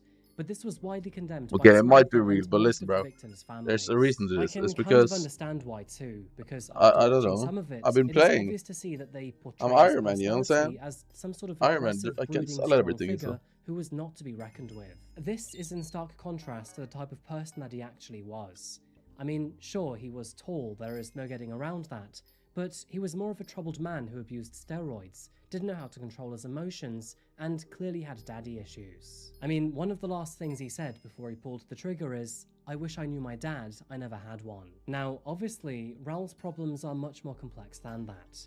But like most Yeah, of the bro. people that are covering this Yeah, channel, because when and you I get say on Iron most, Man, getting those 27 bit terrifying stack is super characters easy are because actually just on vulnerable Iron Man, and very Iron Man's dysfunctional easier than normal people. profile. It's hard to give a synopsis on Raoul's mental health, especially when there doesn't seem to be much of a professional opinion online. Tabloids all seem to say the same thing. He was paranoid, suspicious, mistrustful of authority figures, victimized himself, and blamed others for his misfortune. But without any real psychological evaluation, which can't exactly Iron help is a lot easier than a normal there isn't profile. much else that can be I concluded. think. Steroids were likely partially to blame for his extreme mood swings, though they Well, don't I don't know justify why I'm or tired. I explain literally his slept like actions. 12 Raoul hours. was incredibly I nasty, slept so controlling and much. Why violent am I to those tired? around him, What is wrong and with had me? even been sent to prison for assaulting his own I child. slept so much. There I'm was not even one kidding, small bro. glimmer I of have slept potential way too redemption much. at one point, however, when he It was expressed so his laggy. desire I for just went to therapy bed months before like the yesterday. attack, indicating that I he didn't even likely want to felt bother some playing level it. of guilt and When regret it's so for his laggy, you long-term behavior. just don't want to play. One could argue that if he But it's not received me. professional help, then maybe the course of his actions may have ended up being different. Raoul felt deliberately targeted by the police. He had even installed surveillance cameras around his property because he felt he needed an alibi at all times. But this was a mere opinion without any proof or evidence. And if anything, the police hadn't failed Raoul, they had failed his victims. Raoul had talked about injuring or even killing Samantha and Chris weeks before he was released from prison. And those he had confided in had even grasped him to the prison staff. Communication between Her Majesty's Prison Durham and the police were entirely inadequate. And neither Chris nor Sam were aware of their impending doom. Now, unfortunately, despite me searching for longer than usual, not a great deal is known about Chris Brown. He had escaped his life back in Windsor to find a new lease of life up Rose north. Drag level Working 160. hard and earnestly, Wait, he no, delivered that's not that leaflets big. for Never business mind. from door to door, That's only not to enough. fall in love with a woman who so desperately wanted to feel loved. Chris gave Samantha all that he had, and for the short time that they were together, she remembered what happiness felt like. It is a tragedy that he lost his life simply for being a better man than Raoul. Chris had no chance to fight back. Neither did Samantha. Despite being permanently blinded, David Rathband survived his injuries. And even after 17 days in hospital, more than 200 bullets remain lodged in his skull. He won national praise for coping with his new disability by setting up 200 the Blue Light bullets? Foundation to help emergency workers injured at work. But sadly, his story is filled with more tragedy, with some of that his own wrongdoing as well. David waited for more than 12 months before receiving any sort of counselling, which surely would have had a massive impact on his mental health. His marriage with his wife unfortunately crumbled after she learned that he had yet another affair. And after already enduring a few of those, she filed for divorce. The divorce left David feeling both hopeless and helpless. His ex-wife also claims that she then had to seek help when he became verbally abusive, and sadly, he would take his own life the very next day. Samantha has tried to keep out of the spotlight since her last interview, which was dated in 2012. She has covered her scars from the event with tattoos, including a cross dedicated to Chris Brown. It is not known what she is doing nowadays, but she is now in her 30s, and personally, I sincerely hope that she is doing well. I think I'm gonna wrap this one up here today, folks. I don't actually think I've made a video this long before, but I really do hope that you enjoyed the special. Before you go though, I would love to hear what you think about this case, and what is also this? what you This think case about is the insane, longer bro. updates. As always, if you'd like to So follow much me on shit my happened. adventures What or the learn fuck? about more true crime, then please follow me on Instagram and Twitter. And of course, if you'd like to support me directly, then please check out my Patreon. I've never heard of I it greatly either. appreciate the support. With this video being so long, I am going to hazard a guess What? and think this Show is the off, only one I released this week. Show off, I But literally I'll be got back again next week for a the whole boyfriend new video or killed. two. However, in the It's a bit meantime, weird. and as always, please remember I to look guess, after but- yourself, look after each other, and of course, stay safe. Thank you, and goodbye.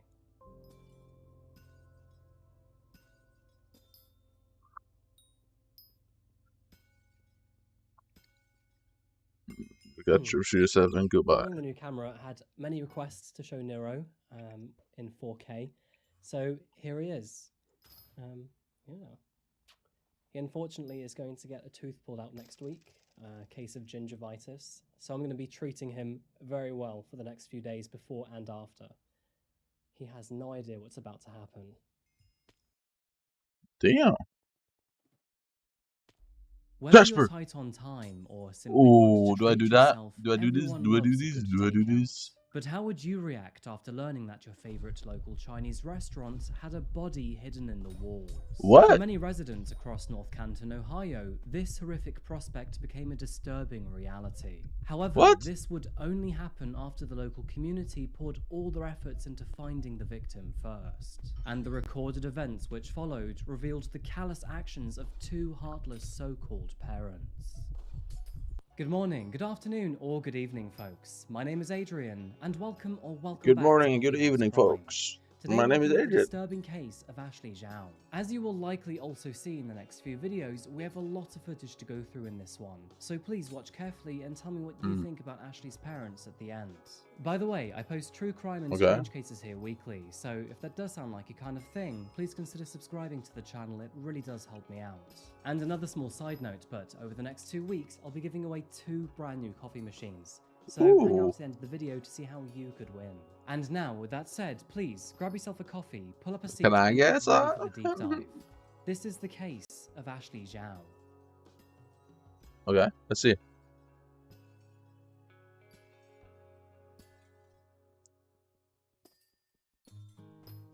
Welcome back to the Buckeye State, folks. And let me tell you, history runs deep within these borders. Originally inhabited by nomadic people as early as 13,000 BC, the land was also home BC? to the Iroquoian, Algonquin, What the fuck is and Siouan BC? peoples.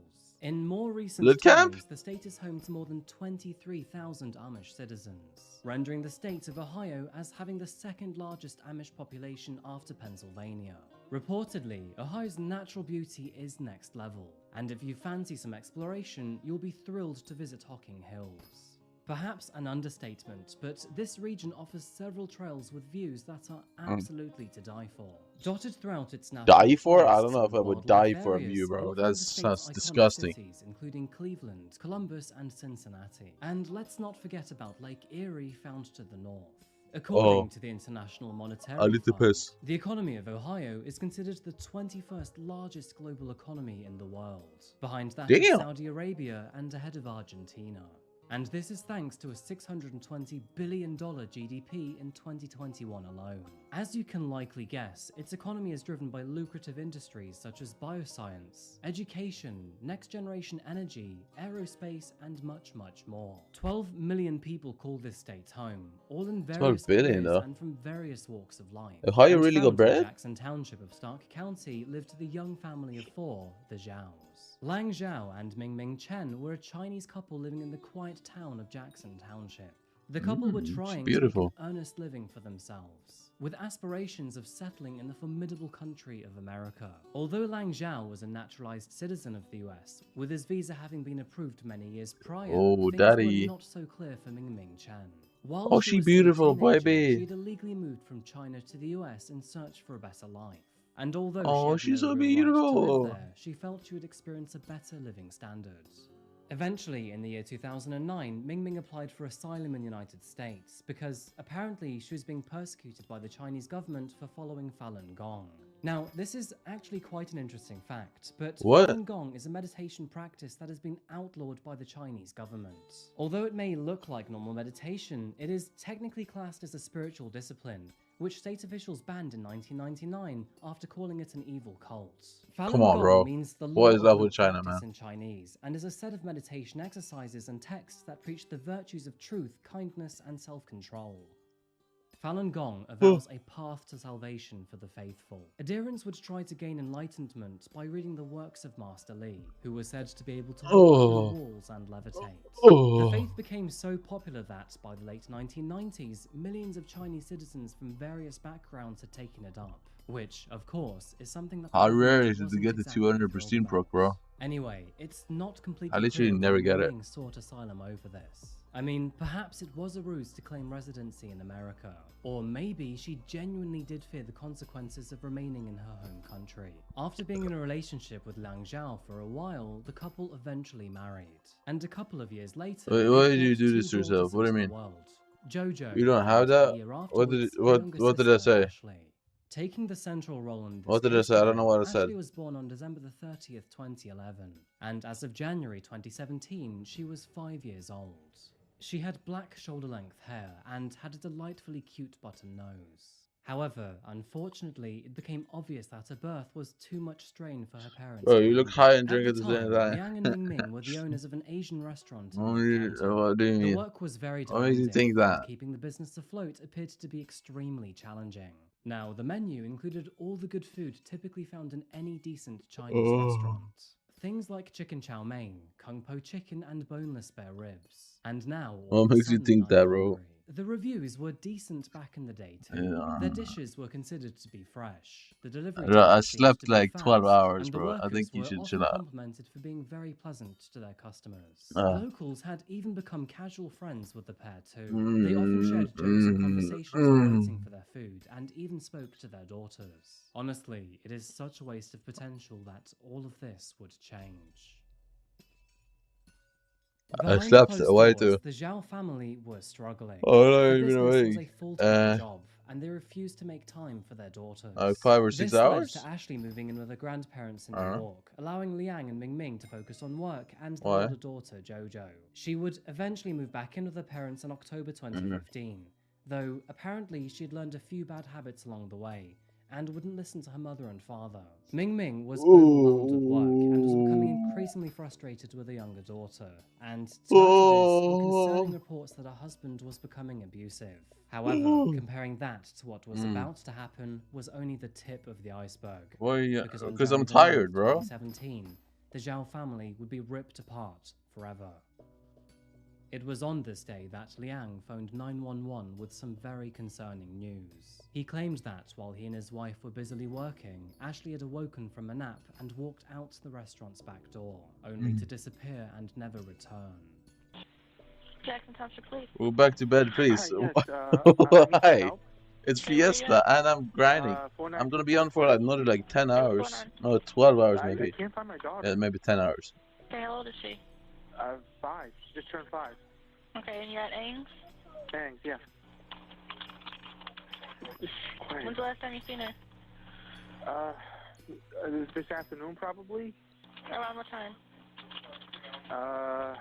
3, maybe 4. What?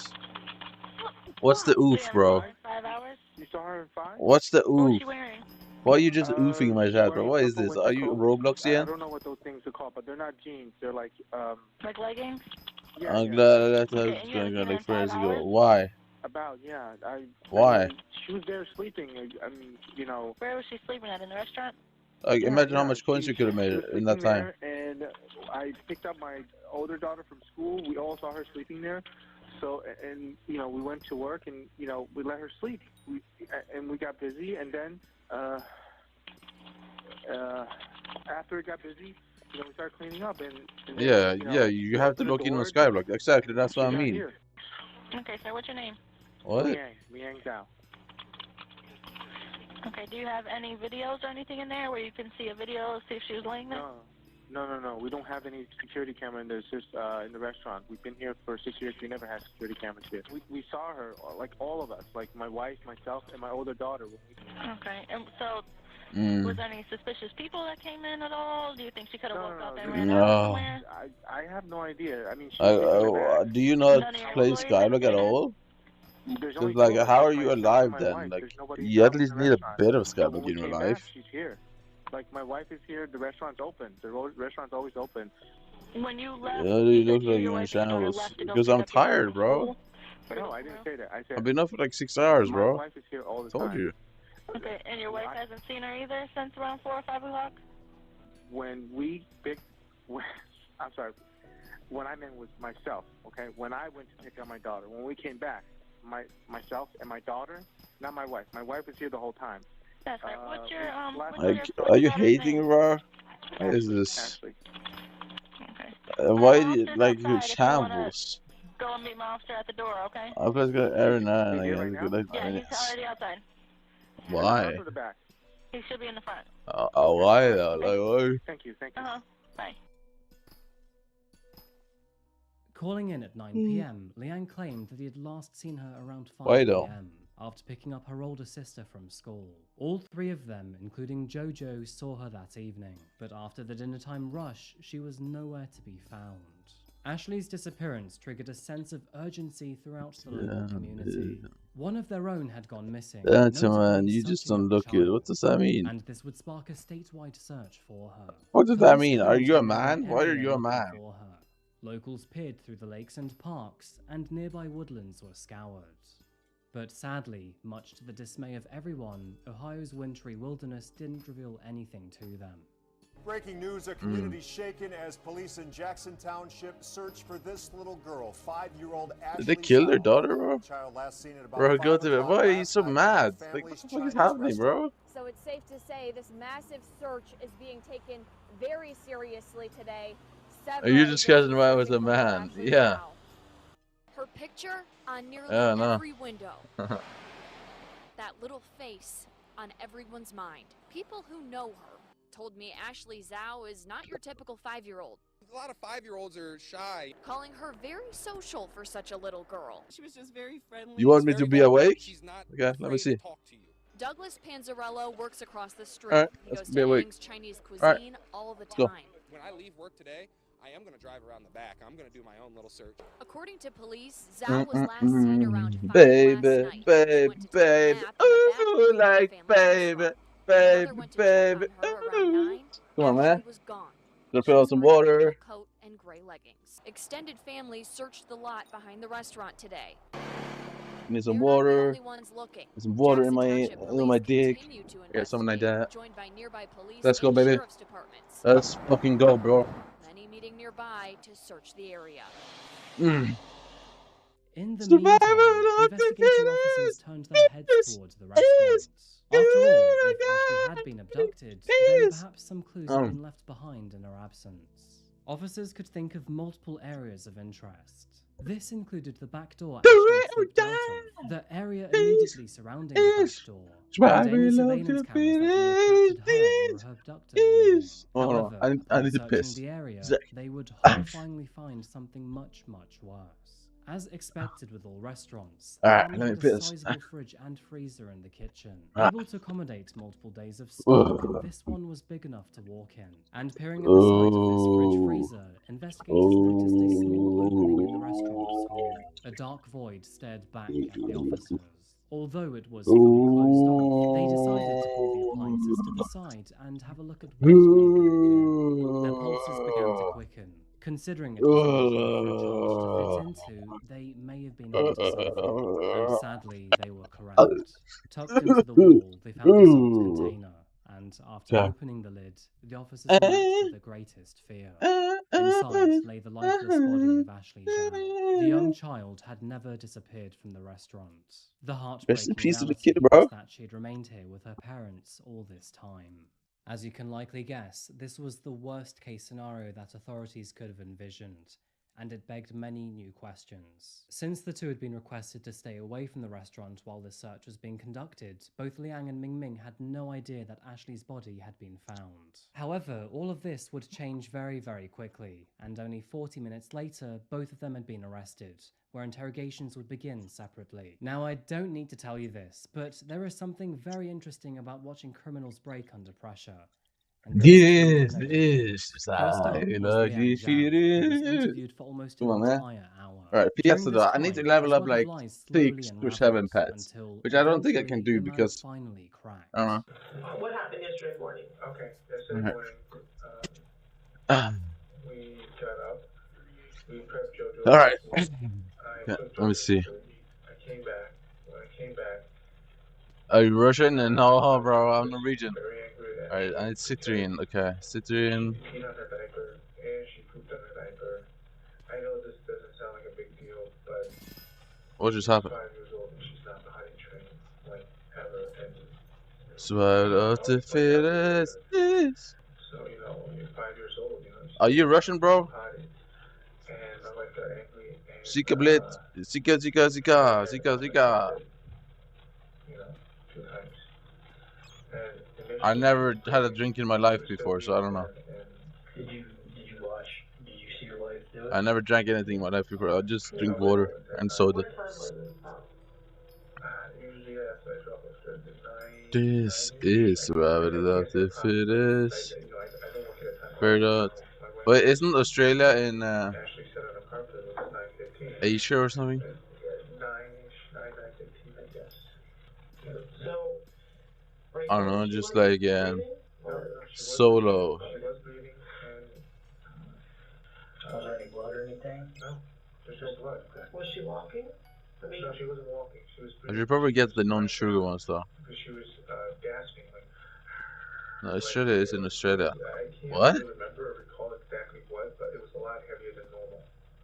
And then Wait, what? What does that mean? Hold her and just didn't feel right. And I checked her heart. No, I never tried energy drink So before. I started panicking and I tried I never had to energy drink. try to breathe.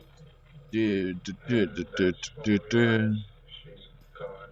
Liang was very direct and unemotional during his interrogation, and very soon came clean about what exactly happened. Isn't that kind of He unfair claims though that, for while still Australia at to be home, continent Ming had and become a country? angry at Ashley for her lack I mean, of that's kind of potty unfair, training. This in resulted my in her opinion. But snapping at Ashley in a fit of rage, striking the child with a punch to the face. Ashley's head struck the floor, where she was still breathing but had been rendered unconscious. Her isn't that kind of father, unfair? Liang, had witnessed the entire thing, but rather than immediately dial 911 for medical assistance, he tried to deal with it himself. After trying to bring her around, Ashley would tragically pass away several minutes later. Like, why is my and in a city not? mortifying wake Wait, of yeah, her why is death, my city Liang not a and Ming country? were faced with what on earth to do next. So what happened? I want my city to become a country. You know, we talked about it. Is it unfair? I mean, I don't know, man. I just want my city to become a country. You know, we're both afraid. We're both afraid what's going to happen if we call. Okay. I wanted Don't give us, bro. You're gonna destroy me, man. You will literally destroy me, and if you don't give us. I'm not doing that. Yeah, why is my city not a country? Yeah. I want Belgium to be a country. Really big trouble. We couldn't decide what to do, man. But I'm not doing it during a fiesta. I would do it outside of a fiesta, but not during. Are you crazy? I don't know exactly who came up with what, but you know. Galmar, come on, bro. You cannot do this during a fiesta. Oh, that's a voice crack.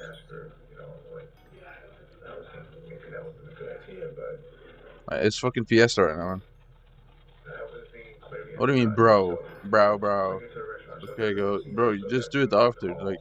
She was here at the restaurant and she left the back door at the restaurant instead of, you know. Just do it after. She accidentally got killed.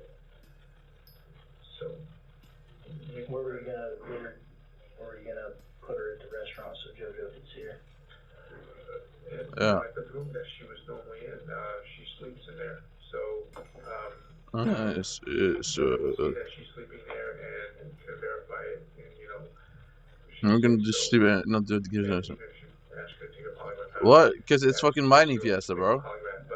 It's mining fiesta, you donkey. So we didn't want JoJo to lie, so we want JoJo to see Ashley there. Okay. Worried about losing everything they had worked for, the two decided not to inform the authorities, and instead they elected to suck make it on. like an abduction or an accident. That's not real. Liang told I suck on investigators these nuts. drove her body to the restaurant and then placed her in her bed so her sister could think she was sleeping. They kept her in this bed upstairs for several hours. They lied to their 6-year-old daughter about her sister being asleep, when the reality was far from this. All of this was very carefully planned. It was to make their last remaining daughter an alibi, to be a witness that could verify that Ashley was still alive in the evening, and therefore validate the credibility of her disappearance. The plan was for JoJo to come home and see her later. But so why did they kill her? No, it's wristband though. Oh, isn't that in New Zealand though? I swear on everything. That's literally New Zealand. So you lied to me. You lied to me about your race. Now that JoJo, she's not a liar, but she's 6. And when you lean her towards something, that's where she goes. And she's not a liar. She doesn't lie to people, but she is 6. When you lean, desperate, should I mind this? Direction, that's where she's gonna go. And then I moved her up. Yeah. No, I cannot use Google right now. I'm not allowed to. Plastic container, so that she wouldn't stink. What kind of container was it? That was plastic, how tall are you? I honestly don't know. I don't know how tall I am. How do I find out? Restaurants. And that's because it's mining fiesta. I can't use. Bro. Hoping that the police will come here, look, and I said, we didn't expect this. We didn't know the procedure exactly what's going on. We didn't know that I was going to come down here. take a polygraph. I was going to be asking so much questions. So it's going to be How do I get the measuring tape? if we knew that there was going to be Can you sell one? people searching for maybe even more. I don't even know. I am so sorry. During questioning, Liang confessed that he then hid Ashley's body in a salt container near the walk-in freezer, where they stored the restaurant. Your kid, you stock hid your and kid in a carried on container. about their Alright, working bro. day.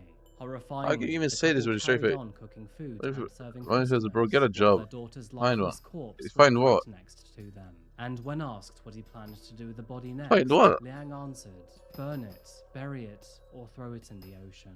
What were your plans to do after maybe we quit looking for or whatever? What were you I worked full time. We don't really know. There was 3 things. Burn it, bury I it. work full time.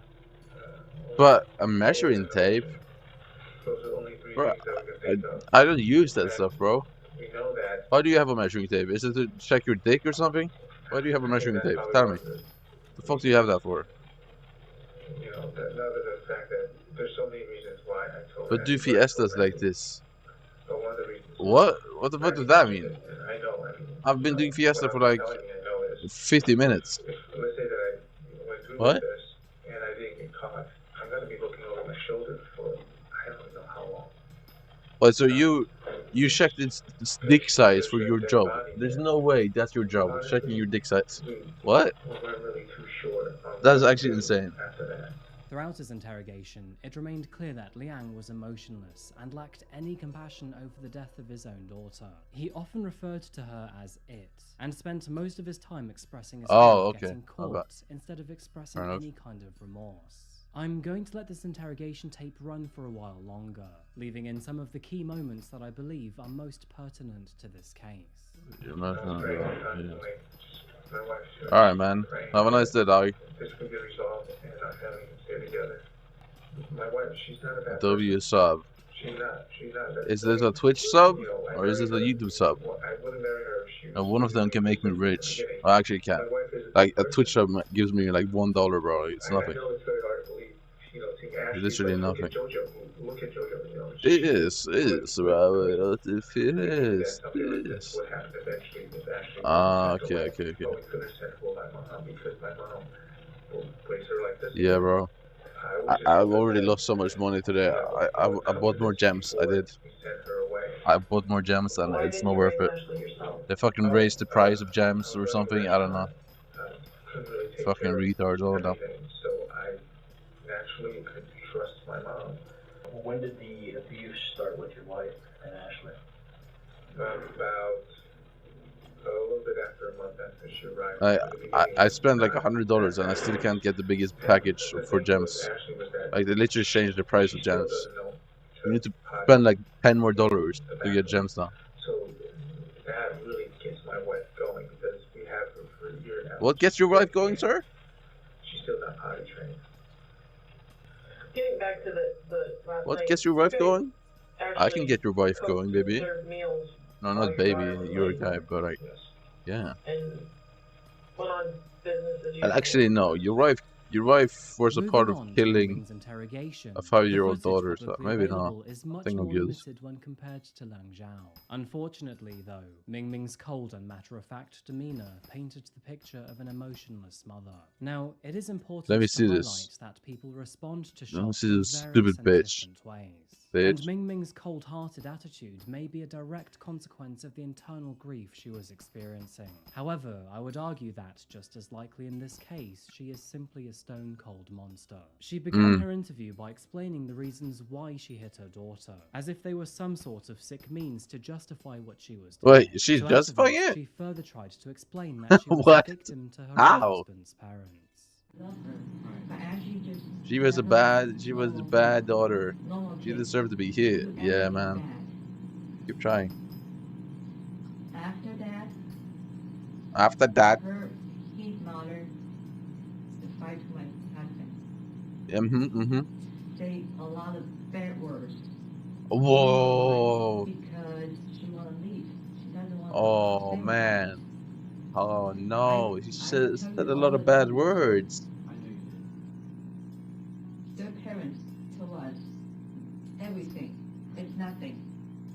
Do you know why now we have the restaurant, we have house? Bro, shut up, bro. You were part of killing your 5-year-old daughter, bitch, and hiding them inside the walls in the restaurant. Like, what the fuck are you doing? And That's maybe the dumbest thing I've ever heard in my life. when You Ashley know what this almost will 4, smell, right? I'm not trying to help you out here, but at the same like time, I'm trying to explain to you. Like, screaming, in a restaurant, bro? his parents want to Like, take restaurants Ashley is where to people go to eat. If they can smell a dead body, that's in not the good. transport. Do you know People will get pretty curious. we have a lot of bad words? Body decomposing in the Do you know walls. why they say that? Because they doesn't like me. Because I don't have green card. Like, yeah, whenever I last put someone in the walls, I didn't put them in there forever. Like, it was only like a week. That's okay. Because I love my husband. I don't care about that. And we done the passport as you go to the I usually don't put people in the walls for more than a week. Because the smell becomes too bad. bring Ashley back here. Because Ashley almost 4. Like, to be honest, the best you could do is throw them in the water Together like 4 years. with something They're attached. not close together, you know. That's what I usually do. Close. And we want her back here soon. I need to take care of everything from the restaurant. To make them I sink. only have 2 hands. I'm not 4 hands, girl. I'm 2 hands.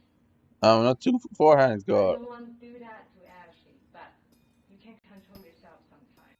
However, as the questioning became more direct, eerily so did her answers. What happened actually? How she died? This is violation.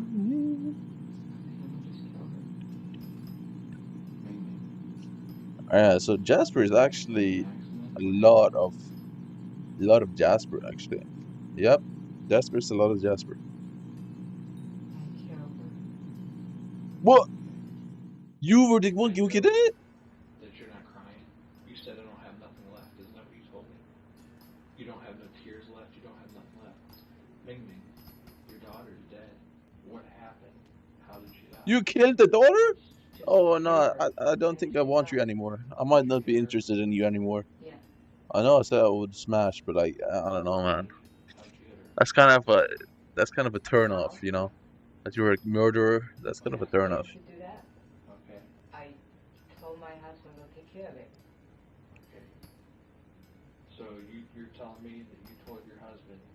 I told my husband to take care of it. Ming Ming further confessed that she had in fact beaten her daughter to death in a fit of rage after getting angry that she had not yet been potty trained. You know, maybe if she was Okay, so what would the dad years do? of her As a life dad, and I spent would time with absolutely her just daughter, call the then her police concerns could be more or justified. kill her. But the cold fact is Fuck? that she wasn't. You're not killing my and daughter, instead bitch. shipped Ashley I don't away care to who her you are. grandparents.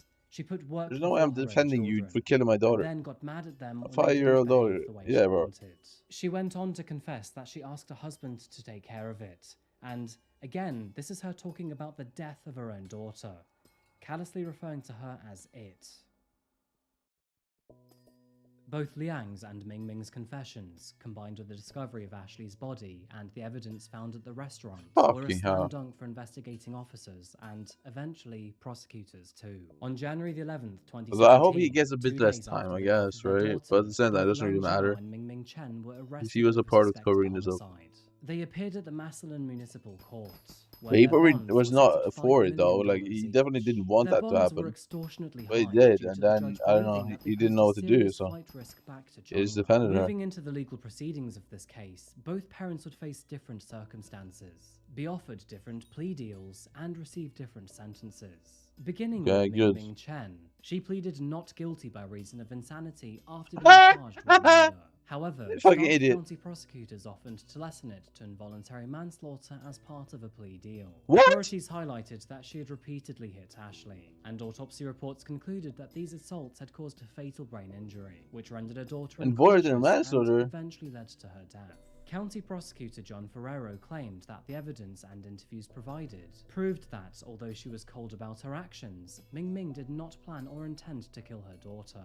He further said it was a tragedy committed in a fit of anger by a mother who had never bonded with her child. Her defense attorney argued that the stress of running the family's restaurant, which was practically a 24/7 operation, while simultaneously playing the role of mother and wife, led to violence. Shut up, bro.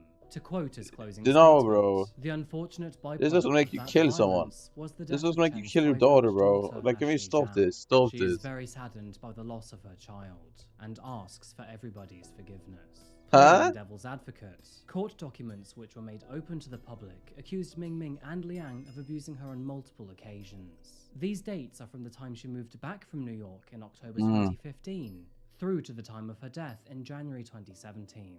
These documents also claimed that I hate Ashley these people, suffered bro. from blows to the head and torso. After Bro, retracting what her the plea of fuck, not bro? guilty by reason of Why? insanity, Ming Ming Did you ultimately pleaded guilty to evidence tampering, corpse abuse, child endangerment, and obstructing justice. And finally, on December the 29th, 2017, she was sentenced to 22 years in prison. That's it! Moving over to Liang Zhao, his case would be slightly different. Now, both partners were mutually clear and synonymous with the details surrounding their daughter's death, so it was never disputed whether he himself had murdered Ashley or not. Although he did try to revive his daughter, he became almost as guilty as his wife when he decided to help hide the body and feign ignorance. On September the 11th, 2017, he pleaded guilty to 2 counts of child endangerment, corpse abuse, obstruction of justice, and tampering with evidence.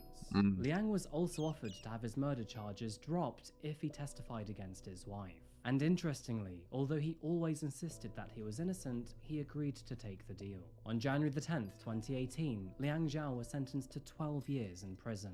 This meaning he would be released roughly 10 years before his wife. So, a couple areas of interest for me, I guess, but where exactly does this leave the relationship between Liang and Ming Ming? Is it even worth thinking that this is perhaps salvageable? One thing I did find out, but because Ming Ming was in the US illegally at the time of Ashley's death, it does mean that once she's released from prison, she'll be deported back to China. Being honest with you, I still can't believe they referred to Ashley as it, and even after their terrible actions. It kind of subtly highlights how little they cared about their own daughter. What I saw in this case were 2 parents who were desperately hell-bent on running their own business, and with their intentions firmly set on the restaurant, they were unable to focus, support, or even love their own daughters, who were That's when patiently you should waiting ask for by their adoption. side. That's when you go for adoption, bro. Ashley You was don't a very care. young child at the time of her death.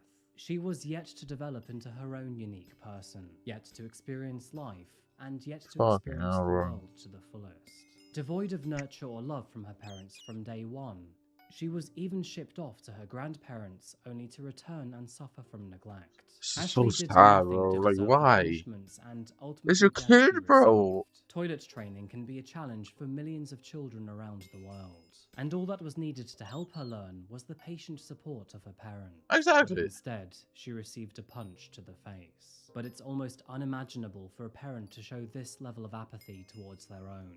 Perhaps it was simply the sheer lack of time either of them ever spent with their daughter. Or maybe there was something more psychologically wrong at play in this situation. However, none of this will ever be any kind of excuse for the terrible actions of Liang and Ming Ming. Yeah. So folks, I think I'm going to wrap this one up here today. Thank you so much for being here for another video today on Coffee House Story. You have no idea how much I really appreciate you being here with me. So, what do you think about this case today? Do you think this was actually an accident, or do you think something more sinister was at play? And do you think that Liang and that's a Ming good Ming had question. enough time behind bars? I think it's more So, sinister. as mentioned at the beginning of this video, I'm giving away 2 free coffee machines by my favorite brand, Breville. The Bambino Plus is an incredible coffee machine that delivers specialty coffee from the comfort of your own home. It even comes with an automatic steam wand, a razor, a tamper, and a milk jug. I'm giving away 1 each on my Twitter and my Instagram. Just simply follow me and read the rules to enter. I'll leave more information in the comments section down below and on my This social shit is media so long ago, profiles. so I'm not gonna win Also, this, but please feel free to take a look at my Patreon if you'd like to get exclusive content and early access. Anyway, folks, I think that just I want about your does it exclusive today. content, Thank you so baby. much again for watching, and as always, I'll be back again very soon for another video. Until I see you again, though, remember to look after yourself, look after Which to each be other, hard, no. and of course, stay safe. Or tunnel. Okay, Thank so you. rainbow is Bye. still banned. Like, why do you mind? Fuck you mean, bitch? It's Aatrox, you fucking idiot.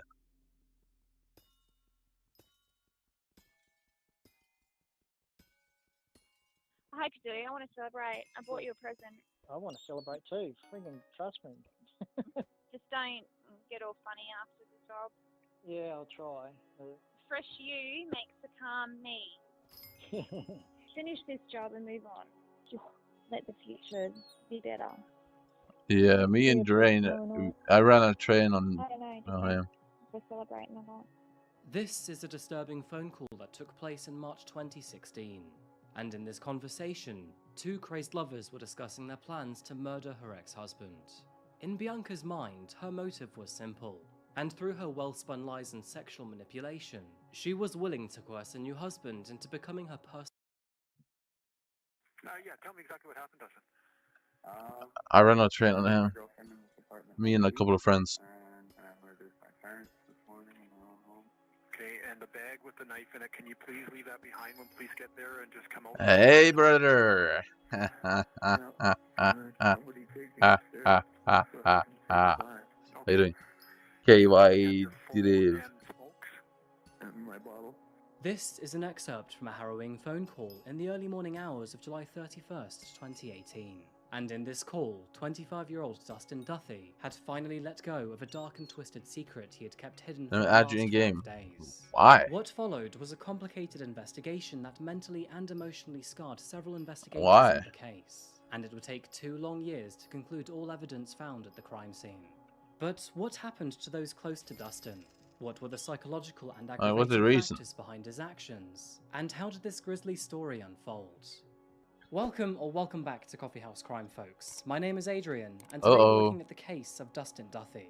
By the way, and just You to let seem you know, OP. that I post true crime and strange What the cases fuck does here that weekly, mean? so if that is your sort The of thing, baby? please consider Are you the subscribing to baby, bro? channel. Please hang out to the end of the video for a Is few that special actually you? updates and just a general catch-up.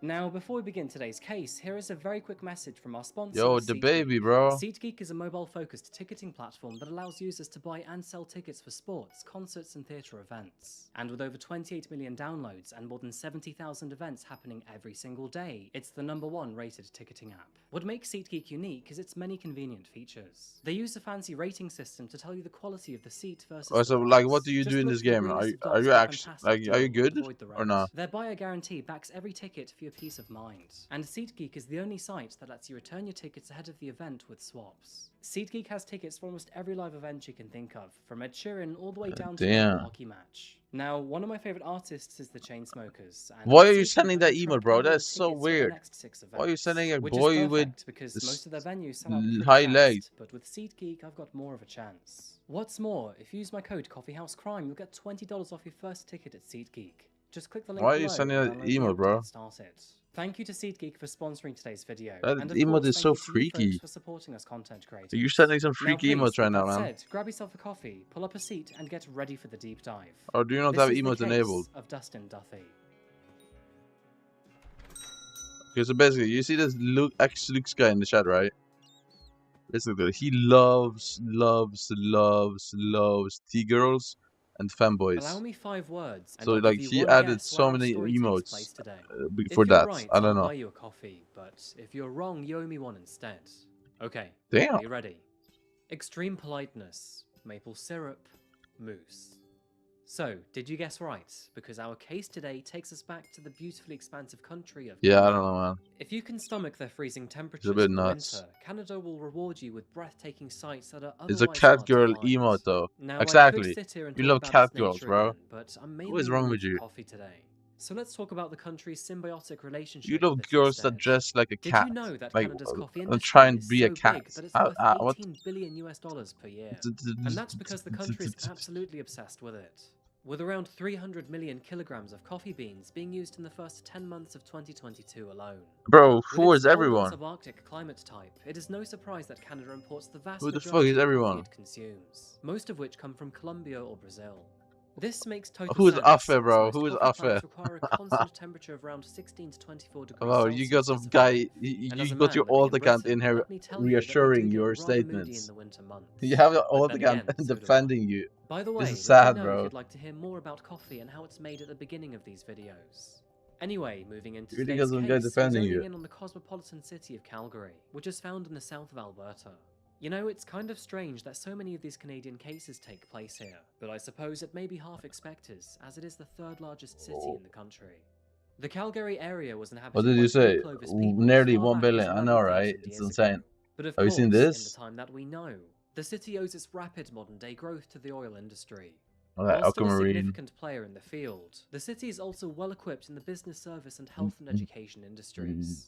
Sliding over to the You also northwestern sometimes quadrant give of some money. Calgary, we That's find the not small true. and charming That's suburb not of true at Hidden all. Valley. I And the spend reason our why own we're money, here is but kind of obvious. I don't But this is give where we're with coins. today's No, family, shut up, bro. What the consisting of fuck? Sean Boschuk, Alan What's wrong with you? Pennington, and their 4 sons Yeah, and you should daughters. ask this And other among guy. these 4 Ask siblings Lux. was He has Dustin like Ruffin. 180 Dustin billion. grew up in a large blended family consisting of 4 He has and 5 180 siblings billion from or his something. mother's and stepfather's He has previous literally way more marriages. money than me. Now, sadly, his mother Sean had split from his biological father when he was only But he 4 doesn't give years it old. anything. He's But just this a didn't stop bitch. his stepfather, Alan, taking his place as a gentle and good father figure. Although Dustin had 3 siblings, he was particularly close to his younger stepbrother Adam. Adam often Yeah, accused see? Dustin Yeah, of add his him. quiet, shy, and nerdy demeanor, Good. as even from a young age, Dustin was considered to be rather intelligent. No pressure, but the family had high expectations for the young man, and they assumed that Add he'd go him, very bro, far in please. life. Thank you. However, as he grew older, the situation began to look less likely. Arguments often broke out, and eventually those verbal altercations became physical, and as the family struggled to control his behavior, No, they the realized IGN that is anger X Lux. management It's the issues. same as Physical Discord. fights No, with his brother became increasingly violent, that's a and different as person. Dustin's No, anger flared out, Elephant, he this is started this, my throwing friend. objects at others to vent his emotions. Bro, you need to And add. his parents eventually You need to add conceded to X this sort Lux. of behavior, and would often give up to his demands rather than risk any other argument. And sadly, over time, Dustin was able to manipulate his entire family over these sorts of emotional storms, especially his mother, who often gave in to his demands. What? Tragically, this manipulative, violent, and delinquent behavior carried on throughout most Wait, of his what teenage does years, age have to and do with being eventually, friends on not being Skyblock? taught any Is there gentle something wrong with you, discipline, X Dustin found Lux? himself on the wrong side of the law. You just This was think weird of often in the everything, form bro. of antisocial behavior, What and is this? frequently included his younger brother. It's At the age of Skyblock 16 friends. years old, Dustin found himself in handcuffs for the first time, after he and a group of friends broke into the school and vandalized their vice principal's office, before then using a stolen golf club to smash the vending machines and take all of its contents. Damn! But this first run-in with the law didn't seem to faze him, as young D discovered a newfound love for violence. And to add to this, he even assumed that people admired him for being in handcuffs. Adam watched on as the older brother he learned to love and admire grew into a troublesome burden, while his parents simultaneously observed their disappointment and pain. Dustin's violence wouldn't slow down either, and so, to help control his anger, he started attending boxing classes, but sadly this did nothing to curb his tendencies. You can be just, but then people say weird shit about you. After sparring with his brother, as Dustin What? was brutal against him, and his jabs were even considered to be illegal under boxing match rules. Now, What are you talking luckily, about? the coach was able to break the fight before Dustin could cause any severe damage. But this was the day that Adam properly realized how dangerous his older brother could be. The only person that would frequently stand up to Dustin was his stepfather, Alan, and he appeared to be the only one who set boundaries, despite this creating a world of contention between them. What's interesting is that Dustin's behavior did not make him an unlikable person, but rather quite the opposite. Okay, bro. Let's not beg in my chat, bro. Coins. This is actually so sad. Moving into adulthood, both Come on, Adam and guys. Dustin were actively dating. You'll remind me of Adam X met Lux. and Like fell in X love with Lux someone literally very asks for coins important in daily. today's case, and her name was Taylor Toller. Now, sadly, things didn't quite work out between them, and that is when Adam realized Why that do his you now need the ex-girlfriend age and of his brother consent? Dustin What the were fuck becoming are you increasingly planning to close do, to bro? each This is other. so weird. Adam watched on as the two began to What the date, fuck is wrong with and you, Lux? although things were quite awkward Oh, for him, hell no, he bro. reluctantly accepted and supported the relationship. By the time Taylor was in a relationship This with is so Dustin, she weird. had turned 20 years old. Born on February the 22nd, 1994, to her parents Joanne and Sean, it's fine then, I Taylor was guess. described as cheerful and bubbly. What? She had an infectious smile and a thoughtful personality to boot, and, no surprise, was often Bro. surrounded by family and friends. Yeah, After you never graduating give from high anyone school, coins. You Taylor literally took some have time never out to given let anyone loose coins. and enjoy herself before You any literally serious only work. scammed me. You But once scammed me that from was a out of Clover her helmet. system, she was ready to join the hospitality industry. Her warm and caring personality made her perfect for this kind of work, but eventually Taylor decided that her passion Well, yeah, was it's for probably childcare. actually who It was hacked you. noted that That's how he children makes seemed his to money. naturally gravitate towards her, likely due to her gentle facade.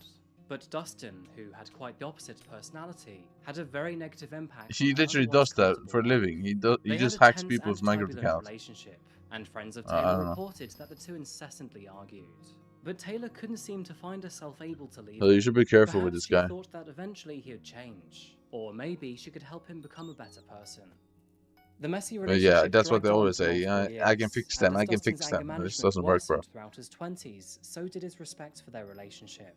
To add to this, arguments with his family Yeah, would but become I always increasingly give them violent, back. and on 2 separate occasions, he punched both his brother Uh, Adam and his father Alan.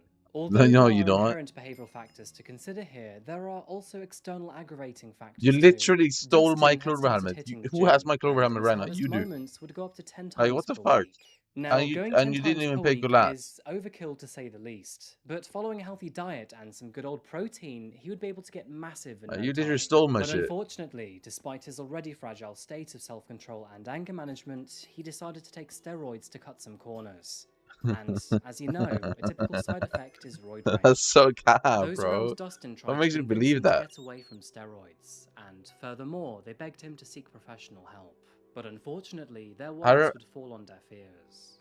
Over Dude, the I following actually weeks gave and Colette to this months, guy, right? Dustin's anger issues And then he rocketed, just coming invested to my an all-time Colette peak into something. when, one day, And while then he working never on his paid me car in back. his parents' driveway, Dustin tried to beat his father Alan with a metal pole. And this is when the threats began too. It wasn't unusual for arguments to happen around the dinner So table. yeah, he but owes one me night, still like 4 Dustin's billion or behavior something. became so bad that Alan asked him to leave. And on the way out, when he faced the rest of his family, he said, "You'll get what's coming to you," before then storming I'm not out even of the kidding. property. Like 4 bills, Now, something the around family there. were already familiar with Dustin acting out like this. His mild violence, poor decision-making skills, and toddler-like behavior I'll were be all part nice of the and weekly just say package. he owes me But at 80 the mil time, because no one yeah, believed he was meant to actually give me capable of 4.2 carrying bill, out any of and he his gave me threats. 4.12. However, sadly, this, along with several years of So unchecked he went against behavior his and word, lack of intervention, I would have guess. seriously grave consequences in the not-so-distant You're such a future. disgusting And it would all liar. come to a haunting I literally realization don't in the lie. summer of 2018. Why would I lie?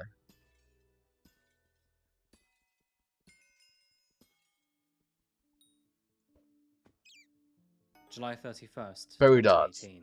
Very It was dots. a Tuesday, and Ugh. although the day started like any other for Adam, things were about to change very quickly. Call him a man of good taste, but Adam wanted to start the day off with coffee. And since he hadn't heard from Dustin recently, he thought it would be nice to catch up over one. There were several things to talk about too. Damn, why is she so black haired and black eyelashes and everything? Why everything black, Adam bro? made several calls to Dustin's mobile phone, but all attempts went straight through to voicemail. His brother wasn't answering, no matter how many times Looks he like a tried. golf or something, But bro. that was when, What the fuck? all of a sudden, Adam's phone Ugh. rang. Picking the phone up, he expected to hear his brother on the other end of the line. However, instead came the voice of a man claiming to be a police officer. They asked him if they could meet him at his home over a very urgent matter, in which Adam agreed. But when he asked what the issue was all about, the officer told him it could not be discussed over the phone, so Adam sat tight. Actually, golf And mommy shortly wouldn't after be the bad police because officers arrived, I have they to follow the revealed a routes. very haunting story. Because One that Drake, would he change said he wanted Adam's a golf life mommy, so I want a forever. golf mommy too. I think. I have to do the same as him, bro. I murdered my girlfriend in this apartment last week. Because Drake is the goat.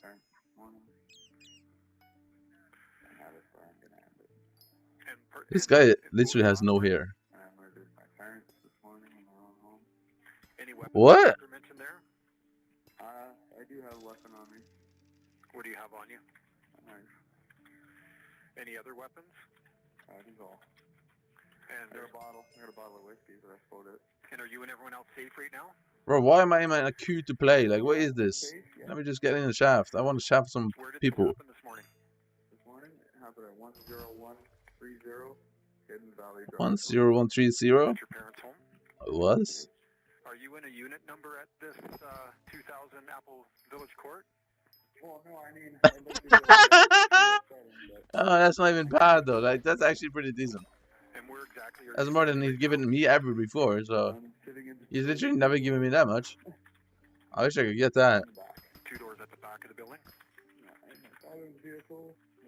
I'm pretty ungrateful here. Why do you feel so entitled to get coins from people? I don't really understand. It's kind of weird. In your hands or your pocket? No, it's in my bag. It's beside me. Okay, can I talk you into just leaving the bag away from you? Well, okay, and what color hair? Well, it was brown until I fucking shaved it off this morning, so. Okay, and have you been drinking today? Other than a couple of shots that I just had, no. Where's your girlfriend right now, up in 307? I don't know. You're trying Up in 307. I am? Okay. Dustin's phone call to the police may have been honest, but they were very chilling as well, to say the least. Yeah, In a it very is. frank and open manner, he had admitted to murdering his Really? girlfriend and his parents, and rushing to the properties of Apple Village and Hidden Valley Drive. How is giant road? That is super gay. Either. Located inside her apartment in Apple Village was the body of Taylor Toller, and across Alberta and Dustin's home. That is, bro. He's 15, bro. Of his mother and stepfather. He's 15, After waiting bro. for authorities to arrive, Dustin was arrested immediately outside of Taylor's apartment and made no effort He's to 15. resist arrest. Oh my god, But it's even just though he weird, had turned bro. himself in, there was nothing that could be done to bring back Taylor, his mother, or his stepfather. And so, as the investigation continued, the big question now was, why did he do it? Forensics and a confession concluded that Taylor You're asking if you can give him your giant rod. That is the weirdest thing I heard in my life. She was found tucked in her bed in a pool of her own dried blood. Dustin confessed that the pair had been arguing most of the night, and at around 3 a.m., he found himself with a hand around his girlfriend's neck. Taylor was likely paralyzed by this event, but the actual cause of her death appeared to be a deep laceration to the throat. And after she passed away, Dustin pulled the duvet over her as if she were tucked in bed.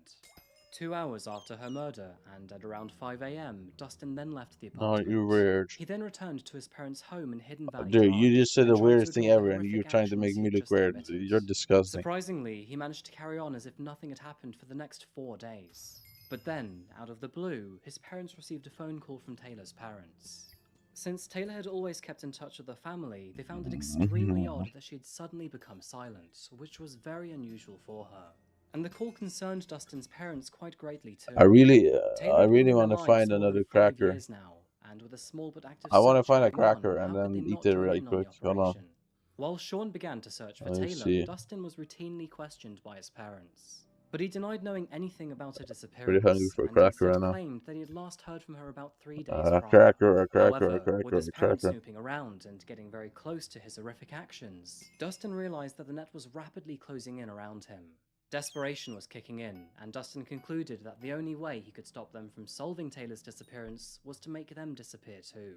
As At the same Dustin's time, contemplation it's grew, he it's found spooky himself in the festival right now, kitchen so I'm with not his gonna mum, go for who a was cracker sitting at yet. the dining table while she sorted through some paperwork. I need to get And this at that cracker very first. moment, I he know once again found after. himself unable to I can get the rationalize his cracker after. actions. It's like 1 hour Detectives left, right? investigating the crime scene found that Sean Yep, Boschuk had been 55 stabbed minutes. 6 Yep, times yep, before her body had yep. been dragged across the kitchen floor in an attempt to be hidden. Her husband, Alan Penny Legion, Yeah, was also I'm minding stabbed you. a total of 8 times. This is And my both bodies were in type placed of onto a vein. plastic This is my tarpaulin, type of with the vein. crime It's scene my type scans of and vein. evidence around them. Moving to the family bathroom, officers were surprised to find a pile of hair. It was later concluded I'm that so Dustin sad, bro. had I shaved haven't his had head, soda in a likely few in an effort to hours. change his appearance should he ever I go should on the look run. in.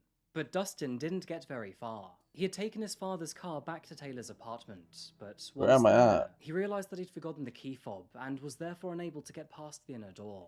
So instead, Where am I Dustin even cracked at? open Where's a bottle of Aquamarine? whiskey, had a few cigarettes, and weighed up his options. And with nowhere to go, no way of disposing the bodies, and no idea how to cover his tracks, he therefore decided to call 911 instead.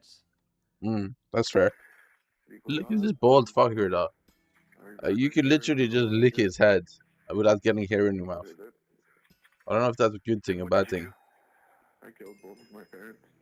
Damn! Can you tell me what happened there? Not over the phone. So what happened there this morning? I stabbed both of my parents to death.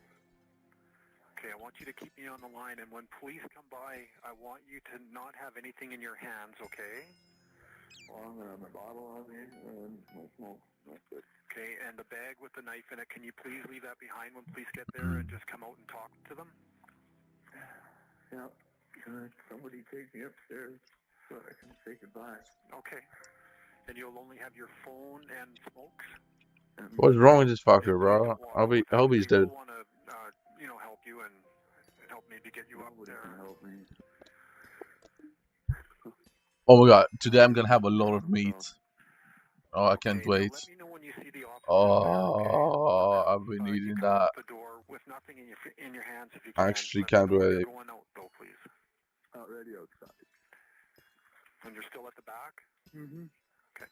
Although the investigation seemed to be relatively straightforward, it would take authorities over 2 years to process and compile 2 all evidence years? used in his trial. It was concluded from the investigation. Bro, did you that see Taylor they was actually murdered in the arrested early him? hours of July Did you see that? 26th, 2018. That's so Surveillance sad, cameras bro. captured the two entering and Did exiting you see apartment that multiple David got times, arrested? sometimes He's holding innocent, hands. bro. The two surveillance He's images literally released to innocent. the public show one of Taylor returning to the apartment in tears. And He just literally hours did later, nothing. at 5:15 in the morning, Dustin was captured by the camera leaving with a mattress box. The box, along with a black bag, was later retrieved from his car. And inside this box was a bloody towel, which was later Do you think he would confirmed be to found belong to innocent? his girlfriend. 5 days later, and after his arrest, Dustin had to be placed on suicide watch at a local hospital, where he was later determined to be fit to stand trial. One very vital piece We of have, evidence in the trial, which was discovered David in the is back going of to his car, court. was actually found by Dustin's brother David. We have Scrumpled Lil up, Durk in ripped into tiny August. pieces, a letter was found wrapped How do you up think in that small trial is gonna ball go? electric tape. Lil Durk trial in Piecing the paper August. together revealed a I hope he haunting gets off, bro. self-confession I hope he written gets by off. Dustin, I detailing hope, his I hope, thoughts I hope. and his feelings after he He's like found my top Taylor's life. 6 Dustin or admitted 5 that he wanted to know artists how of it all felt time. to feel cold steel run through human flesh, One of my and favorites. felt the So urge to feel the he soul gotta of get off, another bro. human Please, leave the get off, body. please. I Now, need the more music from you, psychological man. findings of this case are not Give me so more easy music. to follow, because although Dustin was declared to be fit for I trial need more and was music deemed from not to Durk. be insane, we don't actually know what other conclusions were made. This is because Canada's judicial system can be very hush-hush on personal information. But what we I do need know, more the Durk, only excerpt available yo. from the psychological assessment noted the following. Although Mr. Duthie was suffering from a diagnosable mental disorder at the time of the indexed offences, that mental disorder was drug-induced, and ultimately did not render him incapable of appreciating the nature, Durk, quality, and wrongfulness of his behaviour. yo. His conduct before Come on, and after man. the killings does not show Free someone Durk, free operating in a Durk, free Durk, psychotic free or Durk. delusional manner that would diminish his moral incapability. All of this evidence, coupled with his confession, built a strong case against him. And finally, 3 years after murdering his girlfriend, his mother, and his stepfather, Dustin's trial was scheduled to begin. However, it is clear that Dustin had no confidence in his case, or even himself at all, because 3 days before his trial was scheduled to begin, he pleaded guilty to all 3 crimes. Damn. Dustin was therefore found to be guilty of murdering Why is Sean my and Taylor testicles in the literally second hurting degree, so bad? Oh murdering my his god. This stepfather is actually Alan in the annoying. first degree. Multiple victim impact statements were read out in court, leaving everyone, including Dustin, in tears. Among those who provided statements were Duthie's maternal grandmother and 3 stepbrothers, all of which who spoke of the loss of the killer's mum and stepdad. Many of those in the courtroom were there to speak Ah, for my Taylor balls. too. Taylor's Ugh. mother, Joanne, said, "We are a tight family, and there is a key piece missing now. We are left only with nightmares and trauma." Dustin replied to these statements Thanks, to say, "I'm not going to stand here and ask you guys for forgiveness, because I understand what happened is inexcusable. If I could Yeah. take back everything I did and give up my life, I'd bring back 3 beautiful fucking souls. Pardon my language." Co-prosecutor Shane Parker noted that murdering his parents occurred 122 hours after killing his girlfriend, and therefore, his crimes warranted consecutive periods of parole ineligibility. Taylor Toller's family will never forgive Dustin for the beautiful life they took from them. Of course not. She was dearly loved by those around her and worked hard to improve her life, which he took away from her. The Crown eventually sentenced Dustin Duthie to life imprisonment, with a minimum of 35 years before he's eligible for parole. Dustin received a minimum sentence of 25 years for the first-degree murder of his Wait, how do I stepfather, black Alan, hole and the this? second-degree murder of his mother, Sean. And he How received do I a black further hole 10 it? years for the second-degree murder of his girlfriend, Taylor. In honor of her memory, her family set up the Taylor Toller Memorial Fund, which raises money through donations I should put to it into support my hole, victims of right? domestic violence and addictions. Yeah, I should. Taylor will forever be For sure. remembered by her family. Where's my and hole? although nothing will bring her back, they are satisfied with the punishment that Dustin had been dealt, and they keep Taylor I should in put the it in, hearts as they into begin my the hole, journey right? of healing. I mean, The I deaths don't of see a Sean and reason Alan not have to. left a large hole in their sons' and daughters' hearts. Jordan Penny Legion admits that the death of his parents has devastated him so severely that it's ruined his aspirations for a football career. And Adam has shared that his brother's crimes have broken thousands of hearts. Sean and Alan were loving and caring parents who gave their son many chances to improve. They supported him throughout his life, just as they supported the rest of their children. It is such a tragedy that their own son could do such an evil and awful act of betrayal. Although Dustin has expressed his sincere apologies and is eligible for parole in 35 years, many hope he never sees the light of day again. Anyway, folks, I think that just about wraps up another case Nice today. club. Thank you so much for being here for another To video of David's Coffee club. House Crime. I really do appreciate it. I'd like to So put what it do in you your think hole. about this Alright, bro. case? And more specifically, what do you think Alright. about the sentencing? Do you think 35 years is enough for 3 murders? With this video being the last one of 2022, both I and Nero wanted to say happy holidays and a happy new year, and we've got many more videos coming to you in the future. But seriously folks, thank you so much for supporting the channel. 2022 has been a big year for Coffee House Crime, and let's see what we can do in the next one. Not to spoil the tease, but I've got many great videos coming in the next month or two, so you better buckle up. So to begin with, here is a quick question for you guys. I'm thinking about changing up the content just a little bit. Still focusing on true crime and strange cases, but maybe ones that don't just necessarily involve murder.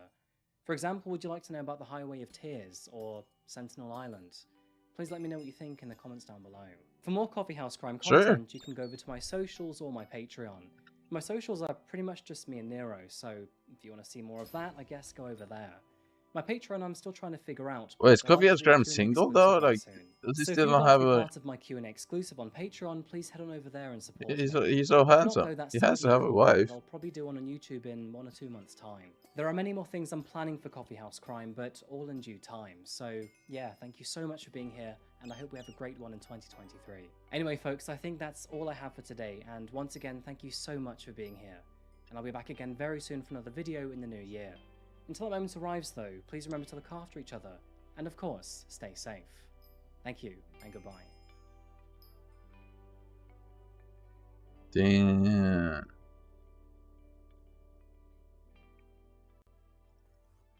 Did you kill his parents, bro? What's wrong with this guy? It was supposed to be a weekend indoors, eating snacks and watching a fierce storm pass by. But instead, David Glasser would come face to face with the local gang leader Adam Hall. Following multiple unexpected encounters, David had become subjected to months of bullying and terrorization. And unfortunately, the situation was only getting worse by the month. All of this would come to a peak in August 2011, when David and 2 of his friends would eventually be ambushed by 3 cold-hearted killers. And one of them looked like something straight out of a horror movie. Good morning, good afternoon, or good evening folks, and welcome back to Coffee House Crime.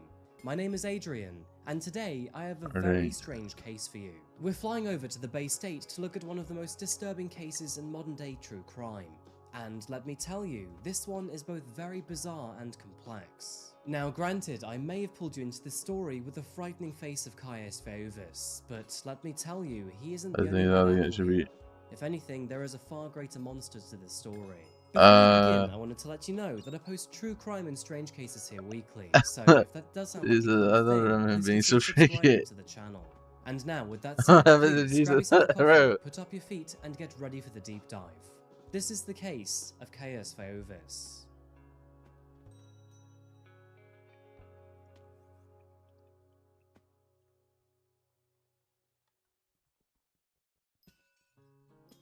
Boston, baked beans, and the Red Sox. These are 3 of the many things that well and truly put Massachusetts on the map.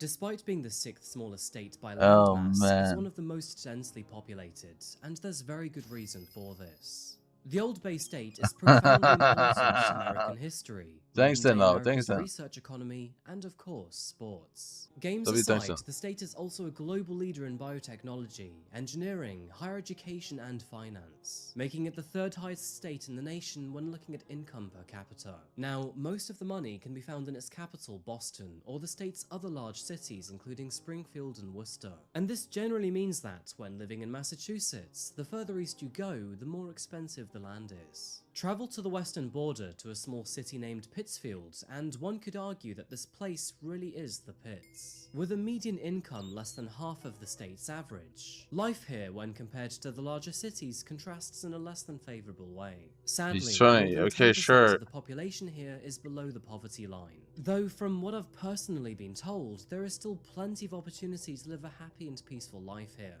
Casting back to the year 2011, it was in the month of August that, much like other cities near the east coast of America, Pittsfield was bracing itself to experience something rather unusual. Tropical cyclone Hurricane Irene was getting ready to batter North America's coastline, bringing winds of up to 120 miles per hour. Now, most of the damage remained in its southern states. However, Massachusetts would still be in for a very bumpy ride. Many stayed in their homes to ride out the storm. And although Hurricane Irene was a cause for concern, thrill seekers looked forward to it with silent anticipation. And 3 of those who were excited to see the storm were local Pittsfield residents David Glasser, Edward Frampton, and Robert Chadwell. So, while our storm is brewing today, let's talk about our first 3 characters of the story. Located to the northwest of Pittsfield commercial area lies a 4-bedroom, 2-bathroom home on Linden Street. With not much around, the house, which was divided into 2 apartments, was very Johnny affordable. Depp. And back in the year 2011, one of those apartments was inflation. rented out to 2 men named David Glasser and Edward Frampton.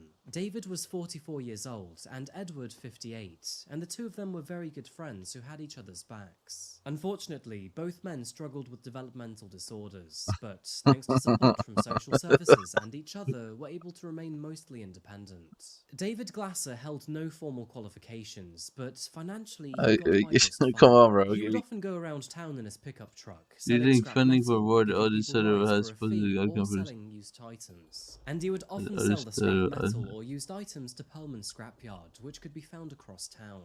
David described himself as mentally and physically challenged. To add to this, he also had diabetes, which sometimes gave the false impression that he was drunk. And he had been wrongfully fired from jobs and treated unfairly in the past because of people's misunderstanding of the issue. And to add to the list of all these misfortunes, he was also estranged from his family at a very young age. But David's hardships taught him to be kind to others, and to cherish those who had the goodness in their heart to stick around. And in return, everyone who did found a very good friend in David. He was a great drummer who had a diverse and eclectic taste in music, appreciating a variety of genres. On one hand, he loved to play rock. However, on the other, he also played gospel at the local church. Moving over to Edward Frampton, he also suffered from developmental issues, but just like David, found solace in his apartment. The wise man was an advocate for living with disabilities, and often educated social workers in their training, describing the many issues he faced in and throughout his life. Edward enjoyed talking to others and had a fun yet quirky sense of humour, which brought joy to most of the people he encountered.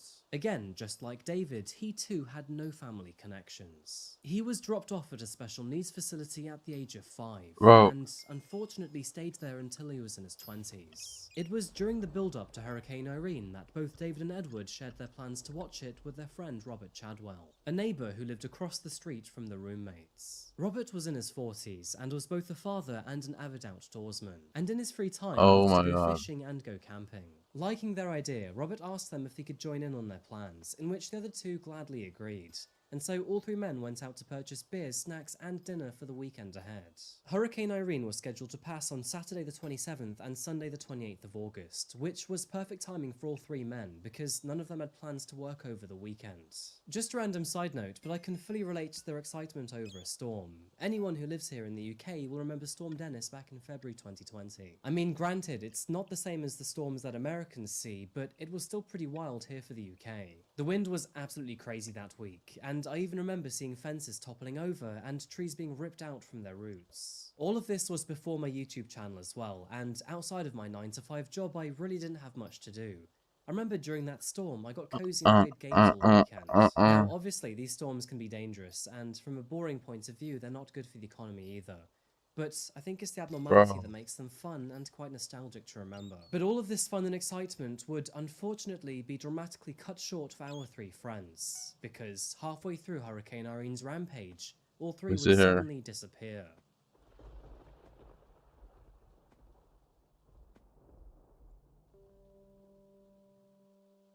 Everything appeared to be fine on the Saturday, and David helped drive a friend across town during the daytime. And during this drive, he seemed relatively happy, but he did express some concern. He was scheduled to testify against a local gang leader in court, and this was due to happen in about 2 weeks' time. After dropping his passenger off, David waved goodbye and returned home. He had made plans to pick him up again on the Monday morning for work, but until then, he was ready to enjoy the storm with friends. So I should black hole. Later that Saturday, If I see Littlefoot, that's when I should black hole. I should put it in my black hole.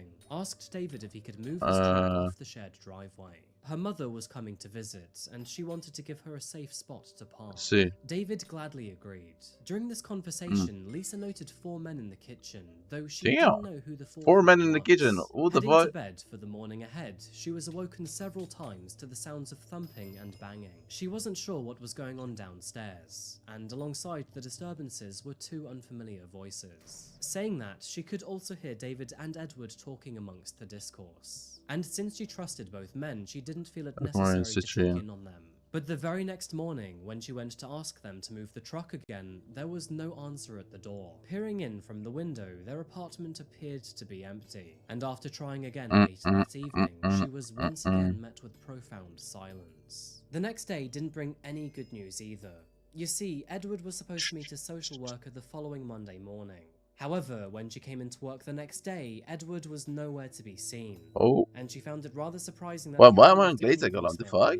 After Bitch, failing the to reach fuck, him by bitch. phone, she headed over to the That's property, gay. and That's gay, although the bitch, TV gay. was on and the truck was parked around the side, no one answered the door and nobody appeared to be home. After poking around outside, she realized that the front door was unlocked, and so, after giving it careful thought, she walked inside to see if anything was amiss. Nothing appeared to be out of the ordinary, but Edward's pillbox on both Monday and Sunday hadn't been touched. And to add to this, his cat, who he loved dearly, hadn't been fed for at least a whole day. Something was very abnormal about the situation, and after checking all hospitals in the local area and not receiving any good results, she decided I actually can't believe I met the person who supported Trump in the lobby. The Glazer On Tunnels. Wednesday, August 31st, That's concerning to me. officers from the Massachusetts State Police and the Pittsfield Police Department Hey bro, entered the house it's and searched entire for like evidence or political clues in connection base. with the Like 3 everyone missing who men. supported In him addition to and this, got they him also to canvassed the power local is neighborhood, against him hoping now. that someone may have a clue to go on. How are Not people too just long after like this, that should several stay at concerning north? reports I don't know, started man. to roll in. Multiple bystanders noticed 2 men throwing several items into the local river.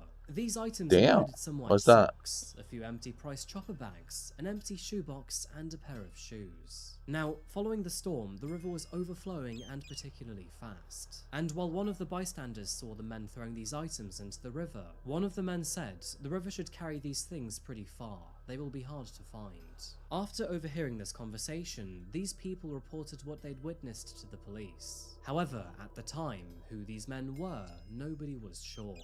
Okay, so we're getting to the complicated part of this case, so what I'm going to try to do is explain this to you in the most simple and accurate way. So, I want you to focus on David Glasser, as unfortunately, he's the common denominator between all characters in this story. It turns out that, at the time of his disappearance, David was gravely concerned for his safety for several weeks already. And you may have already picked up on the hint I left earlier on in the story. What did he Just do? 2 weeks after his disappearance, David was scheduled to testify against a man named Adam Hall, a local gang leader he had several years of bad history with. So, to begin with, who exactly is Adam gang Hall? leader, Well, yeah? quite frankly, a venomous snake is the most adequate description. Starting with the basics, Adam was a high-ranking member of the local Hells Angels gang, and while that certainly does not make him a bad person, the way he conducted his business does. Scaling back to the year 1997, he was convicted of assault and battery with a dangerous weapon. But after this, and outside of a few motor vehicle offences, he remained off the radar until the year 2009. Okay, he what used his happened? status to bribe, bully, and bullshit his way through a variety of situations. He What a was a man pussy. who threatened and even physically assaulted those who stood in his way. And sadly, this included David Glasser.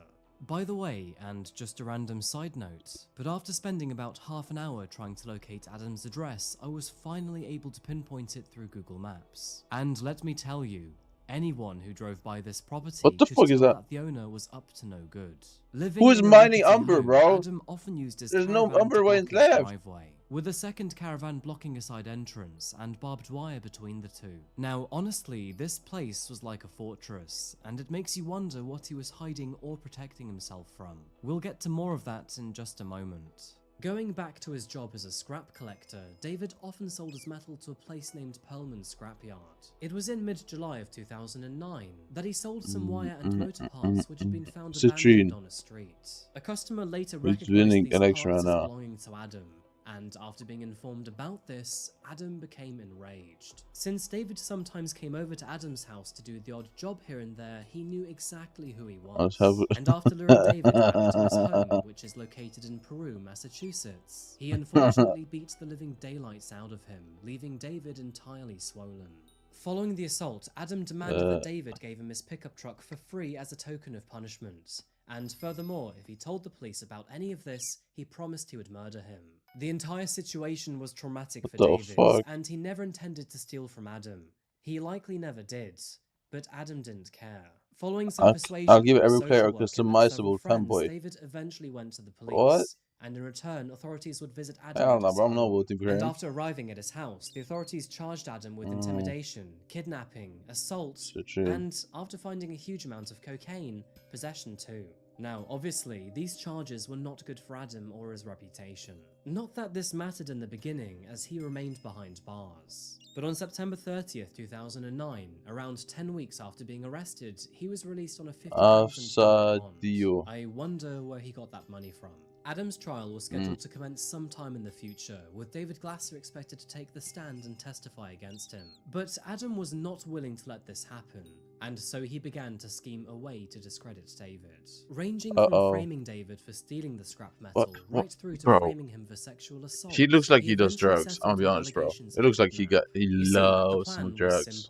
Adam asked his It girlfriend does look to like he hire loves David some to drive drugs. her to a rest stop in New York. Don't lie. When they arrived, she would run for help to the authorities. In addition to this, Adam asked a friend to fire several bullets into a tree near the rest area before they arrived. Damn. And while they were busy in the convenience store, plant the gun in David's vehicle to make it look like he'd threatened her with a gun. Officers eventually caught up with David. That's weird. They found a revolver and Adam's girlfriend's purse in his truck.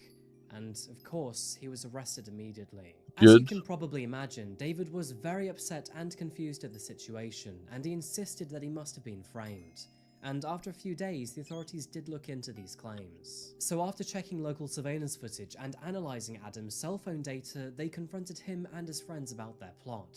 And that's when the scheme started to unravel. Adam was once again arrested by the authorities, and if he wanted bond this time, he would have to cough up $250,000. In one of the more unbelievably ridiculous parts of this story, Adam was terrified Isn't that it these only charges 10% would of that, ruin his though? reputation. I don't know if it's And so you he need requested full a special price, do meeting you? with the FBI to strike up a deal. During this meeting, he offered to become an informant against the Hells Angels and his local drug gang, and in exchange he would get leniency for his sentencing. But spoiler alert, the FBI were not too keen on hiring a rat. That bond His was only offer was 10% ultimately to get out. rejected.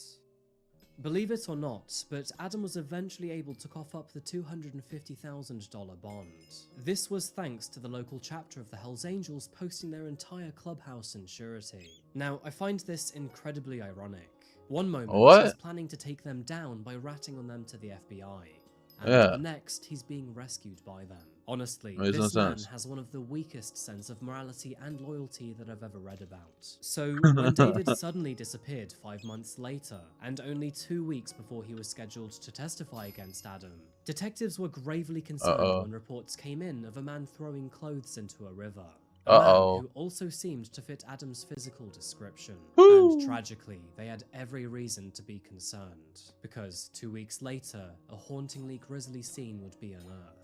Located 13 miles southeast of Pittsfield lies a small town named Beckett. One of the residents, named Cole, who lived on Woodmere Road, was having some heavy landscaping work conducted in his garden. In fact, this satellite image on Google Maps highlights how much was going on there. Now, Cole had hired several people to do the work for him, which included a man named David Casey. David Casey, who I will only call as Casey from now on, was responsible for grading and removal of tree stumps. It was on Monday, the 29th of August, that Cole travelled to work at 5 AM, before returning home at around 5 PM that evening. Upon his return, he noticed some muddy tracks going out into the dense woodland. Wait, this is already level 100, I'm out stupid. of curiosity, Cole asked Casey, "Looks like the excavator was moved. Did you move it?" Casey shook his head and said no, kicking some rocks as he put his head down. A few days later, while visiting his family in Florida, Cole received a phone call from the police. It was a bit of a strange request, but they asked him if they could search his property. Now, Cole had nothing to hide, so he gladly agreed. But only when he returned home the Did I next forget day to buy did he old pets? realize Oh the my god, I gravity did, of the right? situation. Yeah, I did. Dozens upon dozens of officers were Arr. scattered across his garden, and police tapes surrounded the entire area. And in the heart of it all were several marked excavators. About 20 feet or 6 meters deep, they had shockingly found a mass burial site, and within it were the bodies of David Glasser, Edward Frampton, and Robert Chadwell. More than a dozen bags containing their body parts were found, one of which contained all 3 of their heads. The clothing found contained holes and tears consistent with those made by knives and bullets. And, as you can expect, this matched those found on the bodies. Casey, who was the man working on Cole's property, had turned himself in to police a couple days prior. He confessed that, while being threatened with his life, he helped 3 men concealed their bodies. Damn. And of course, one of those 3 men was Adam Hall. By September 12, 2011, all 3 were arrested on 3 counts of murder, kidnapping, and witness intimidation. And to add to this, David Casey was also arrested on 3 counts of accessory after the fact to murder and kidnapping. This is probably the right time to introduce you to the main man this video is titled after. Not the most upsetting part of the story, but certainly the most disturbing. And his name is Caius Feovis. So, where do I begin with Caius? What the Born in the fuck year is that? 1980, Caius was 31 years old at the time of the murders. And it's probably no surprise, but the name Caius Feovis is not actually his given birth name. Legally changed in the year 2008, his original name was Roy Gutfinski. And That's to so be honest with you, disgusting. I can Oh my kind of God. see why he wanted to change his name. No offense to the other Gutfinskis out there. But why a name like Caius Feovis? Well, Feovis is an ancient Roman god, and apparently the name Caius comes from Gaius, a Roman emperor. Now, there are several ways you can pronounce his name. For example, Caius can also be pronounced as Caius, but it seems that most of the courtroom footage pronounces it as Caius, which of course doesn't sound similar to the Roman Emperor Gaius. Anyway, this was not Caius's first stint in the spotlight. Back in the year 1999, Caius made headlines after he and his former girlfriend were arrested over charges of assault. Prosecutors claimed that both of them lured a 16-year-old girl into their motel room, where they then tied her up, sliced her back open with a razor blade, and then ritualistically licked her blood while kissing each other. The authorities were called when the victim turned up at a hospital with a 7-inch gash that needed more than 30 stitches to close. During his trial, Caius claimed that he was a vampire and a Satan worshipper, and claimed to like the taste of his own blood and drink others. Now, both he and his girlfriend were guilty of these allegations and were sentenced to 10 years behind bars. However, they would both only serve 3. After being released on parole, and in the year 2006, he was arrested once again on charges of kidnapping and drug possession, and held 2 strippers hostage in a hotel. Bro, what is wrong with this guy? These kidnapping charges He's were in and out of eventually jail dropped, all the but Caius time. was We sent gotta back get to rid of prison these for people, bro. violating his probation. Anyway, There's one a of the most user. intriguing things about Caius comes down to his distinctive facial features, and you're probably wondering why he has them. Amongst other unusual characters tattooed on his face, the number 666 rests between several subdermal implants 667? on his forehead. Now, of course, this is referred to as the number of the devil, and his implants are there to resemble horns. He also has 2 piercings on the bridge of his nose, and a further stretched piercing through his nasal septum. His ears are surgically altered to make them appear elf-like, and his cheeks and neck have been burned to create patterns in the skin. A procedure that is known and called scarification. Caius would also intimidate people over the scars on his arms too. Whenever he caught people looking at them, he would say, "See these scars? Now imagine what I can do to somebody else." After his arrest, authorities turned to the homes of all 3 suspects to see what they could find. And although there wasn't a huge amount of incriminating evidence found in Caius's apartment, they sure were in for a shock. Living in an apartment at 10 Cloverdale Street outside of Pittsfield, Caius lived in very cheap accommodation at the end of a runway. Everything inside was painted black, including the walls, floors, and doors. Hell's Angels memorabilia was scattered throughout the room, and What a anatomical loser! drawings from Like, medical imagine textbooks hung on committing your walls. life to hell, Scary enough, racers, this whatever this included shit is, images of human dissections and amputation and of making body parts, horns or something ammunition on your boxes, face, fake skulls, trying to and be a mobile devil phone or with something, bro. battery removed You're were all so discovered. stupid. Detectives also found a machete, a cleaver, a sickle, various army knives, a pack of black and mild cigars, and 2 baseball bats Oh, he's with probably spikes super driven gay. through them. Excluding the baseball bat, most of these items were consistent with the types of tools used against David, Edward, and Robert. Almost in a trophy-like manner, but inside of a separate metal box, they found a newspaper article dated from September the 6th, which described the disappearance of all three men. In addition to this, they also found another article from September the 8th, describing the ongoing search for them. Now, it is worth mentioning our third and, relatively speaking, most mundane accomplice in this case. Living 20 miles north of Pittsfield in North Adams and 44 years old at the time, Shalou was a good friend of Adams. He had known him for several years and was often found at the Hells Angels clubhouse. But otherwise, I don't really know what to tell you. The man was as dull as ditch water. Following their arrests, all three men pleaded not guilty to all counts of murder, kidnapping, and witness intimidation. And so Adam, Shalou, and Caius would all face the judge and jury in their own separate trials. The evidence available at the disposal of the prosecution varied slightly from case to case, but through all three trials, a highly damning and grim story was unearthed. In the months, weeks, and then days leading up to the disappearance of David, Robert, and Edward, Adam Hall repeatedly told friends and acquaintances that David Glasser had to disappear. In mid-August of 2011, Adam Hall purchased an old Buick SUV for $500 from a mechanic. The vehicle ran well, but nothing to write home about. Several days later, on August 24th, we have a Vanguard. Caius was recorded purchasing I guess I have a key. I mean, Pittsfield. obviously not going to get anything, but 27th of August, Robert made his way across the street to spend some time with Edward and David Glasser. The wind was picking up speed, and all three men were planning to spend some quality time hanging out together. A surveillance camera captured Adam Hall with David Shalou and Caius Vovis just 4 hours prior to the other three men's disappearances. Witnesses spotted Adam getting into Caius's black Jeep that very same evening, and later that same night, further witnesses placed all three men in Caius's home, where they cleaned their guns together. At 10:30 p.m, a neighbor spotted a fourth man through the window of David and Edward's home. It is not confirmed who this person was, but it was likely Adam Hall, and hours later, this house would be entirely empty.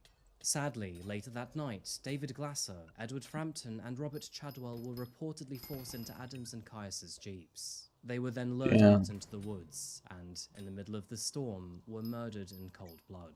All three assailants were after David Glasser alone, and for Edward and Robert, it was merely a case of being in the wrong place at the wrong time. Sparing the details, all three men were tortured, stabbed, and eventually shot. And David Casey, the man with the excavator, would later testify that Adam bragged about murdering them. He referred to his three victims as the N-slur, the R-slur, and the fat guy. He further said that one of his boys, presumably Caius, really enjoyed torturing and cutting them up. It was raining extremely hard that night, but Adam didn't care at all. He said he felt great about his actions, and apparently slept soundly afterwards. At 5:30 a.m. the following day, a store clerk at the A-Mart in Pittsfield served Adam. What? He walked in to buy 3 candy bars and a pack of cigarettes. That's 3 candy bars, perhaps for himself and 2 other people. The store clerk noticed that not only were his boots untied and wet, but his blue jeans and even the cash he gave her were wet too. And his shirt was muddy all over. Of course he's wet, Adam he's always returned wet, back isn't to he? the store several minutes later, where he purchased a pack of Black and Mild cigars. And strangely enough, this was the same brand found in Caius's apartment by police. Shortly after this, Adam's girlfriend awoke to the sound of Adam returning home. Inside his own Jeep was Shalou, and behind them was another Jeep which belonged to Caius. While making breakfast, Adam gave her money to pay for the food, which she found odd because she recalls the money being both wet and nasty. To add to this, he asked her to wash her hands after handling it. Now, there is no doubt that Shalou, Caius, and Adam were all together that morning, as several witnesses had seen them, and they all appeared to be sodden, filthy, and exhausted. The very next day, Adam Hall pressured David Casey into helping him hide the bodies, and he threatened that, if he didn't do it, he would murder him and his family. After confirming that the why would he not help them? home, Casey drove the excavator to a clearing in the wooded area and dug a hole about 4 feet Wouldn't deep. everyone help then? Like, I don't understand why he's being Adam arrested. drove his Buick behind It's so and dumped the insensitive. remains of David, Edward, and There's Robert no way into he's the getting hole, charged for in this. which Come on, Casey bro. then recovered with dirt and large rocks. He then returned the excavator to its previous spot, but Adam came back to threaten him one more time. How could he even He charge ordered them with Casey this? to keep his mouth shut, and further said that he can make things happen even if he was in jail. The next day, Adam and Shalou brought the Buick to a salvage yard in Lanesborough. They sold the car for scrap and ordered it to be put in the crusher, which the mechanic found quite strange. They then went to buy new boots and clothes, and late that evening, both men were seen laughing and grinning at the clubhouse. The two were clearly very drunk, and statements overheard by the others included, "No, no, don't do it. You should have seen the look on his face," and "the poor bastard had to watch." It was 2 days later that random witnesses noticed both Adam and Shalou throwing boxes of items into the river. The contents of these boxes included white socks, a few empty price chopper bags, an empty shoebox, and a pair of shoes. Authorities would later find one of the shoe boxes downstream, and, not so coincidentally, it matched the same pair of shoes purchased just a few days prior. Autopsy reports following the discovery of David, Edward, and Robert concluded that all three had died terrible deaths. The details are long and stomach-churning, so I won't go into unnecessary detail. But to put it short, all three men had been completely dismembered. Now, the trials for Shalou, Adam, and Caius were a total slam dunk. In February 2014, Adam Hall was found guilty on 3 counts of murder, kidnapping, and witness intimidation. He was therefore sentenced to 3 life terms in prison, without the possibility of parole. It was also noted that these murders were committed just weeks before David Glasser was scheduled to testify against Adam, and they were certain beyond all doubt that this was the main motive behind his killings. Adam's crimes were described as loathsome, depraved, and barbaric, and he deserves no more mercy or consideration than he gave to his victims. Next up was David Shalou, and he too was found guilty and sentenced to 3 consecutive life sentences without the possibility of parole. Again, there is not much to say about Shalou, a hopelessly boring individual that leaves no positive mark on this world, and will eventually die behind bars. Caius would be the 3rd man to stand trial, and the legal proceedings of this case were both interesting and turbulent to say the least. He looks so disgusting. What the fuck is that? On all 3 counts of murder, and as soon as the jury read out their verdict, Caius screamed and shouted to say, "I will see you all in hell." I'll see you all in hell too. Remember that. Every one of you, I'll see you in hell.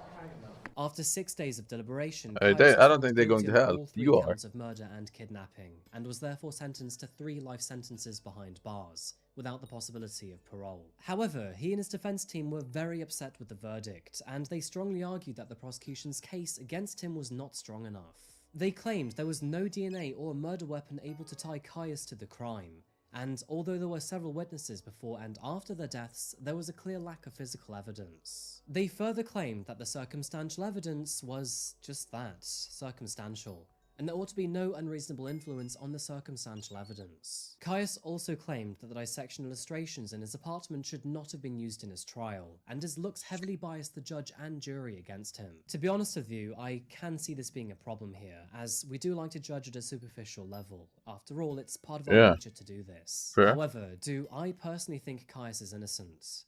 Well, looking at all the peripheral evidence available, not at all. Anyway, here's a spectacular video of him throwing a tantrum in court. I was first arrested. The police made it clear to me that they did not actually believe I had anything to do with the disappearance and murder of these men, but that they did believe I possessed some knowledge that would greatly assist in their investigation. I've been in isolation for 3 years now. I've refused to talk to the cops. I've turned down all the numerous plea deals offered me from the beginning. Just 1 month before this trial began, DA Capers called my attorney, Gavin Reardon, and told me he knew I did not kill these men. He offered me conspiracy after the fact, 7 years. I told my lawyer what I've told him and others many times before. My hand was not in this. I'd rather spend the rest of my life in prison and be able to face myself in the mirror at the end of the day to make that kind of deal. Now here we are today, and he's asking for 3 consecutive life sentences with no parole. Let me make this clear one more time before I sit down. My hand was not in this, all right? My hand wasn't in this. But if anybody thinks I'm going to hang my head today and beg for mercy, they're just as deluded in their thinking as that jury of my peers who convicted me of this. So, Your Honor, take your other stand and do what you plan to do from the beginning. Justice was not served. I'm an innocent man. You condemn an innocent man, and I will heal it. Getting towards the end of this story, but there aren't too many side notes to this case. Despite it being horrendously complex to explain, the actual process of this case was very cut and dry. It is worth mentioning that David Casey, who helped hide the bodies, pleaded guilty to accessory after the fact of murder. Casey was sentenced to state prison for 30 months, but since he had already served that time before his release, he was let go immediately. The details behind the lives of our 3 victims is what upsets me the most about this case. Robert's and Edward's lives were cut short, all for the sole reason of being in the wrong place at the wrong time. and they suffered a cruel and heartless end. Wait, all I for don't understand how he absolutely gets sentenced with This that though. was Like, the same for bro, David Glasser, but if you arguably if you much threaten worse. In him the to weeks kill, leading up to his death, friends had noticed and that your he was family becoming very getting killed scared by and someone who's frantically already paranoid killed over multiple people, testifying against Adam. One of and his you're friends gonna threaten like that recalls, "I if could you see don't him help not them being hide able the to sit body, down. He had pacing and then you steps. help them, You could see obviously, the fear written across his and face. then you get arrested. He was Really, bro? openly, It's almost admittedly 3 years. terrified of Like, Adam. what the fuck? Friends and acquaintances claim that both I don't know, bro. authorities Like, and prosecutors ignored his pleas for protection as a witness. He knew that Adam would come for him, and openly shared these concerns with his lawyer. Now, this wasn't a case of punishment, retribution, or even tit for tat. David Glasser had never wronged Adam Hall. He was just a scrap collector in the local area, and this entire story developed from some false information given to Adam. The story should have ended there, but sadly, Adam Hall is a stone-cold, impulsive, low-life monster. He chose to believe this information blindly, neglecting to actually heed the truth. And furthermore, he reacted in the most barbaric of ways. He senselessly beat David, threatened him, framed him, terrorized him for the last 3 years of his life, and then, finally, murdered him and his 2 friends. It is absolutely wild when you think about it. A false identification of scrap parts led to the lives of 3 men being lost and a further 4 in prison. David Glasser was a well-loved man who was very popular in Pittsfield. He had a good and compassionate heart and was reliable at getting odd jobs done. And despite rarely having any money, he often made the effort to buy gifts for his friends and their children. In the year 2005, he sent a letter to an editor working for the local newspaper in an effort to spark an awareness of how we treat each other. In his first sentence, David said he was mentally and physically challenged, but his main point was to bring an awareness of how we treat one another. His physician of 20 years called him kind and generous, humble and courageous, and said he was a man who overcame many challenges and special hardships to stand tall among us. And Edward was equally likable and noble. He was someone who liked to take care of others, and his death left a very personal loss for all of those who loved him. Many were touched by his love and his humor, but on a much larger educational scale, his death also leaves a gap in the understanding of the early disability world. Robert Chadwell was another man who was unable to know that he was in the wrong place at the wrong time. He is described as a happy-go-lucky man who was also well-known and well-liked, and sadly, damn, look he at him, bro. leaves a child behind. He's To a be honest holy with aunt. you, I can't He's even a believe holy this case aunt. happened, and the consequences behind just stealing some scrap motorbike parts is astounding. At the end of the day, all 3 men were planning to enjoy a storm together, and how this weekend full of fun and excitement can turn into one so grisly is absolutely devastating. Anyway folks, I'm going to wrap this case up here, so thank you so much for watching another video today by Coffee House Crime. If you found this case interesting or insightful, then please remember to like the video and subscribe if you haven't yet. So, what do you think about this case? Do you think Caius Phoebus is guilty of these murders? Or do you think the evidence is too circumstantial to convict him? Anyway, thank you again so much for watching another video today. If you haven't subscribed yet, please do consider doing so, it really helps me out.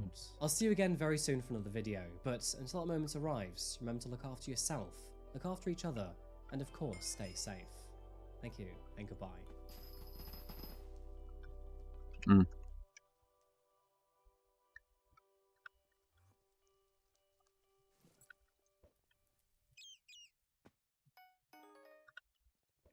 This is Austin Haroff, also known as Osty Frosty. Okay. Austin was just an ordinary college student, or at least so it seemed. His family described him as friendly, focused, and full of potential.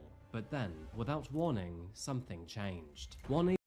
It took 6 months for family and friends to realize that 27-year-old Shraddha Walko was missing. But by the time they were able to retrace her footsteps, it was tragically all too late. Moving forward, it was learned that she'd become the victim of one of modern India's most prolific murders. Detectives were ruthless in this case, compiling more than 6,000 pages of evidence against her killer. But despite this, justice has not been easy for Shraddha's family, with officers even threatening to use one of the most controversial tactics in the judicial system.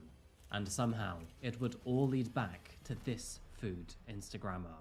Damn. Good morning, good afternoon, or good evening, folks, and welcome back to Coffee House Crime. Today, we're a case that is close to wrapping up. And just a forewarning here, but it's another one of those terribly morbid stories, so please be Alright, okay, so how long is it left of the finding yesterday? Like 2 hours or something? Absolutely barbaric. Honestly, what is it with you cooks? And Gordon Ramsay, please. 220,000 minutes? I post true crime, strange, and What do you mean? stories here on a weekly basis. So if true What crime does is that your mean? kind of thing, please do consider subscribing. Thank you. And so, without much further ado, please grab yourself a coffee and let's caffeinate while we investigate. This is the case of Shraddha Walcott. What?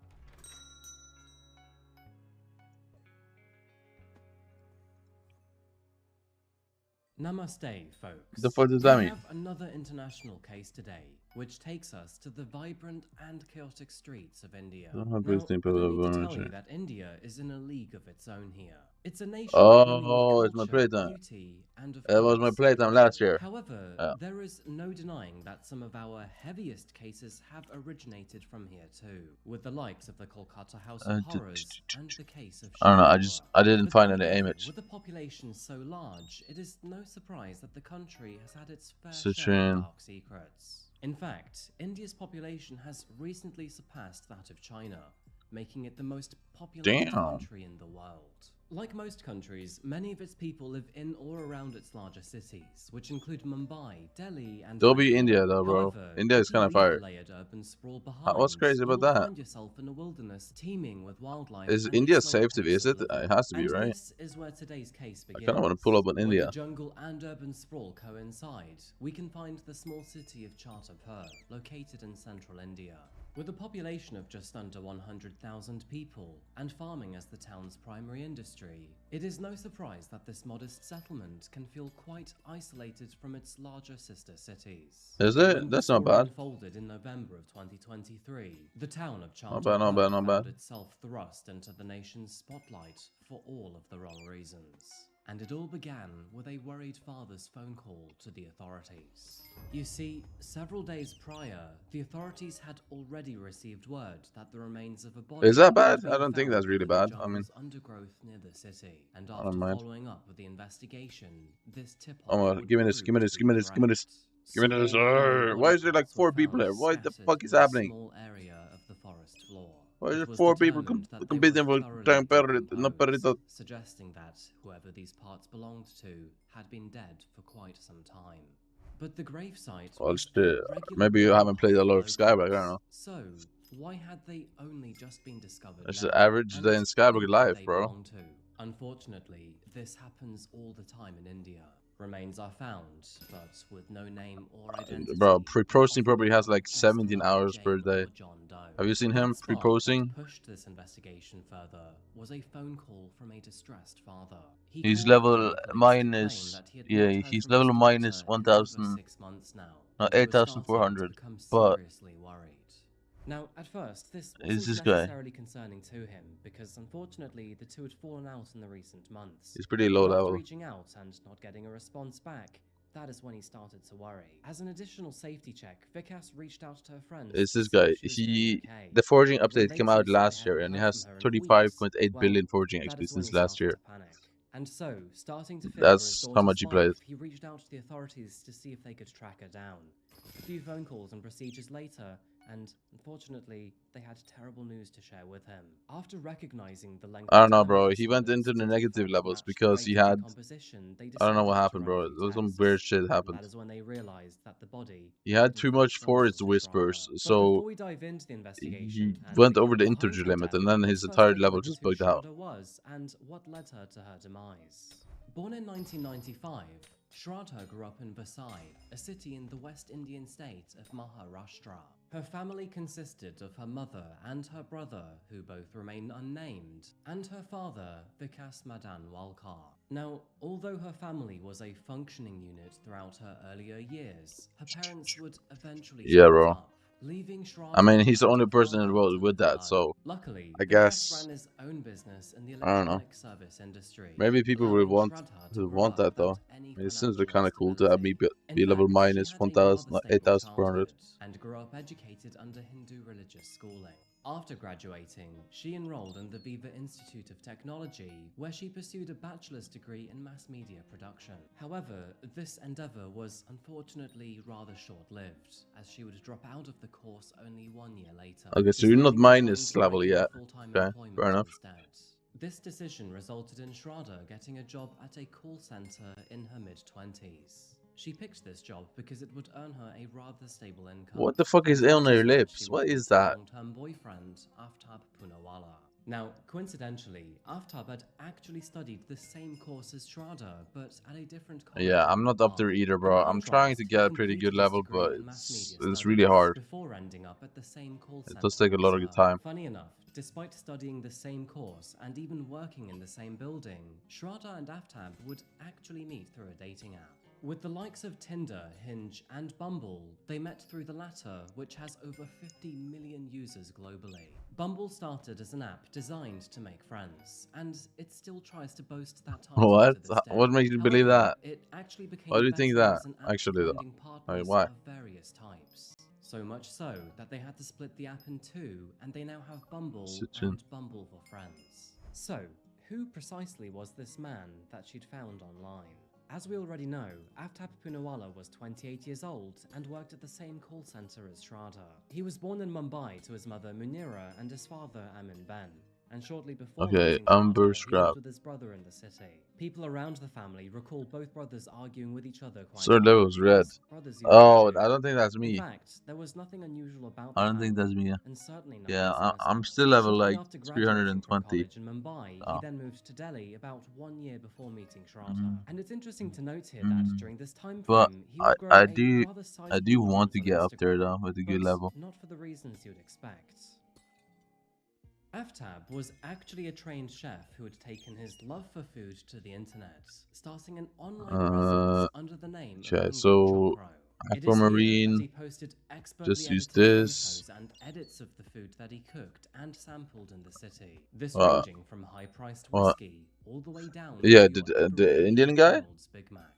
His Instagram was by far his most After popular that? platform for posting, and by the time that our case today took place, he What had about him? amassed a modestly impressive 27,000 Damn. followers. You see, Aftab boasted 20K himself followers. as I a mean, food that's not bad. stylist. And I'll warn you here, if you're hungry, I would advise against taking a scroll, because, to be honest, he was outstanding at his work. You can find many enticing pictures on his Instagram. There are a few pictures of him on there too. Now, thankfully, I don't own any matching plaids, or I would have to throw that shirt in the bin. Anyway, social media can be very tricky when it comes to sustainable No, just go in third person real quick again.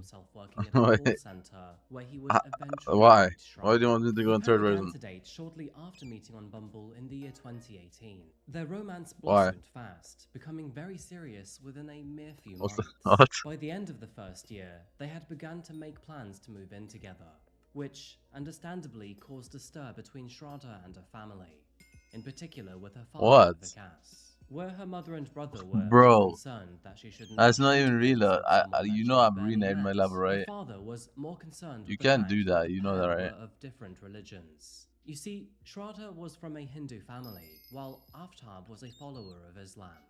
Vikas even went as far to accuse Aftab of trying to seduce and convert Thank you. Shraddha to Islam as Yeah, part if of Fiesta his is over in supposed like war against India. 4 minutes or Now, now. despite this, So then it's back to Shraddha went Spider. ahead with her Wow. plans to move in with her I'm so new excited to do boyfriend, Spider and again. her father Woohoo. retaliated by Haven't declaring that the totally family haven't done it would for like a disown week her. straight. However, Yahoo. as we will soon come to learn, he would never wholly cut ties with his daughter, only creating distance as a manipulative form to punish her.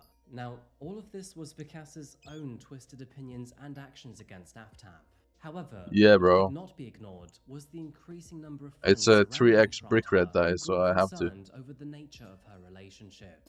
After moving in with Aftab, the relationship seemed to strengthen over time, or at least for a short while.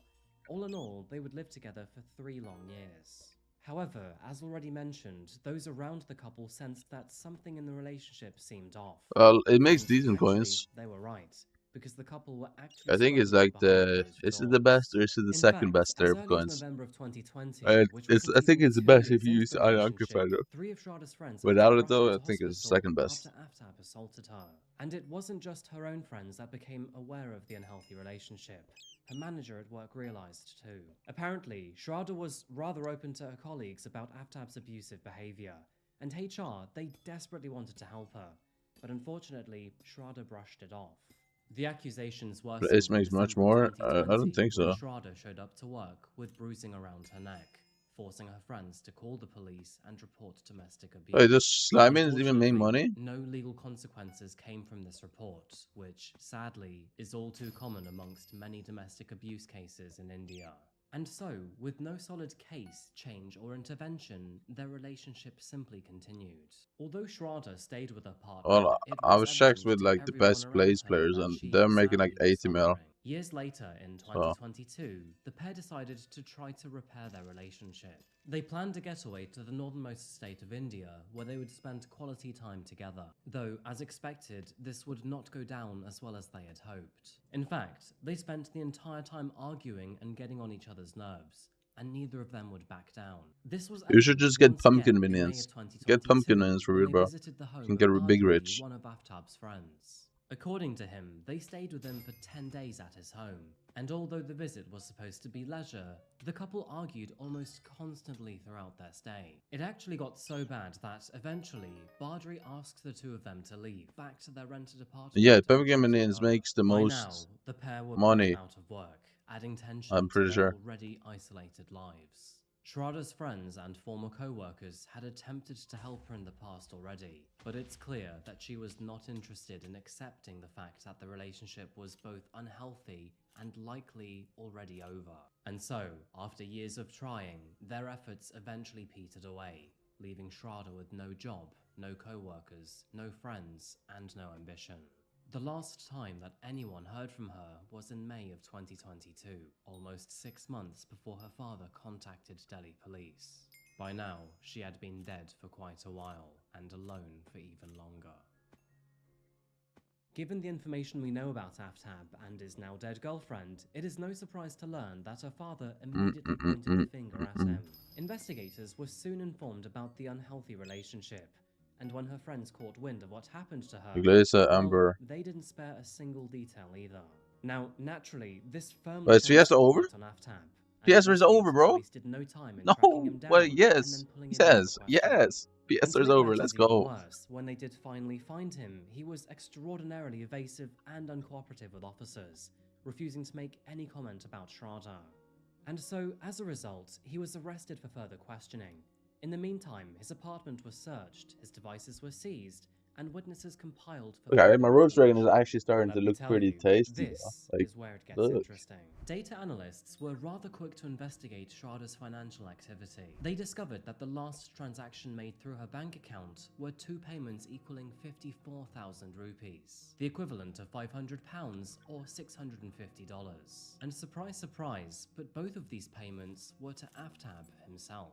Both of these payments were made on May Wait, is that the 18th last of Fiesta I can do? I 2022, think so, right? near the last time that anyone had heard from her. Yeah, that's It the is last Fiesta I noted can do. that Finally, after these two I can get rid of this transactions, mining Shraddha was trash. active on Instagram and Woo-wee. had also vaguely texted a few friends in the latter half of the day. Mining. However, her mobile phone and its trail fell abruptly silent after this, which was rather unusual for her. As the recipient of money from a missing person, Aftab seemed increasingly suspicious to officers, and so it is also Aftab. wondered if those final messages were even from Shraddha at all. Now, rather unsurprisingly, but this chilling story would leak into the mass media, and pressure grew on the officers I need to put this provide in more there. information about what happened to Shraddha. In fact, the pressure grew so much that Delhi courts were even pushing for a so-called narco test on Aftab. For those Damn. unaware, a narco test involves injecting a subject with an intravenous drug that puts them in various stages of anesthesia, therefore lowering their inhibitions and leaving them more vulnerable to coercion and divulgence for information. I mean, putting it into a more basic way, it's essentially questioning a heavily drunk or drugged person and then using their account to convict them of a crime.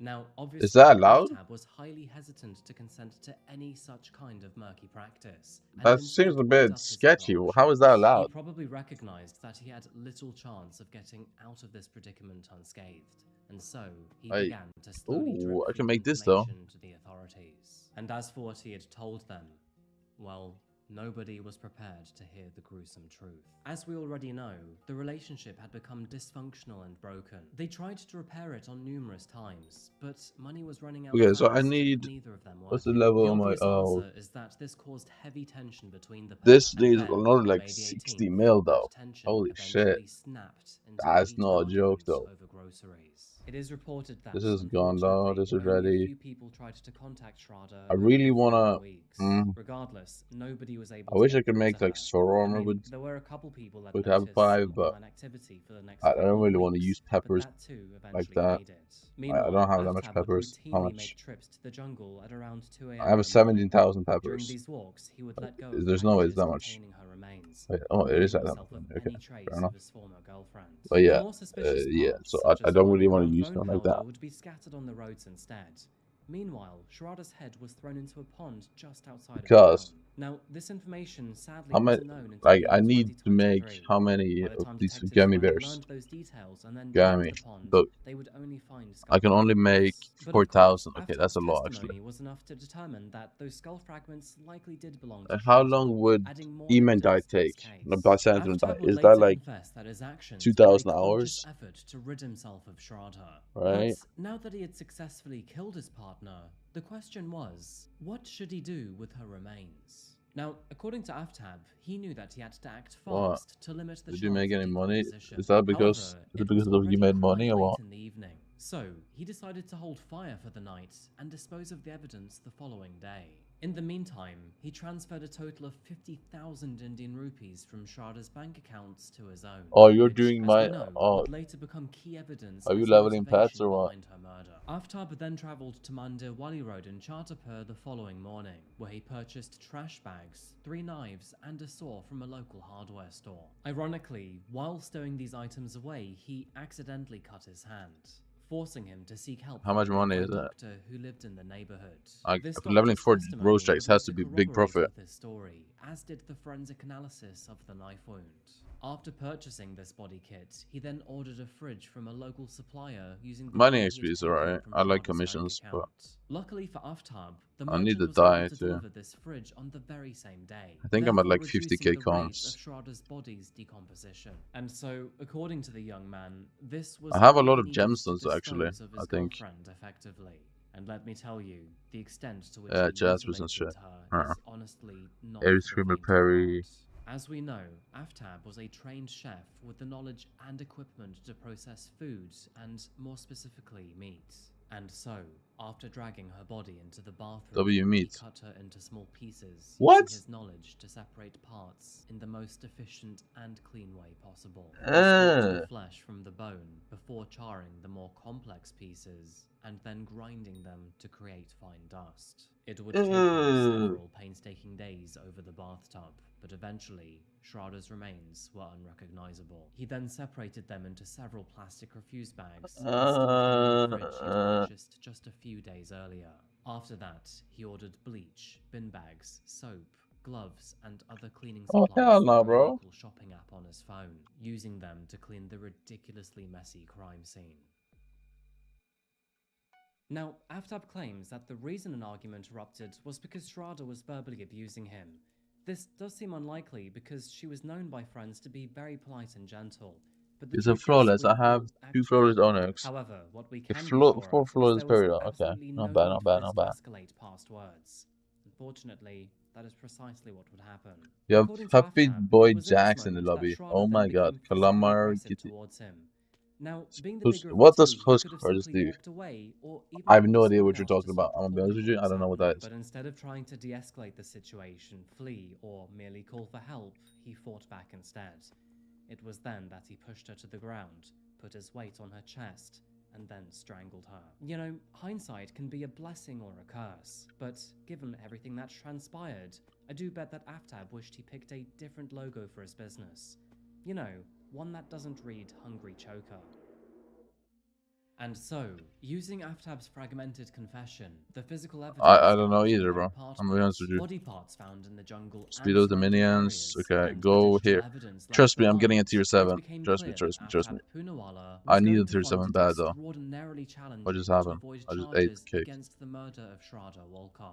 After being arrested Look in how November expensive of Urchins is, by the way. 2022, Court the fuck? proceedings in the case were relatively slow, unfortunately, as Aftab would routinely appeal against his charges in an effort to receive the most minor punishment There's no possible way a and fifth delay master does court that much. proceedings. Holy The shit! good news is What? that, as recently A as May fifth of master does 2024, 130 million. Aftab's charges were officially outlined after an additional charge sheet was What filed against the him, with this fuck? charge sheet compiling 3,000 more That's pieces of digital insane, and Jarvis. forensic evidence against him. This included the locations of both Aftab's and Shrader's phones in the Yeah, this months is between my her test murder for and his arrest, Slayer all of jobs, I which guess. correlated with Aftab's But own account of guilt. I should probably With use these India's drops, right? relatively How loose do I police compact force, them? the evidence Because available I will was obviously fill up this sadly backpack leaked pretty to the soon. media every few months, And I'm therefore only at like spurring more 6 millimeters. excitement and keeping the case relevant in the public eye. And still, to this very day, all eyes are on Aftab in fierce anticipation of his sentencing. As you can probably guess, this case highlights a significant issue within India. And of course, what I'm talking And this is about here my is the treatment of revs. women and femicide. You see, Shrader felt trapped in her relationship with Aftab. She was essentially cut off from her family after following her heart.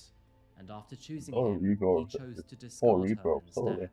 During court proceedings, many witnesses came forward with testimonies against Aftab and his treatment of Shrader, including friends, family, and employers. However, one of the most notable sources Okay, let me was see. actually Wait, I didn't even reported take by out the. Shrader I'm stupid. herself. You see, Shrader was receiving a therapist's What's support on her lips, throughout her bro? relationship, She's and when scaring summoned me. to court, her Look therapist now, though. revealed an audio recording I'm gonna from skip her. everything and then just Within hit this big. recording, she told her therapist Press. that she believed that she could not leave her boyfriend, and furthermore, if she What is did, that? he would hunt her down and then kill her. Almost nothing points towards his innocence, Titanic. but even No, so, Shrader's case let me see stays the Titanic. open to this day. That's That bad means, looks, at bro. least for now, Aftab remains behind bars in a high-security prison. For obvious reasons, this case has become extremely popular in India, and for obvious reasons, Aftab has become quite the public enemy, both in and out of prison. In fact, Take the he killer. finds No, himself that's under bad. attack both in and That's between bad, prison isn't it? Yeah, it's facilities. bad. It's really It was bad. only a few months ago that masked men with swords tried to take him down. It also seems that most Indians wish that Aftab receives the death penalty, which is legal in their country. Let's No go. surprise, but Shrader's father spearheads this request, armed with some of India's best lawyers. There has been such an enormous outcry for his death that there have been plenty of demonstrations outside of all court appearances. Damn. This is no surprise here, but the public also demanded for Aftab's case to be fast-tracked. Yet he somehow Why? manages to keep getting his trial dates pushed back. In addition to this, he has also changed his lawyer 3 times in a year, with each one of them having to read the 6,000-page charge sheet produced against him. Damn. Now, get this, but despite his confessions No. and No, it's not meta. pretty much Never everything mind. we have I'm discussed stupid. thus far, It's not Aftab rare still anymore. I'm actually stupid. pleads not guilty to murder. He has shown no remorse for his actions and has not apologized to Shrader's family or friends. At least he remains alone in his cell, smugly studying his charge sheet while he demands special treatment. This including fresh bottled water, new clothes, and extra time out of his cell. But thankfully, he has been denied all additional requests. Let's It also go. looks like he has developed some kind of paranoia while behind bars. Oh. Probably due to the intense levels of hatred felt by the public, but Aftab lives in fear of his food and water being poisoned. Nobody visits him in jail, and other than a single phone call to his father at the beginning of his detainment, he has had no contact with anyone from the outside world. Life is incredibly lonely for him. Good. Well, I guess he should have cherished the love and warmth he once had before he destroyed it. Yes. Speaking of love and warmth, Shrader was a bright young woman who loved her family. I need arrows actually. Call She was Jax. open-minded, forgiving, Call and Jax. generous. Alright, bro. But Can I call sadly, Jax? She gave that generosity and love Alright, to a bro. man who abused Please call him. and then discarded it. Hopefully one day, her killer will receive the punishment that he oh so Thank you. deserves. Whether that be life in prison or... Give it the death, bro. But I want to see Dire Trip. I want to see him because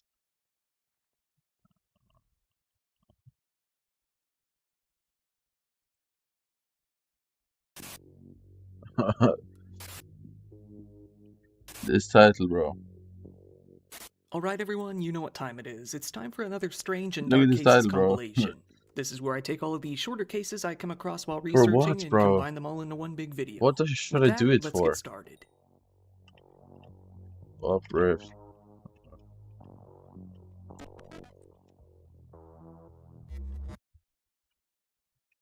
So we've got man cries about missing GTA 6 while being arrested for murder.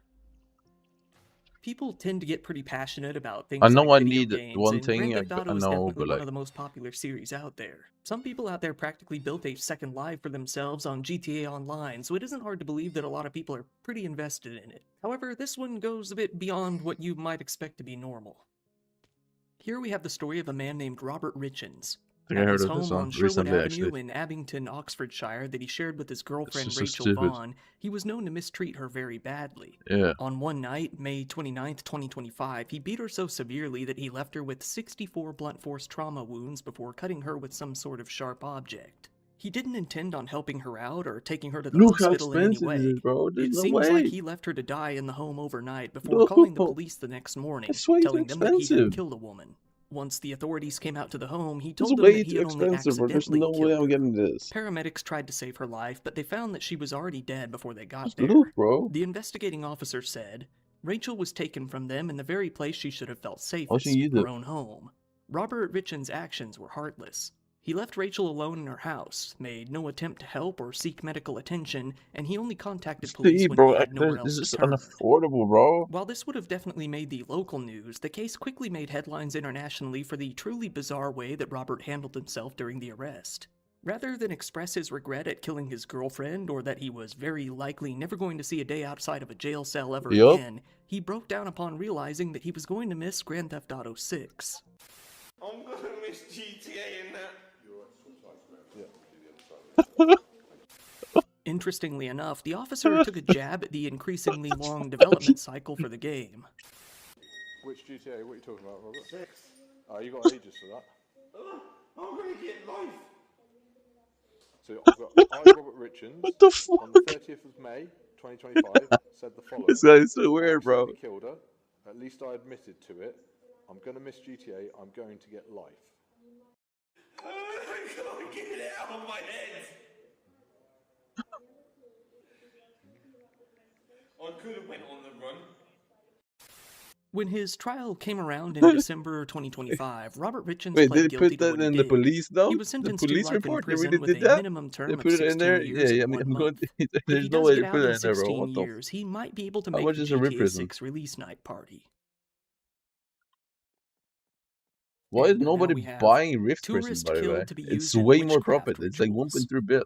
Two British tourists, 71-year-old Lorna McSorley and her boyfriend Leon Probert, decided to head down to South Africa for a Hold on. vacation, Let me opting to stay find for something, 2 guys. weeks.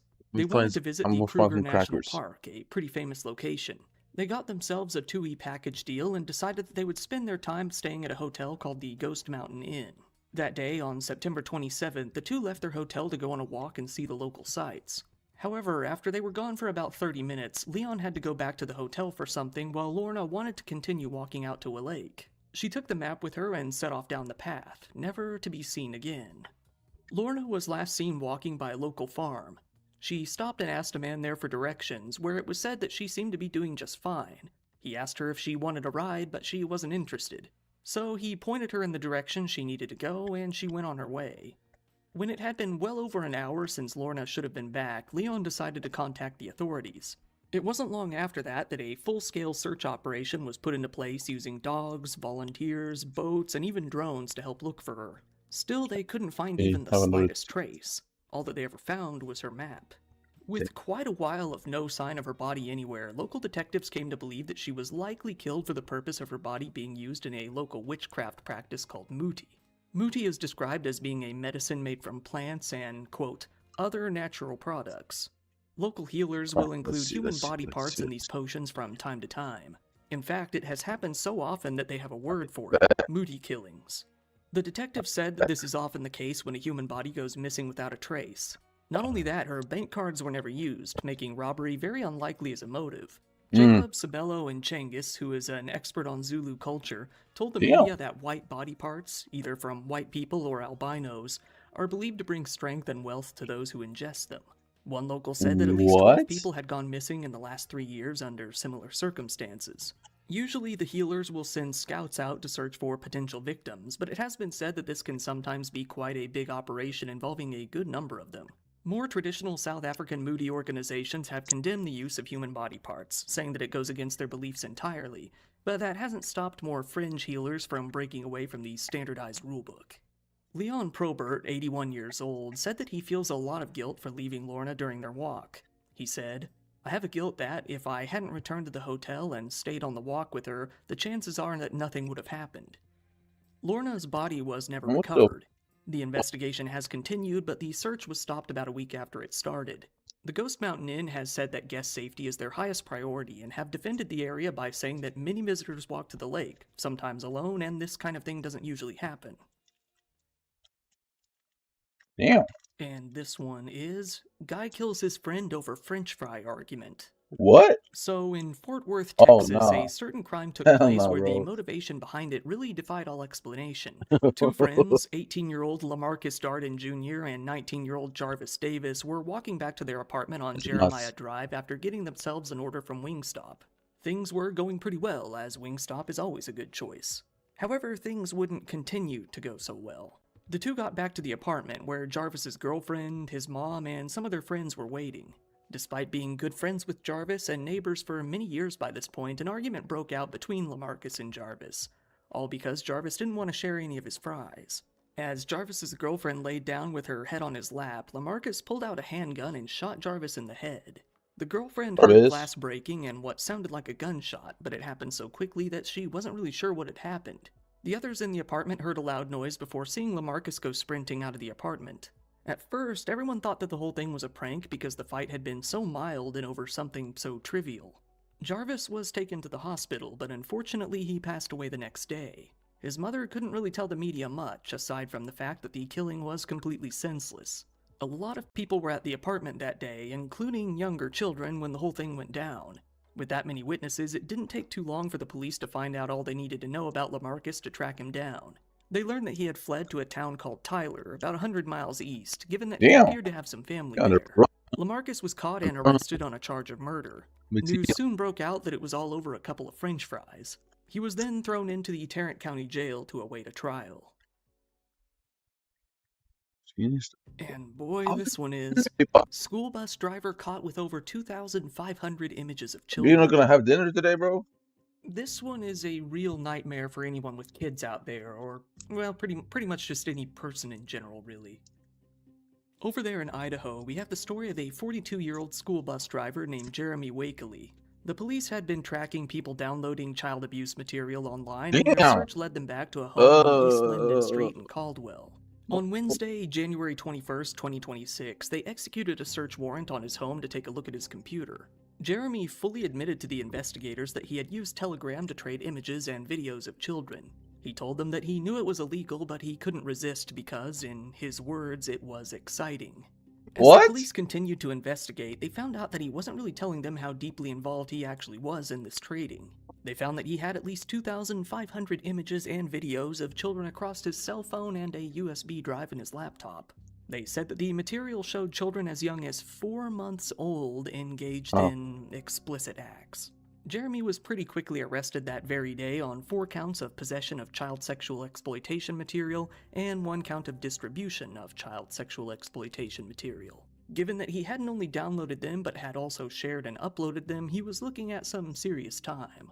The Attorney General said, "Yesterday, my ICAC unit arrested a man who worked as a local school bus driver in the Treasure Valley. We found no evidence of any local victims at this time, but parents deserve to know that my team is working overtime to protect Idaho's children. I want to thank our law enforcement partners for their help with this arrest." The North America General School Bus, the organization that ran buses for the Caldwell School District, said that they suspended Jeremy immediately upon hearing about his arrest and that they would be cooperating with the police. They said, "At this time, we have no indication that the charges involve any students or members of the school community. Should that change, we will respond with the utmost urgency and transparency." Good. They also stated that they would review their procedures and policies to make sure that, hopefully, they don't hire anyone like that ever again. Luckily at this point, the Idaho Internet Crimes Against Children Unit haven't found any evidence that Jeremy had actually produced any of the content himself, or that he had any inappropriate contact with local kids, but they also aren't ruling it out. Jeremy Wakely is currently in the Canyon County Jail, where he probably won't be treated too well by the other inmates, knowing how these sort of things go. And here we have a pretty great one. Man attacks Walgreens clerk with a Pop-Tart. Possibly my favorite title for an entry in any of these compilations so far, we have the first recorded case in human history, probably, of a Pop-Tart being used as a weapon. How? This is the I don't know, short what but the very fuck? interesting case of a 33-year-old Is man that named Jonathan Kanye? Steele. John had made his way into a Walgreens store in Austin, Texas, and started his shopping. The problem is, he was never intending to pay. He got all of his desired goods, which included Pop-Tarts, and began making his way out the door. The clerk quickly called him out on his shoplifting, and this led to an argument between the two that continued out into the parking lot. The clerk pulled out his phone and started filming John as the confrontation continued. He was pretty sure that he was the same guy who had shoplifted several other times that very same week. During the argument, John pulled out his weapon of choice, one of his Pop-Tarts. He gave his best baseball pitch and chucked it at the clerk, hitting him in the collarbone and causing what has said to be a minor injury, somehow. It was after that that he began to reach into his pockets. Come on, man. Assuming that he had some sort of weapon, the clerk went back inside and called the police.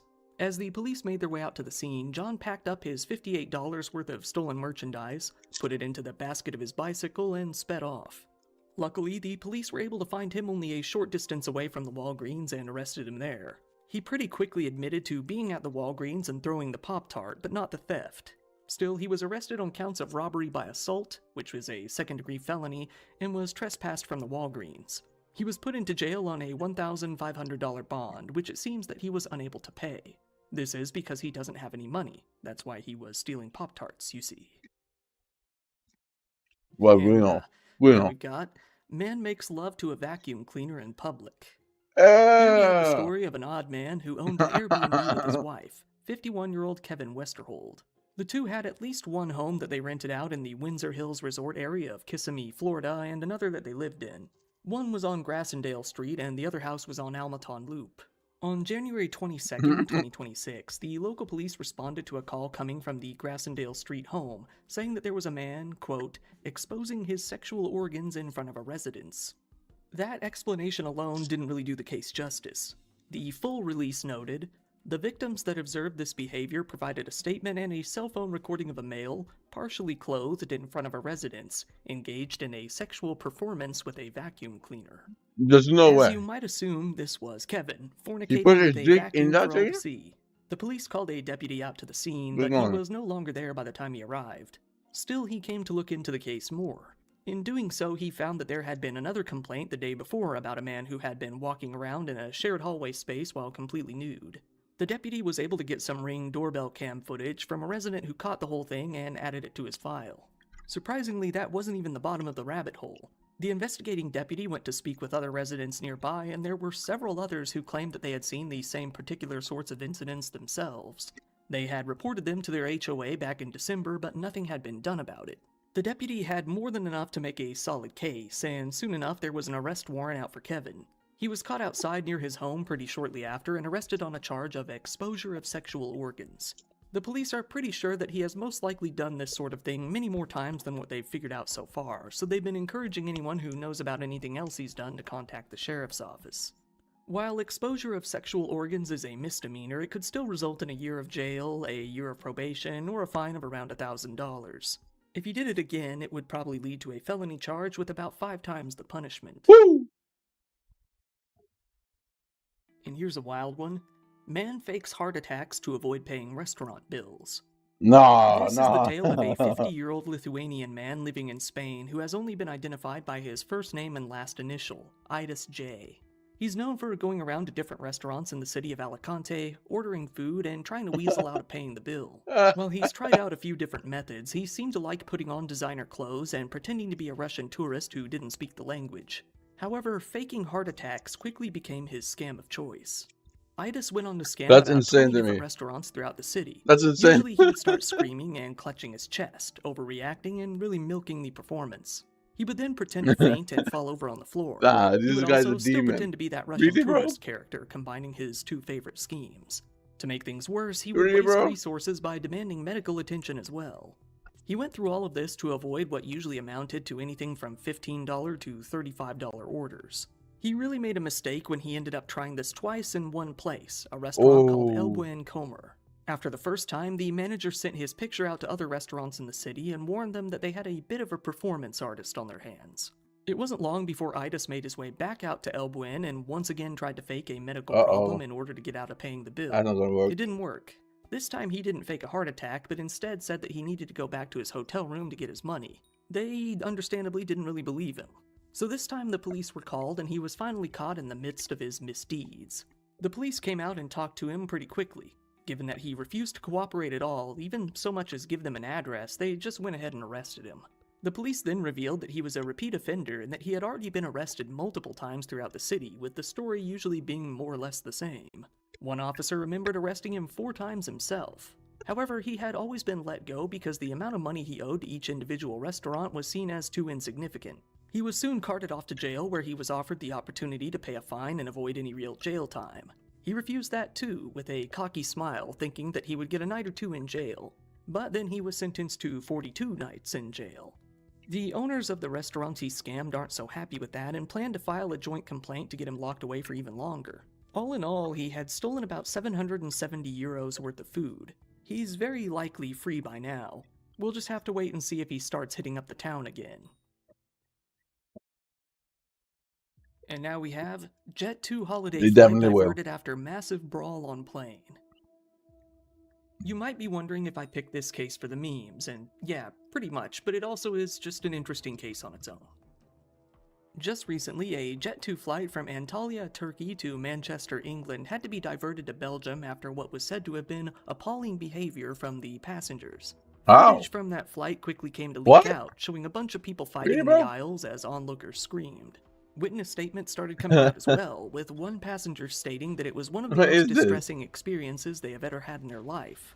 They said that they could see both blood and teeth on the floor of the plane as the brawl played out.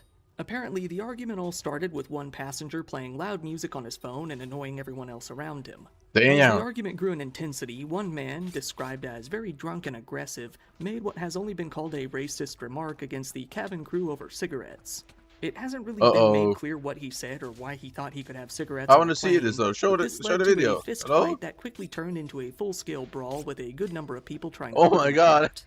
A witness said of the drunken man, although he had been drinking on the flight, he was fully aware of his surroundings, knew exactly what he was saying, and was oriented throughout. He then became confrontational, intimidating and openly racist towards the Pakistani passengers around him. Things got so bad that Jet 2 was forced to land in Brussels and deal with the problem. The 2 customers who were the biggest problem were kicked off the plane and banned from flying with Jet 2 ever again. The company released Damn. a statement, saying, "They were both offloaded by police in Brussels and the flight continued to Manchester. We can confirm that the 2 disruptive passengers will be banned from flying with us for life. We will also vigorously pursue them to recover the costs that we incurred as a result of this diversion. As a family-friendly airline, we take a zero-tolerance approach to disruptive passenger behavior, and we are very sorry that other customers and our colleagues on board had to experience this too." Shit. The authorities in Belgium have since made it known that the 2 men were, as they called it, briefly deprived of their freedom administratively, noting that the both of them were still pretty plastered.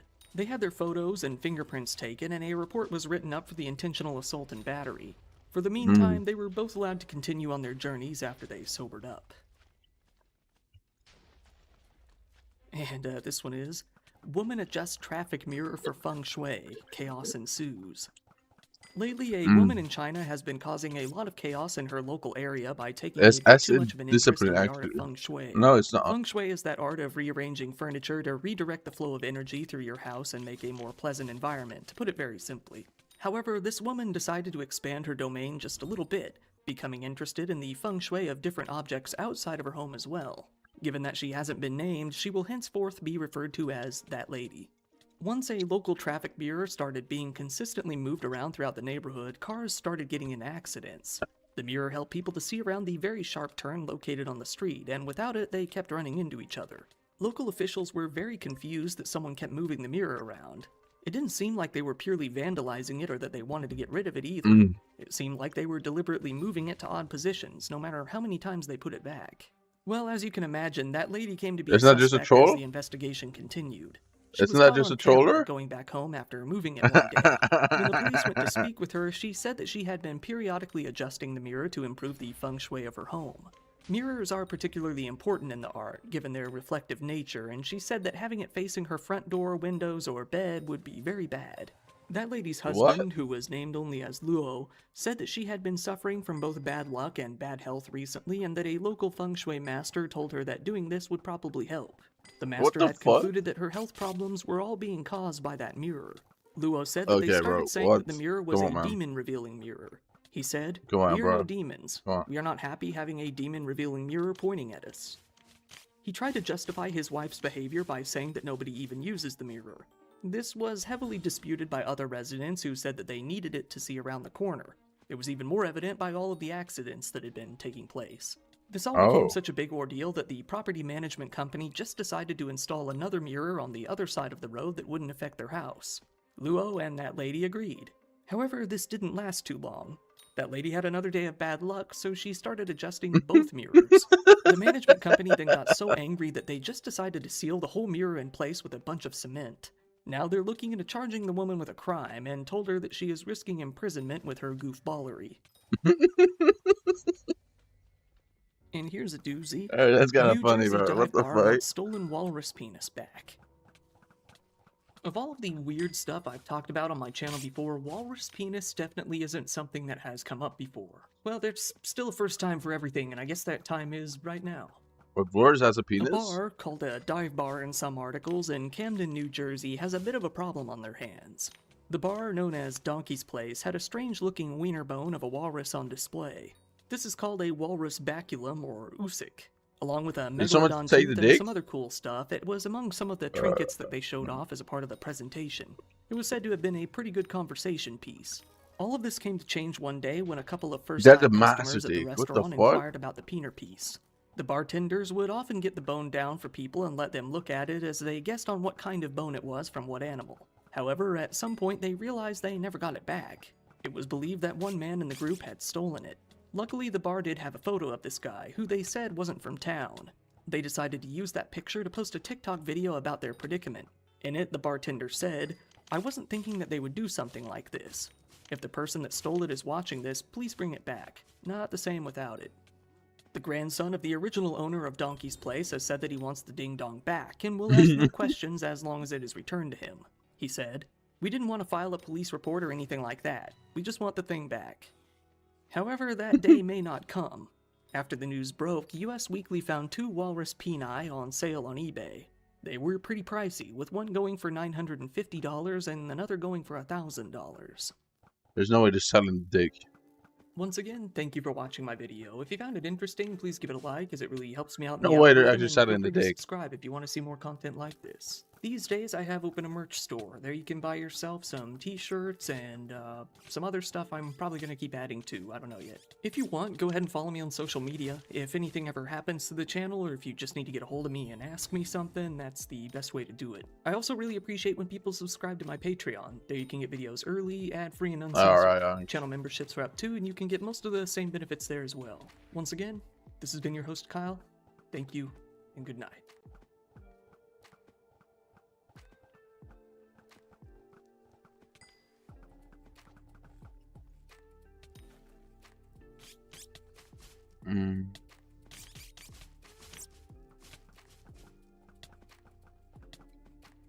So they really stole the dick.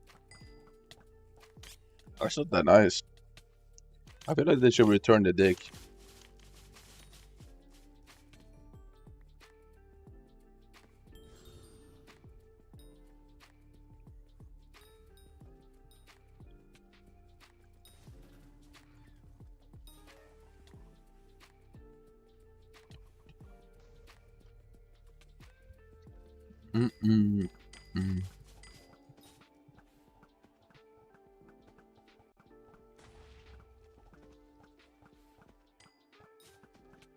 Hold on, this thing is gonna revive.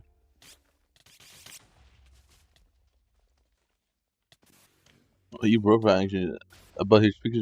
Whoa, whoa, whoa, whoa, whoa, whoa! A man feeling spurned by society retreated into a shack in the mountains. Feeling that God was speaking through him, he Yo, decided this to server write is out a so book laggy, series bro. longer What than the the Bible fuck itself, is in which he this? featured as the main character, carrying out his revenge against the people he hated in real life. Little did people know this wasn't simply self-insert fiction. These were actually his plans. It's so laggy in here, man. While researching my What is videos like this? this one, I often have to dive in all sorts of shady corners of the internet to get some certain hard-to-get files.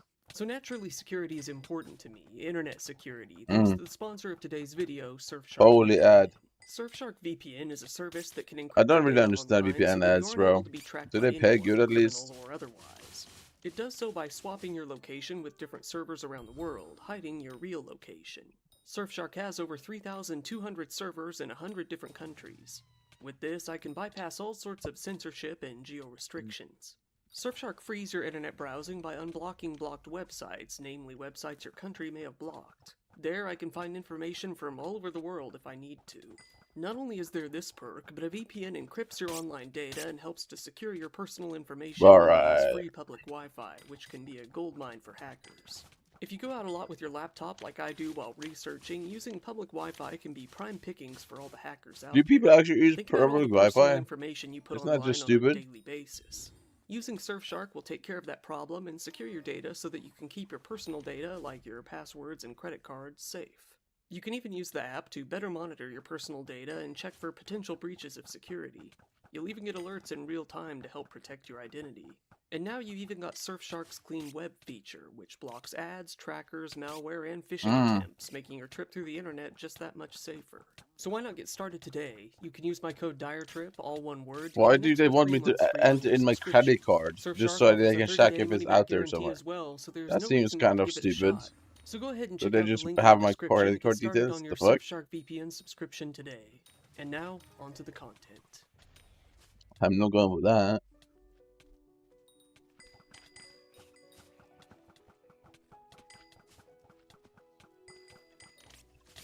Lyndon McLeod was born into an Air Force family in 1974. His father was a Southern man from Arkansas, while his mother was from New Zealand. Genetically, they were both Scottish, something that Lyndon would come to take pride in. Throughout his childhood, the family moved around quite a bit, both Okay, overseas so in Terrestrial England Web and is going within up the in price United at least. States. This is good. Given that It's the good. family never really stayed in place for more than 1 or 2 Yeah, look at the years, profit tracker. Lyndon It's was going never up so actually much. able to make any friends. Instead, he took to reading books and engaging in a little bit of escapism. Eventually, the family came to settle down quite a bit, with Lyndon going to high school mainly in Ohio and then eventually going on to live in I Texas. need to get the 40k meter at least, bro. Lyndon had been a troubled child ever since the age of about 15 years old. From that point onwards, he was in trouble with the law numerous times for various reasons. According to him, he made contact with the police at least 100 times throughout the years, sometimes with even the SWAT teams being involved. What? This trouble didn't end What with was the he law, doing? as Lyndon made bad SWAT choices in team? other ways as well. When he was about 20 years old, he was finally able to get a girlfriend. The two ended up going on to join a cult called Zentic Farm. This was a traditionalist, polygamist cult, but even so, Lyndon's girlfriend left him there. Despite entering into a polygamist compound, all set to be a man's man surrounded with all the women he could want, he was dumped and left alone. After this, he would go on to spend the rest of his entire life trying to prove how much of a man he was. The cult's slogan was actually, "Quit bitching, start a revolution." This slogan Okay, would bro. go on to Come on, reverberate man. through Lyndon's mind for the rest of his life, At least they're not who he saw doing himself as a person. harm to others He yet, desperately right? wanted to be seen as a man's man, and he would spend the rest of his days carefully crafting that image. Back on his own, Lyndon came to love Okay. the outdoors. Still wanting to present himself as manly That's as fine. possible, he mainly stuck to jobs involving manual labor, and he refused to go to college or get any sort of professional training. He Yeah. told those around him that it was simply because he preferred physical labor more. In addition, he got into rock music and motorcycles. However, it would Yo, be this can it interest just in die? motorcycles that would greatly contribute to his downfall. One day, he crashed his bike and injured his neck fairly severely. As a result, he was prescribed opiate painkillers by a doctor. He didn't take these opioids responsibly, coming to really like them. gradually developed into an addiction. He would come to be addicted to Well, opioids shit, on that's and not off that for the good. next several decades. Opioid addiction is not This good, addiction bro. to Holy opioids came with shit. an interest in other drugs as well. It's really bad. Lyndon decided to move out to Denver, Colorado, where the marijuana laws were much more lax at the time in order to get into the medical marijuana business. He worked his way up, becoming a manager of his dispensary.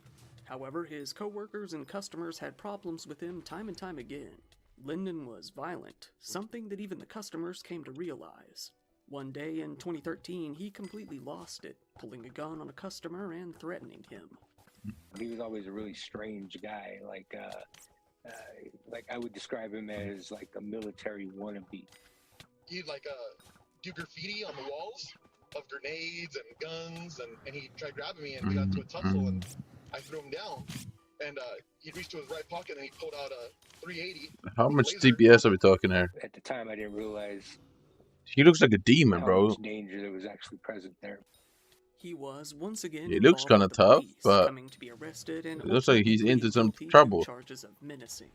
Lyndon, seeing himself as an alpha male, soon came to terms with the fact that he was no alpha if he wasn't actually leading anyone. He was all alone. Instead, he gradually came to identify more with the Sigma male meme. If you haven't heard of it before, a Sigma male is basically the alpha male version of a lone wolf, someone who sticks to their own strength and doesn't rely on others. Yeah. What I was missing when I was trying to survive as a quote alpha, money and bitches and cars and all that shit. Now I have as a Sigma. What? There's no he's saying his dead ass. Oh my god. This is worrying. Lyndon had nobody he could truly call a friend. By his own admission, he had nothing but bad relationships all throughout his entire life, having virtually nobody that he could connect with. You may realize that Lyndon would be the common denominator in all of these failed relationships, and surprisingly, Lyndon himself would actually agree with you, owning up to ruining many of his friendships and relationships over the years. Well, shit, you fucking idiot. While he claimed to be proud of his success over time, he actually faced failure after failure over the years. To his credit, he did keep trying, starting up new endeavors each time he failed, but the failure did get to him. I never give he came up. to choose to believe that he was actually a great man, Bro, I am suited new. to his Can you tell me how to make money? surroundings, the only problem being that he wasn't in the correct environment. He felt that, due to his genetics, he would only be fit living in an area like Scotland or somewhere similar. That's how he came to cope with his defeat. I guess you can do hunting, you can do foraging, and you can do rift.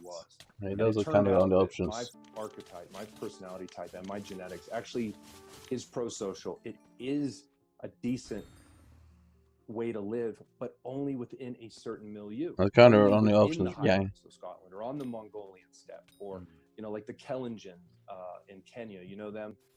After 11 failed business ventures, Lyndon decided to try one more thing: tattoos. Lyndon was a very tatted up man. Over the years, he had come to be fascinated with them. During his time as a customer, he met a man named Jeremy. While No worries, Lyndon no had worries. no idea how to actually do tattoos For or more run a tattoo tips about shop, it, you can Jeremy just knew search how to up do guides both. on YouTube for both Jeremy all of expressed those. an interest in opening his own shop, and Lyndon quickly decided to invest. The two There's soon guides became for like business everything, partners in the shop. money-wise and They stuff. opened a tattoo shop in 2013 called All Hearts Enterprise. Problems soon started to form. Many problems. For instance, Lyndon asked Jeremy to take him on as an apprentice for free. The two got into an argument when Jeremy didn't want to do it. It didn't take long at all for Jeremy to realize that Lyndon wasn't going to be a viable business partner.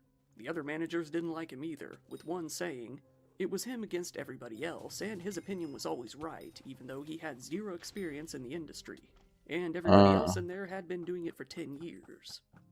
Jeremy himself felt bad that he hadn't gotten a good read on Lyndon in the time he knew him.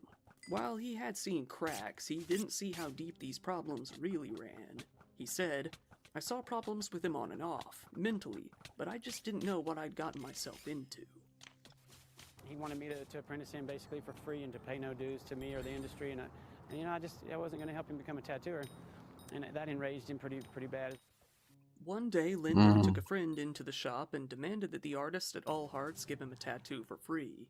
When the What? artists on duty expressed that they would very much rather be paid for their work, Lyndon reacted with an explosion of rage and fury. What? He began What's throwing wrong with this $100 guy? bills all over them, making it rain while screaming, "Is that enough money, motherfucker?"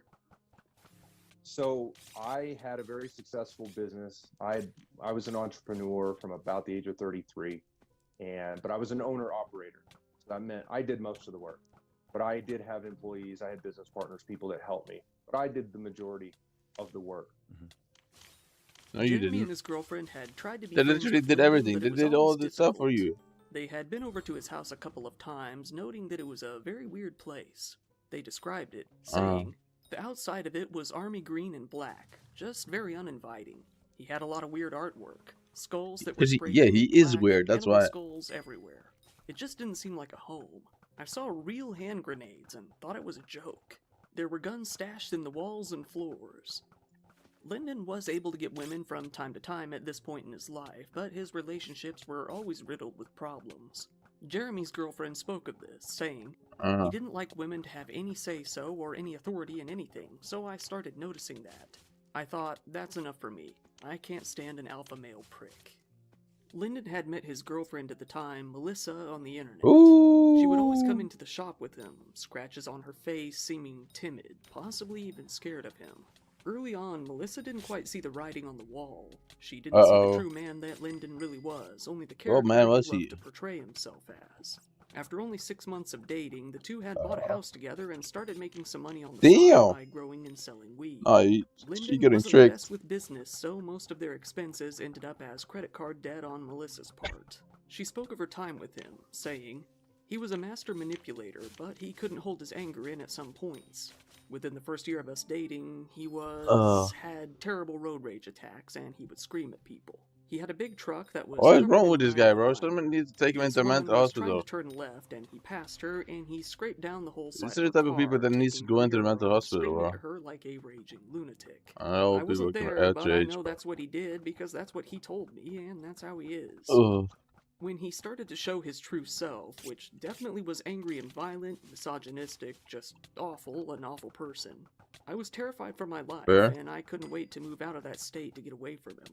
I did not want to press charges or anything, because I felt like that would just make him angry, and I already knew how much he was into revenge. I didn't trust that I would be kept safe if I tried to report him in any way, so I didn't. It wasn't only Melissa.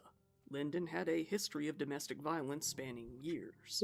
The police had gotten at least 11 different calls out to Lyndon's home on accusations of domestic violence alone. All of the employees of All Hearts came together and agreed that the business was failing due to how aggressive Lyndon was to customers and how uncomfortable they were in the shop. No artist wanted to work in the shop anymore either. In Jeremy's own words, all my buddies got sick of his shit and they all quit. Both Jeremy and one other manager decided to cut ties with Lyndon. The business was effectively dead in the water. Lyndon was left alone with the business.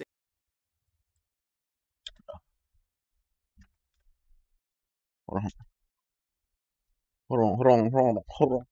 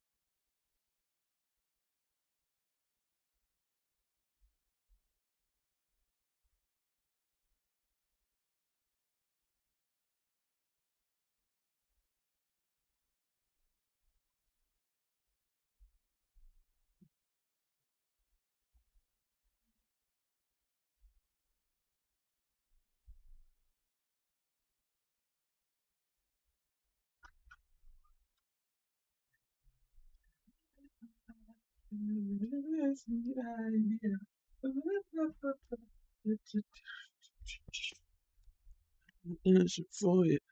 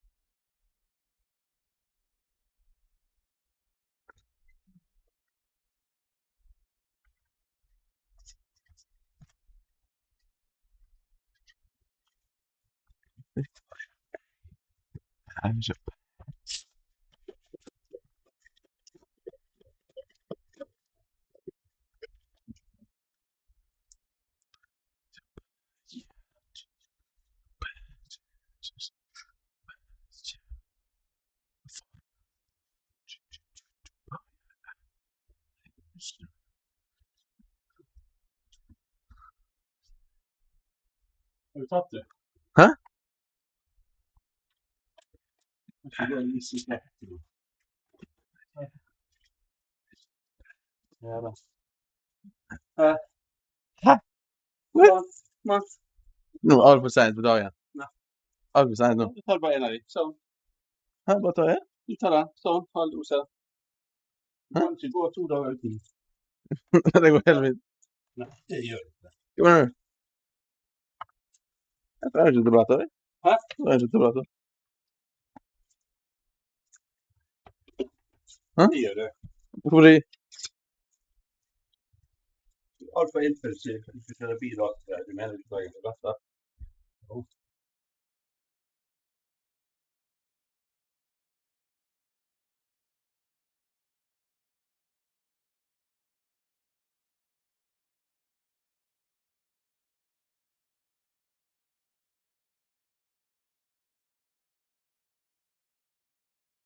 And he simply stopped paying the bills.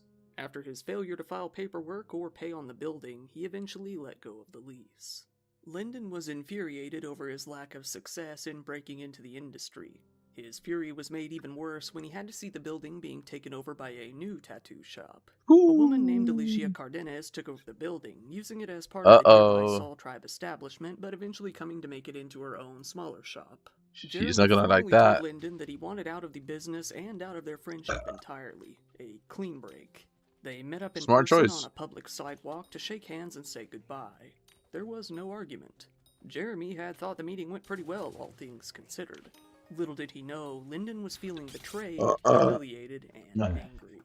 Jeremy came to know that the break wasn't quite as clean as he thought it was when Melissa showed up at his front door, giving him a warning that Lyndon was out to kill him.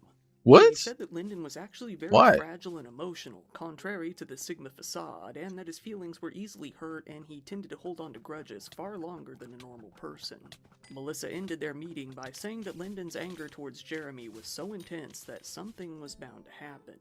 Alicia, the person currently operating a tattoo shop in the previous All Hearts building, came to be visited by Lyndon. Ew, she's disgusting. But she knew of him. His personality was pretty well known, and not in a good way. Lyndon approached her, possibly to try and become business partners with her as well, but she didn't engage. She didn't want to give him the time of day, knowing of his angry outbursts. Yes, sir. When his attempt to reintegrate himself with the new owner of the shop failed, Lyndon left once again, angry that he didn't get the warm welcome he wanted. This was Lyndon's 12th big business failure. Melissa had left him. He had no more income. He was now 42 years old and had nothing left to his name. He didn't understand what he had done to ruin his business. He felt that his business partners had simply decided to betray him, rip him off, and leave him out in the cold. You did the opposite. You were the one who did it. This last failure, there was so much malice involved. My business partners had ripped me off, locked me out, used the law enforcement and the legal system in order to effect this. I was told, quote, "You have no standing." He tried to fight back in court, but the courts determined that he had no legal standing and no right to sue. He said he was defrauded, but they disagreed. I disagree too. No choice but to sell everything he owned, even his home. When he did sell his home, new owners were left with confusion at the state of the house. Once inside, they found several heavily disguised gun safes all throughout several rooms of the home, in addition to skulls spray-painted on all manners of walls and surfaces. The man and his wife joked around, saying, "He just disappeared off the face of the earth when we bought the house. My wife and I joke that he's changed his name and moved out of the country." There are numerous hidden gun safes in the walls of this house, spray-painted skulls on areas of the house. He just disappeared off the face of the earth when we bought the house. Jeremy came to feel that he was likely going to become the prime target for Lyndon's rage. He said, "I wasn't that scared, but he was a big guy, and I didn't think it'd be anything to do with weapons, guns, actual murdering. I figured we were gonna fight. I figured he's pissed at me, he's gonna find me out somewhere, we're gonna fist fight." Now homeless, broke, and alone, Lyndon needed a new goal in his life. All he had left to his name was a bit of land out in the mountains outside of Denver. However, there was nothing on that land. He ended up living in a tent for half a year, hunting for food and pooping into a hole in the ground. Nice. He wouldn't go on to get another job, instead mooching off of others as much as he could. He seethed in his anger, repeatedly making comments that he wanted to kill all that he felt had wronged him. He had a little bit of money left over from selling weed. To buy guns? Using this, he bought a shipping container. Having Oh. seen the recent trend of shipping containers being converted into tiny homes, he wanted to try that for himself. While he said online that he was mainly just into the tiny house movement, his writings made it appear that he was insecure about having little possessions in particular. He said that he lived this way because he simply preferred to live modestly, but it was very likely that living Yeah. this way was necessary due to budget constraints. Exactly. The night after he moved into his new shipping container home on the property, a terrible snowstorm picked up. A tree fell over and landed right on top of the tent that he had been sleeping in the night before. In shock, Lyndon felt that this must be a sign. This must have meant that he was on the right path, he thought. What?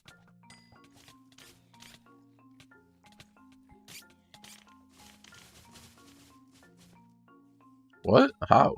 Lyndon McLeod had been an atheist since he was 19 years old, describing himself as the militant, obnoxious sort of atheist. However, ever since his recent feelings of fate/being on the right path, he had become more open to the idea of religion. That's when he had a dream one night that would change his life. In that dream, he was out in Scotland, surrounded by tall rocks, when a book began to form out of the ether in front of him.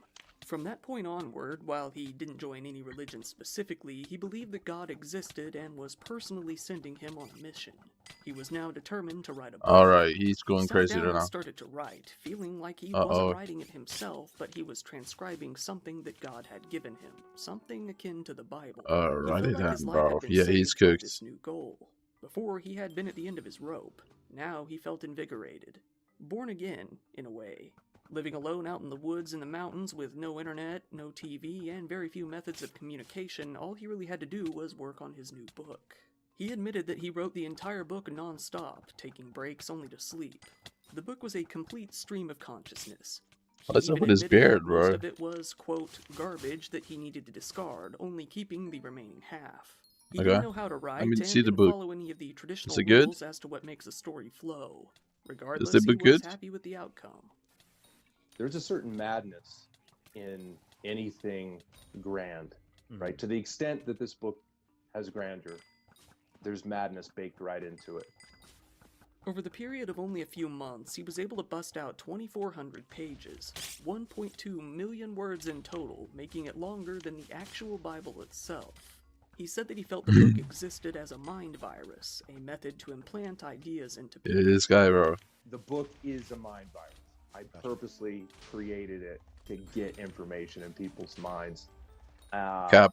So there's a little bit of a leisure domain, a little bit of a trick going on there, but no malice, no malice. And I wanted to introduce that idea to men like me that are overtly masculine and macho and all that. Oh my god, But- shut up, bro. but You did feel have deeply. nothing. He Have called nothing, the book bitch. Sanction and submitted it to Amazon. Disappointingly, he was told that it was far too long. He was forced to break it up into 3 parts, forming Sanction 1, 2, and 3.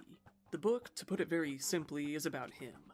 The main character of the story is actually named Lyndon McLeod. Much like Chris Chan before him, he wrote himself into his story, originally having another character, a scientist, as the main character, but soon using his own insert to overcome all other elements in the Of story course, and it's become all the about main him. focus. All about him. The All character about of him. Lyndon didn't only share his name and personality, he shared his upbringing, his life history, and even his career. In this book, Lyndon is a self-made young man who wants riches. Money, cars, clothes, alcohol, and women. But he finds his life lacking without love and honor, a way to express himself. The story That's your seemed to fault, start though. as a way to express that there is If more you to life behaved than somewhat success and normally, you would material get a lot of things, women. but it didn't stay that way. In the book, the scientist character discovers Lyndon and wants to study what, genetically, makes a person into a criminal. However, in his studies, he actually finds that Lyndon is the perfect human specimen, being much deeper, smarter, and thoughtful than anyone else on Earth. He decides to take his genes and implant them into everyone on Earth in order to accelerate mankind into the future. While the book is partially science fiction, it lists many other real-world figures and movements as well. The book contains blatant threats towards Ben Shapiro, Sam Harris, Antifa, and the BLM movement. The story, of course, takes a darker turn when it Shouts gets to to the Ben point in Shapiro, his yeah, life man. where he Go was, get as he it. felt, betrayed by his friends. After I don't his support many terrorists either. failures, the character of Lyndon came to feel that We don't murder like and terrorists. revenge were the only ways to move forward. The book is the ultimate combination of both a revenge fantasy and an ego trip. In the book, the character of Lyndon is listed as killing 46 people in total, all of them mentioned by their real names. Their real-life names. He didn't bother to even change the names of the people that he hated in real life, much as he didn't change his own name in the book. He describes himself in the book as a Sigma, the perfect man, saying that the women in his life are merely inferior beings who live with their heads in the clouds. Ultimately, he wanted to start a world war in order to bring his visions of the perfect traditionalist society into reality. In the book, Lyndon breaks into the apartment of and killed a man he knew named Michael Swinyard, who he Well, worked with in real this should life be a while red he was flag, selling marijuana. guys. In the book, he stakes out a poker party Michael is throwing before ultimately gaining access to his real-life condo near Cheeseman Park, disguising himself as a police officer, gaining access. So he's actually gonna do this. He then robs him and takes off with his dog in his van. In Sanction 2, the character of Lyndon moves on to kill 6 people in a mass shooting. In the book, he fantasizes of wearing all sorts of tactical gear, coming in with guns a-blazing, and entering into the Saul Tribe tattoo shop. He opens fire, killing 2 tattoo artists, one of which is Alicia, the current owner of the shop. He wrote of Jeremy in the books as well, extensively, spending actual thousands of words detailing how much he hated him and how he had been betrayed. He What's wrong with this fantasized about guy? breaking into Jeremy's shop, shooting a woman, and killing Jeremy as he tattoos a customer. Really, bro? After this section in the book, he wrote, "With Michael dead, and now Jeremy, he could focus on the lower score people that I hope remained." Jeremy doesn't die, bro. Please don't kill reads, Jeremy, man. Michael and Jeremy were He has a personal. kid and The everything, rest were bro. more to pay the universe back for its banquet. Chill out on Jeremy, man. Lyndon later stated that he had to use real names in the book because he wanted to, quote, take full responsibility, and so that his self-proclaimed enemies would know exactly who he wanted to threaten and insult. When it came to his own name, though, he decided to hide behind a pen name, Roman McClay, possibly to hide that the main character was just a fantasy version of himself, but that's mere speculation. After putting the book up on Amazon, he was lucky to have a few big names on Twitter, mostly in the red pill sphere, come to read it. They were able to promote it and spread the word on the platform. Eventually, against all odds, the series became pretty popular within its circle. People seemed to love it, and it was getting him a chunk of change. He began to sell physical copies, merch, and even opened up a Patreon account as well. It was in these next months that Lyndon really decided to lean into the tough guy character as hard as he possibly could. Oh my god. He went to the dentist and had his teeth filed down into fangs. He tried to make himself out to be the character in his book as much as he could, even tattooing Sanction across his knuckles. Lyndon was a big fan of an internet personality named Bronze Age Pervert. He frequently interacted with him on Twitter and shared his posts. He posted photos of himself with BAP's book, showing many notes scrawled down in the margins. He had underlined one passage in particular for the picture.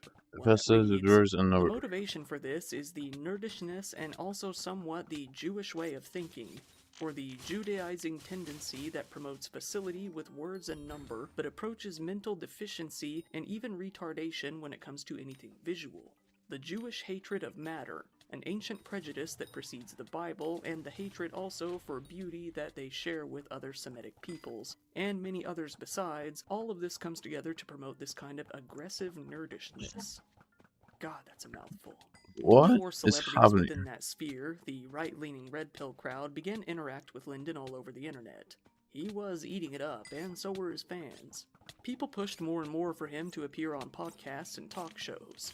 This is when a rapper named Zuby, who has a long-running podcast in which he interviews various people, decided to host an episode in which he would talk with them about his books. He appeared on episode 64 of Real Talk with Zuby in 2019. One thing modern Subi. society does is it tells men like myself and my compatriots, it tells us that we need to settle down, not be so macho, right? It's called toxic masculinity. Oh yeah, we don't I know all about that. You know all about it, man. And we're told constantly that we're the problem. We're too aggressive. We're too macho. You are the problem. You are the problem. You are the problem, And I though. wanted to understand why I was the way I was. For years, Lyndon had been an on-again, off-again friend with a woman named Helen Zuman. Helen had actually been a member of the same polygamous cult as Lyndon back in the day, although not at the same time. They met online, both You members are of the literally the tattoo issue, though. community. You are the Given that issue. they were friends, Helen decided to invite him to speak on her podcast as well to talk about his books. Shortly after, all contact with him went completely dark, and she never heard from him again. Lyndon felt that he had finally found a community, a new tribe, now that he had found a bunch of people out there who liked his book and related to his views. He felt that he was finally able to connect with some I hate people, this. and he wanted to This try is some so new things. First such off, he loser. wanted to make Sanction into a movie, which was admittedly going to be pretty difficult. It's not Second, he super got pretty expensive. active on Twitter, mingling with all sorts of pretty big names within his sphere. He got pretty close with a lot of right-wing media personalities. He never did get over his beef with the tattoo shop, but he was at least happy to have some new people around him. Or They beefing with the possibly tattoo shop, sis? beneath him. What? I was alone in the wilderness for years, abandoned by my tribe, usurped, betrayed, overthrown, like In a literal sense. literally, In a literal like sense. no joke, like really fucked over by my tribe, and now I have a new tribe, and they're loyal to me, you know, and I haven't tested the limits of that loyalty, but for where we're at now, they have shown supreme loyalty to me. What? Uh-oh. What's gonna happen? Alright, let's see.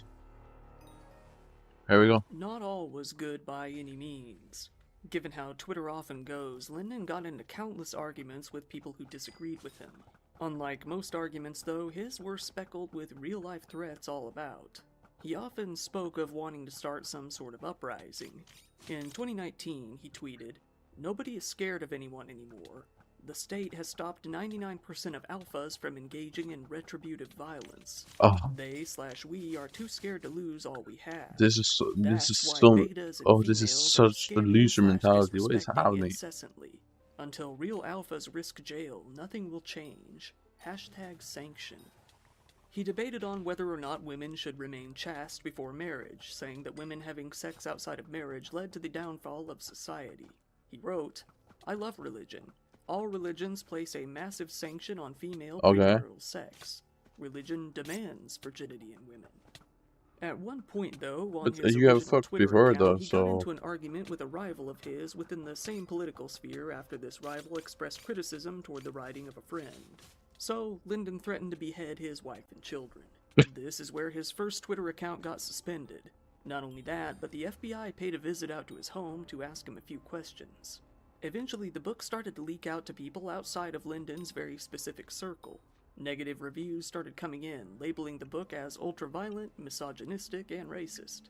One reviewer wrote, "This book is packed full of rants on diversity, women, and globalization." Facts. Another reviewer wrote, "There are fantasies of killing people involved in the BLM movement and bizarre threats to Ben Shapiro / Sam Harris and others." Another seemingly sympathetic reviewer said that the book featured many racial slurs all over the place, writing, "Taboo topics like incest, murder, racial inferiority, and genocide are written in an almost casual tone. It puts language to what most people secretly think and then suppress in the deepest recesses This guy, of their man. hearts." This is a Linden, bad guy for losing the his internet, sanity bro. more and Can more we as his online get a clout second went of to him? his head, decided to go out and threaten Jeremy once again. He printed out posters for his sanction books and took them to Jeremy's tattoo shop, plastering them all over the doors and windows. It Holy seems that he shit. wanted Jeremy to read it, but Jeremy likely didn't even know what it was. If he had read it, he would have seen that he was killed within the book and his girlfriend was beheaded, but he didn't. I was pretty much his #1 target. So I broke that business off with him, and he hated that. I never would have thought it would come to something like this. I guess he wanted me to read it to see that in the book, a character was... I guess he's alive. That was his own name. Lyndon McLeod was going to kill me and then behead her. Lyndon's Oh, ex-girlfriend, okay, so Melissa, they are had alive. managed to stay hidden for years after leaving him. That is, until one day he managed to find her and her business email online. What? He emailed her a photo of Come on, himself with man. his book, urging her to read it. She said, "There was also a piece of paper from a notebook. I'm guessing it was a journal, whatever, and it said my name, and on the bottom it said, moral murder, and it was a bunch of scribbles. I was again terrified for my life, because it's easy to find people on the internet where they live." Lyndon began to have multiple psychiatric episodes, usually involving violence. On at What is least wrong two with of this the guy? occasions, the law enforcement was forced to intervene. On one of these occasions, a German man that Lyndon What is interacted wrong with him, online bro? became very concerned It's with his just behavior. killing He was this so guy. concerned that Lyndon was going to commit some sort of violent act that he began to document every concerning thing that he would write online. The man, Andre Thiel, said that he had read Lyndon's book and participated in his chats, where he came across threats time and time again. He wrote the Denver police, saying, "I think that there is a small but undeniable possibility that the accused may commit a terrorist attack. Yep. I cannot in good conscience say that he will act with certainty, but I can say that if he should act, the result would be devastating. Yep. He then would stop at nothing." In addition to the Denver police, he also Smart guy, submitted a smart tip to guy, the smart guy. FBI. However, nothing would come out of either of them. What idiots. The Denver police said that they didn't believe Lyndon was living within the Denver city limits and didn't act. The FBI seemingly didn't react either. Idiots. By this point in his life, you might be thinking that Lyndon was actually making some pretty good money from his books, but he's it not. was quite the contrary. He was getting deeper and deeper into credit card debt. He was forced to move in with one woman named Anne and another named Amanda in January of 2021. Both Anne and Amanda were actually big fans of his, but they soon came to find that he was, in their own words, unhinged, and that he was very likely abusing opiates again. Yep. Lyndon confided to Anne that he was depressed, so she suggested that he turn his emotions into art. This was when he decided to make a documentary-style podcast, one that he would call Warhorse. It was originally supposed Why to does be he a like podcast skulls talking so about much? the What's the importance point of horses skulls? in the formation of civilization, but it quickly became yet another self-insert project in which he would do nothing but show off how cool he was. While he started out by simply filming shots of himself on horses and on his motorcycle to use in the podcast, they quickly became the main focus of the movie as the movie came to be entirely made up of random shots of Lyndon He's doing actually things just that he pissing me felt off. make him look tough and badass.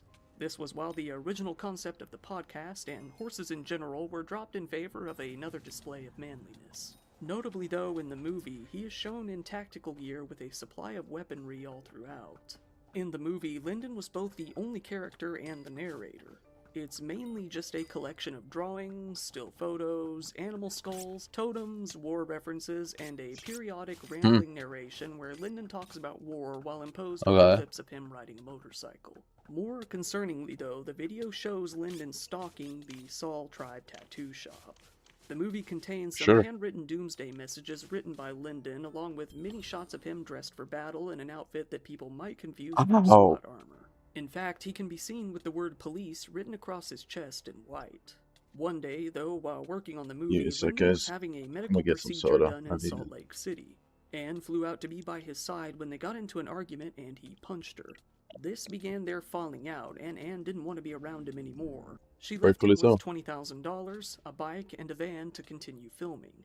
Not only did he ghost her and run off with all of it, she later came to find that he had actually stolen thousands more from her. Lyndon's online posts, also posted on a closed Telegram group, showed that he was becoming more and more extreme over time. While some people out there might have called him a white supremacist or something along those lines, he preferred to describe himself as being into militant traditionalism, believing that society was on the verge of collapse. At one point, Lyndon sent one of his other ex-roommates, Amanda Knight, a text asking if she would join him in Denver, promising that he would gift her with a flamethrower. At first, she thought he must be joking, but that was until he sent her some pictures of it. Angry, he said, "It's like nobody takes one word I say seriously, which I suppose I deserve, for we get what we deserve in life, eh? But it is strange to be completely serious and still have people think I'm joking." She reached out to the authorities, saying, "I told them that I felt like he was threatening. I felt like his energy, the way he changed, his mentality. I was like, he needs some help. He's hurting." Again, though, nothing was done. Denver attempted to contact the county in which Amanda made her calls, but they were unsuccessful. They were able to contact Amanda directly, but the tip never came as far as even having a report written about it. Lyndon professed on Twitter that, at one point, he was arrested on federal weapons charges. He said that he was eventually found not guilty, saying specifically, "I had a $75,000 bond for a weapons charge. I didn't even shoot those cholo motherfuckers." It was around this time that, according to those within his circle, he started to attempt to groom underage girls as well. His Twitter rant spiraled further and further, ranting about the police, societal norms, and weak men, writing posts such as, "Our entire society is made up of shitty little fucks who insult badasses and get away with it because law enforcement and social norms protect the weak from the strong. I'm over it. The weak better buckle. Shit is about to get real." He talked about how men were being suppressed and how they needed to commit what he called male honor violence, which he says is the freedom to assault others as revenge against anything they may take as disrespect. In turn, he started using the hashtag #MakeAmericaRetributive again. He said, "You can't treat the most aggressive men of your society like shit and expect to survive." And, "Aggro white males are violent and will be more violent as they are made." Well, you need to enable spawning. What do you mean? Their limbic system is in revolt against the modern world. You're kind of confusing me here. You need to just enable mob spawning. Not much is known about what Lyndon did during the next few months. He went dark to all of his friends and acquaintances, mostly living alone, only popping into Twitter from time to time. What is clear is that he began to prepare for his own little day of Watch out, Jan, bro. He got together all of his tactical gear and weaponry that he had stockpiled over the years and threw them all into his van. He put all the files for Sanction and Warhorse onto an SD card, as well as his passwords, and mailed them to Anne, providing instructions on how to sell it all online for some money. Then, he decided to make his fantasies within his novels into a reality.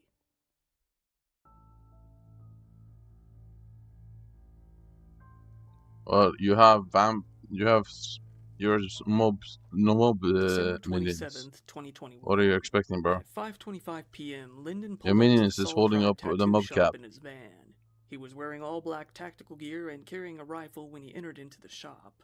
Alyssa and her co-worker Alicia were working on what used to be the all hearts portion of the you're mob building, capped while because of Alicia's your husband, minions. Jimmy, was So you cannot working in kill the any other half mobs of on the the island. building. Lyndon pulled up his rifle, first shooting Alicia and then Alyssa, killing them both. Jimmy looked through the doorway into Alyssa's space when he realized what was happening.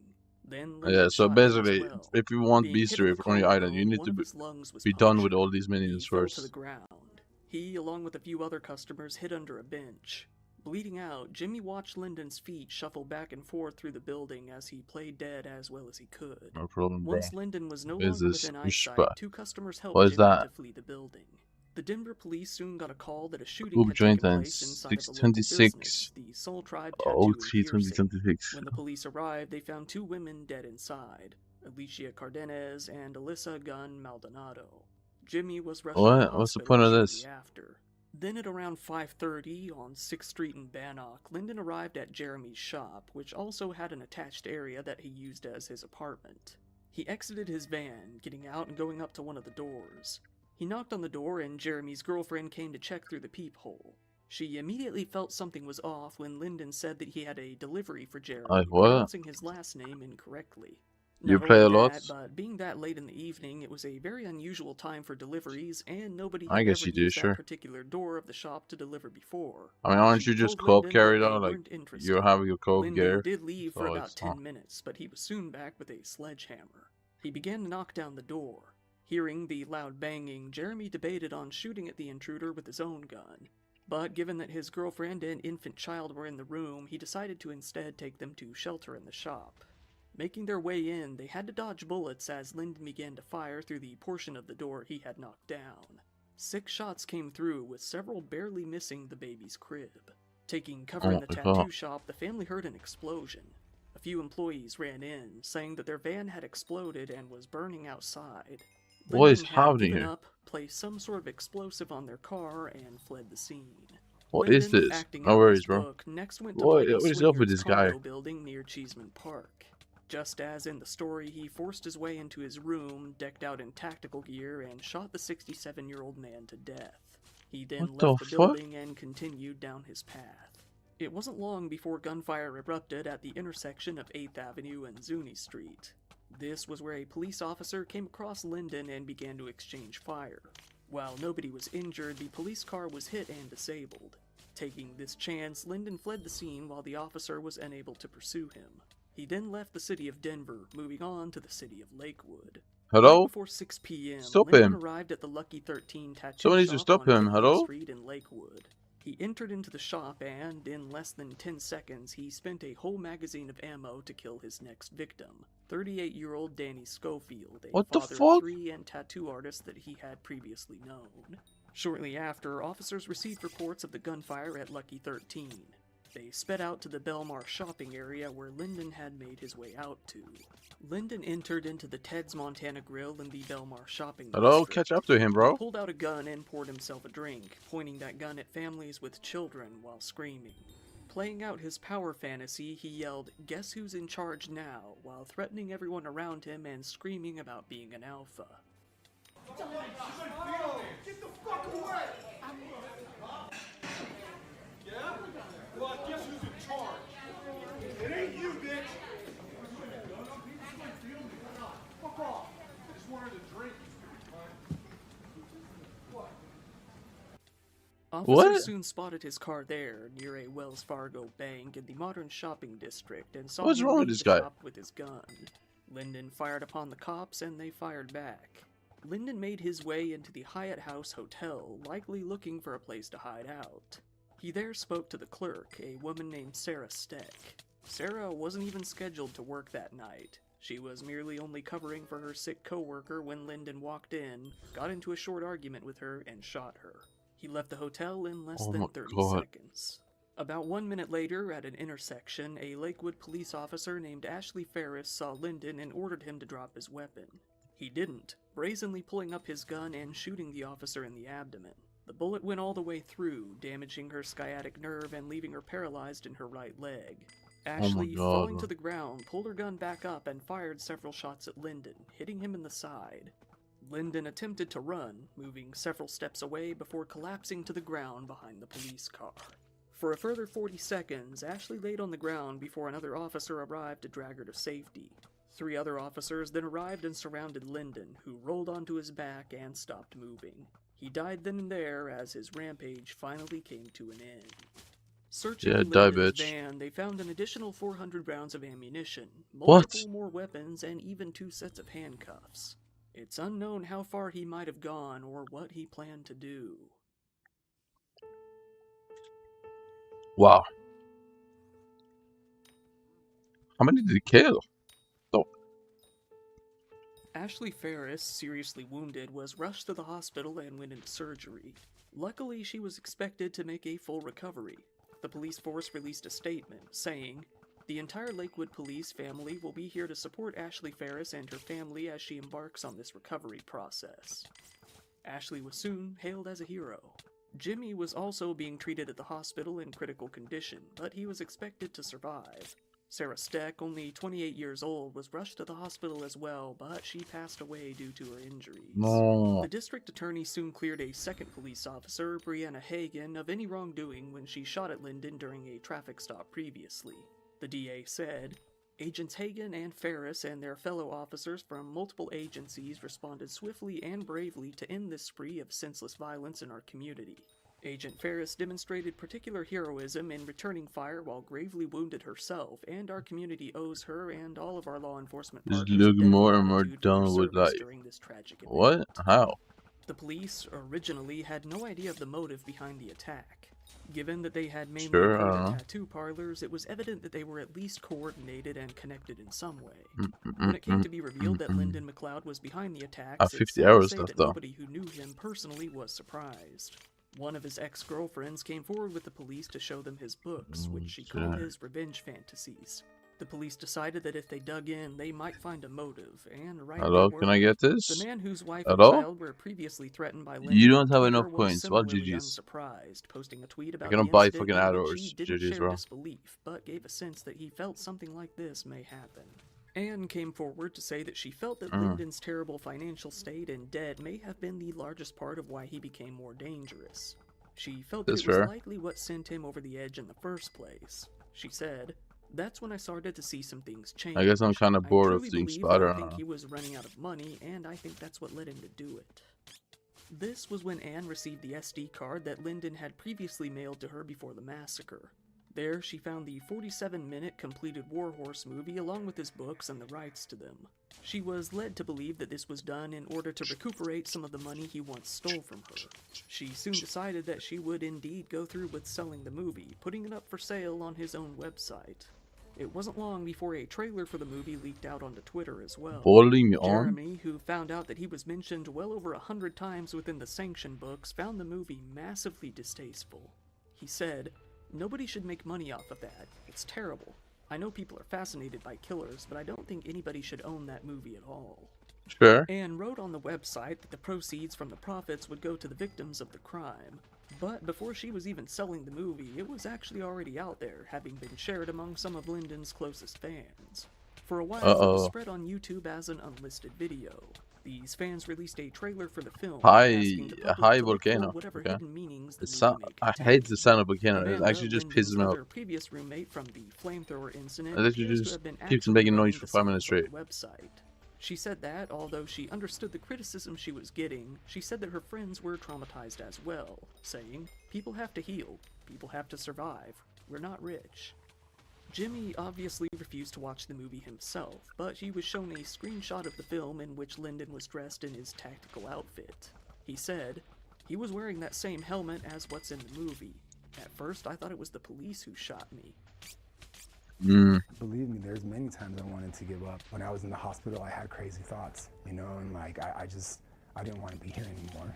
I'm gonna be okay, you know. I know it's gonna take time, but there's no doubt in my mind that I'm gonna be fine, and I'm gonna see this through in a good way. The sanction books Good, remained man. up for sale on Amazon for 2 days after the attacks before they were abruptly removed with no explanation. Amazon would not respond for comment on the issue. Oddly, though, his author page still remains to this day. On December 29th, a memorial was held outside of the Saul Tribe tattoo shop in order to honor the victims of the shooting. Even before that, friends and family had been placing flowers all around the shop and gathering to pray.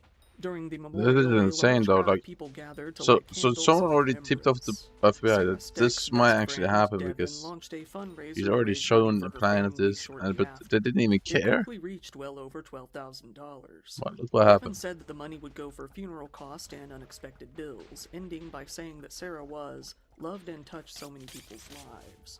A business in Lakewood called Tobacco Leaf was also hosting a fundraising event for Sarah's family as well, which raised a further $5,000. Local tattoo shops, mainly one called Modified Madness, organized an event to raise money for the other families of the victims of the crimes. Helen Zuman, who hadn't heard from Lyndon since their podcast together, had Helen heard about his Zuman, rampage on the news. She said on her next podcast, "In the year and a half since he'd disappeared, he'd chosen armor over the heart. He'd turned himself into a fungus-plagued cicada, hollowed himself out. In the time I'd known him, I maintained hope that he'd find his way back from rage and willful isolation and find his place in the family of humans." The rapper Zuby deleted his video in which he interviewed Lyndon at some point after the shooting. The man from Germany, who originally informed the FBI, was left racked with guilt when he realized his complaint was ignored and nothing was ever done in the end. He said, I'm depressed. I ask myself every day, should I have done more? Ashley Ferris, the officer who shot Lyndon, made a full recovery. She was named the Officer of the Month by the National Law Enforcement Officers Memorial Fund. The Lakewood Police Department awarded her she's both a a beautiful Purple Heart dude. and a Medal of Distinguished Service. She was able to go back to work in May after 2 surgeries and hundreds of hours of physical therapy. The irony that Lyndon had lost a battle with and was killed by a woman was lost on nobody. In November of 2022, the Chicano That is Mills, true, though. Colorado He project was so released a anti-woman. documentary called These Storied Walls. This He was so documentary was anti-woman, made and in he got tribute killed by to a woman Alicia. who he Parts of tried the films killing. were shot only 5 weeks before the shooting took place. In October, some of Alicia's art was featured in an exhibit at the History Colorado Theater called The Return of the Corn Mothers exhibit. What's that? Several Oh no, murals of her were I painted think around it. Denver by both her friends and other artists. Many of the people who called Lyndon a friend near the end of his life were left battling how they felt about their association with him.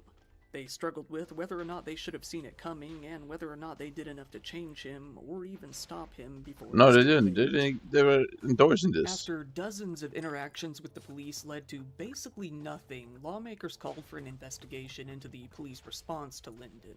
He had been reported multiple times by multiple That's very people true. through I was multiple thinking this too. agencies, and in the end, nothing was ever done about his concerns. That's what I'm thinking too. He had written specifics of what he wanted to do in his books, even calling out his victims by name, but still nothing was ever done about it. Even after very direct threats of violence to people online, still nothing was done about it. One of Lyndon's former roommates, speaking of sanction, wrote, "The very fact of writing it down sealed his fate. Maybe he thought it would be cathartic. I think in the end, once he wrote it down, he had to live it out." Yep. The German national who reported him to the FBI said that his biggest They fear don't was that that the sick books, people, the bro. movie, and of course the murders may go on to inspire copycats. He wished that Oh, Lyndon would shit. have never wrote the books in the first place and simply lived out the rest of his days out alone in the mountains. He ended by saying, "This killing spree is the 4th volume of Sanction. He has signed his book with blood." Lyndon spent his entire life trying to mask his own insecurities. Ever since being left alone among a community of polygamists, his ego never Bro, quite people recovered. don't like you, While bro. may feel that People this don't video like you, is bro. hating 'Cause on masculine men, it really isn't. Quite the contrary, actually, as Lyndon was anything but the masculine image he tried so hard to project. He was a man so fragile that, instead of owning up to his own failures, blamed everyone else around him to the point of writing a book longer than the entire Bible about how much he hated them and how superior he was. He chose to kill several people who barely even knew him in order to feel even an ounce of control in his sad life. That isn't a man. it's a pussy-o. Once again, thank you for watching my video. If you found it interesting, please give it a like, as it really helps me out in the algorithm, and feel free to subscribe if you want to see more content I don't know, like bro. this. Why are you If you want, killing go ahead innocent and check people, out bro? my new podcast I have with a couple of friends called the NBR Podcast. You might find it pretty interesting. Thanks again to Surfshark for sponsoring today's video. Don't forget to check out the link in the description below to get an extra 3 months on your Surfshark subscription. If you want, go ahead and follow me on social media as well. I always appreciate when people follow me on Patreon. There you can get videos early, ad-free, and uncensored. Link in the description. Channel member.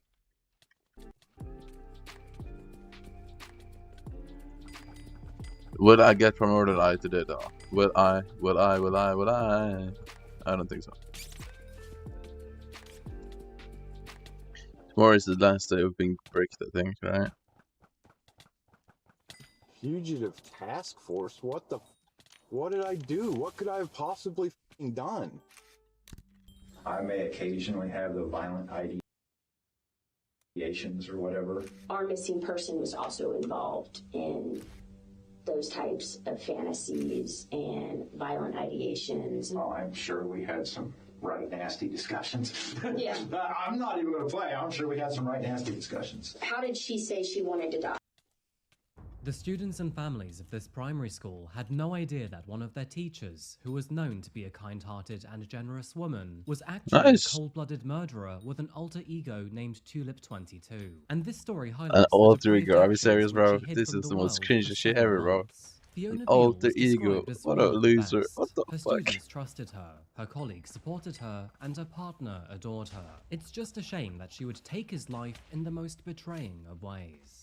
The thing is, Alter nobody ego, bro. suspected What her a loser. involvement when he suddenly disappeared. It was only after sending a flurry of concerning text messages that officers finally connected the dots. And after tracking her down to a small cabin in the heart of the British countryside, they realized that she, in fact, was his killer. But what was her primary motive? How did she murder Nick Billingham? And who is Tulip22? Some loser. Or welcome back to Coffee House Crime, folks. My name is Adrian, and this story is a gruesome reminder that sometimes those capable of murder are the ones you least suspect. By the way, Coffee House Crime is all about true crime, strange and chilling stories, and the best way to support me is by subscribing to the channel. So, if true crime is your kind of thing, please do consider subscribing. I also try to respond to most comments in the first hour of my videos going live, so hit the bell notification too. Oh my god, I just need one more arrow. No. So, in that case, please grab yourself a coffee. I cannot get the last Fiesta though. It's kind of unfortunate because, I don't know. Of Fiona Beale. I wouldn't mind. But at least my sax is going up in value. That's good, right? Howdy, folks. Today, we're heading to a charming town in the heart of England. And of course, I'm talking about Northampton. Famous for its shoemaking, the town boasts its heritage to shoemakers like Trickers and Crockett's and Jones. Apparently, Crockett's and at one point in time, you couldn't throw a stone without hitting a cobbler hard at work. But what the fuck does that mean? And laces, did you know that Northampton is home to one of the oldest markets in the country? The Northampton market dates back more than 800 years, well before the likes of Amazon and eBay. And as for its market square, well, it has seen everything from farmers markets to medieval jousts. And speaking of history, Northampton Castle once stood proudly here, serving as a significant stronghold during the Norman era. That aside, Northampton also how much time do you actually need per round? House, the childhood home of Princess Diana, and is home to the current Princess Premiership Diana? champions, the Northampton Saints. If you ever find yourself wandering through its cobblestone streets, then be sure to check out sites like the beautiful Guildhall and Delaprere Abbey. Now, it may all just look like a typical British city. However, with hundreds of years worth of history here, you will find plenty to do. But on March the 19th, 2022, a chilling new entry was written into Northampton's diary. Yeah, how much toxic airboys do you actually need per run? Is it like 10? The partially mummified body of a 42-year-old male was found. He was discovered in a makeshift grave in the garden of a house on Moore Street. Officers exposed to the body were forced with a terrible sight. A post-mortem on the man's decaying body determined that the cause of his death was a stab wound to the right-hand side of his neck, splitting the right jugular vein and piercing the esophagus and trachea. With an entry width of 3.7 centimeters and a depth of 6 centimeters, this would have had to be executed with quite some force. And if it wasn't obvious already, it was determined that he had likely become the victim of a gruesome homicide. After careful analysis, by a the teacher body was eventually confirmed wife. belonged to Is a that local what it's man looking named like? Nicholas Billingham. Nicholas hadn't been seen since November the year prior, marking 4 months since his disappearance. 4 Of course, months? Family and friends were devastated to hear the news, only comforted by the fact that he no longer remained missing.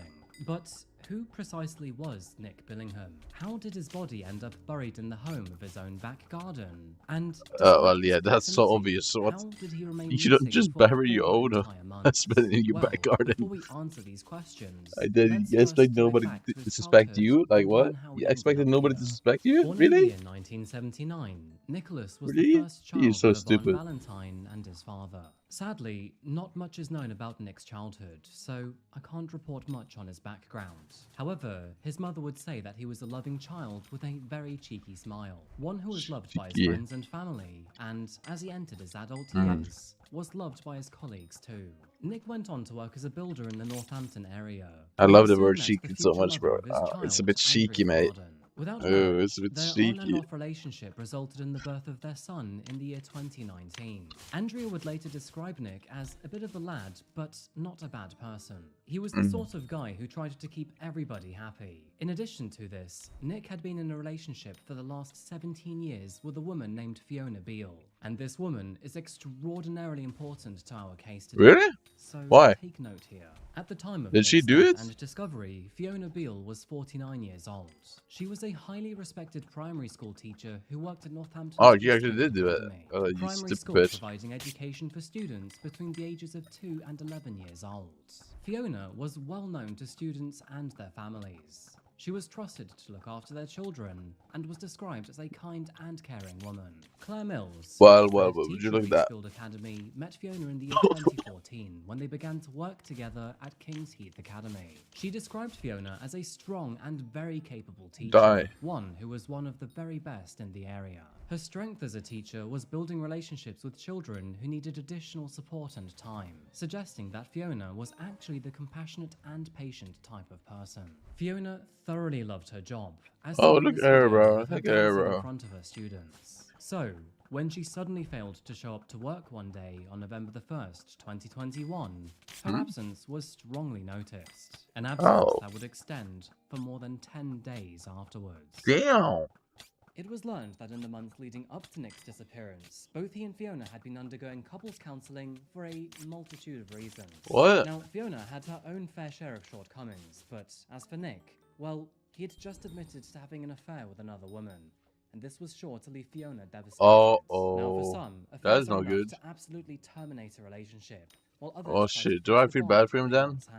It was during this time that Nick wrote about Fiona as kind-hearted, generous, and the most Wait, do I feel beautiful bad for woman him in the then? world. I don't know. Do He I actually seems feel to bad have for him if he genuine got killed? remorse for his actions. He went on bro. to say, I promise to never again belittle you or make you feel rubbish. I love you with all of my heart. My love has been yours since the day I met you, and will be until the day I die. Now, their relationship always had problems. However, it does seem that time slowly eroded their bond.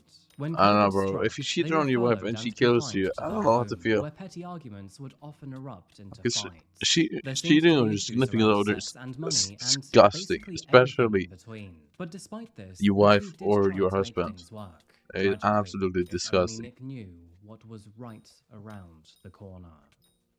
November the 1st, 2021. It was Either a be with him or Monday don't be with and him. Pretty relatively basic, bro. mild for a winter's Don't day. do shit behind After their back. working on a house Fucking renovation in idiots. Northampton, Nick returned to the home he shared with Fiona on Moore Street. Fiona, on the other hand, was apparently signed off work sick.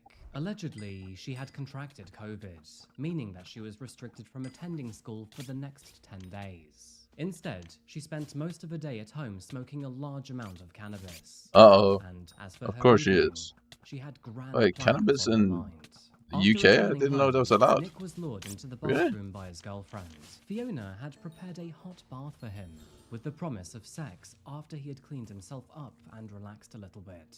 Oh, did she do little a did sex he know trap? that her No. motives were No full way, of no way, no way, no way you Shrouded did. in deceit No, and please don't do darkness, no. Fiona Don't tell me concealed she the did it. knife in her dressing gown pocket, and once he was in the bath, she placed this knife in a drawer next to the bed Oh that no. they shared, This is so disgusting. along This with is so a chisel, disgusting. a bin bag, and dozens of cable ties. Oh no. Fiona then draped herself on the bed, waiting for Nick to finish his bath. And after he entered the bedroom, she then convinced him to slip on an eye mask. She told him that she was feeling Nah, rather kinky she's that a evening demon. and wanted to tie him up to the bed.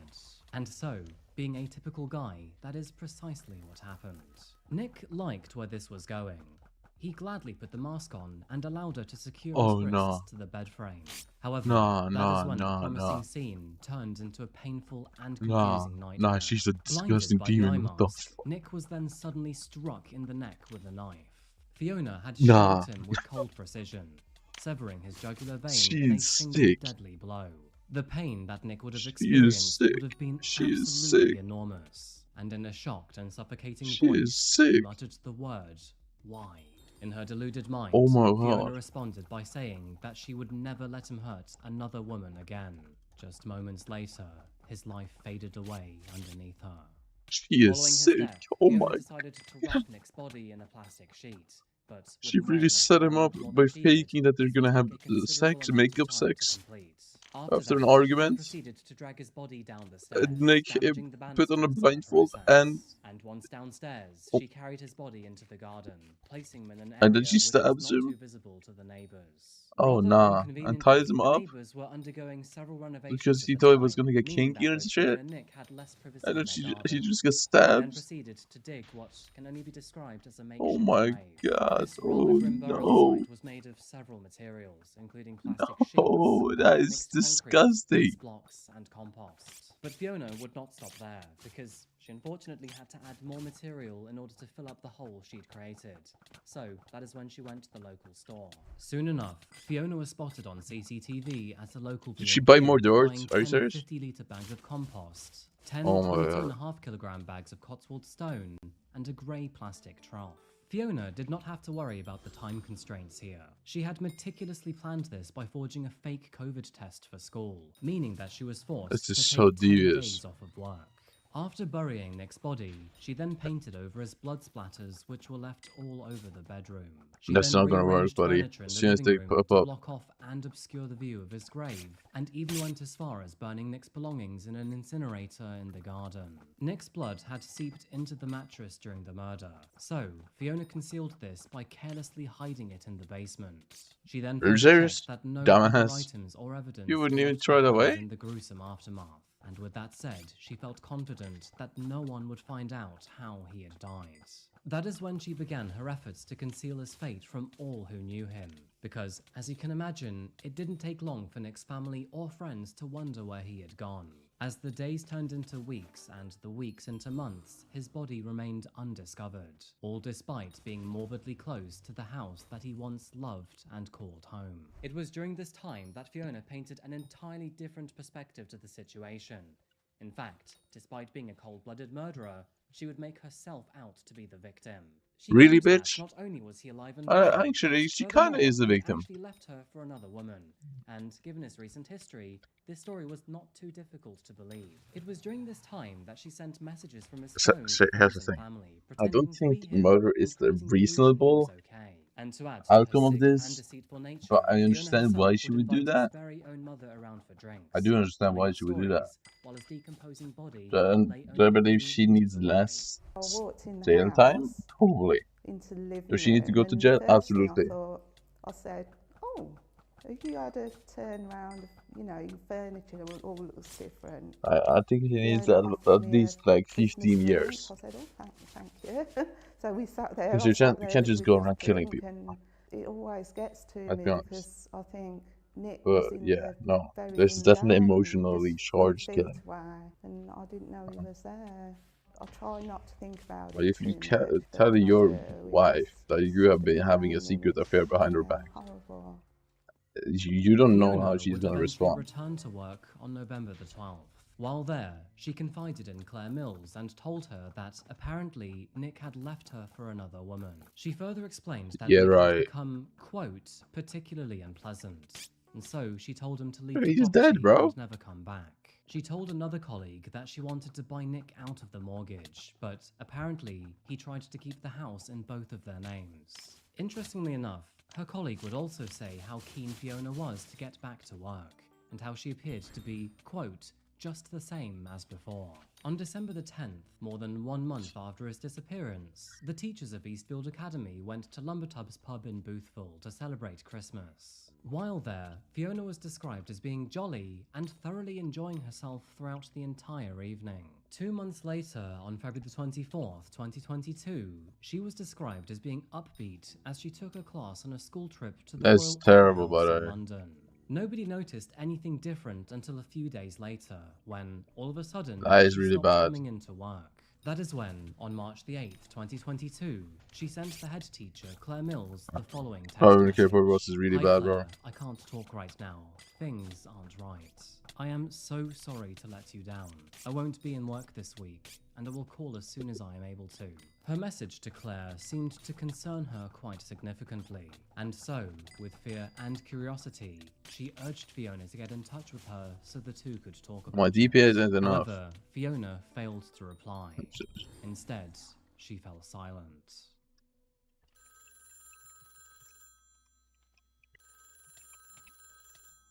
But Claire was not going to give up that easily. Instead, she called Fiona's mother, who seemed to be somewhat surprised to hear from her. You see, Fiona had given her What's she gonna mom say? an entirely different Bitch? story. She told her that Actually, I she'd don't been know. I'm asked sorry to for go on calling a you dental bitch. course But due actually, to yeah, staff illness. the way you killed So, him is when Claire informed absolutely her that insane this to me. wasn't the case, both of them I don't knew know. that something That was is up, and so, the concerned way you for her killed him. well-being, Yeah, that the makes two you a bitch. I'm not confronted gonna lie. her about her inconsistency. Very much a bitch, actually. That is when Fiona responded with, I am sorry, I won't be back. I need more time and space to think. I'm sorry for letting you down. With this information at hand, Claire decided to This is contact actually the 100 local game. authorities. That is when the officers were instructed to perform a welfare check at the property, but after reaching the home that she shared with Nick, they were met with silence. It became clear that, whatever was happening, they needed to act fast. Her mental health seemed to be deteriorating, evident through the worrying messages and fabricated stories sent to family and colleagues. I actually So, don't know where my that priority said, lies is they at, got bro. to work on tracking her down. It wasn't until March the 15th that officers finally tracked her down. Fiona had holed herself up in a holiday home over in Cumbria, and that is where she'd tried to take I mean, her I own guess with life. Meter I would have However, it, but after failing to leave yeah. this world on her own terms, she was instead transported to the local hospital, where she sought immediate medical treatment. And this is where our story takes I you actually want to a know opposite timer turn, though. because after performing a search His on the worst cabin, dry streak ever. detectives found an extremely concerning journal. It was within this journal that Fiona revealed her deepest and darkest Speed secrets, timer. not only confessing her crimes, but also revealing her weird dark alter Oh, ego. he's offline. Also known Where's as timer, Tulip bro? 22. Timer has In all this friends journal, request she everything said with the disabled, bro. following. I have to confess. Doesn't see. Okay, here goes. He spat on me and threatened me during sex. The things he said Cap. and did fueled my dark Okay, side. okay, now I you're call just her stupid. Tulip 22. At least tell the truth. She's reckless, But please be honest, bro. fearless, and efficient. If you get caught out, at I least admit it. started plotting as Tulip 22. Yeah, now after you're just a he'd gone pussy. to You're a bed. bitch. You're I a could no pussy longer bitch. I sleep hope you in die. bed due to my breathing being so loud, or I moved too much, or I was You're snoring, just lying etc., and lying etc. and lying I and would go lying and lying and downstairs lying. after sex, Yeah, and I even don't when feel was bad for you at anymore. work. I got used to sleeping downstairs, and waited for him to go to bed, and then got high and let Tulip 22 out. I knew I couldn't let him get away with it. Halloween sealed it. He was vile. I sat on the kitchen floor and wept as I witnessed the abuse I had allowed to happen. I allowed so much bad to happen. That night, I planned. COVID rules meant I had a guaranteed 10-day isolation period from positive symptoms. I called Claire on the Monday and said we'd tested positive and had symptoms. He went to work. Tulip 22 smoked and planned. That's the 7-day average I of planned terror. it I've actually mentally going off. so many times before. November the 1st, I had smoked all day. I had a bath. I left. Should I try and get a He dark had been purple dye? pushing for sex. I encouraged the bath. No, with there's the no incentive point of though. Like, sex there's actually no point. I While already he was have in one, the bro. bath, I kept the knife in my dressing I don't gown care if I pocket didn't and then hid it exactly in the buy it drawer myself, next like, to the because bed. I know I got could a just go and chisel, buy bin it. bag, and cable ties up There's too. no point. I got him to wear an eye mask. It was harder than I thought it would be. Hiding his body was bad. Moving a body is much more difficult than it looks on TV. I Oh, started to really? believe the cover story. Flashes interrupted. Now, I don't know about you, but for a teacher, Fiona could have done a much better job at constructing a coherent story with better English. Needless to say, these journals were Nah, extraordinarily you dissing her at this concerning point, for bro.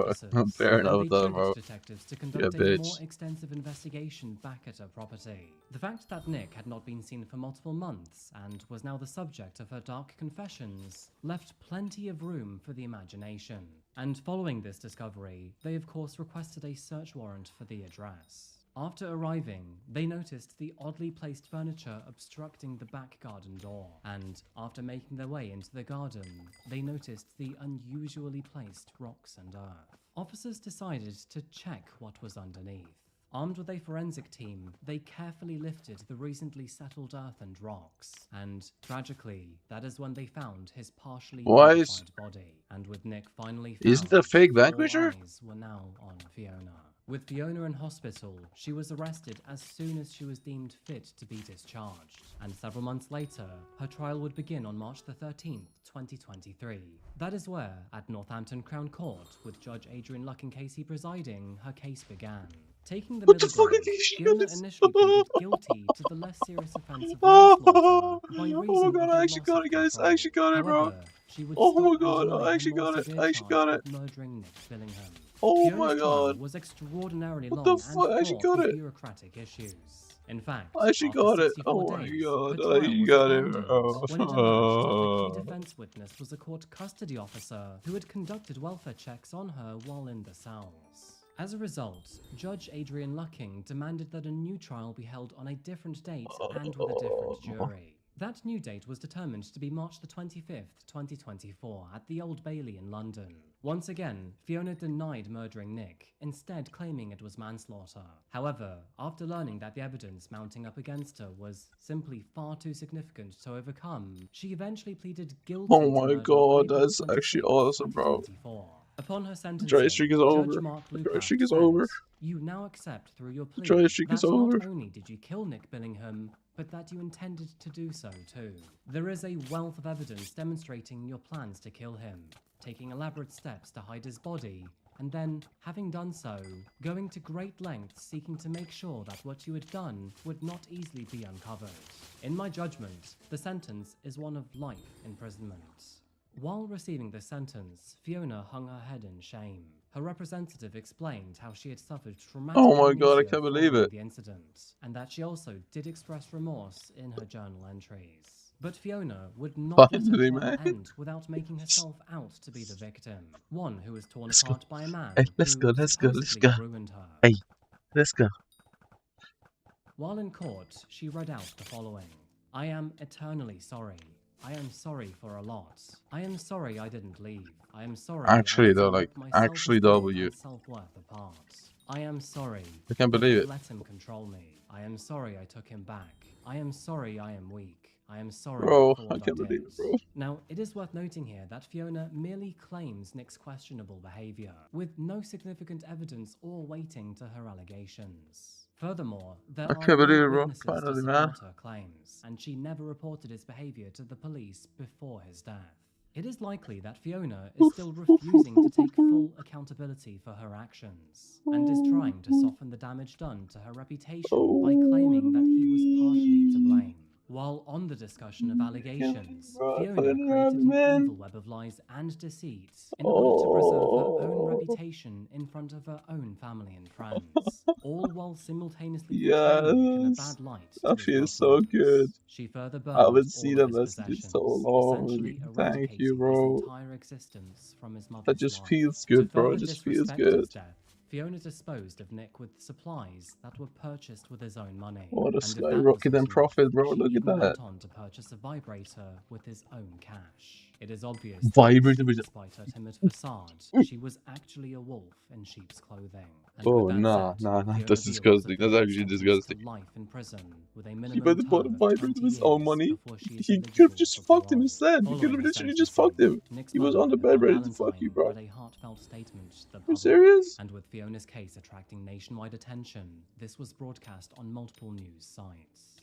Today, our family welcomes the lengthy sentence handed down by the court to Fiona Beale for the brutal murder of our son, Nick Billingham, in November 2021. Nothing will ever make up for the pain we have suffered for the now more than 2.5 years since, but at least we can sleep safe in the knowledge that Beale will be locked away for many years, during which she will have more than enough time to reflect on her actions. She has demonstrated Oh my god. evil. Behind her facade as a kindly schoolteacher, she was secretly Yep, planning she's a the sicko. cold-blooded killing of Nick. Beale is pure evil, a monster who must now The way she spend killed many him years is ahead of absolutely her unjustified, and I tasking why cannot she defend killed her at my all. Nick. A good The father, emotions though she a probably good went friend, through, I and a understand it though. much-loved son.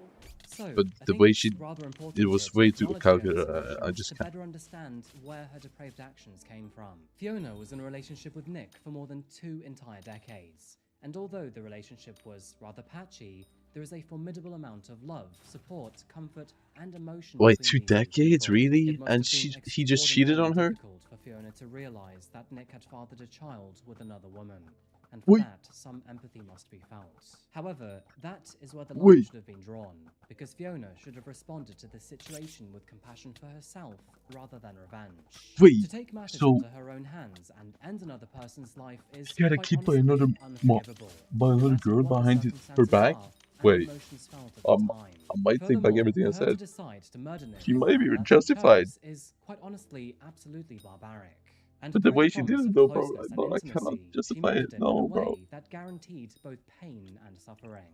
Yeah, the way you did it, There I was can justify nothing it. that Nick could have done to prevent his death. By the time he realized Yeah, at he was least in let trouble, him be it there. was sadly all too At least late. make it a Being fight. restrained and blinded, there was no possible way he could have seen this coming, especially Oh my from god, someone that he loved feels so and good. That trusted. feels so good. Nick Make me happy. Billingham Make was me taken smile. long before his time, and although nobody claims that he was perfect, he was still a generous and caring man who made friends everywhere he went. He was known for being the glue that kept everyone together, and now, thanks to his cold-hearted killer, he is forever lost to the world. His mother will never get to hug her son again. His sister will never have the opportunity to talk to her brother, and his Yeah, son will grow that's up also the thing without a though. father. They have kids together, bro. Yeah, no, you can't just. You just So, I think basically I'm gonna wrap this go case rid up of the here today, dad and go folks. rid I of the think mom that pretty much from covers your the kids. story of They're Fiona Beale. absolutely Before we despicable. go, though, I'd Yeah, love to know fuck what you her. think Never about mind. this story. Was this Yeah, fuck her. manslaughter Never mind, or bro. cold-blooded, calculated You don't murder? take out the mother of your And kids, did bro. Fiona receive You the don't do. sentence No, I she mean the deserved? father of your kids. As always, You let don't me know do in the that. comment section You don't do that, below. bro. I'd love to hear your thoughts. I also wanted to say thank you You so really much for your don't. patience in the That's recent absolutely weeks with the disgusting. reduced schedule. And now that I'm back from holidays, You just I'm ruined their bettering entire myself. I'm aiming to childhood. do 1 or 2 a week moving forward. Absolutely And by the disgusting. way, if you're on I a hate her with now. HBO Max or Discovery Plus, I then didn't even check out think the about recent that. series Deadly Influence: The Social Media Murders, where I was lucky enough to talk about the case of Lyndon McLeod in episode 6. Anyway, if you want to follow me in my adventures, then check out my social media here, most notably my Instagram. Alternatively, for early access to my videos, check out my Patreon here. Anyway, folks, thank you so much for watching today, and as always, I'll see you again very soon for another one. The usual schedule continues next week moving forwards. Until the moment arrives though, remember to look after yourself, look after each other, and of course, stay safe. Thank you, and goodbye.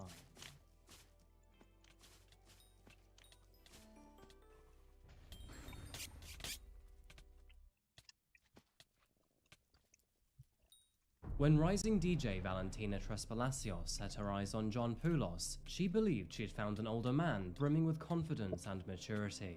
But perhaps a wolf in sheep's clothing is a name more fitting. Unknown to her at the time, John was already married, had been abusive towards his former wife, and had even left the family high and dry to begin a new life with younger women. And if that wasn't enough, the man was also a fan of Andrew Tate. Sadly, she would Andrew never Tate, learn really, his true bro? colours, because John would change her life in Andrew the most Tate? brutal of ways. Come on. That being, he would end it. So, who is John Poulos? What happened between him and Valentina? And how would all of this come to an end? Welcome back to Coffee House Crime, folks. My name is Adrian, and today we're looking at the case of Valentina Trespalacios. Valentina was a successful DJ in the country of Colombia. Unfortunately, she paired up with a man named John Poulos. And let me tell you, this guy will leave you extremely angry. This is your friendly reminder that I post true crime and darkly fascinating stories here. And in the coming months, I'll be doing new types of content too. So if you're interested, please consider subscribing to stay tuned. Anyway, with all of that out the way, please grab yourself a coffee, pull up a seat, and get ready for the deep dive. This is the case of Valentina Trespalacios.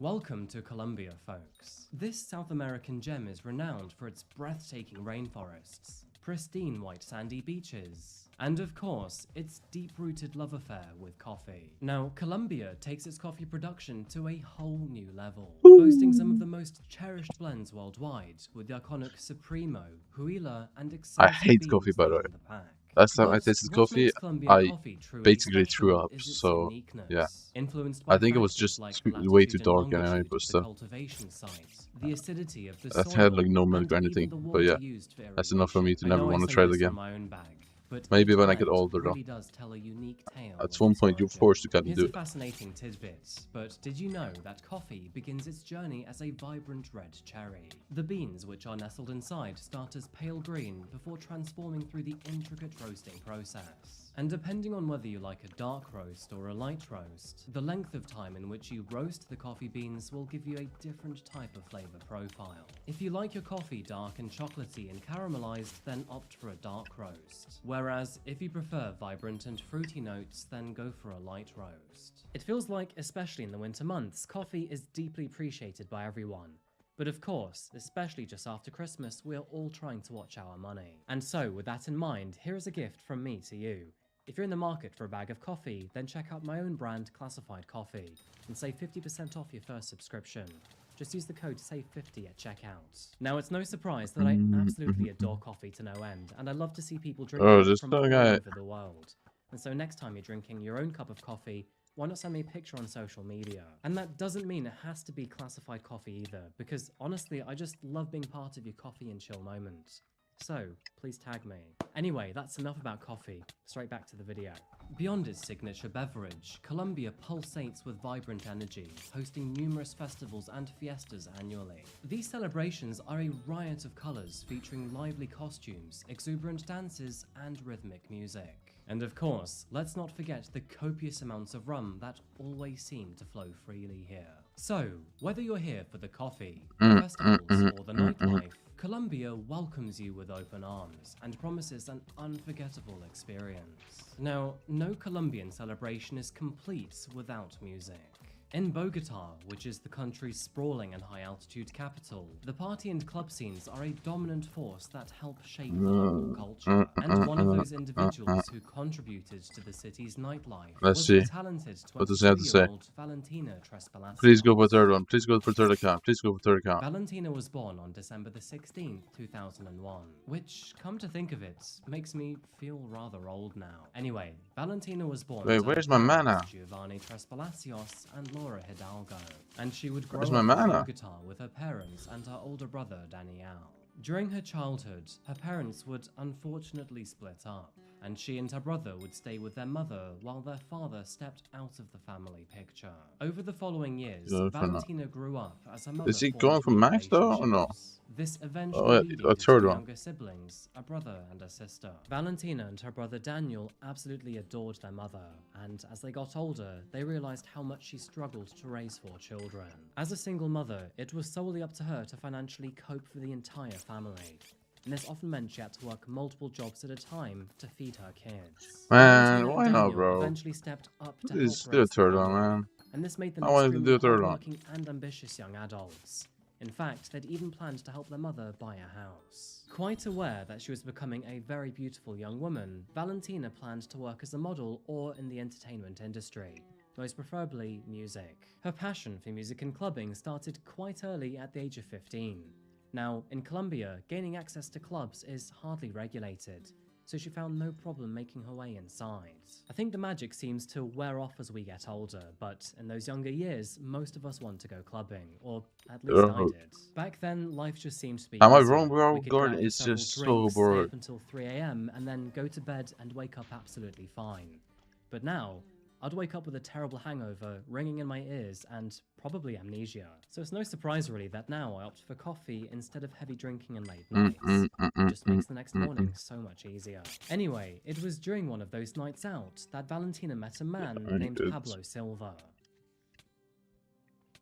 Pablo was an entrepreneur living in the local area. After a few drinks and some light conversation, he encouraged Valentina to learn how to become a DJ. You see, DJing was one of many passions that she seemed to pick up from the clubbing scene. Valentina and Pablo would keep in regular contact throughout the following months. Fast forward 2 years into 2019, and at the age of 17, Valentina passed her course and officially became a certified DJ. Shortly after this, Pablo took it upon himself to start managing her. He had many contacts in the industry and was able to land her several gigs and performances. Possibly quite predictably, though, this relationship would not stay professional for long, and eventually the two became romantically involved with one another. Over the next few years, Valentina rocketed throughout the ranks to become well known in Colombia's clubbing scene. Of course, all of this with the support of her boyfriend, Pablo. But all so-called good things must eventually come to an end, and after their 3rd year together, the pair decided to split up. Despite their breakup though, Pablo continued to professionally manage Valentina. The man still loved her and wanted to see her thrive. So I suppose you could say that they did split up on good terms. Being outgoing and genuinely friendly, Valentina found it quite easy to network. There's so much Gordon on the icon, man. This, of course, aiding in her rising popularity throughout the years. Moving forward, she would often perform at clubs in Colombian cities such as Bogota and Medellin. In other words, she was quite literally living her dream life.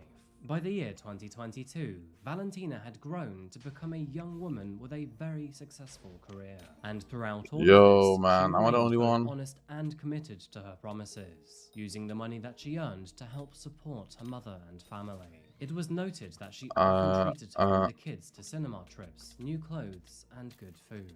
Following her breakup with Pablo, Valentina was now single and ready to test the waters again. Despite the fun, she missed having a genuine connection with someone, and so she began to date.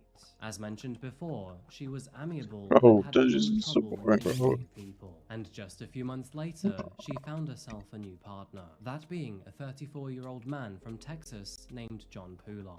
Their passionate discussions developed quite rapidly, and after only several I'm the weeks only of one, bro. talking, I the two decided don't like to meet dungeons. in person. Valentina had formerly been invited to a festival which was located in Mexico, and with this being between both of their countries, they decided to meet there over the weekend.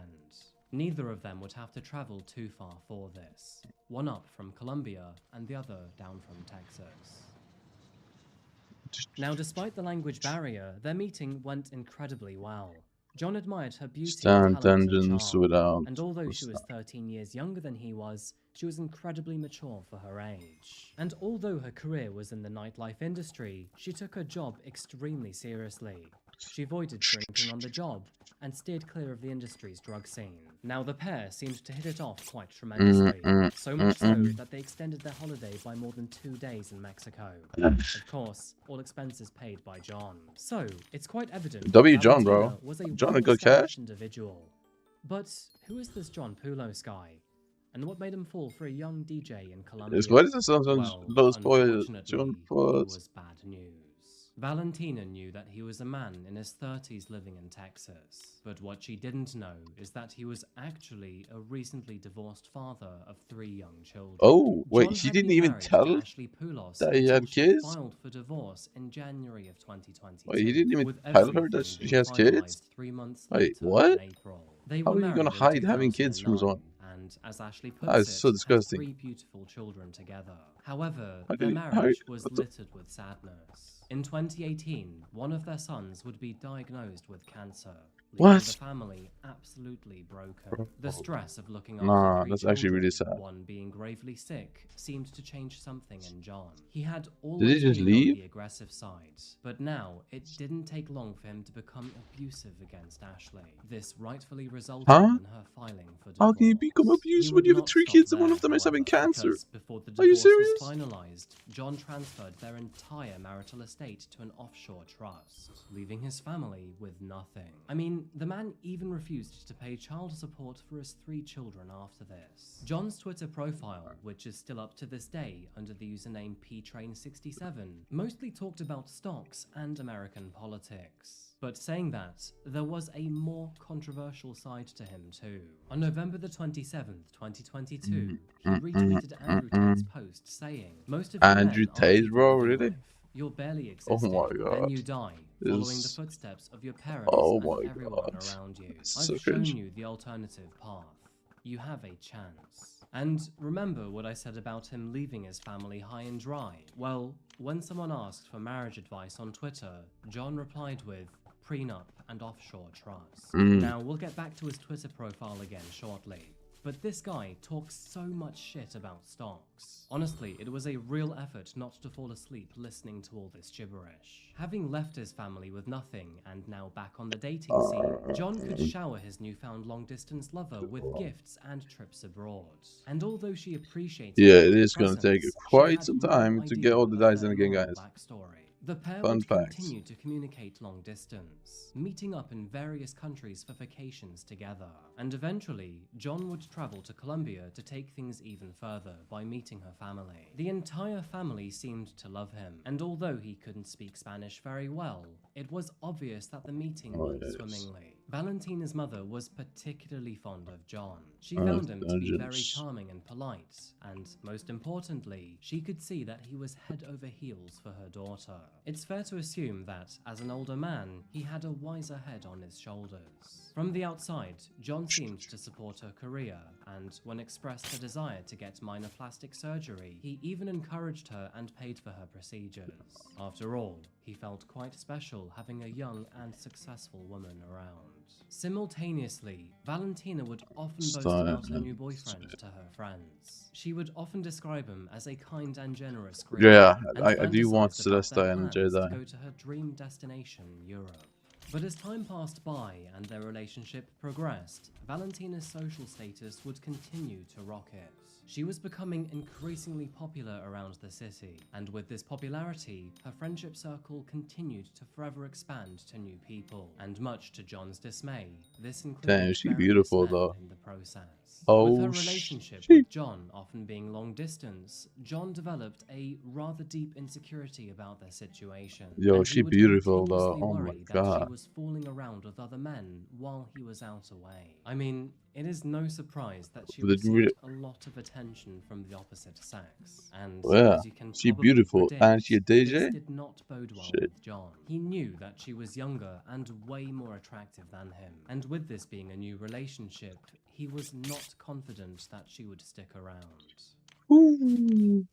John steadily became more possessive over the months, insisting that she video call him every time she went to an event. And if he ever Oh, caught where'd on you go, that she bud? was with another man, he would be pissed. Now, this behavior should alarm anyone in a relationship. It is not up to you who your partner does or does not hang out with. And it's not like she had any control over this either. This was her job. But Valentina's family were not alarmed by his behavior. They merely thought that he was jealous because he loved her deeply So you and get didn't I want to love lose you her. with Key They even went as Guardian. far to call him protective. However, by December of 2022, Valentina was Key getting to the end Guardian. of her rope with his possessive nature. Judges. They seemed to argue pretty much daily, and she could clearly feel his controlling grip on her. Over the weeks, his behavior became more and more concerning, and I can clearly see why Valentina was put off by this. I mean, it moved past a trusting man plagued with concern to an obsessive stalker trying to catch his partner out. Valentina reached her breaking point when he aggressively accused her of getting physical with another man. Now, this in itself wasn't new, but he would further back up his claims by claiming that he had hired a private investigator to follow her, and he allegedly reported back to John to confirm that she was cheating on him. As a result, Valentina tried to break off the relationship. Although she had no way of knowing whether John was telling the truth or not, he had deeply betrayed her and her privacy. The news angered her, and in her temper, she insisted that John's private investigator was wrong. Realizing that his desperation had led him to overstep the line, John backtracked and tried to calm her down. He would further try to convince her not to leave him, and miraculously, it seemed to work. In fact, he had already What a loser, bro. He has to convince his girl to not leave. to Colombia in order to prove his love for her. Or maybe perhaps it was to keep a closer eye on her whereabouts. The desperate man also insisted that this would end his insecurity, as now he could come back to her every night. And the icing on the cake, he confessed that he wanted to marry her and start a Really, family bro? with her. What a loser. Swooned by his deep confessions, Valentina took him back almost immediately. Their valid arguments over his very concerning attitudes turned into discussions of marriage and moving in together instead. Huh? It was around this time that John would also make his most viral post on Twitter. When asked what was your craziest first date, he replied, "Invited a Colombian woman on vacation without meeting her first. Now we're getting married." This tweet would go on to receive more than 14,000 likes. And in response to someone questioning the maturity of young women, John replied with, "What's shallow about liking younger women?" In contrast to this, one of John's final posts on Twitter would come in the So he form killed Oh, of her. a retweet. On What a uh, January loser, the bro. 10th, he retweeted, Bro, you don't- "My girl swear she not like these other bitches. Aye, unlock your phone then." Back at home, Valentina's family were happy to hear the news. They seemed to like the Wait, so wealthy is she gonna American unlock the investor phone? and believed that he could provide a good life for her. And so, At the beginning of Is she gonna unlock the 2023, phone? Do Joel it. left his home state and previous family behind to start a new life with his Unlock fiancée. the phone He then. arrived at the airport and It's like rented a they said. Volkswagen Unlock before the phone driving then. to Valentina's family to pick up his bride-to-be. That night, they frequented clubs that Valentina was scheduled to work in. It was noted that throughout this evening, the two had several drinks together and appeared to have a good time. Nothing seemed out of the ordinary, and the very next day, the pair began to move Valentina's stuff into their new shared apartment. During this time, she video called her family to give them a virtual tour of the new digs where she was staying. Needless to say, her mother was over the moon for her daughter. After spending so many years helping her mother get on her feet and feel established, Valentina could now finally live her life on her own terms. It was during this time that she was moving her stuff over to the new apartment that she sent a video message to her mother.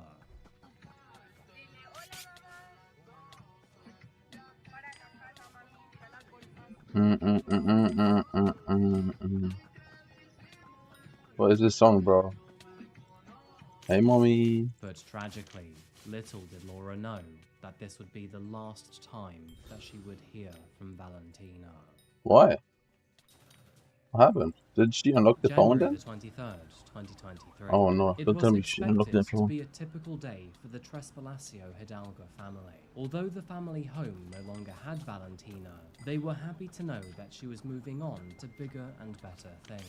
But at Are you sure he's 7:45 bigger and that better? evening, their lives would change forever. Laura Hidalgo received a phone call that no mother should ever receive. The call came from Valentina's manager, Pablo Silva, and he Manager? informed them with devastating news. Tragically, she had been found dead. Earlier that day, a Already? homeless man was rummaging through dumpsters found near the local airport. Wait, already? And in one of those dumpsters, So are they he not came getting across together? a large blue suitcase. Did he For bait a her? homeless person, Wait, I'm so this confused. could potentially be a gold mine. Anything of value inside Yeah, could true. be sold for money to then afford food.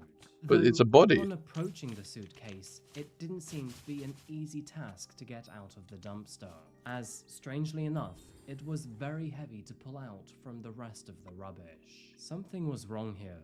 The homeless man began to feel suspicious. The case seemed to remain closed by a thick layer of tape, and after cutting it open, it was immediately apparent that there was something very large inside. The man could see a white garbage bag inside the case, and, even more worrying, bloodstains could be seen through the plastic.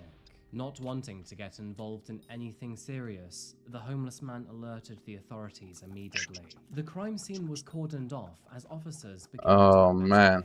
and upon further investigation, they realized Diagram that is there was like a that though, body bro. inside. Not only that, but it belonged to Valentina Trespalacio. Bro. As But forensic I'm so teams confused looked on what further happened. afar, they What happened in realized that, like, that one day, something whatever? else had been left in the dumpster. Wow. Inside, they found a small black box containing various items. This including Valentina's school ID and paper ID. The The fuck discovery happened? of such personal items was quite out of the ordinary. Usually, the killer will try and hide the identity of the body. So, in this instance, he had clearly missed a trick. Perhaps they had no idea that a homeless person would end up sifting through this garbage, and had hoped that the body would just disappear under land. Wait, not even I Cat mean, 50? who knows? Maybe her murderer would have to be someone who was unfamiliar with Colombia's way of life. The cause of Valentina's death was deemed to be strangulation and blunt force trauma. Her neck was marked and bruised, and further bruising was found on her face and forearms. Abrasions were even found inside her mouth, showing the sheer brutality of the attack. And since she was found in her nightgown, experts believe that she was attacked while she slept. Among the many items But what found was inside he the up box to do? was Why? Valentina's mobile phone. And upon I checking don't really it, understand why. officers realized that she If had they were just dozens about of to get missed married? calls from her manager, Pablo Silva. I don't really When understand officials what happened. contacted him, he spoke of how Valentina hadn't spoke to him for more than 24 hours, which was highly out of character for the young woman. Based on the information that he provided, Pablo was not a suspect in the murder of Valentina. Instead, he provided information on who may be involved, that of course being 34-year-old John Poulos. Following his discussion with officers, Pablo made the phone call to her mother, Laura, and of course, that is how they found out. With a named suspect, police were now officially on the lookout for John Poulos. and with her recently moving into a shared apartment with him, it made sense to begin the investigation there. Since their apartment was both new and modern, the apartment complex was equipped with many surveillance cameras. M4 is legit the And let only me tell fun floor. you, they revealed some very harrowing details. Surveillance cameras initially captured John entering the apartment alone with a blue suitcase. It is worth noting that he could quickly move the suitcase at this point, and there was no heaviness behind it. He was then seen heading out to Look at meet this guy. Valentina shortly after this. Look at this As loser. expected, he and Valentina are then seen entering the apartment hours Like, later. you had a baddie, Valentina bro. What brought happened? a lot of stuff with her, indicating What happened? that she had planned to stay at John's for an extended period of Exactly. time. The pair would come and go from the apartment on numerous times. On January the 21st, the day before her body was found, the couple was seen heading to one of Valentina's gigs. A surveillance camera captured them entering the club together, hand in hand. As the night developed, John joined Valentina in the booth, only to get seemingly jealous of the attention that she was receiving from other people. They are then seen returning home in the early morning hours during sunrise. Several hours later, surveillance cameras spotted John once again. However, this time he was alone. As he left the apartment, he could be seen ferrying. Yeah, M4 Troopers is really fun. The manner in which It's actually pretty fun. the suitcase suggests that it is either broken or too heavy to carry. Another camera in the basement captures him slyly looking. Weren't they gonna add a higher speed cap or shifting the something? suitcase into the car. He is then seen struggling with the weight of it, further indicating that something heavy must be inside. After leaving the parking lot, surveillance cameras tracked John's car on various streets in Bogota, leading to the Fontibon area, where Valentina's body was eventually discovered. Quite notably, this region is near El Dorado International Airport, leaving room for speculation about John's Surely I'm gonna get a cyclamen die, right? With Valentina's murder gaining national Cyclamen attention, that would be and really authorities useful. alerted to their prime suspect, the public Why was is on more high likely to have alert an for John I'll Cooper. watch the Concerningly, further investigations revealed that shortly after committing the crime, he did manage to board a flight to Panama. Now, the dense rainforest terrain between Colombia and Panama makes I'm gonna it go watch almost the football. impossible Oh, to it drive started? between, with Is it actually minimal football? or no mapped roads available for travel between the two countries. What football Panama is it? International Airport As a serves Champions as an League? international hub for hundreds of flights daily, so authorities knew that they had to move fast. And after contacting Did he Panama escape Airport, or no? it was discovered that John had already booked a flight to Sao Paulo, Brazil. However, Uh-oh. a second booking through Turkish Airlines to Istanbul suggested an attempt to mislead authorities. A tactic made by John that would prove to be unsuccessful. In a dramatic altercation, No. armed officers Get this stormed the butch. gate that John Get this was buster. set to depart from. He was arrested on Yes, the sir. spot, Yes, only sir. moments Yes, before sir. his flight was scheduled to begin Andrew boarding. Tate And of wannabe, course, whatever. in the I don't know. process, the authorities left enough time for bystanders to take some pretty badass shots of them leading John out of the airport. During his apprehension, authorities noticed a large cut on his temple, resembling a scratch Well, that a shit. human nail could have Yeah. made. So, A fight. as it turns out, John had meticulously thought out his escape plan, and predictably, the aircraft I that still he don't was trying understand to why, board though. was the international flight to Istanbul. Now, if he had arrived in Istanbul, he would have then boarded a flight to Montenegro, a European country with no extradition treaty with Colombia. In short, John planned on running away without any legal hooks back to Valentina. To make his escape plan less traceable, he purchased all plane tickets with cash. But it's kind of redundant if you then must include your passport details. In a last-ditch effort to evade prosecution, John falsely claimed that he was fleeing from the Medellin cartel, alleging that they were responsible for Valentina's Yeah, murder right. Come on, and bro. were now on Come the on. lookout What for is he him. saying? But You somewhat are so full of convinced by shit. this story, the authorities dismissed it entirely. And just one day after his capture, John Pelos was extradited to Colombia to face trial. Moving into the legal Good. proceedings of this case, John's defense team would try to delay the trial by citing many issues with his language barrier. And although his trial was due to take place in shut April up with this. 2023, his Just get defense this guy lawyers gone, claim bro. that He did just not he just receive killed some person with no translation reason. while in custody or first court I can't stand him. They also claimed that since femicide criminal charges don't exist in the United States, John did not understand what he was being accused of. which sounds bloody baloney to you and me. Now, of Isn't course, that the US homicide does against actively charge and females? convict men who murder women, but since femicide isn't technically written into US law, his defense lawyers tried to use this to his advantage. Obviously, the prosecution would not listen to his that's not wild gonna work, bro. claims, and furthermore, they said they had enough evidence to prove that he was well advised in English. But believe it or not, these claims would be successful in delaying his trial, pushing What? it back by several months. Why? During this Are you period, serious? various aspects of John's personal life Who is were buying this open guy? to the public Who is spotlight. believing anything It was he discovered says? that he frequented various adult and sugar baby websites under the alias Lord of Magic. While there, he spent thousands of dollars in an attempt to Loser. gain perfection. Even worse, this money was most likely stolen from his previous family. It is worth noting that Valentina was not found on these websites, but Yeah, rather weren't you through guys? Instagram. Be very Weren't you careful guys who fucking it? slides into your DMs, folks. While I John don't awaited understand trial the in issue. custody, he Why asserted did she a kill her? profound fear of being assassinated by the cartel, and further Like, requested she's a complete baddie, bro. I don't isolation for understand his this. safety until the final I'm so trial. confused. Simultaneously, his defense team diligently worked to stop the trial from progressing, leveraging several It doesn't make any international sense, bro. laws in He their had a favor. baddie, They argued killed her that for no John reason. lacked comprehension of the charges, and even tried to claim that Valentina left the apartment complex after And an she was argument. making money. Throughout the weeks and then months, his story kept changing, and it seemed that nothing John or his defense said could be taken seriously or as truthful. All of this turbulence in the trial means that we don't actually have a verdict as of yet. And he has Found kids too, guilty, somehow, right? John could face up to 60 years behind bars. This, of course, being determined by Colombia's laws against femicide and concealment Yes, of sir. evidence. Pack Despite him up, this, please. John still refuses to accept any accountability. At a hearing in September of this year, he said, "I am not going to accept the charges, and I maintain my innocence." On the other hand, the prosecution claims that all of this was premeditated, spurred by jealousy and initiated after he learned of Valentina's infidelity. Now, there are various details that I haven't told you yet which scream premeditation. I mean, for example, did you know that both his car and his apartment were only contracted to be rented for 4 days? This highly suggests that John had concocted an elaborate plan to lure Valentina in, confront her about her alleged infidelity, and then murder her in cold blood. But why? Toxic emotions of revenge and jealousy. So she was honest, and you still killed her. I don't understand. So what did you want from her? We're left with the classic case of, if I can't have her, nobody can.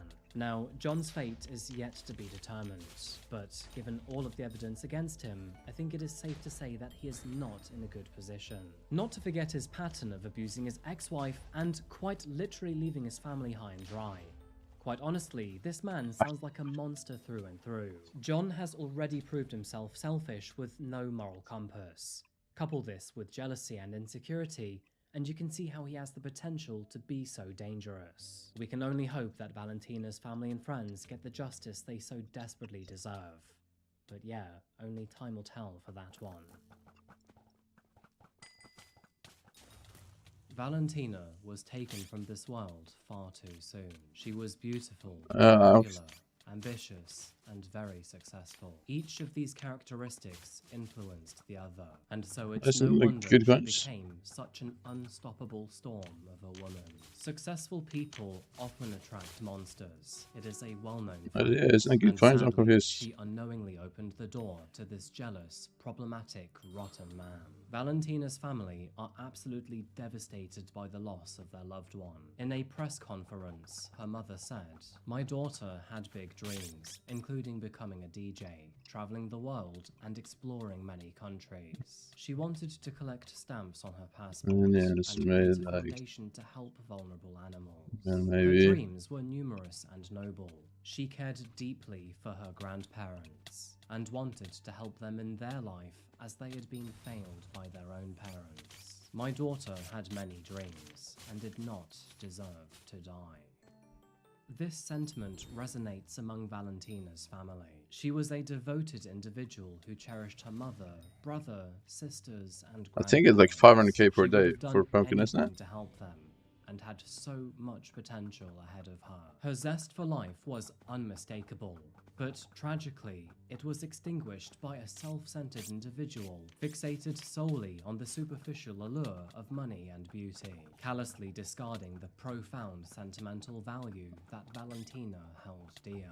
May those who recall Valentina do so He's making a not good through point the there, lens though. of her tragic demise, but by celebrating the vibrant life that she led with her ambitious dreams. He's actually making a pretty Looking good point. ahead, one can only hope that a killer feels the full weight of the law, ensuring that he remains removed from society for the remainder of his days.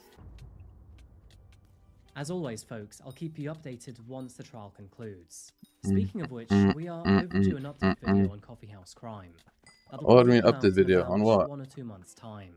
And it's just one of many new things coming to the channel. Anyway, folks, let me know what you think about this Update case, video? because to me, it is quite clear that John Poulos is guilty.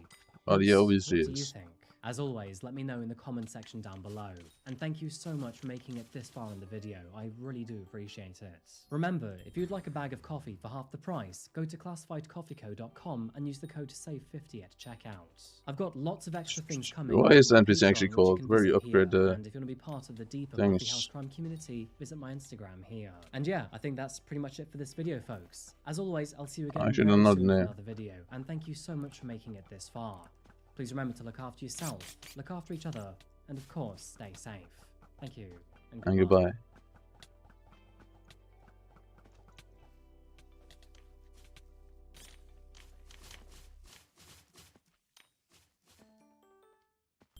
I just think that whoever did this is just has to be soulless. I mean, can't even be a human being.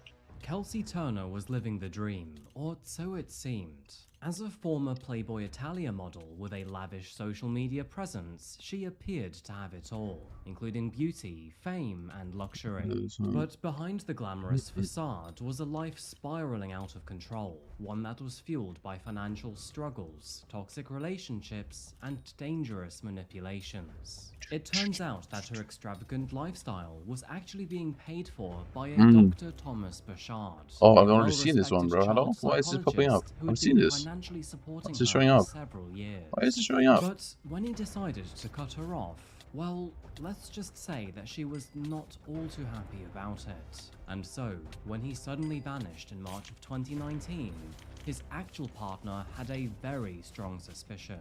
So, what happened to Thomas? Was Kelsey to blame? Why was she known as the Bad Barbie? And how would this horrible story unfold? I can see this one. Hold Welcome on. back to Coffeehouse Crime, folks. My name is Adrian, and today we're looking at a case that involves extreme entitlement, blackmail, and somehow Playboy. Please consider subscribing to see more stories like this every single week. Nero wanted to say hi as well before we start, so yeah, hey. Oh, and if you want to grab a bag of my coffee classified, we're doing a huge sale for the next few days. Have I seen this one? The calming sound of crashing waves, the idyllic sights of turquoise ocean, and the Yeah, because thirst-quenching taste of I've pina wanted pumpkins. colada. These I are mean, a if few I things can be that fair, perfectly actually, for describe a tropical holiday. But when Irish couple John and Michaela Macarivi travelled to Mauritius to celebrate their wedding, neither had expected the honeymoon to turn into a nightmare, and in fact, one of them would never return home. The tragic events of this case were perpetuated by fame, corruption, and a poorly handled investigation. But who ultimately was to blame for the events which took place? And what were the dramatic consequences? When jetting off to places far away, we all tend to have fun and take marginal risks. But in Michaela's case, her time in paradise was as safe as one could be. So, what evil found her, and how did it Wait, where go is my so loot? terribly wrong? Hello? Good morning, good Here. afternoon, or good evening, folks. My name is Adrian, and welcome back to Coffeehouse Crime. Thank you. Today we're looking at the perplexing case of Michaela Macarivi. Okay. A general disclaimer to those who don't like unsolved cases, but this one is still to be fully understood. So please take this as your one and only warning. And by the way, I post true crime and strange cases here on a weekly basis, so if that does sound like your kind of thing, please Has he consider made a new subscribing to the upload yet channel. since I And started now, with watching that him said, again? Please grab yourself a I don't coffee, know. pull up a seat, and get ready for the deep dive. This is the case of Michaela Macarivi. Oh, I see this one. I just see the start. How she looks.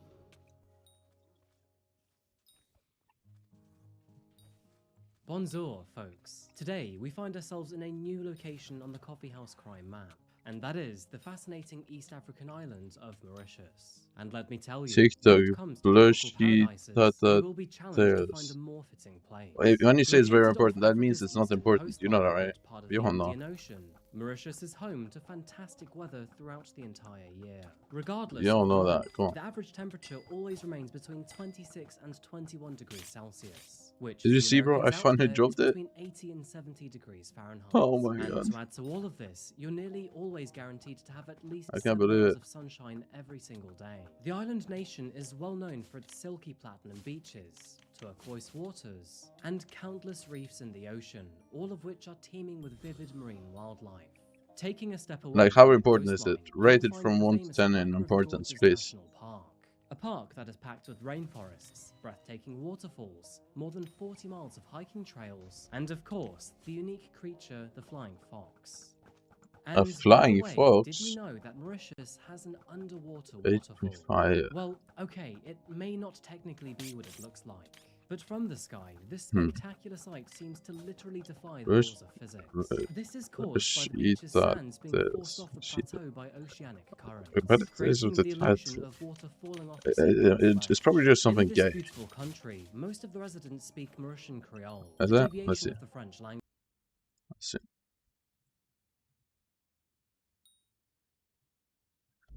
Let's see.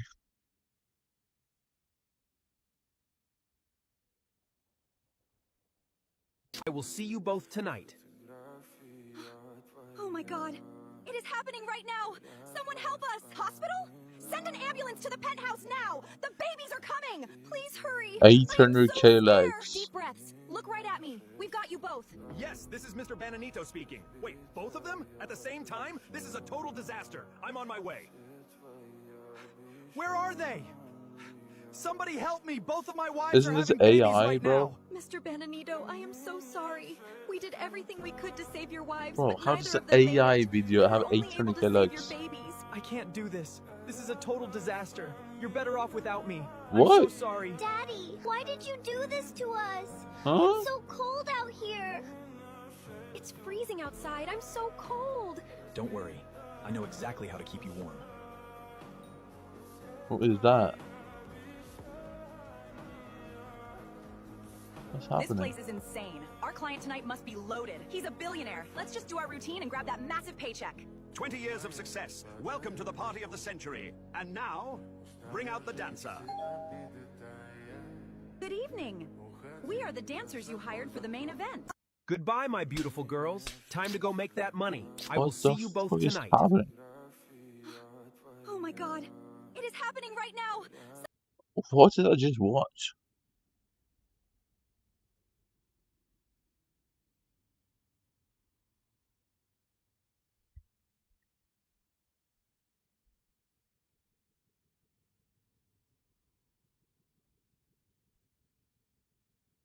What?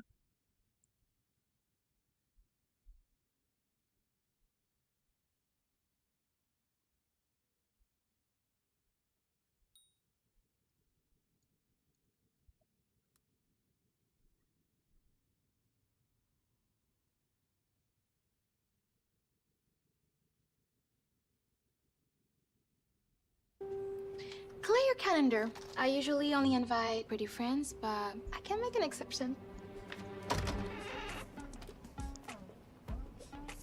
Audrey, meet my girl squad. And before you can be a part of our squad or score an invite to the hottest end of your bash, you're gonna What? have to pass a few tests. What? What? Are you bullying Are her? you serious? Not just anybody can infiltrate our friend group and get close to Mallory. She's bookside high royalty. Yeah, especially not some new girl that we know nothing about. Consider it a rite of passage. Ladies, let's chat about it later. Is that a diary? Uh-oh. Oh, that's, nobody can see that. That just has, like, all my secrets in it. I'm good. It's Doorman, bro. Excuse me. I don't know why I just clicked the Doorman.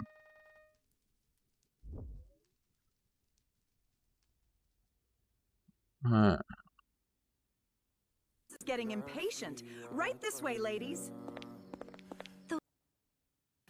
Why do they look so familiar? Boss, the dancers just entered the house. Everything is okay. I paid a premium for this performance. This better be worth What the every single fuck? cent I spent. Relax, billionaire. For Oh, what you what the paid, we are fuck? gonna change your world tonight. I need you for a private show. What? After the party. What? Those dancers. Where have I seen their faces before? Finally, What? let the real party begin. What is happening? How is this allowed on TikTok then? Aren't they like super strict? Your cash is in my room, waiting for you. Shall we go collect it? The dancers, it's them. His daughters.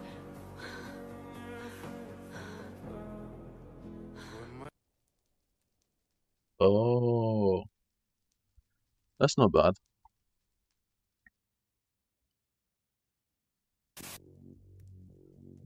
Bro, stop sending this. Just stop. Just stop. When two outcast Oh, teenage this boys is with so, odd this interests is so became sad. friends, they Why is quickly this grew shit? inseparable. When one had a bad idea, the other would take part in it. This could be anything from skipping class to joining extremist groups to becoming a duo of serial killers. You need to stop this. Look, there's a banker, bro.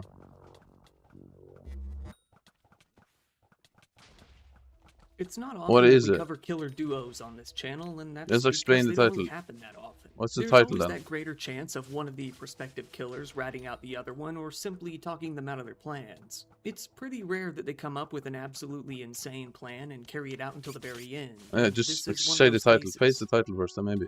Artyom Monufriev was born on October 4th, 1992. He was born in a city in central Siberia in Russia called Irkutsk. He was raised by his single mother, Nina Ivanova Onufriev. His father wasn't in the picture at all. Nina worked as an accountant at an insurance company and did her best to raise him, but it has been shown that she was anything but a good influence on her son. Nina has made it known that she's quite the misanthrope, meaning that she What has your a hatred of commentator people. says about She you. did her Well, best to alright, pass this so we are hatred not onto watching her that, son, with okay? it being said that she specifically instructed We are not him gonna to watch hate that. people. While Artyom was spoken of positively by his friends in his early years at school, his mother made life difficult for his teachers. Whenever he got bad grades, she would write complaints about his teachers, saying that they had tortured her son psychologically by putting too Because much that's pressure on weird, him. bro. If Why his do you want grades me weren't to spelled watch? out clearly for her, Why she is that would even complain on that the YouTube? teachers were hiding information from her. Still, despite that, it seems that Artyom did have a fairly normal early life in school.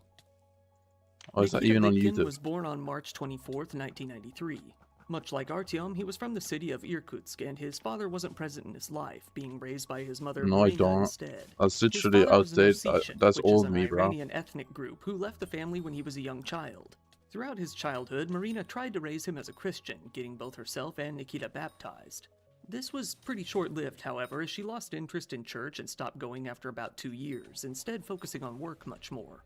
After his Not mother to you, came yes, to sir. reject the church, so did Nikita. Only if you While 1v1 me Marina in had it. simply lost Otherwise, I focus can't on be asked right church, now. Nikita took her lack of interest to mean that she disliked church, so he came to adopt this perspective himself. While Nikita seemed pretty quiet and calm to everyone around him, his mom said that he was actually a very closed-off person. Do you even who have a often give, guess, or failed to plus, communicate. or whatever? If anyone came over to their house, he refused to interact with them and instead stayed in his room. He started to get into trouble when he began to dabble in graffiti, being caught spray painting the entrance to their house. By the time Nikita was in 5th grade, he was said to have been a fairly good student.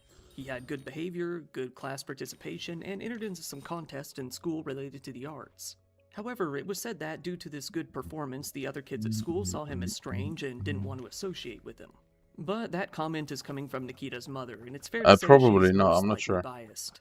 Eventually, Nikita I did get a paid, friend, a boy because named I think Artur you can only do Lashenko. the dailies His mother on later free said version. of Artur, he treated him like an object, but he helped him a lot, helped him to adapt.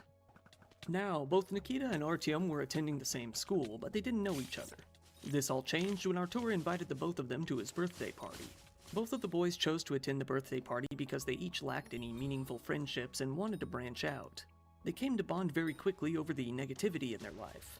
They each understood what it was like to be abandoned by a parent, to be rejected by their classmates, and to have a lot of bottled-up hatred that neither of them could quite yet understand.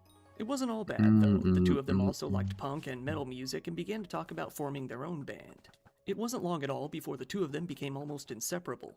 Nikita had grown very depressed in his What the life fuck and saw are those Artyom as eyes? the only person he could vent Holy, to those about his eyes are problems. demonic. Artyom was happy to help, offering him all the support he needed. By this stage, Nikita's mother had actually grown more concerned about his friendship with Artur, feeling that Artur But like, was I far ain't so too much better dominant than in you, their dear friendship. guessers. Insane to She me. said, Nikita could not refuse, did not know how to say no. He had no option. I taught him to be able to say this very no. And when he learned that, he stopped being friends with Artur. I feel like paying for Given that Artyom chess wasn't a very thing likable actually kid, isn't all worth it hanging though. out with him did was make Well, Nikita it even more does make you unpopular at get school. better though. His But previous casual friends began to slowly dip out of his life. Nikita himself began to take on Artyom's more unlikable traits as well.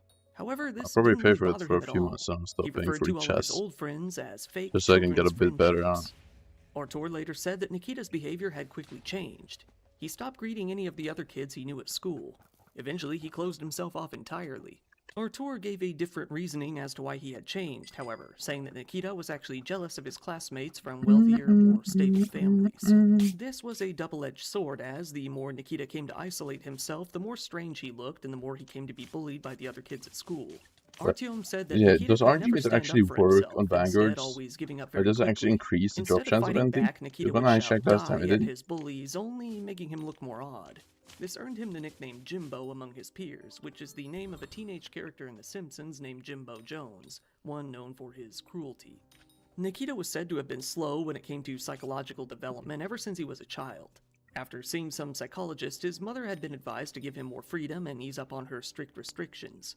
As time passed, Nikita began to grow ashamed of his mom and started to avoid her as much as he could. Bro, I Nikita bought began to gems skip a today and it lot was of not school worth it, starting bro. in 8th It's the grade, biggest scam as did ever. Artyom. However, for I reasons bought unknown, gems and Artyom you wasn't need to punished pay too heavily for it.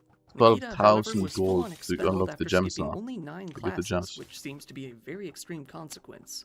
As a result, Nikita's It was future not was worth it. basically left in ruin, with him having very few prospects moving forward.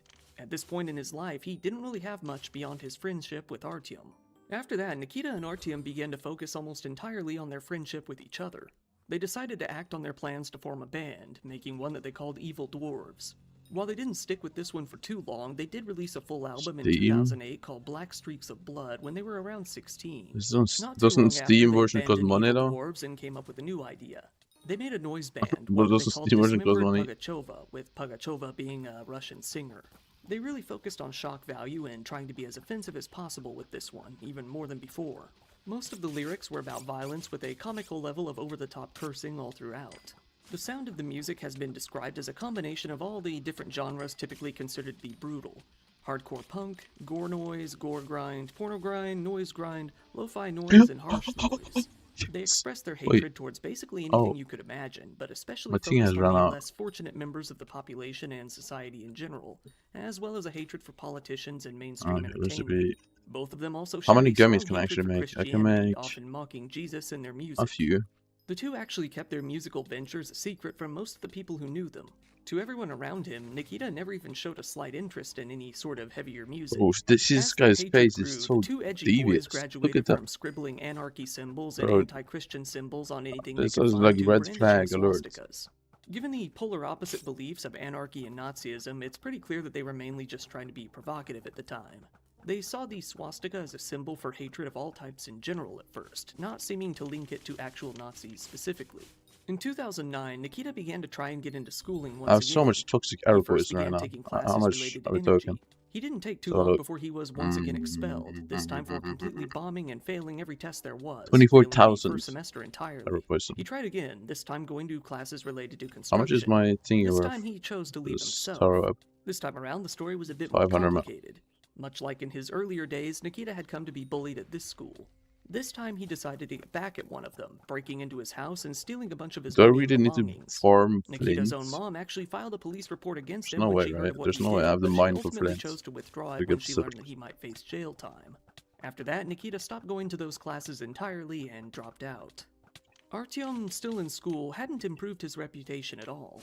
In fact, his physics teacher refused to teach any class that he was a part of, leading to the school having to look for a new Ice teacher water. entirely. Still, Artyom did pretty well in his schoolwork, all things considered.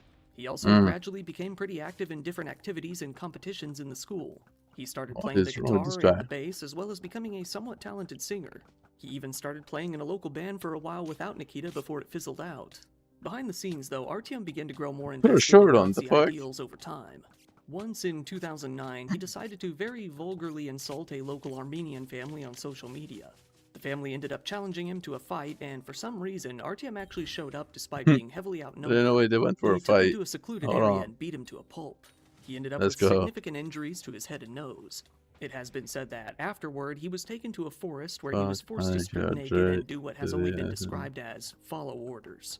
Many have come to assume that this means exactly what it sounds like.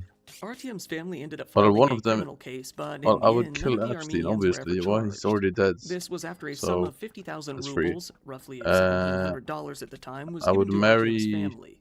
Afterward, according to Drake. his I would mother, fuck Artyom Diddy. became, in her This words, is so easy. very What? unbalanced.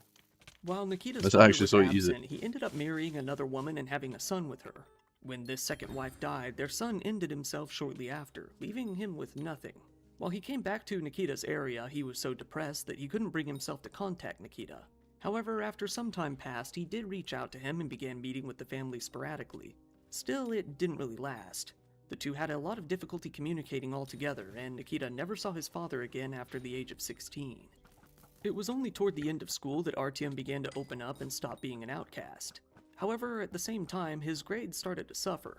When it came nearly time to graduate, Artyom's classmates filmed a video in which they were asked what happiness means to them. Artyom was the only one who responded without a specific answer, instead saying, "To be honest, I don't know what I wouldn't happiness is, marry but I would any really of you like to guys. quickly find out what it is." What? I wouldn't Eventually, marry it any came of you time to guys. graduate, and Artyom moved on to the Irkutsk State Medical University. He also took up a part-time job as a worker in an art museum. While it may have appeared that things were looking up for him, that wasn't really the case behind the scenes. Artyom, leaning even more heavily into Nazism now, decided to join a local skinhead group. Eventually, he was drawn to the group after communicating with their leader No, and I'm being not urged speaking to read this. a This is book weird. that translates to Born to Hate in English. Because Artyom, honestly, as well as I'd rather Nikita, go became very kill. interested as they felt the protagonist Well, of the actually, story maybe had not. views I very don't know. similar to their own. They grew interested in It the depends. violence of the book, wanting to commit much of the same violence themselves. However, it was said that Artyom never participated in their outreach and wasn't very active. Still, he tried to get Nikita to join the group, but he was rejected due to the fact that he had an Ossetian middle name from his father. Artyom actually came to grow pretty disillusioned with the skinheads as well, and it was because he felt their ideology was actually too passive and too soft for his liking. Artyom also differed when it came to their views. The skinheads obviously focused their hatred towards some groups and not others, while Well, Artyom actually, hated everyuld in general, including white people. I would and probably by marry extension, Bennett them. Arthur. Eventually, he had very little to do with the group any longer. Although Artyom had grown interested in music, painting, and kickboxing as well, that came to change as his hatred continued to grow. In time, he gradually gave all of it up as he began to get more addicted to social media. He went by the username But Corpse I would divorce online. him, though, but His new interest in social media spread to Nikita as well, who even started a YouTube channel under the name Fakinifor, which the two of them would use to post videos. The first video they uploaded was called Bloody Vomit. It was a pretty crudely slapped together video. It began with alternating text that read in English, vacant, and absolutely, before text that, according to my translator, says anal ensemble. This was followed by the name of their band, Dismembered Pugacheva, and Presents Hacks. The video then cuts to a bathroom covered in graffiti and What the swastikas while fuck a is low-quality this? speech plays as audio. A man dressed in This punk is so attire cringe. then What is vomits it blood doing? into the toilet before turning into a skeleton. The text on screen then says, "This clip was based on real photos. Didn't you like it? So you're a jerk and suck dog dick." The next video, uploaded December 1st, 2009, was called Sicha SS. This was a video of Nikita and Artyom recording the news on the TV. The Nikita actual news Dragon. itself was muted, with the two boys dubbing over it themselves as they laughed. On January 29th, 2010, they uploaded a video called Dismembered Pugacheva Rodaki Is that a Scum. fake banker? It Yes. featured a song made by the Right. both of them and posed over gameplay footage of the video game Manhunt. At some point, Nikita also uploaded a video of himself in a hoodie, mask, and sunglasses. It was very What is he brief, doing? mostly What only the showing fuck him is that? dancing around. Oh, okay. It was later I thought deleted. he was jerking off a Another sec. deleted video was another Dismembered Pugacheva music video, one that shows Jesus being crucified upside down among other anti-Christian imagery. Artyom's mother began to grow very concerned about his friendship with Nikita. She started to feel that she needed to forbid them from contacting Jesus. one another, saying that Nikita was too bad of an influence. From her perspective, it's pretty easy to see why. Would you not Nikita fuck had been Diddy? the one to get expelled If you from had to school pick between twice those and had three, always what shown a would you do? cruel, antisocial side. Maybe give It your seemed that she was opinion. unaware that her own son was equally as bad. Artyom and Nikita became very interested in other killers. One day they watched a documentary on TV about a man called the Bitsa Park Maniac, Alexander Pichushkin. On social media, they created a group idolizing him called Pichushkin, Our President. They also became very interested in another Russian killer, the Rostov Ripper, a man by the name of Andrei Romanovich.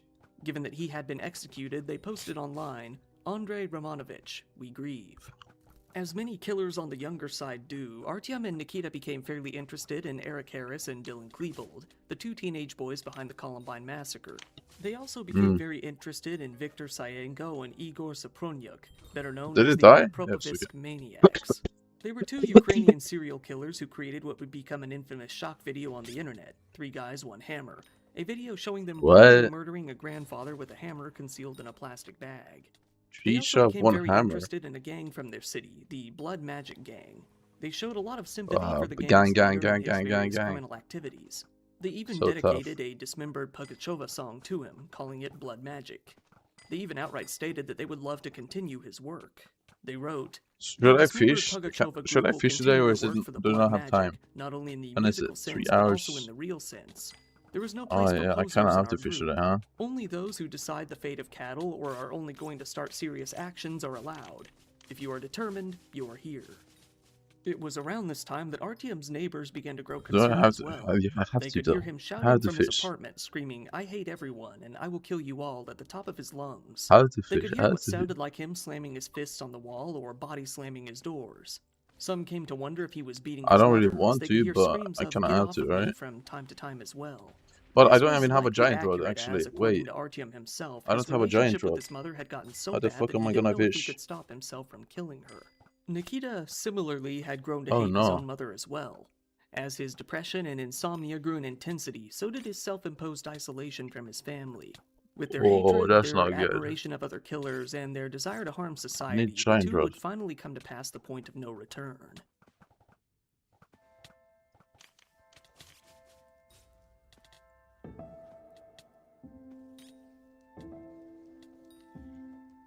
Artyom and Nikita had decided that they were ready to set out on their mission to start killing people. How do I It find a seems that giant they rod had very person? little motivation for desiring to do so aside from their hatred of other people. The two of them started going on walks actually nearly have an every idea. evening, always in the same place, starting in November of 2010. They would start out at the State University bus stop and walk up to the Akadem No, I don't have an an idea. academic campus that we will simply Because I call know one Academy guy from who would here on probably out. lend me his giant From rod, but roughly he wants to 6 p.m. scam to me 10 for it, p.m. so while their I don't know moms if were I at could work, go they by would with walk that. past dozens of potential You victims, see, it's just gonna scam carefully me, trying to so scope out I who need might to be the find most another person. vulnerable. For the first week of this new routine, they didn't actually go about attacking anyone. Let's Still, think. they carried their tools of trade, mainly Who hammers, could I bats, find? and I've knives. got a This in action all changed on November Francis. 14th, 2010. This was when Hello, Artyom Jolly and the Nikita came guy. across their first victim, an 18-year-old woman named Anastasia Markovskaya. She Okay, was what's walking up with towards her? the Novo Ikrutsky when the two boys sneaked up on her from behind and bashed her in the back of the head. What? Anastasia fell to the ground, still alive. Artyom Why? and Nikita felt that they had killed her and quickly got spooked, leading to the two of them That's- running off into the night. Given that she I don't wasn't understand what robbed, they're the gaining Irkutsk from this. Police You are Department good. refused to even open up a criminal case. No, bro, I'm not good. As a I'm not result, have a giant Anastasia rod. took to the internet to describe what had happened to her, Please posting give me on a giant forum for rod. the academy. Little did she know, Artyom and Nikita came to hear about these posts. The two of them began messaging her, keeping their identities a secret. They asked her what she felt when she was hit and how it made her feel afterwards. Little did she know, they were disappointed that they hadn't killed her. 10 days after the first attack on the 24th, What is wrong with these Artyom guys? and Nikita Can set someone out stop once them? again to attack another. This time they I'm came not gonna across a play Minecraft 46-year-old since woman who like was walking home. 2012, Rather I than think. kill her, they simply attacked her and stole her bag. This time, as the victim was robbed, a criminal case was actually opened. However, assault was not listed as an element of the case. Once again, the boys' assaults would go completely unknown thanks to the police's refusal to I think investigate the 2012. area. It's due to this refusal to Why? increase patrols in the area or even investigate the assaults that, next time, things would be much, much worse. On December 1st, Artyom and Nikita once again set out on one of their night crawls. They found another woman walking alone. As they approached her to murder her, they noticed a nearby witness. Scared that they might be caught, they instead stole the woman's bag and ran away. I don't know. Inside the I don't bag know how was I'm a mere gonna get a 500 giant rod without rubles, but they buying were one. happy to get it. They used this money to Actually, go there's and so buy many some people I could mallets. actually borrow Their from, night but I didn't don't know if end they're there. gonna use it. Once they were fairly certain that the Or police just weren't skip coming, this they fishing continued on festival, their or walk. this After a fishing while, they camp. came across a 12-year-old boy Maybe. named Daniil Semyonov. Coincidentally, he attended the same school that they used to. Daniil had been riding around on his scooter in the snow, enjoying I don't know if I himself should as Artyom skip and this Nikita one. watched him. It's still a good. Nikita I suggested no, I that they shouldn't kill the skip boy, this. given that he wouldn't be able to put up much Spooky of a Festival is fight, pretty to which hard to Artyom actually be able happily to attack. agreed. The two of them ran towards Let me Daniil. think here. Nikita pulled out a mallet and slammed it against the back of his head. When the boy fell to the ground, Artyom pulled out a baseball bat and continued to beat him. Daniil did have defensive wounds on his hand, meaning that he likely tried to fight back as much as he could. Nikita then pulled out a penknife and drove it into his temple all the way up to the handle. They then fled the scene. Daniil's mother was the one to come outside Who and is a find person him. with giant He rod? was severely injured, but he was still alive. She called an ambulance for help, but the emergency services ended up getting caught in a traffic jam along the way.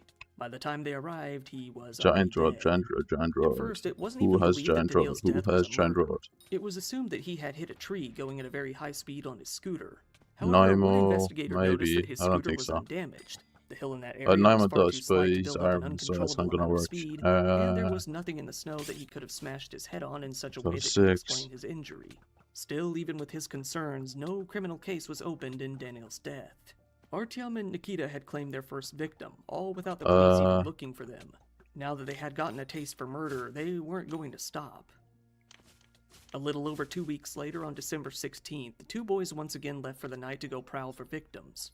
They arrived at a location that was only a mere 20 meters from where they had killed Daniil. This was where they noticed a woman, 69-year-old Olga Mikhailovna Pirog. She was actually a leading researcher at the Research Institute for Solar and Terrestrial Physics. Artyom and Nikita began recording some audio, on which they first discussed how they would kill her. The two then quickly descended on her, stabbing her repeatedly over and over again as the audio recording continued. Olga died then and there, becoming their second victim. This time, however, the police would finally come to realize that they had a problem on their hands. By this point, the two killers had a bit of a system going. Artyom would usually deal the first blow, while Nikita was far more interested in mutilating their bodies as much as possible. Neither one of them really played less of a part than the other, usually ending up dealing anywhere from 15 to 20 to more blows themselves. They would attack their victims from behind, meaning that, if they were to survive, most of them would have a very hard time describing anything about them at all. They usually didn't even talk while their victims were alive, leaving them with even less to work with. It was only a matter of days before they continued their killing spree.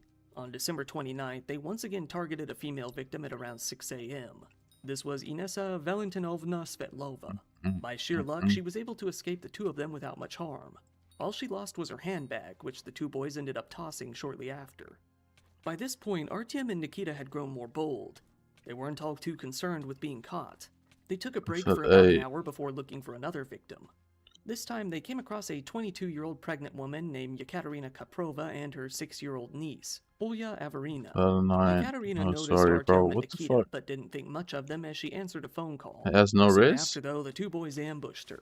They beat her niece on her sides, Let me giving her a see. severe hematoma near her liver. Despite Yekaterina shouting out that she was pregnant, the two beat her as well. They smashed in her head and broke many of her fingers, with the boys snapping each one of them themselves. Let me think. Fearing the witness, Artyom and Nikita sprinted off into the distance.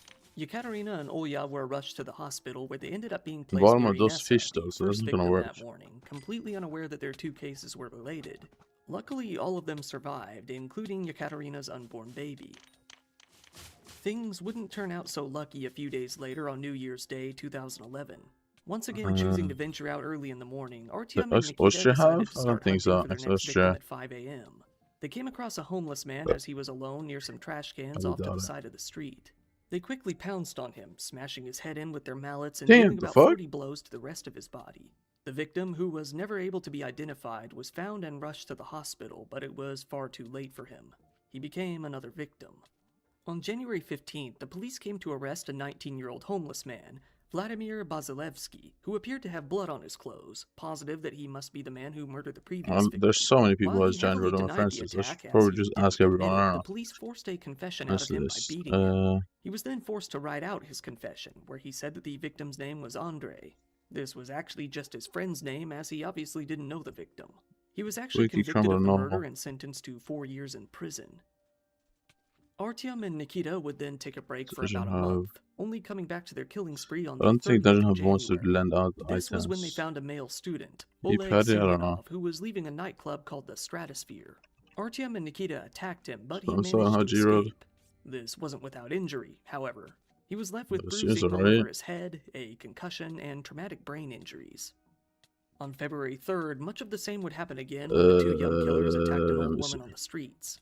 She too survived, Surely it has being taken G-Road. to the hospital with a severe I open need to wound get out on of her full head. screen because this is fucking me over. Only a few nights later, they attacked another woman who also managed to survive. This was because a car arrived that once again scared the two boys off.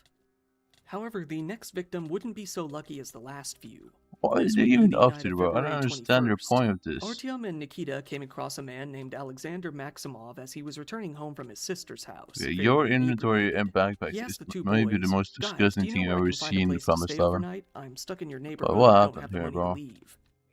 Artyom and Nikita told him, "Yes, He has to have a come with G-Road, us." no?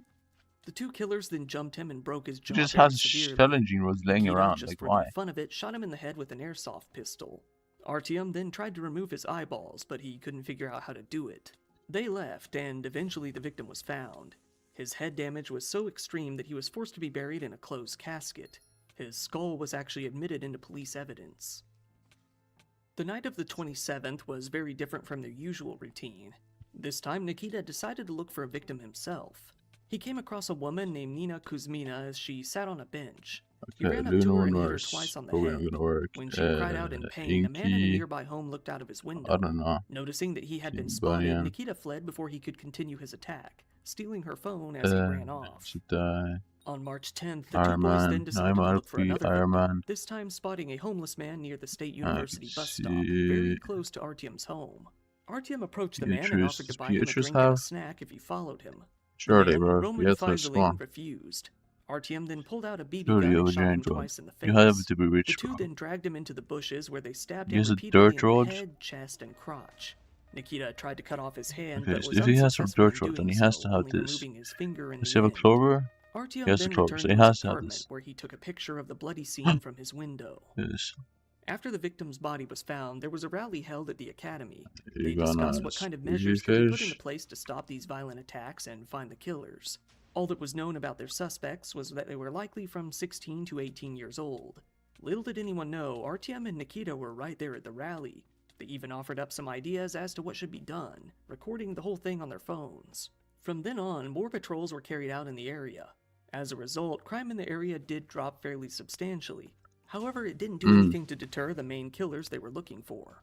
Well, yeah, because Misinformation they're still about on the the two loose, you killers fucking began to idiot. spread like wildfire as well, leading to most of the people in the nearby area coming to the conclusion that the killers were actually one single 30-year-old man.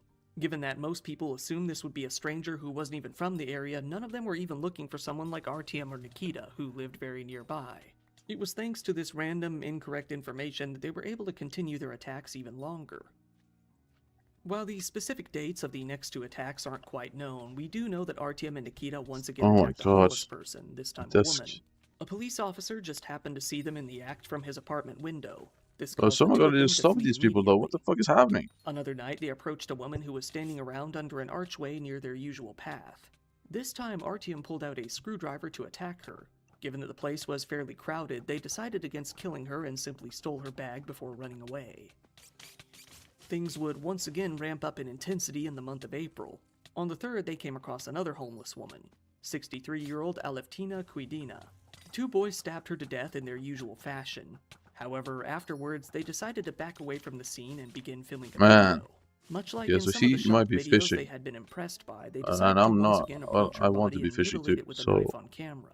Nikita cut off part of her Start ear to before cutting at her get a- wrists and so eyes. it He doesn't then work. stabbed her repeatedly in the face before the two cut the video and fled. On their way out, the two took the earlobe that they had removed from the woman and threw it toward the entrance of their old school. Artyom, excited at what they had filmed, chose to send it to one of his online friends from St. Petersburg named Oh my Ilya God, I actually- Ustinov. Ilya then proceeded to Can't leak really the think of video, any of which them. soon came to spread all over the internet. This video soon made it to the police themselves, who tried to figure out more details as to exactly when and where it was filmed. Artyom and Nikita were still very active online themselves. There, they described their crimes in fairly accurate detail. Artyom even wrote, "We are gods, deciding who will live and who will die." The two even tried to recruit more online users to their little cause, trying to make even more young men into killers. While talking to a boy named Yura Anufriev, the two decided to try to convince him to kill a janitor to train his mind into becoming that of a killer. It was later found that the people that Artyom and Nikita spoke to online felt that they were full of crap. None of them actually believed that they were doing what they claimed they had been doing. They thought that, at the least, they were using someone else's crimes to get an I know a internet lot of clout. people have one. At most, they might have been making it up entirely. Artyom and Nikita began to be referred to as the Academy Maniacs by journalists. One journalist in particular gave a description of who they might be. She wrote, "Akademовsky residents think they are afraid of a killer maniac or teenagers hooked up on a bloody craft. There are no other versions about the one who kills, and a certain Spider-Man Marcel, sitting does at a he have computer one? at home is genuinely I amused, doubt it. knowing how much Marcel. people are afraid of him. In fact, hundreds of doubt it. people, precisely according to his reports of Maybe. victims, gather in the squares, organize people's Oh, guards, you probably and have are it in afraid this to take to hardcore the if you did. streets. Oh, this person feels like a winner. We are in the age of the internet, gentlemen." By now, everyone had heard of the Academy Maniacs, and people were on high alert.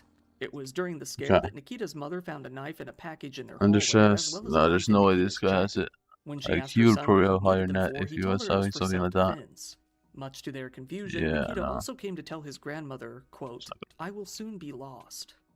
This same grandma worked at the Institute of Organic Chemistry.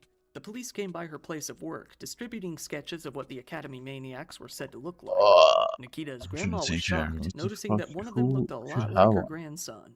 She came home and shared them with Nikita's uncle Vladislav. He agreed that something was likely terribly wrong. Uncle Vladislav went to Nikita's house to see him. He wasn't home at the time, but he had left his camera out in the open. Vladislav picked it up to see what it contained.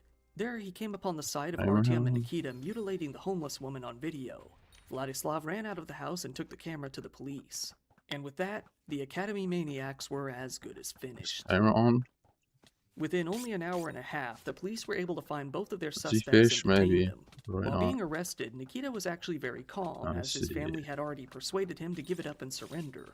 Artyom, although he didn't react in a violent way, did react in a way that nobody expected. He decided to imitate one of his favorite killers, the Bitsa Park maniac, with a quote.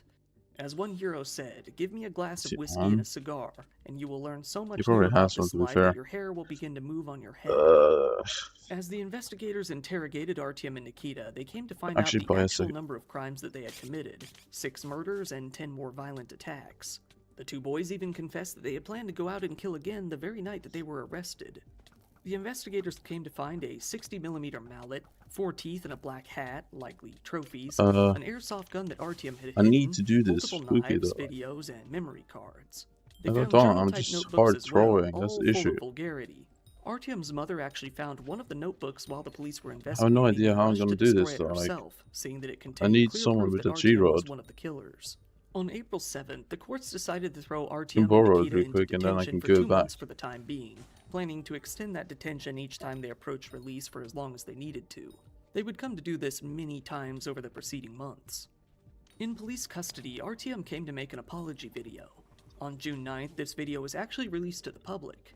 Many people found that his message was incredibly shallow and performative. It was pretty clear that he was trying to sway public opinion in this his favor, fucker. at least a little, in hopes of a lighter Being sentence. stupid It was Russian. said that his speech was very cliché for someone in his position, seeming pre-prepared.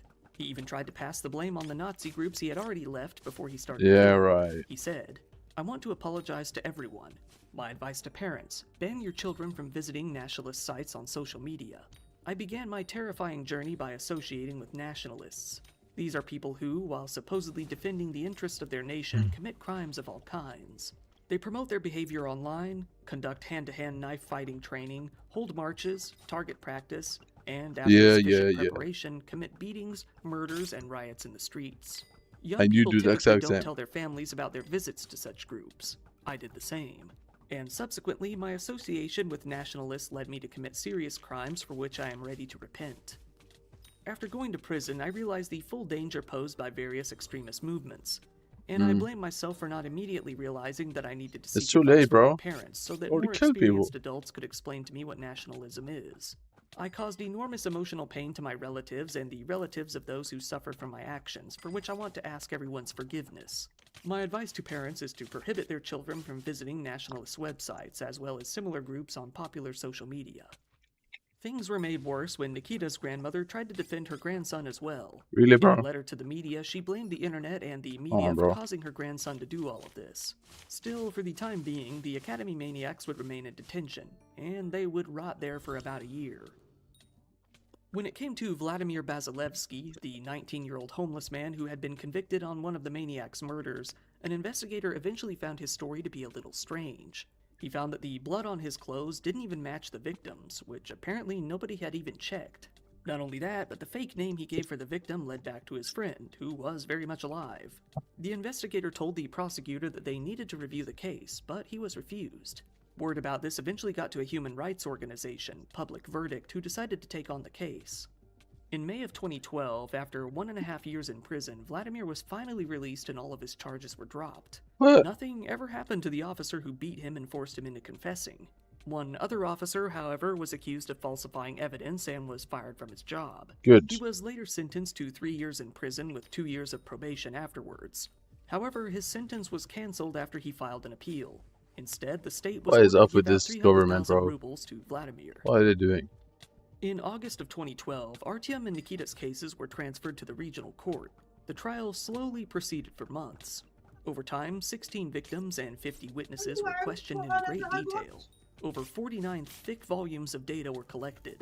In total, Artyom and Nikita had been hit with 6 charges of murder, 9 charges of attempted murder, 3 of robbery, 3 for desecration of a corpse, and 1 for extremism. Given that Artyom was slightly older than the 17-year-old at the time Nikita, he was hit with 14 more charges of engaging a minor in criminal activity. Artyom refused to admit any guilt in his involvement in nearly all of the cases, except the 2 murders that were caught on audio and video. Nikita, on the other hand, admitted to all of it aside from the charge of extremism. It was decided that Artyom and Nikita would take place in an on-site demonstration of their testimonies, mainly speaking in detail of how they committed their crimes. Damn. All throughout, they were guarded by at least 20 officers in fear that the locals would kill them as revenge. Uh-huh. The father of Daniil, the young boy that they had killed, wanted to be present at the demonstration, but wasn't allowed to participate in fear that he would either kill the 2 boys or incite others to do so. Artyom only showed up to speak about what he had done, while Nikita did most of the walking. After it was over, the 2 were placed into solitary confinement as plans were discovered even within the prison of a revenge-killing plot against them.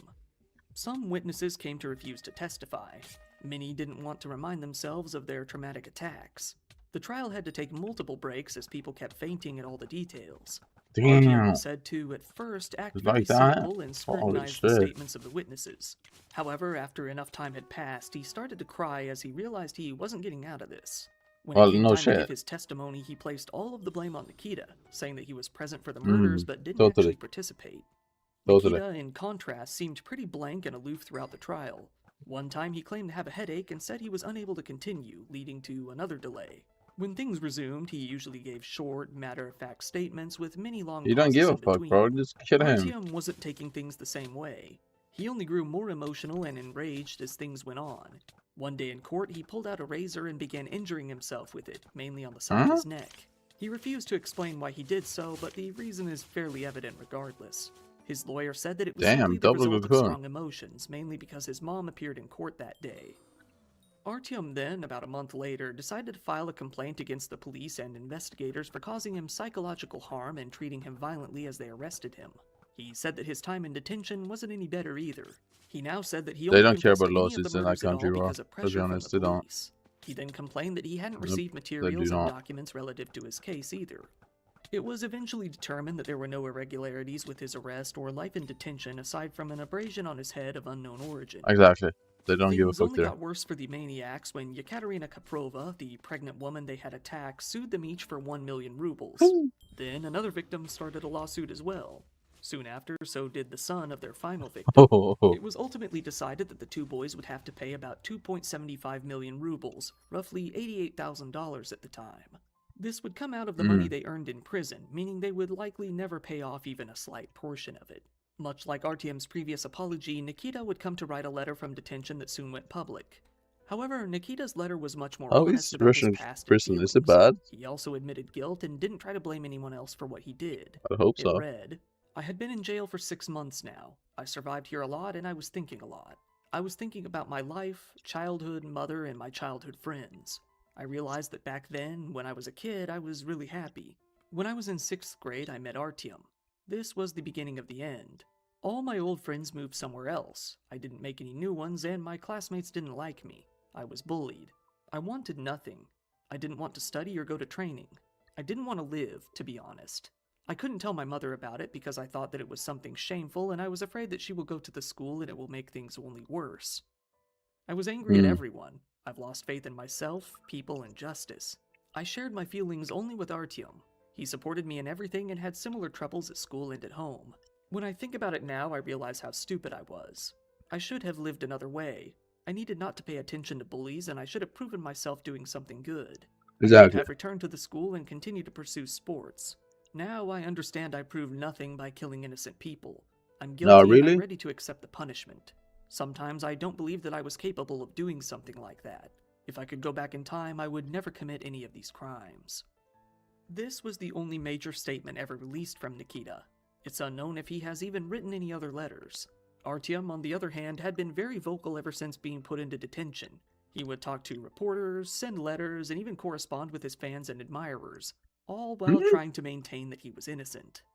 Given that Artyom and Nikita began to change their stories together, the court was put into a bit of a bind. As Artyom continued to deny being part of the murders, Nikita gradually came to change his story to support that notion, saying that Artyom hadn't been involved at all in the 4 that weren't caught on video or audio. From then on, the two were separated in the courtroom and no longer allowed to contact each other in any way. In February of 2013, the boys' sentencing grew closer. The prosecutor asked the court to find them both guilty. He wanted Artyom to be sentenced to life imprisonment in a strict correctional colony. He wanted Nikita to similarly go to such a colony, but for 25 years. The prosecutor did actually relent in one area, and that was Artyom's charges of engaging in crimes with a minor, given that the two were only a half a year apart in age. Their lawyers came to speak, with Artyom's asking that he actually be acquitted from the crime entirely, even though he had pled guilty to 2 of the murders. He argued that he was only recording the video that was leaked, and the audio recording couldn't conclusively prove that he was killing anyone himself.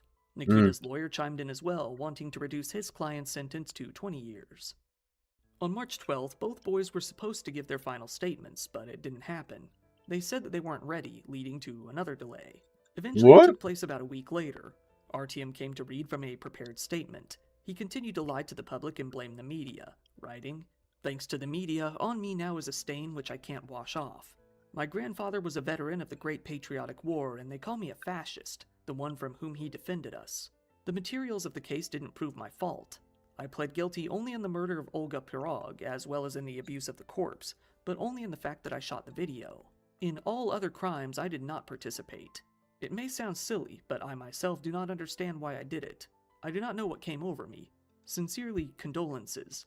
I believe that there are no people of our age who could not be corrected. You can fix any person at any age. There would be a desire. I have this desire." On April 2nd, 2013, the court sentenced Artyom to life in prison in that special colony. Nikita was sentenced to 24 years in prison with time served for 2, 3 to take place in a prison, and the rest of the years to take place at the colony. Basically, the gulag. The two boys once again reacted very differently. Nikita seemed nervous, but kept his head up and tried not to make a fuss. The same couldn't be said for Artyom, who fell over on his bench and began sobbing. He shouted out to the victims' families, "Well, are you satisfied?" Daniil's mother, from the gallery, shouted, "You were satisfied when you killed my son, a 12-year-old child lying on the ground." Many of the victims' families were upset that Nikita wasn't also getting life in prison, resulting in a lot of criticism against the court. One of the victims, Svetlana Semyonova, filed an appeal and even wrote a letter to Vladimir Putin herself, asking for something to be done. Oddly, Nina Kuzmina, another victim who was attacked directly by Nikita, felt that the sentence was fair. The two maniacs were thrown back into detention. Their lawyers decided to file appeals. Artyom's appeal resulted in no change to his sentence at all. Nikita, due to being a minor at the time of the murders, had a much more successful appeal. His sentence was reduced from 24 years down to 20. With that, everything was decided.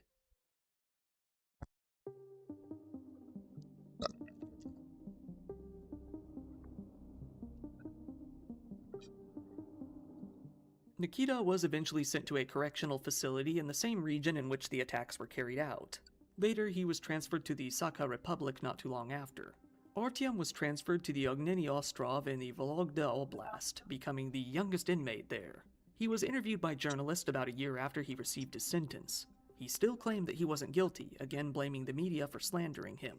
He told them, "Your colleagues helped get me here. I see you need something from me all the time." He refused to talk anymore unless he was paid. Later, he admitted that he was writing a book, but he refused to explain what it was about. One can only imagine that it's a long-winded memoir about his innocence. In 2015, Nikita himself was moved into his penal colony. There, some on-site psychiatrists diagnosed him with what has only been called a severe mental disorder. It was ruled that, instead of the colony, he would be placed into a mental hospital involuntarily instead. But before that could happen, Nikita ended up picking up a metal dustpan and beating another inmate with it in the bathroom. He only failed in killing that inmate after some other inmates intervened and stopped him. Nikita later claimed that this attack was an attempt to get a life sentence and be transferred to Artyom's penal colony to hang out with him once again. Things were fairly quiet over the next couple of years. In 2017, Artyom claimed to the news media that he was studying law. Nikita, on the other hand, was still facing the consequences from his attack in the prison. The decision to send him to a mental hospital was overturned, and he was instead found to be criminally responsible after a second opinion. He was convicted of attempted murder, adding a whole 11 years to his stint in prison. Nikita was transferred to another colony in Angarsk in 2018. This would be where he would finally meet his end. He died by his own hand on November 28, 2021. He had created deep gashes in his arms. He did survive at first, but the medical staff weren't able to revive him. He died from his wounds 2 days later. Pussy. Artyom is still in prison and will be for the rest of his life. He has done a few interviews from his penal colony where he still claims that he is no maniac, only Nikita was. He deflects all blame when asked about the victims. When asked about the death of his friend, he tends to show a bit of emotion for just a moment before going right back into using his hardened prison face. After everything came to a close, someone hacked Artyom and Nikita's old YouTube channel. At first, they started deleting videos and messing with the channel in ways that a hacker might predictably do. However, after a while, they began re-uploading the videos, including those that Nikita had deleted. The hacker said that he wanted to get into Nikita's mind and try to understand how he was thinking. Eventually, though, the channel came to be made a mess of again before being deleted entirely.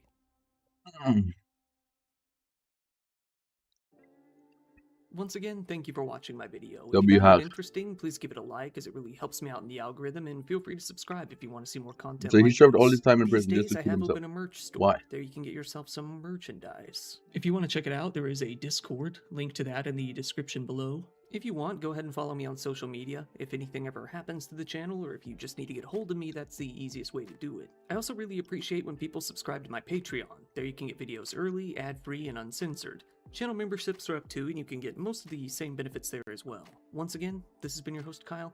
Thank you, and good night.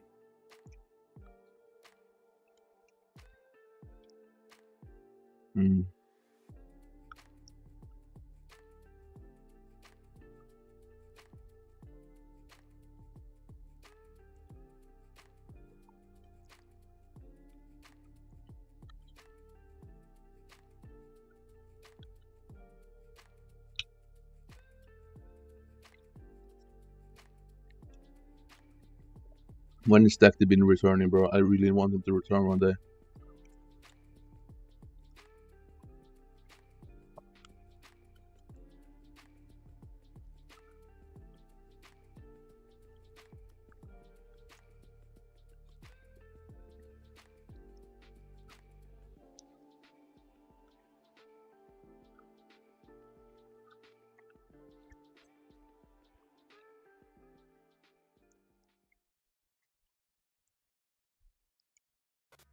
Pay attention to this footage, as it hides two disturbing secrets.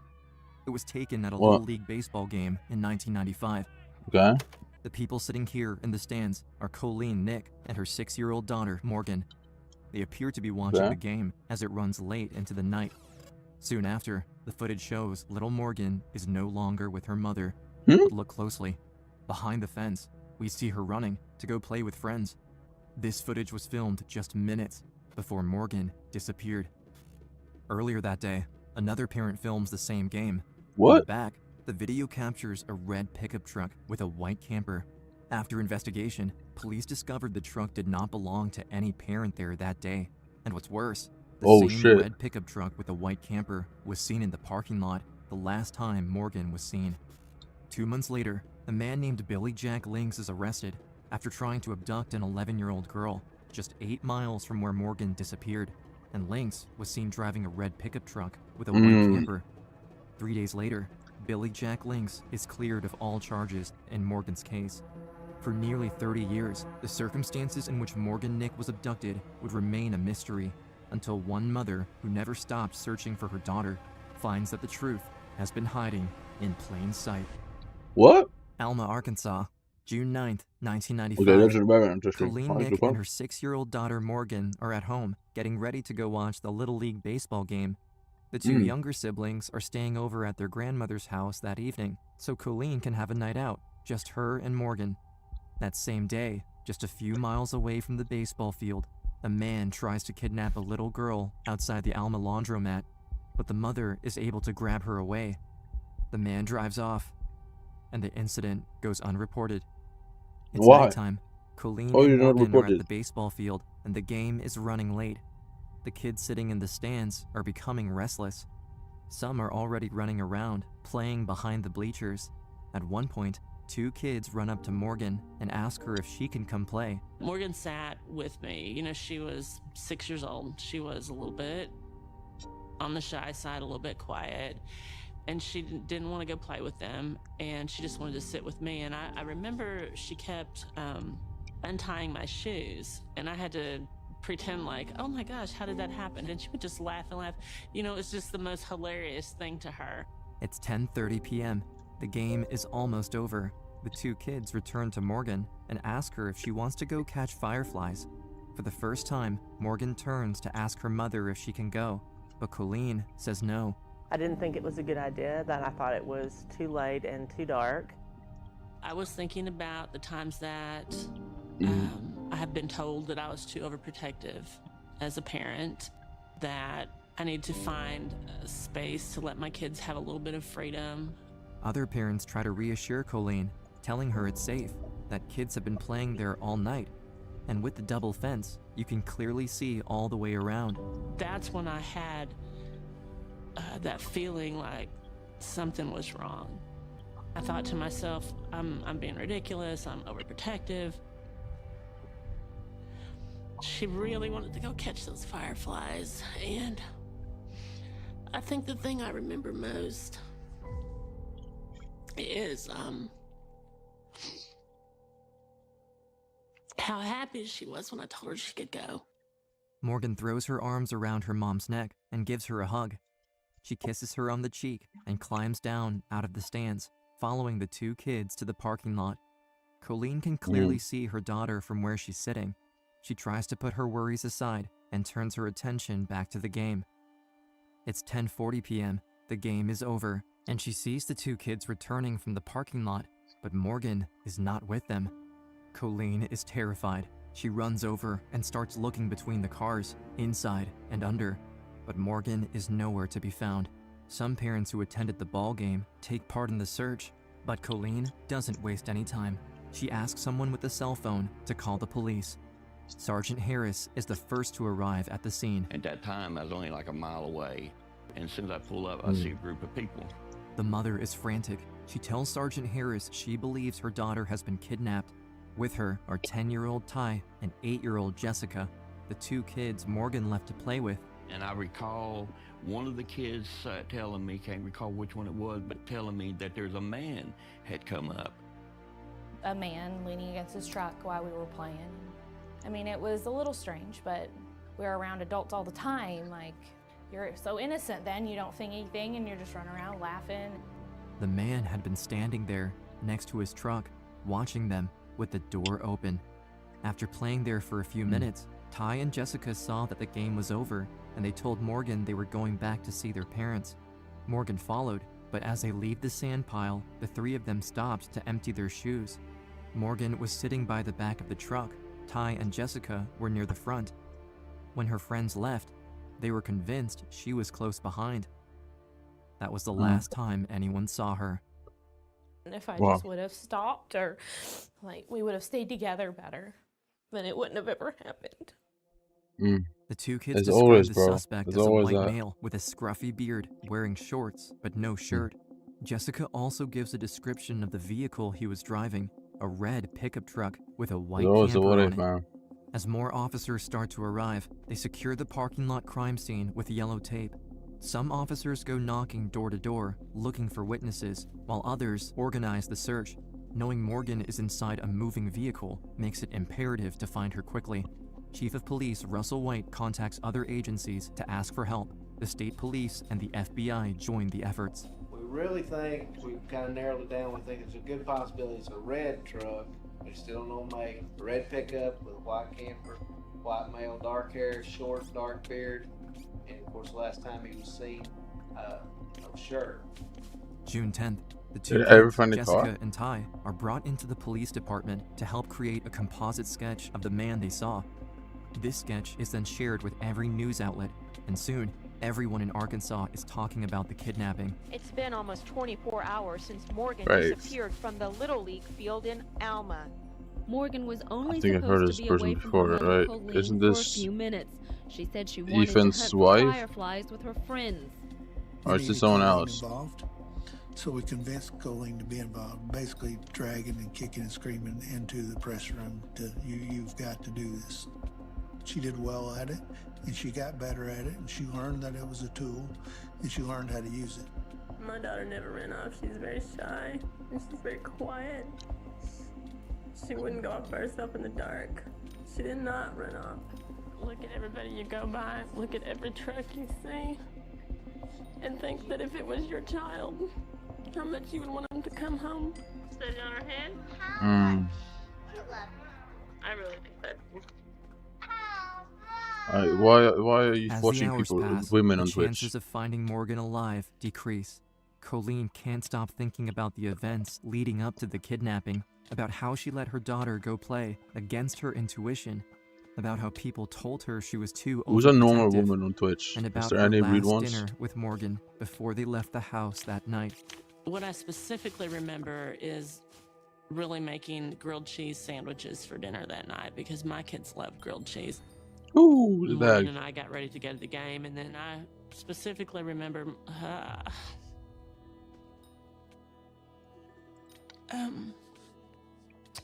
I remember Morgan asking for a second sandwich, and I didn't really have time to cook it, and she wasn't a real big eater, and so I didn't really think that she needed it, and I didn't make it for her. What? That still bothers me. As the investigators try to locate and identify every person present at the ball game that night, they uncover crucial footage filmed by a parent at the game. The video was filmed earlier, the same day Morgan was kidnapped. In the back, you can clearly see a red pickup truck with a white camper on it. After further investigation, no one who was at the game can say who the truck belongs to. A question, can a piece of home videotape help police find Morgan Nick? Well, a viewer may have caught the alleged kidnapper's truck on tape, but At least that's good though. They have the truck, but that doesn't really say that much because he can just abandon that. Truck, and we're not real sure But they about should the got camper DNA. shell, and we have tried to examine Did this they find pickup a truck truck? closely. In fact, we've had some enlargements made. In fact, we've gone to 400 times. It doesn't take long for tips to start pouring in. Hundreds of people report sightings of a similar red truck. Tim Reed of Alma was pulled over twice in his pickup, but he doesn't seem to mind. You know, it was a little hassle, but it's good to know that they're out to capture him. However, there are some people who say they're being hassled by the public just because they drive a truck that looks like the one police are trying to find. We'd like to caution the general public from taking any type of enforcement action. If you think you see the truck police are looking for, jot down the license plate number and call them. And if you drive a red Ford pickup truck, police say, be patient. The investigation has narrowed the search to Ford trucks only after one witness claimed they saw the pickup that night. The problem is, the little girl who was playing with Morgan gave police a different description of the vehicle. I felt like it would look more like a Chevy would, like an old Chevy. At the time, I remember thinking, because we had a Chevy truck, it reminded me of that. Just the way it was shaped, the squareness, the boxiness of it. There's a chance everyone is out there looking for the wrong truck. Days pass, and still, investigators haven't found any trace of Morgan, but the search doesn't lose momentum. The people of Alma and the state of Arkansas have come together to help bring her home. Reminders come in the form of flyers, bumper stickers, t-shirts, and billboards. all of which have been donated by the community. A command center has been set up to collect information, check out leads, and hold press conferences. Some people even turned it into a temporary home. People also start holding benefits to raise money for a reward fund. Morgan's parents are overwhelmed by the amount of support they've received so far. They don't have to care. It doesn't affect their lives. You know, we have a lot of friends around here who know us, and it affects It does affect their lives a lot because they know this guy is on the loose. What do you mean? You know, I guess we don't get a chance to say appreciate everybody enough, but you know, I want to thank everybody who is. Of course they should care. What? Like I say, Morgan, you know, it's Father's Day. If they have kids themselves, of course they're gonna care. Because there's people on the loose who just kidnapped someone.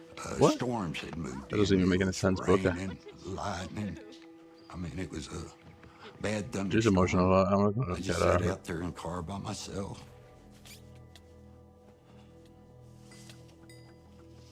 With horrible thoughts going through my head. Almost didn't make it through that night. Some periods during the day, you're more hopeful that she'll turn up any minute. And you know, some periods of the day, it's hard to stay hopeful. Just gotta keep staying hopeful. That's the only way to keep going. The local search goes national, and Morgan's story appears on America's Most Wanted. I'm John Walsh with an urgent missing child alert. If we ever needed your help, we need it now. The attention brings in new leads, but there's one in particular that is the most promising. June 24th, nearly 200 miles away in Stuttgart, Arkansas, a man files a report claiming he spotted a young girl who fits Morgan's description. Police mount a large search in the wooded area where the sighting happened. Colleen and her family are flown in, awaiting her rescue. We would like our patients to be the first ones she sees. We want her to know how much we love her and we miss her. But the reunion never happens. The man who filed the report is identified as Albert Harvey. He admits he just wanted the attention. Really, bro? Y'all don't really know how to explain to y'all and say how sorry I am for y'all out here wasting your time. Harvey is charged with interfering with government operations. What the fuck is wrong with him? He's falsifying a disgusting. police report. But perhaps his worst crime was to break the heart of Morgan's mother. We are looking for you so hard. He just lied on the parents, really? We were stationed in Europe. What a disgusting fucking weirdo, bro. What the Morgan fuck? was born there. Attention? And the night that we went into labor, the entire 4 hours that we were there, our nurse only spoke one Yeah, word enjoy of some English. bad attention, bitch. The only thing that she could The fuck? say What's was wrong with him, bro? push. And you know, I remember Morgan Some being serious born, stuff. the doctor handed her to me, and that was when I knew that I would always fight for her. No one ever thought the search would last more than a day, let alone an entire year. What started as a community effort has reached across the country. In her fight to find her daughter, Colleen created the Morgan Nick Foundation. She launched a personal campaign to help prevent more families from going through the same ordeal. She also teamed up with other parents of missing children to rally across the country for help, bringing her fight to Washington, D.C. She was there when the president signed an executive order mandating pictures of missing children to be placed in all federal buildings. The more people who know about her, including the president, knowing that she's missing, the more we're going to get changed for missing children. And so, do you believe your child is alive? Yes, I believe my child is alive, and I will not give up hope until she comes home, because I am the only person who can fight hard enough to bring Morgan home. I'm the only person who cares enough, and I will not let her abductor win. I will find her, and she will come home. Believe for Morgan and show the world that we're going to fight for her, and we're going to bring her home, and we're going to end this nightmare, because she doesn't deserve this. I don't care what the odds are, and I do not care what the statistics are, because Morgan will come home. March 2000, 5 years after Morgan's abduction, police are no closer to finding her. Just a few miles away from the baseball field in Alma, a man returns home with his wife and finds his neighbor's pickup parked in the driveway. When he walks into the house, he finds the neighbor assaulting his daughter. Police arrest 36-year-old Charles Ray Vines. After collecting a DNA sample from Vines, investigators compare it to evidence from other crime scenes in the area, and they get multiple hits. Vines is convicted for the murders of 58-year-old Juanita Wolford and 74-year-old Ruth Holy Pearl shit. Henderson, as well as the attempted murder of James Quall's daughter. All his crimes happened in close proximity to each other, and all within a 20-mile radius from where Morgan was taken. Charles Ray Vines immediately becomes a suspect in her case as well. Before his trial, prosecutors work out a deal with him. If he confesses to all his crimes, they agree not to ask for the death penalty. The case of Juanita Wofford is now over. Charles Vines admitted before a judge he is guilty. Police would ask Vines questions about unsolved cases including Melissa Witt, Morgan Nick, Lori Murchison, Dora Doe, and Juanita Wofford. Vines tells the truth, he gets to live. And while he confesses to the beating of a 93-year-old woman in Fort Smith, he denies any involvement in the disappearance of Morgan Nick. Subtree one here in Morgan Smith. And on the polygraph. Investigators would love to think the right suspect is finally behind bars, I don't believe so. but they have no evidence linking him to the case. And for Colleen Nick, it's clear they should keep looking for other suspects. Everybody would like to think that this is over and that we have, you know, the big bad kidnapper in jail. That means everybody's safe and there's not a predator roaming our streets. That's not true. The problem is, it stops the league. Morgan's not home. Even if this is our kidnapper, even if this is our suspect, the leads can't stop because Morgan's not home.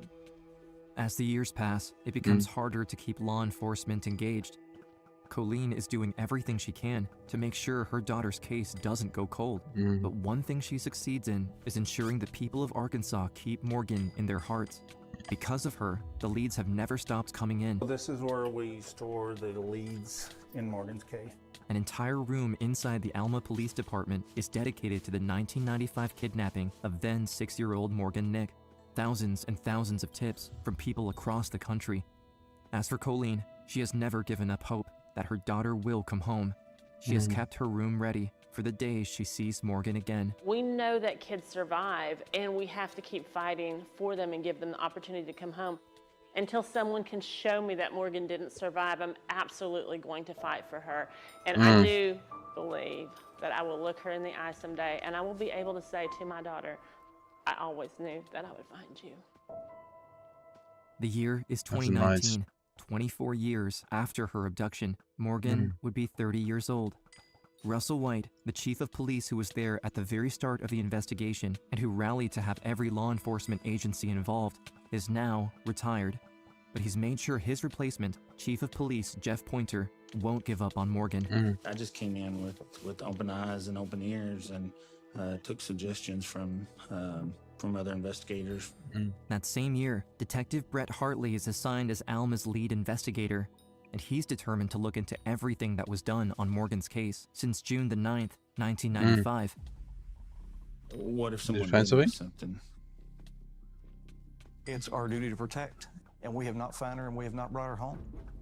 The first thing Detective Hartley looks at are witness statements from the day of the abduction. He quickly discovers that Morgan Nick and the 2 kids with her were not the only people that day who had contact with the man driving a red truck. And when you put all the locations of each sighting on a map, it paints a very clear picture. The first location is a teenage white female. She has a truck drive past her, pull over in front of her, and back up to her. The first thing that this individual says to her is, "Would you like a ride to downtown Alma?" Downtown Alma is where Morgan was abducted from. When the girl refuses, the driver doesn't leave, and she's forced to run away, terrified. Location number 2. 2 young children, 5 and 6 years old, who were playing on their front lawn, come running inside the house, screaming and crying. When their mother looks outside, she sees a red pickup truck with a white camper. Location number 3 is going to be in downtown Alma. A couple of teenage boys, they're walking from the older baseball field. The boys see a red pickup truck with a white camper after the man stops and yells at them for being in the road. One of those witnesses watches the truck turn onto Walnut Street. Walnut Street leads to the baseball field. Location number 4. Again, 2 10-year-old boys are yelled at by the same male driver in a red pickup truck for being He's desperate, in the road. bro. Number 5, I would call definitely the parking lot where the abduction occurred. Everything within that time frame was a very short period of time. It led a track right to downtown, right to the abduction. Location number 6 is captured on video by a parent at the game between 5:30 and 7 p.m. Location number 7. Within a 10-minute period of the abduction, a group of teenagers are parked near the river when they see the same vehicle come in. One of them went as far as to say that they felt like they observed the adult male driving the truck, potentially holding a child down in the front seat of the truck. The teenagers come forward, and the next day, officers return to the location with them. Unfortunately, there's been a heavy rain in northwest Arkansas, so the teenagers are unable to find the exact spot because of the flooding. I'm very comfortable that from location number 1 all the way to location number 7, I'm looking at the same truck. I'm also very confident I'm looking at the same subject. We face the fact that there is a potential that Morgan was washed away with floodwaters. As it turns out, some of the witnesses who had provided information on the red truck had also given license plate numbers. In August of '95, they ran those tags. Every one of these tags have returned no record. Detective Hartley runs those tags again, this time through the FBI's national database. And I get some hits. I pull the photograph out, and I'm looking at a red truck with a white camper. I think, oh my God, I'm looking at the truck. As Detective Hartley tries to contact some of the witnesses from that day, one of them shows up at the station. The man appears irritated because he says he's already shared this information before. He immediately tells me that I'm the one with the information that you need. Starts talking to me about an individual that he believes could be responsible for Morgan. August 29th, 1995. An 11-year-old girl is with her 2 brothers at the local Sonic when a drunk man driving a red Chevy pickup truck stops in front of them to talk. At first, he offers the boys money. So they handed off this case to another guy, and he just went crazy with this case. They refuse Holy shit. and start walking away, but the man insists. He offers the girl money. She naturally tells him no. She says she's going to call the police. The man then drives off in a hurry, crashing his car into a telephone pole before fleeing the scene. However, one man witnessed everything from the bank across the street. He takes down the license plate and files a report. Police identify the suspect as 71-year-old Billy Jack Links. When they show up at his house, they find the red pickup truck with damage to the front. Links is immediately put under arrest and sent to the FBI for further questioning in relation to Morgan's case. What's more, one neighbor who was interviewed by investigators reveals another damning piece of the puzzle. That witness tells the state police investigator, up until a couple of months ago, that truck had a white camper on it. When Detective Hartley reads into the case files, he finds out Link's red pickup truck was searched by state police after his arrest. Documents show investigators found duct tape, a tarp, rope, and a machete inside the truck. They also found hair fibers and blood. But in 1995, DNA technology was still in its infancy, so samples of the blood and hair were kept for future analysis. And Billy Jack Links was cleared of all charges in Morgan Nick's case. And what it looks like is that he was given a polygraph exam, apparently passed his polygraph, and that was the end of the lead being ran on him. It was very apparent to us this person looked very interesting to them in Morgan's case as well. Links was sent to jail in 1995, 2 months after Morgan's disappearance, and was sentenced to 6 years for attempted kidnapping of the 11-year-old girl at the Sonic. He died in jail on August 5th, 2000. Where we are 25 years later is unfortunately not able to put our hands on those items. To Detective Hartley, Links is the most obvious suspect, but without any physical evidence, the case cannot be solved. I have always believed that they're going to solve this case. They're going to find Morgan and that we're going to get justice for her.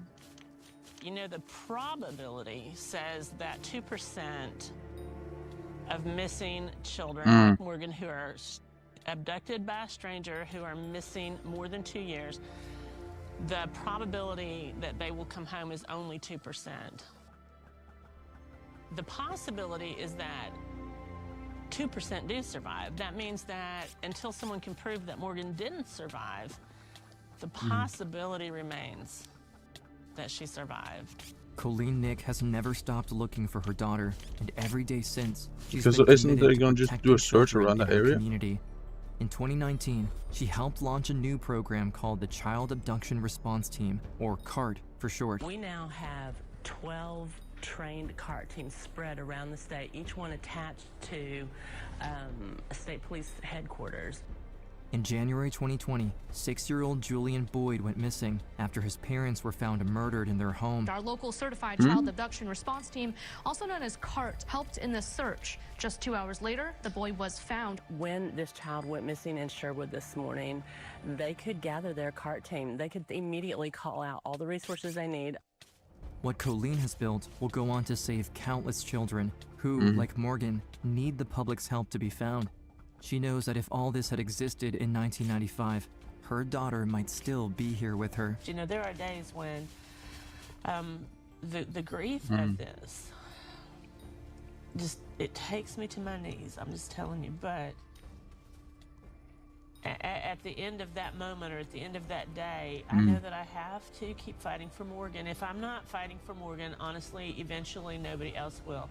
My job is to make sure that anybody who is involved in her case continues to fight for her with passion, that they feel her in their hearts, and that they Can't you find the body is she is dead sadly, but and if I don't do that myself, I can't expect other people to do that.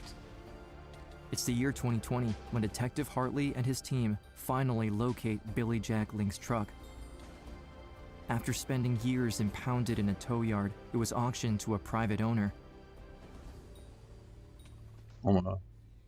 When first arriving at the truck and seeing the truck for the first time, I was actually pretty surprised with how decent of condition it was in. You can actually see where a camper shell used to be on the bed of the truck. The red pickup truck is not a Ford, but a Chevrolet Scottsdale. The same make 8-year-old Jessica said she saw.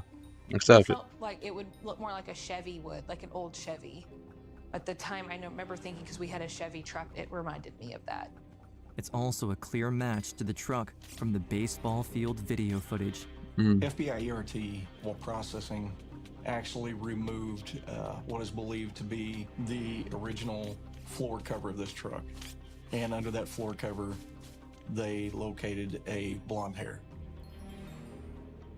The blonde hair is sent to the FBI lab to be compared with a sample of Morgan's hair provided by Colleen. If it matches, then they can say with confidence that Morgan was in Billy Jack Link's truck. After months of waiting on the lab results, Detective Hartley's team finally received the report.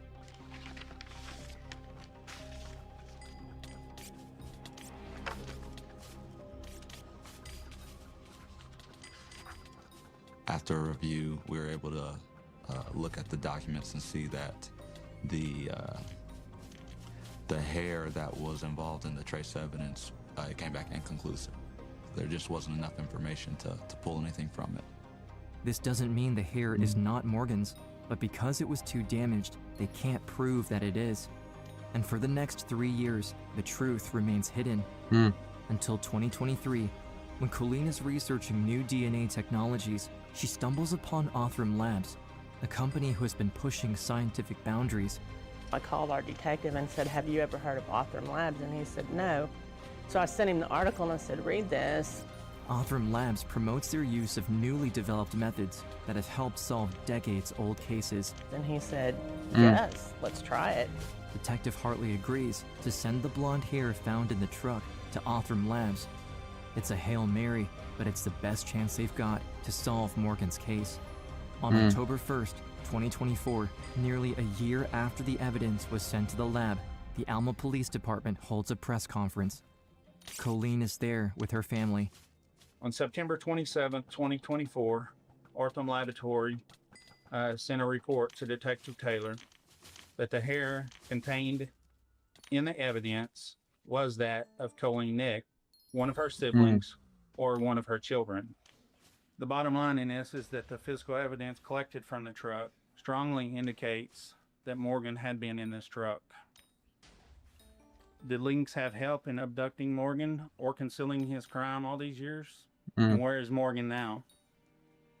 I can tell you today that this investigation is not over. After 29 years, Billy Jack Lynx has finally been identified as the man who kidnapped Morgan. What I have to say about Billy Jack Lynx is that he stole Morgan from me. He stole her from her dad. He stole her from Logan and Taryn. But he didn't see that he could never win. Because our love for Morgan, her memory and her voice outlasted his life. And that love continues to shine. Why is he out there kidnapping Colleen kids has at 70? dedicated her life to improving child safety across the country, and although she now knows what happened to her daughter, her fight is far from over. We can change that children wouldn't be taken, and that communities are educated, and that law enforcement knows how to respond, and that predators get jail sentences that don't allow them to get out again and commit these kind of crimes. She was told she was too overprotective and that she should let her child go and chase the fireflies. And for years, Colleen has held on to that guilt. It just lives in the back of my head, and I can't let it rule my life. I won't let it rule my life. I will not let the person who took Morgan steal anything else from us. You know, Morgan loved fireflies. That was the thing that made her willing to leave my side that night, was to go catch fireflies. Fireflies have become really a symbol of shining a light in the darkness. Today, she carries a message of hope for other parents. She doesn't want the fear of what happened to Morgan to stop other children from chasing the fireflies. Really good documentary. Wow.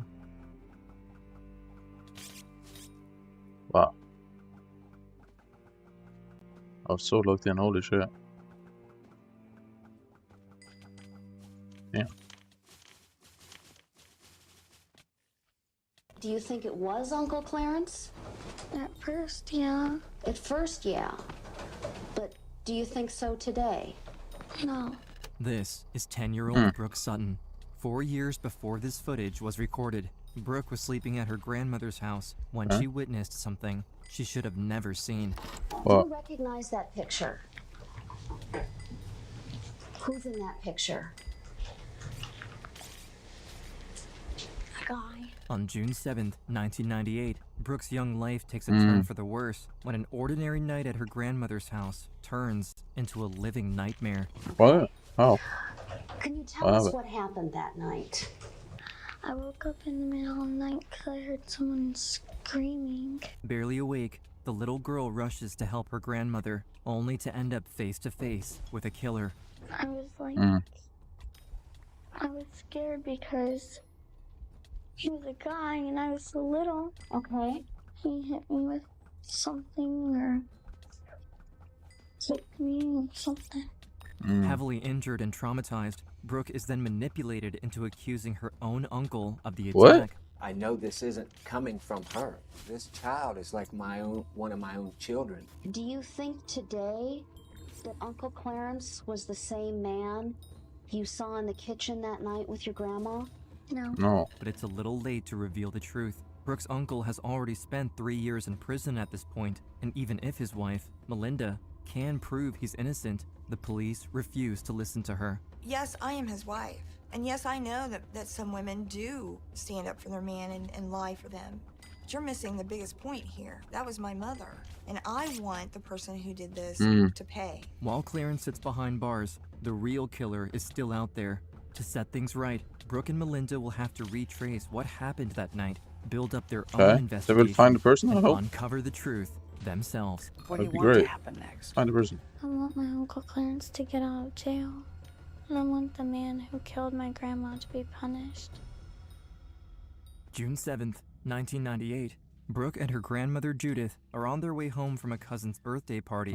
Brooke is Judith's only granddaughter, so the 58-year-old is especially fond of her. My name is Brooke Sutton. On June 7th, 1998, I was 6, and I just finished kindergarten. That night, I ended up staying the night at my grandma's house. My grandma Judy was like my best friend. The pair has dinner, watches some cartoons, and soon enough, it's time for Brooke to go to bed. Judith gives her bedroom to her granddaughter. She will sleep on the living room couch, I took a bath and I got dressed in her nightgown, and then she tucked me into bed, and then I went to sleep. A few hours later, in the middle of the night, Brooke wakes up to the sound of screams. She follows them to the kitchen and walks straight into a scene she should have never witnessed. So I ran back to my grandma's room because I was scared. He heard me run back to her room and hit me or knocked me out. Someone has broken into the house and violently assaulted Judith. After knocking Judith unconscious, the man does the same to the 6-year-old. When Brooke regains consciousness, she doesn't understand what has happened. There's blood everywhere, and she can only see out of one eye. She stumbles out of bed and returns to the living room, where she finds Judith lying face down. Brooke tries to wake her up, to no avail. Oh my god, this is then starts looking for the phone to call for help. After what disgusting. feels like forever, she finally finds it outside, discarded in the bushes. Panicked and disoriented, she can't remember the police's number. Instead, she leaves a voicemail at her friend's house, the only number she knows. Hi, I'm not here right now. Just leave a message and I'll get back to you as soon as I can. Bye. Dude, I'm sorry to tell you this, but my grandma died. I need somebody to get my mom for me. I'm all alone. Somebody can call my grandma. Oh, please, would you get hold of me as soon as you can? Bye. Before we continue Brooke's story, we'd like to thank this episode's sponsor, Cloaked. Our sponsors help us continue our mission of sharing powerful survivor stories. Yo, what's up, bro? Today we've partnered with Cloaked, a tool we've used and really appreciate. Cloaked asked us to enter our phone numbers into their site, and we weren't ready What for would you do came that? back. The exposures tied to our Are you personal a gamer, data bro? kept rising, revealing nearly 1,000 vulnerabilities. At Unseen, our work online means we're highly aware of privacy, but seeing our social security numbers laid out like that was something else. Online, the playing field isn't always level.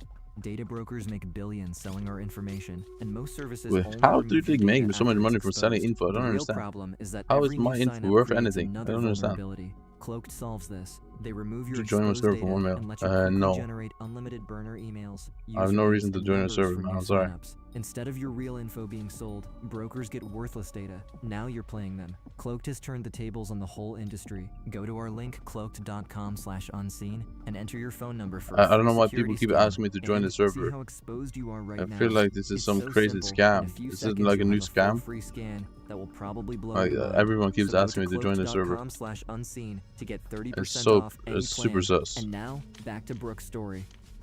When Brooke puts the phone down, she notices it's covered in blood. Confused, she reaches for the side of her face and is shocked to realize she's bleeding. Panicked, the 6-year-old runs down the street to look for help until she reaches a neighbor's house. I just said that. 25-year-old single mother of 3, Tanya Brazil, answers the door. Why would you pay She me to join a recognizes server? the little girl immediately. Her own daughters are some of Brooke's best friends. I don't She know. was crying, like, I have no idea, bro. she just was I a don't know why mess. people She keep asking me to definitely join the looked like she server. was So in pain. it has to be some type of scam that I'm missing out on. him. Like, kind of like putting that in her mind that it was her uncle. Brooks came to my door. She said, please help me. My grandma's dead. My Uncle Clarence killed my grandma. My Uncle Clarence killed my grandma. I don't have no reason to lie about it. And Tanya's behavior with Brooke only gets stranger from there. The 6-year-old is clearly terrified. Yet Tanya refuses to call the police. She doesn't even tend to the child's injuries. Instead, she tells Brooke to wait outside while she gets her own children So ready yeah, for I'm school. definitely not joining And your so, server, bro. the little girl waits, alone, for No worries, nearly bro. an Have a hour. nice day. Eventually, Tanya drives her I back don't to know her what's mother's up with house, this but when server they arrive, scam. the woman starts speaking on Brooke's behalf, and suddenly, the story of a traumatized child who only ever saw a shadow in the dark turns into a full-blown accusation. The neighbor, she kind of told everybody that I told her that it was my uncle, and everyone was questioning me, and I guess I kind Did I of just drop another was rune, agreeing bro? with it. Stop giving me While that this rune, is dog. I happening, keep getting it no all the time. investigator ever took the time to question any of Tanya's daughters about what they witnessed that morning. I just feel like if someone would have came to us first, stuff would have been different with the Elkins case. Minutes after Brooke arrives at the hospital, investigators burst into the intensive care unit. She tells them she didn't see who did it, but this isn't enough for them. They press her further, and in Brooke's young, exhausted mind, the only way to make them stop is seemingly to repeat what she heard from her neighbor. But even then, the 6-year-old is careful with her words. She doesn't outright say it was Clarence. but that the man might look like her uncle, but that's all the police need. Less What? than an hour after Brooke arrives at the hospital, officers What do you mean? raid Oh, her that uncle's they need? house. No, they need way more And I than that. remember Clarence going out the back door, and I seen him cross the window, and he kind of had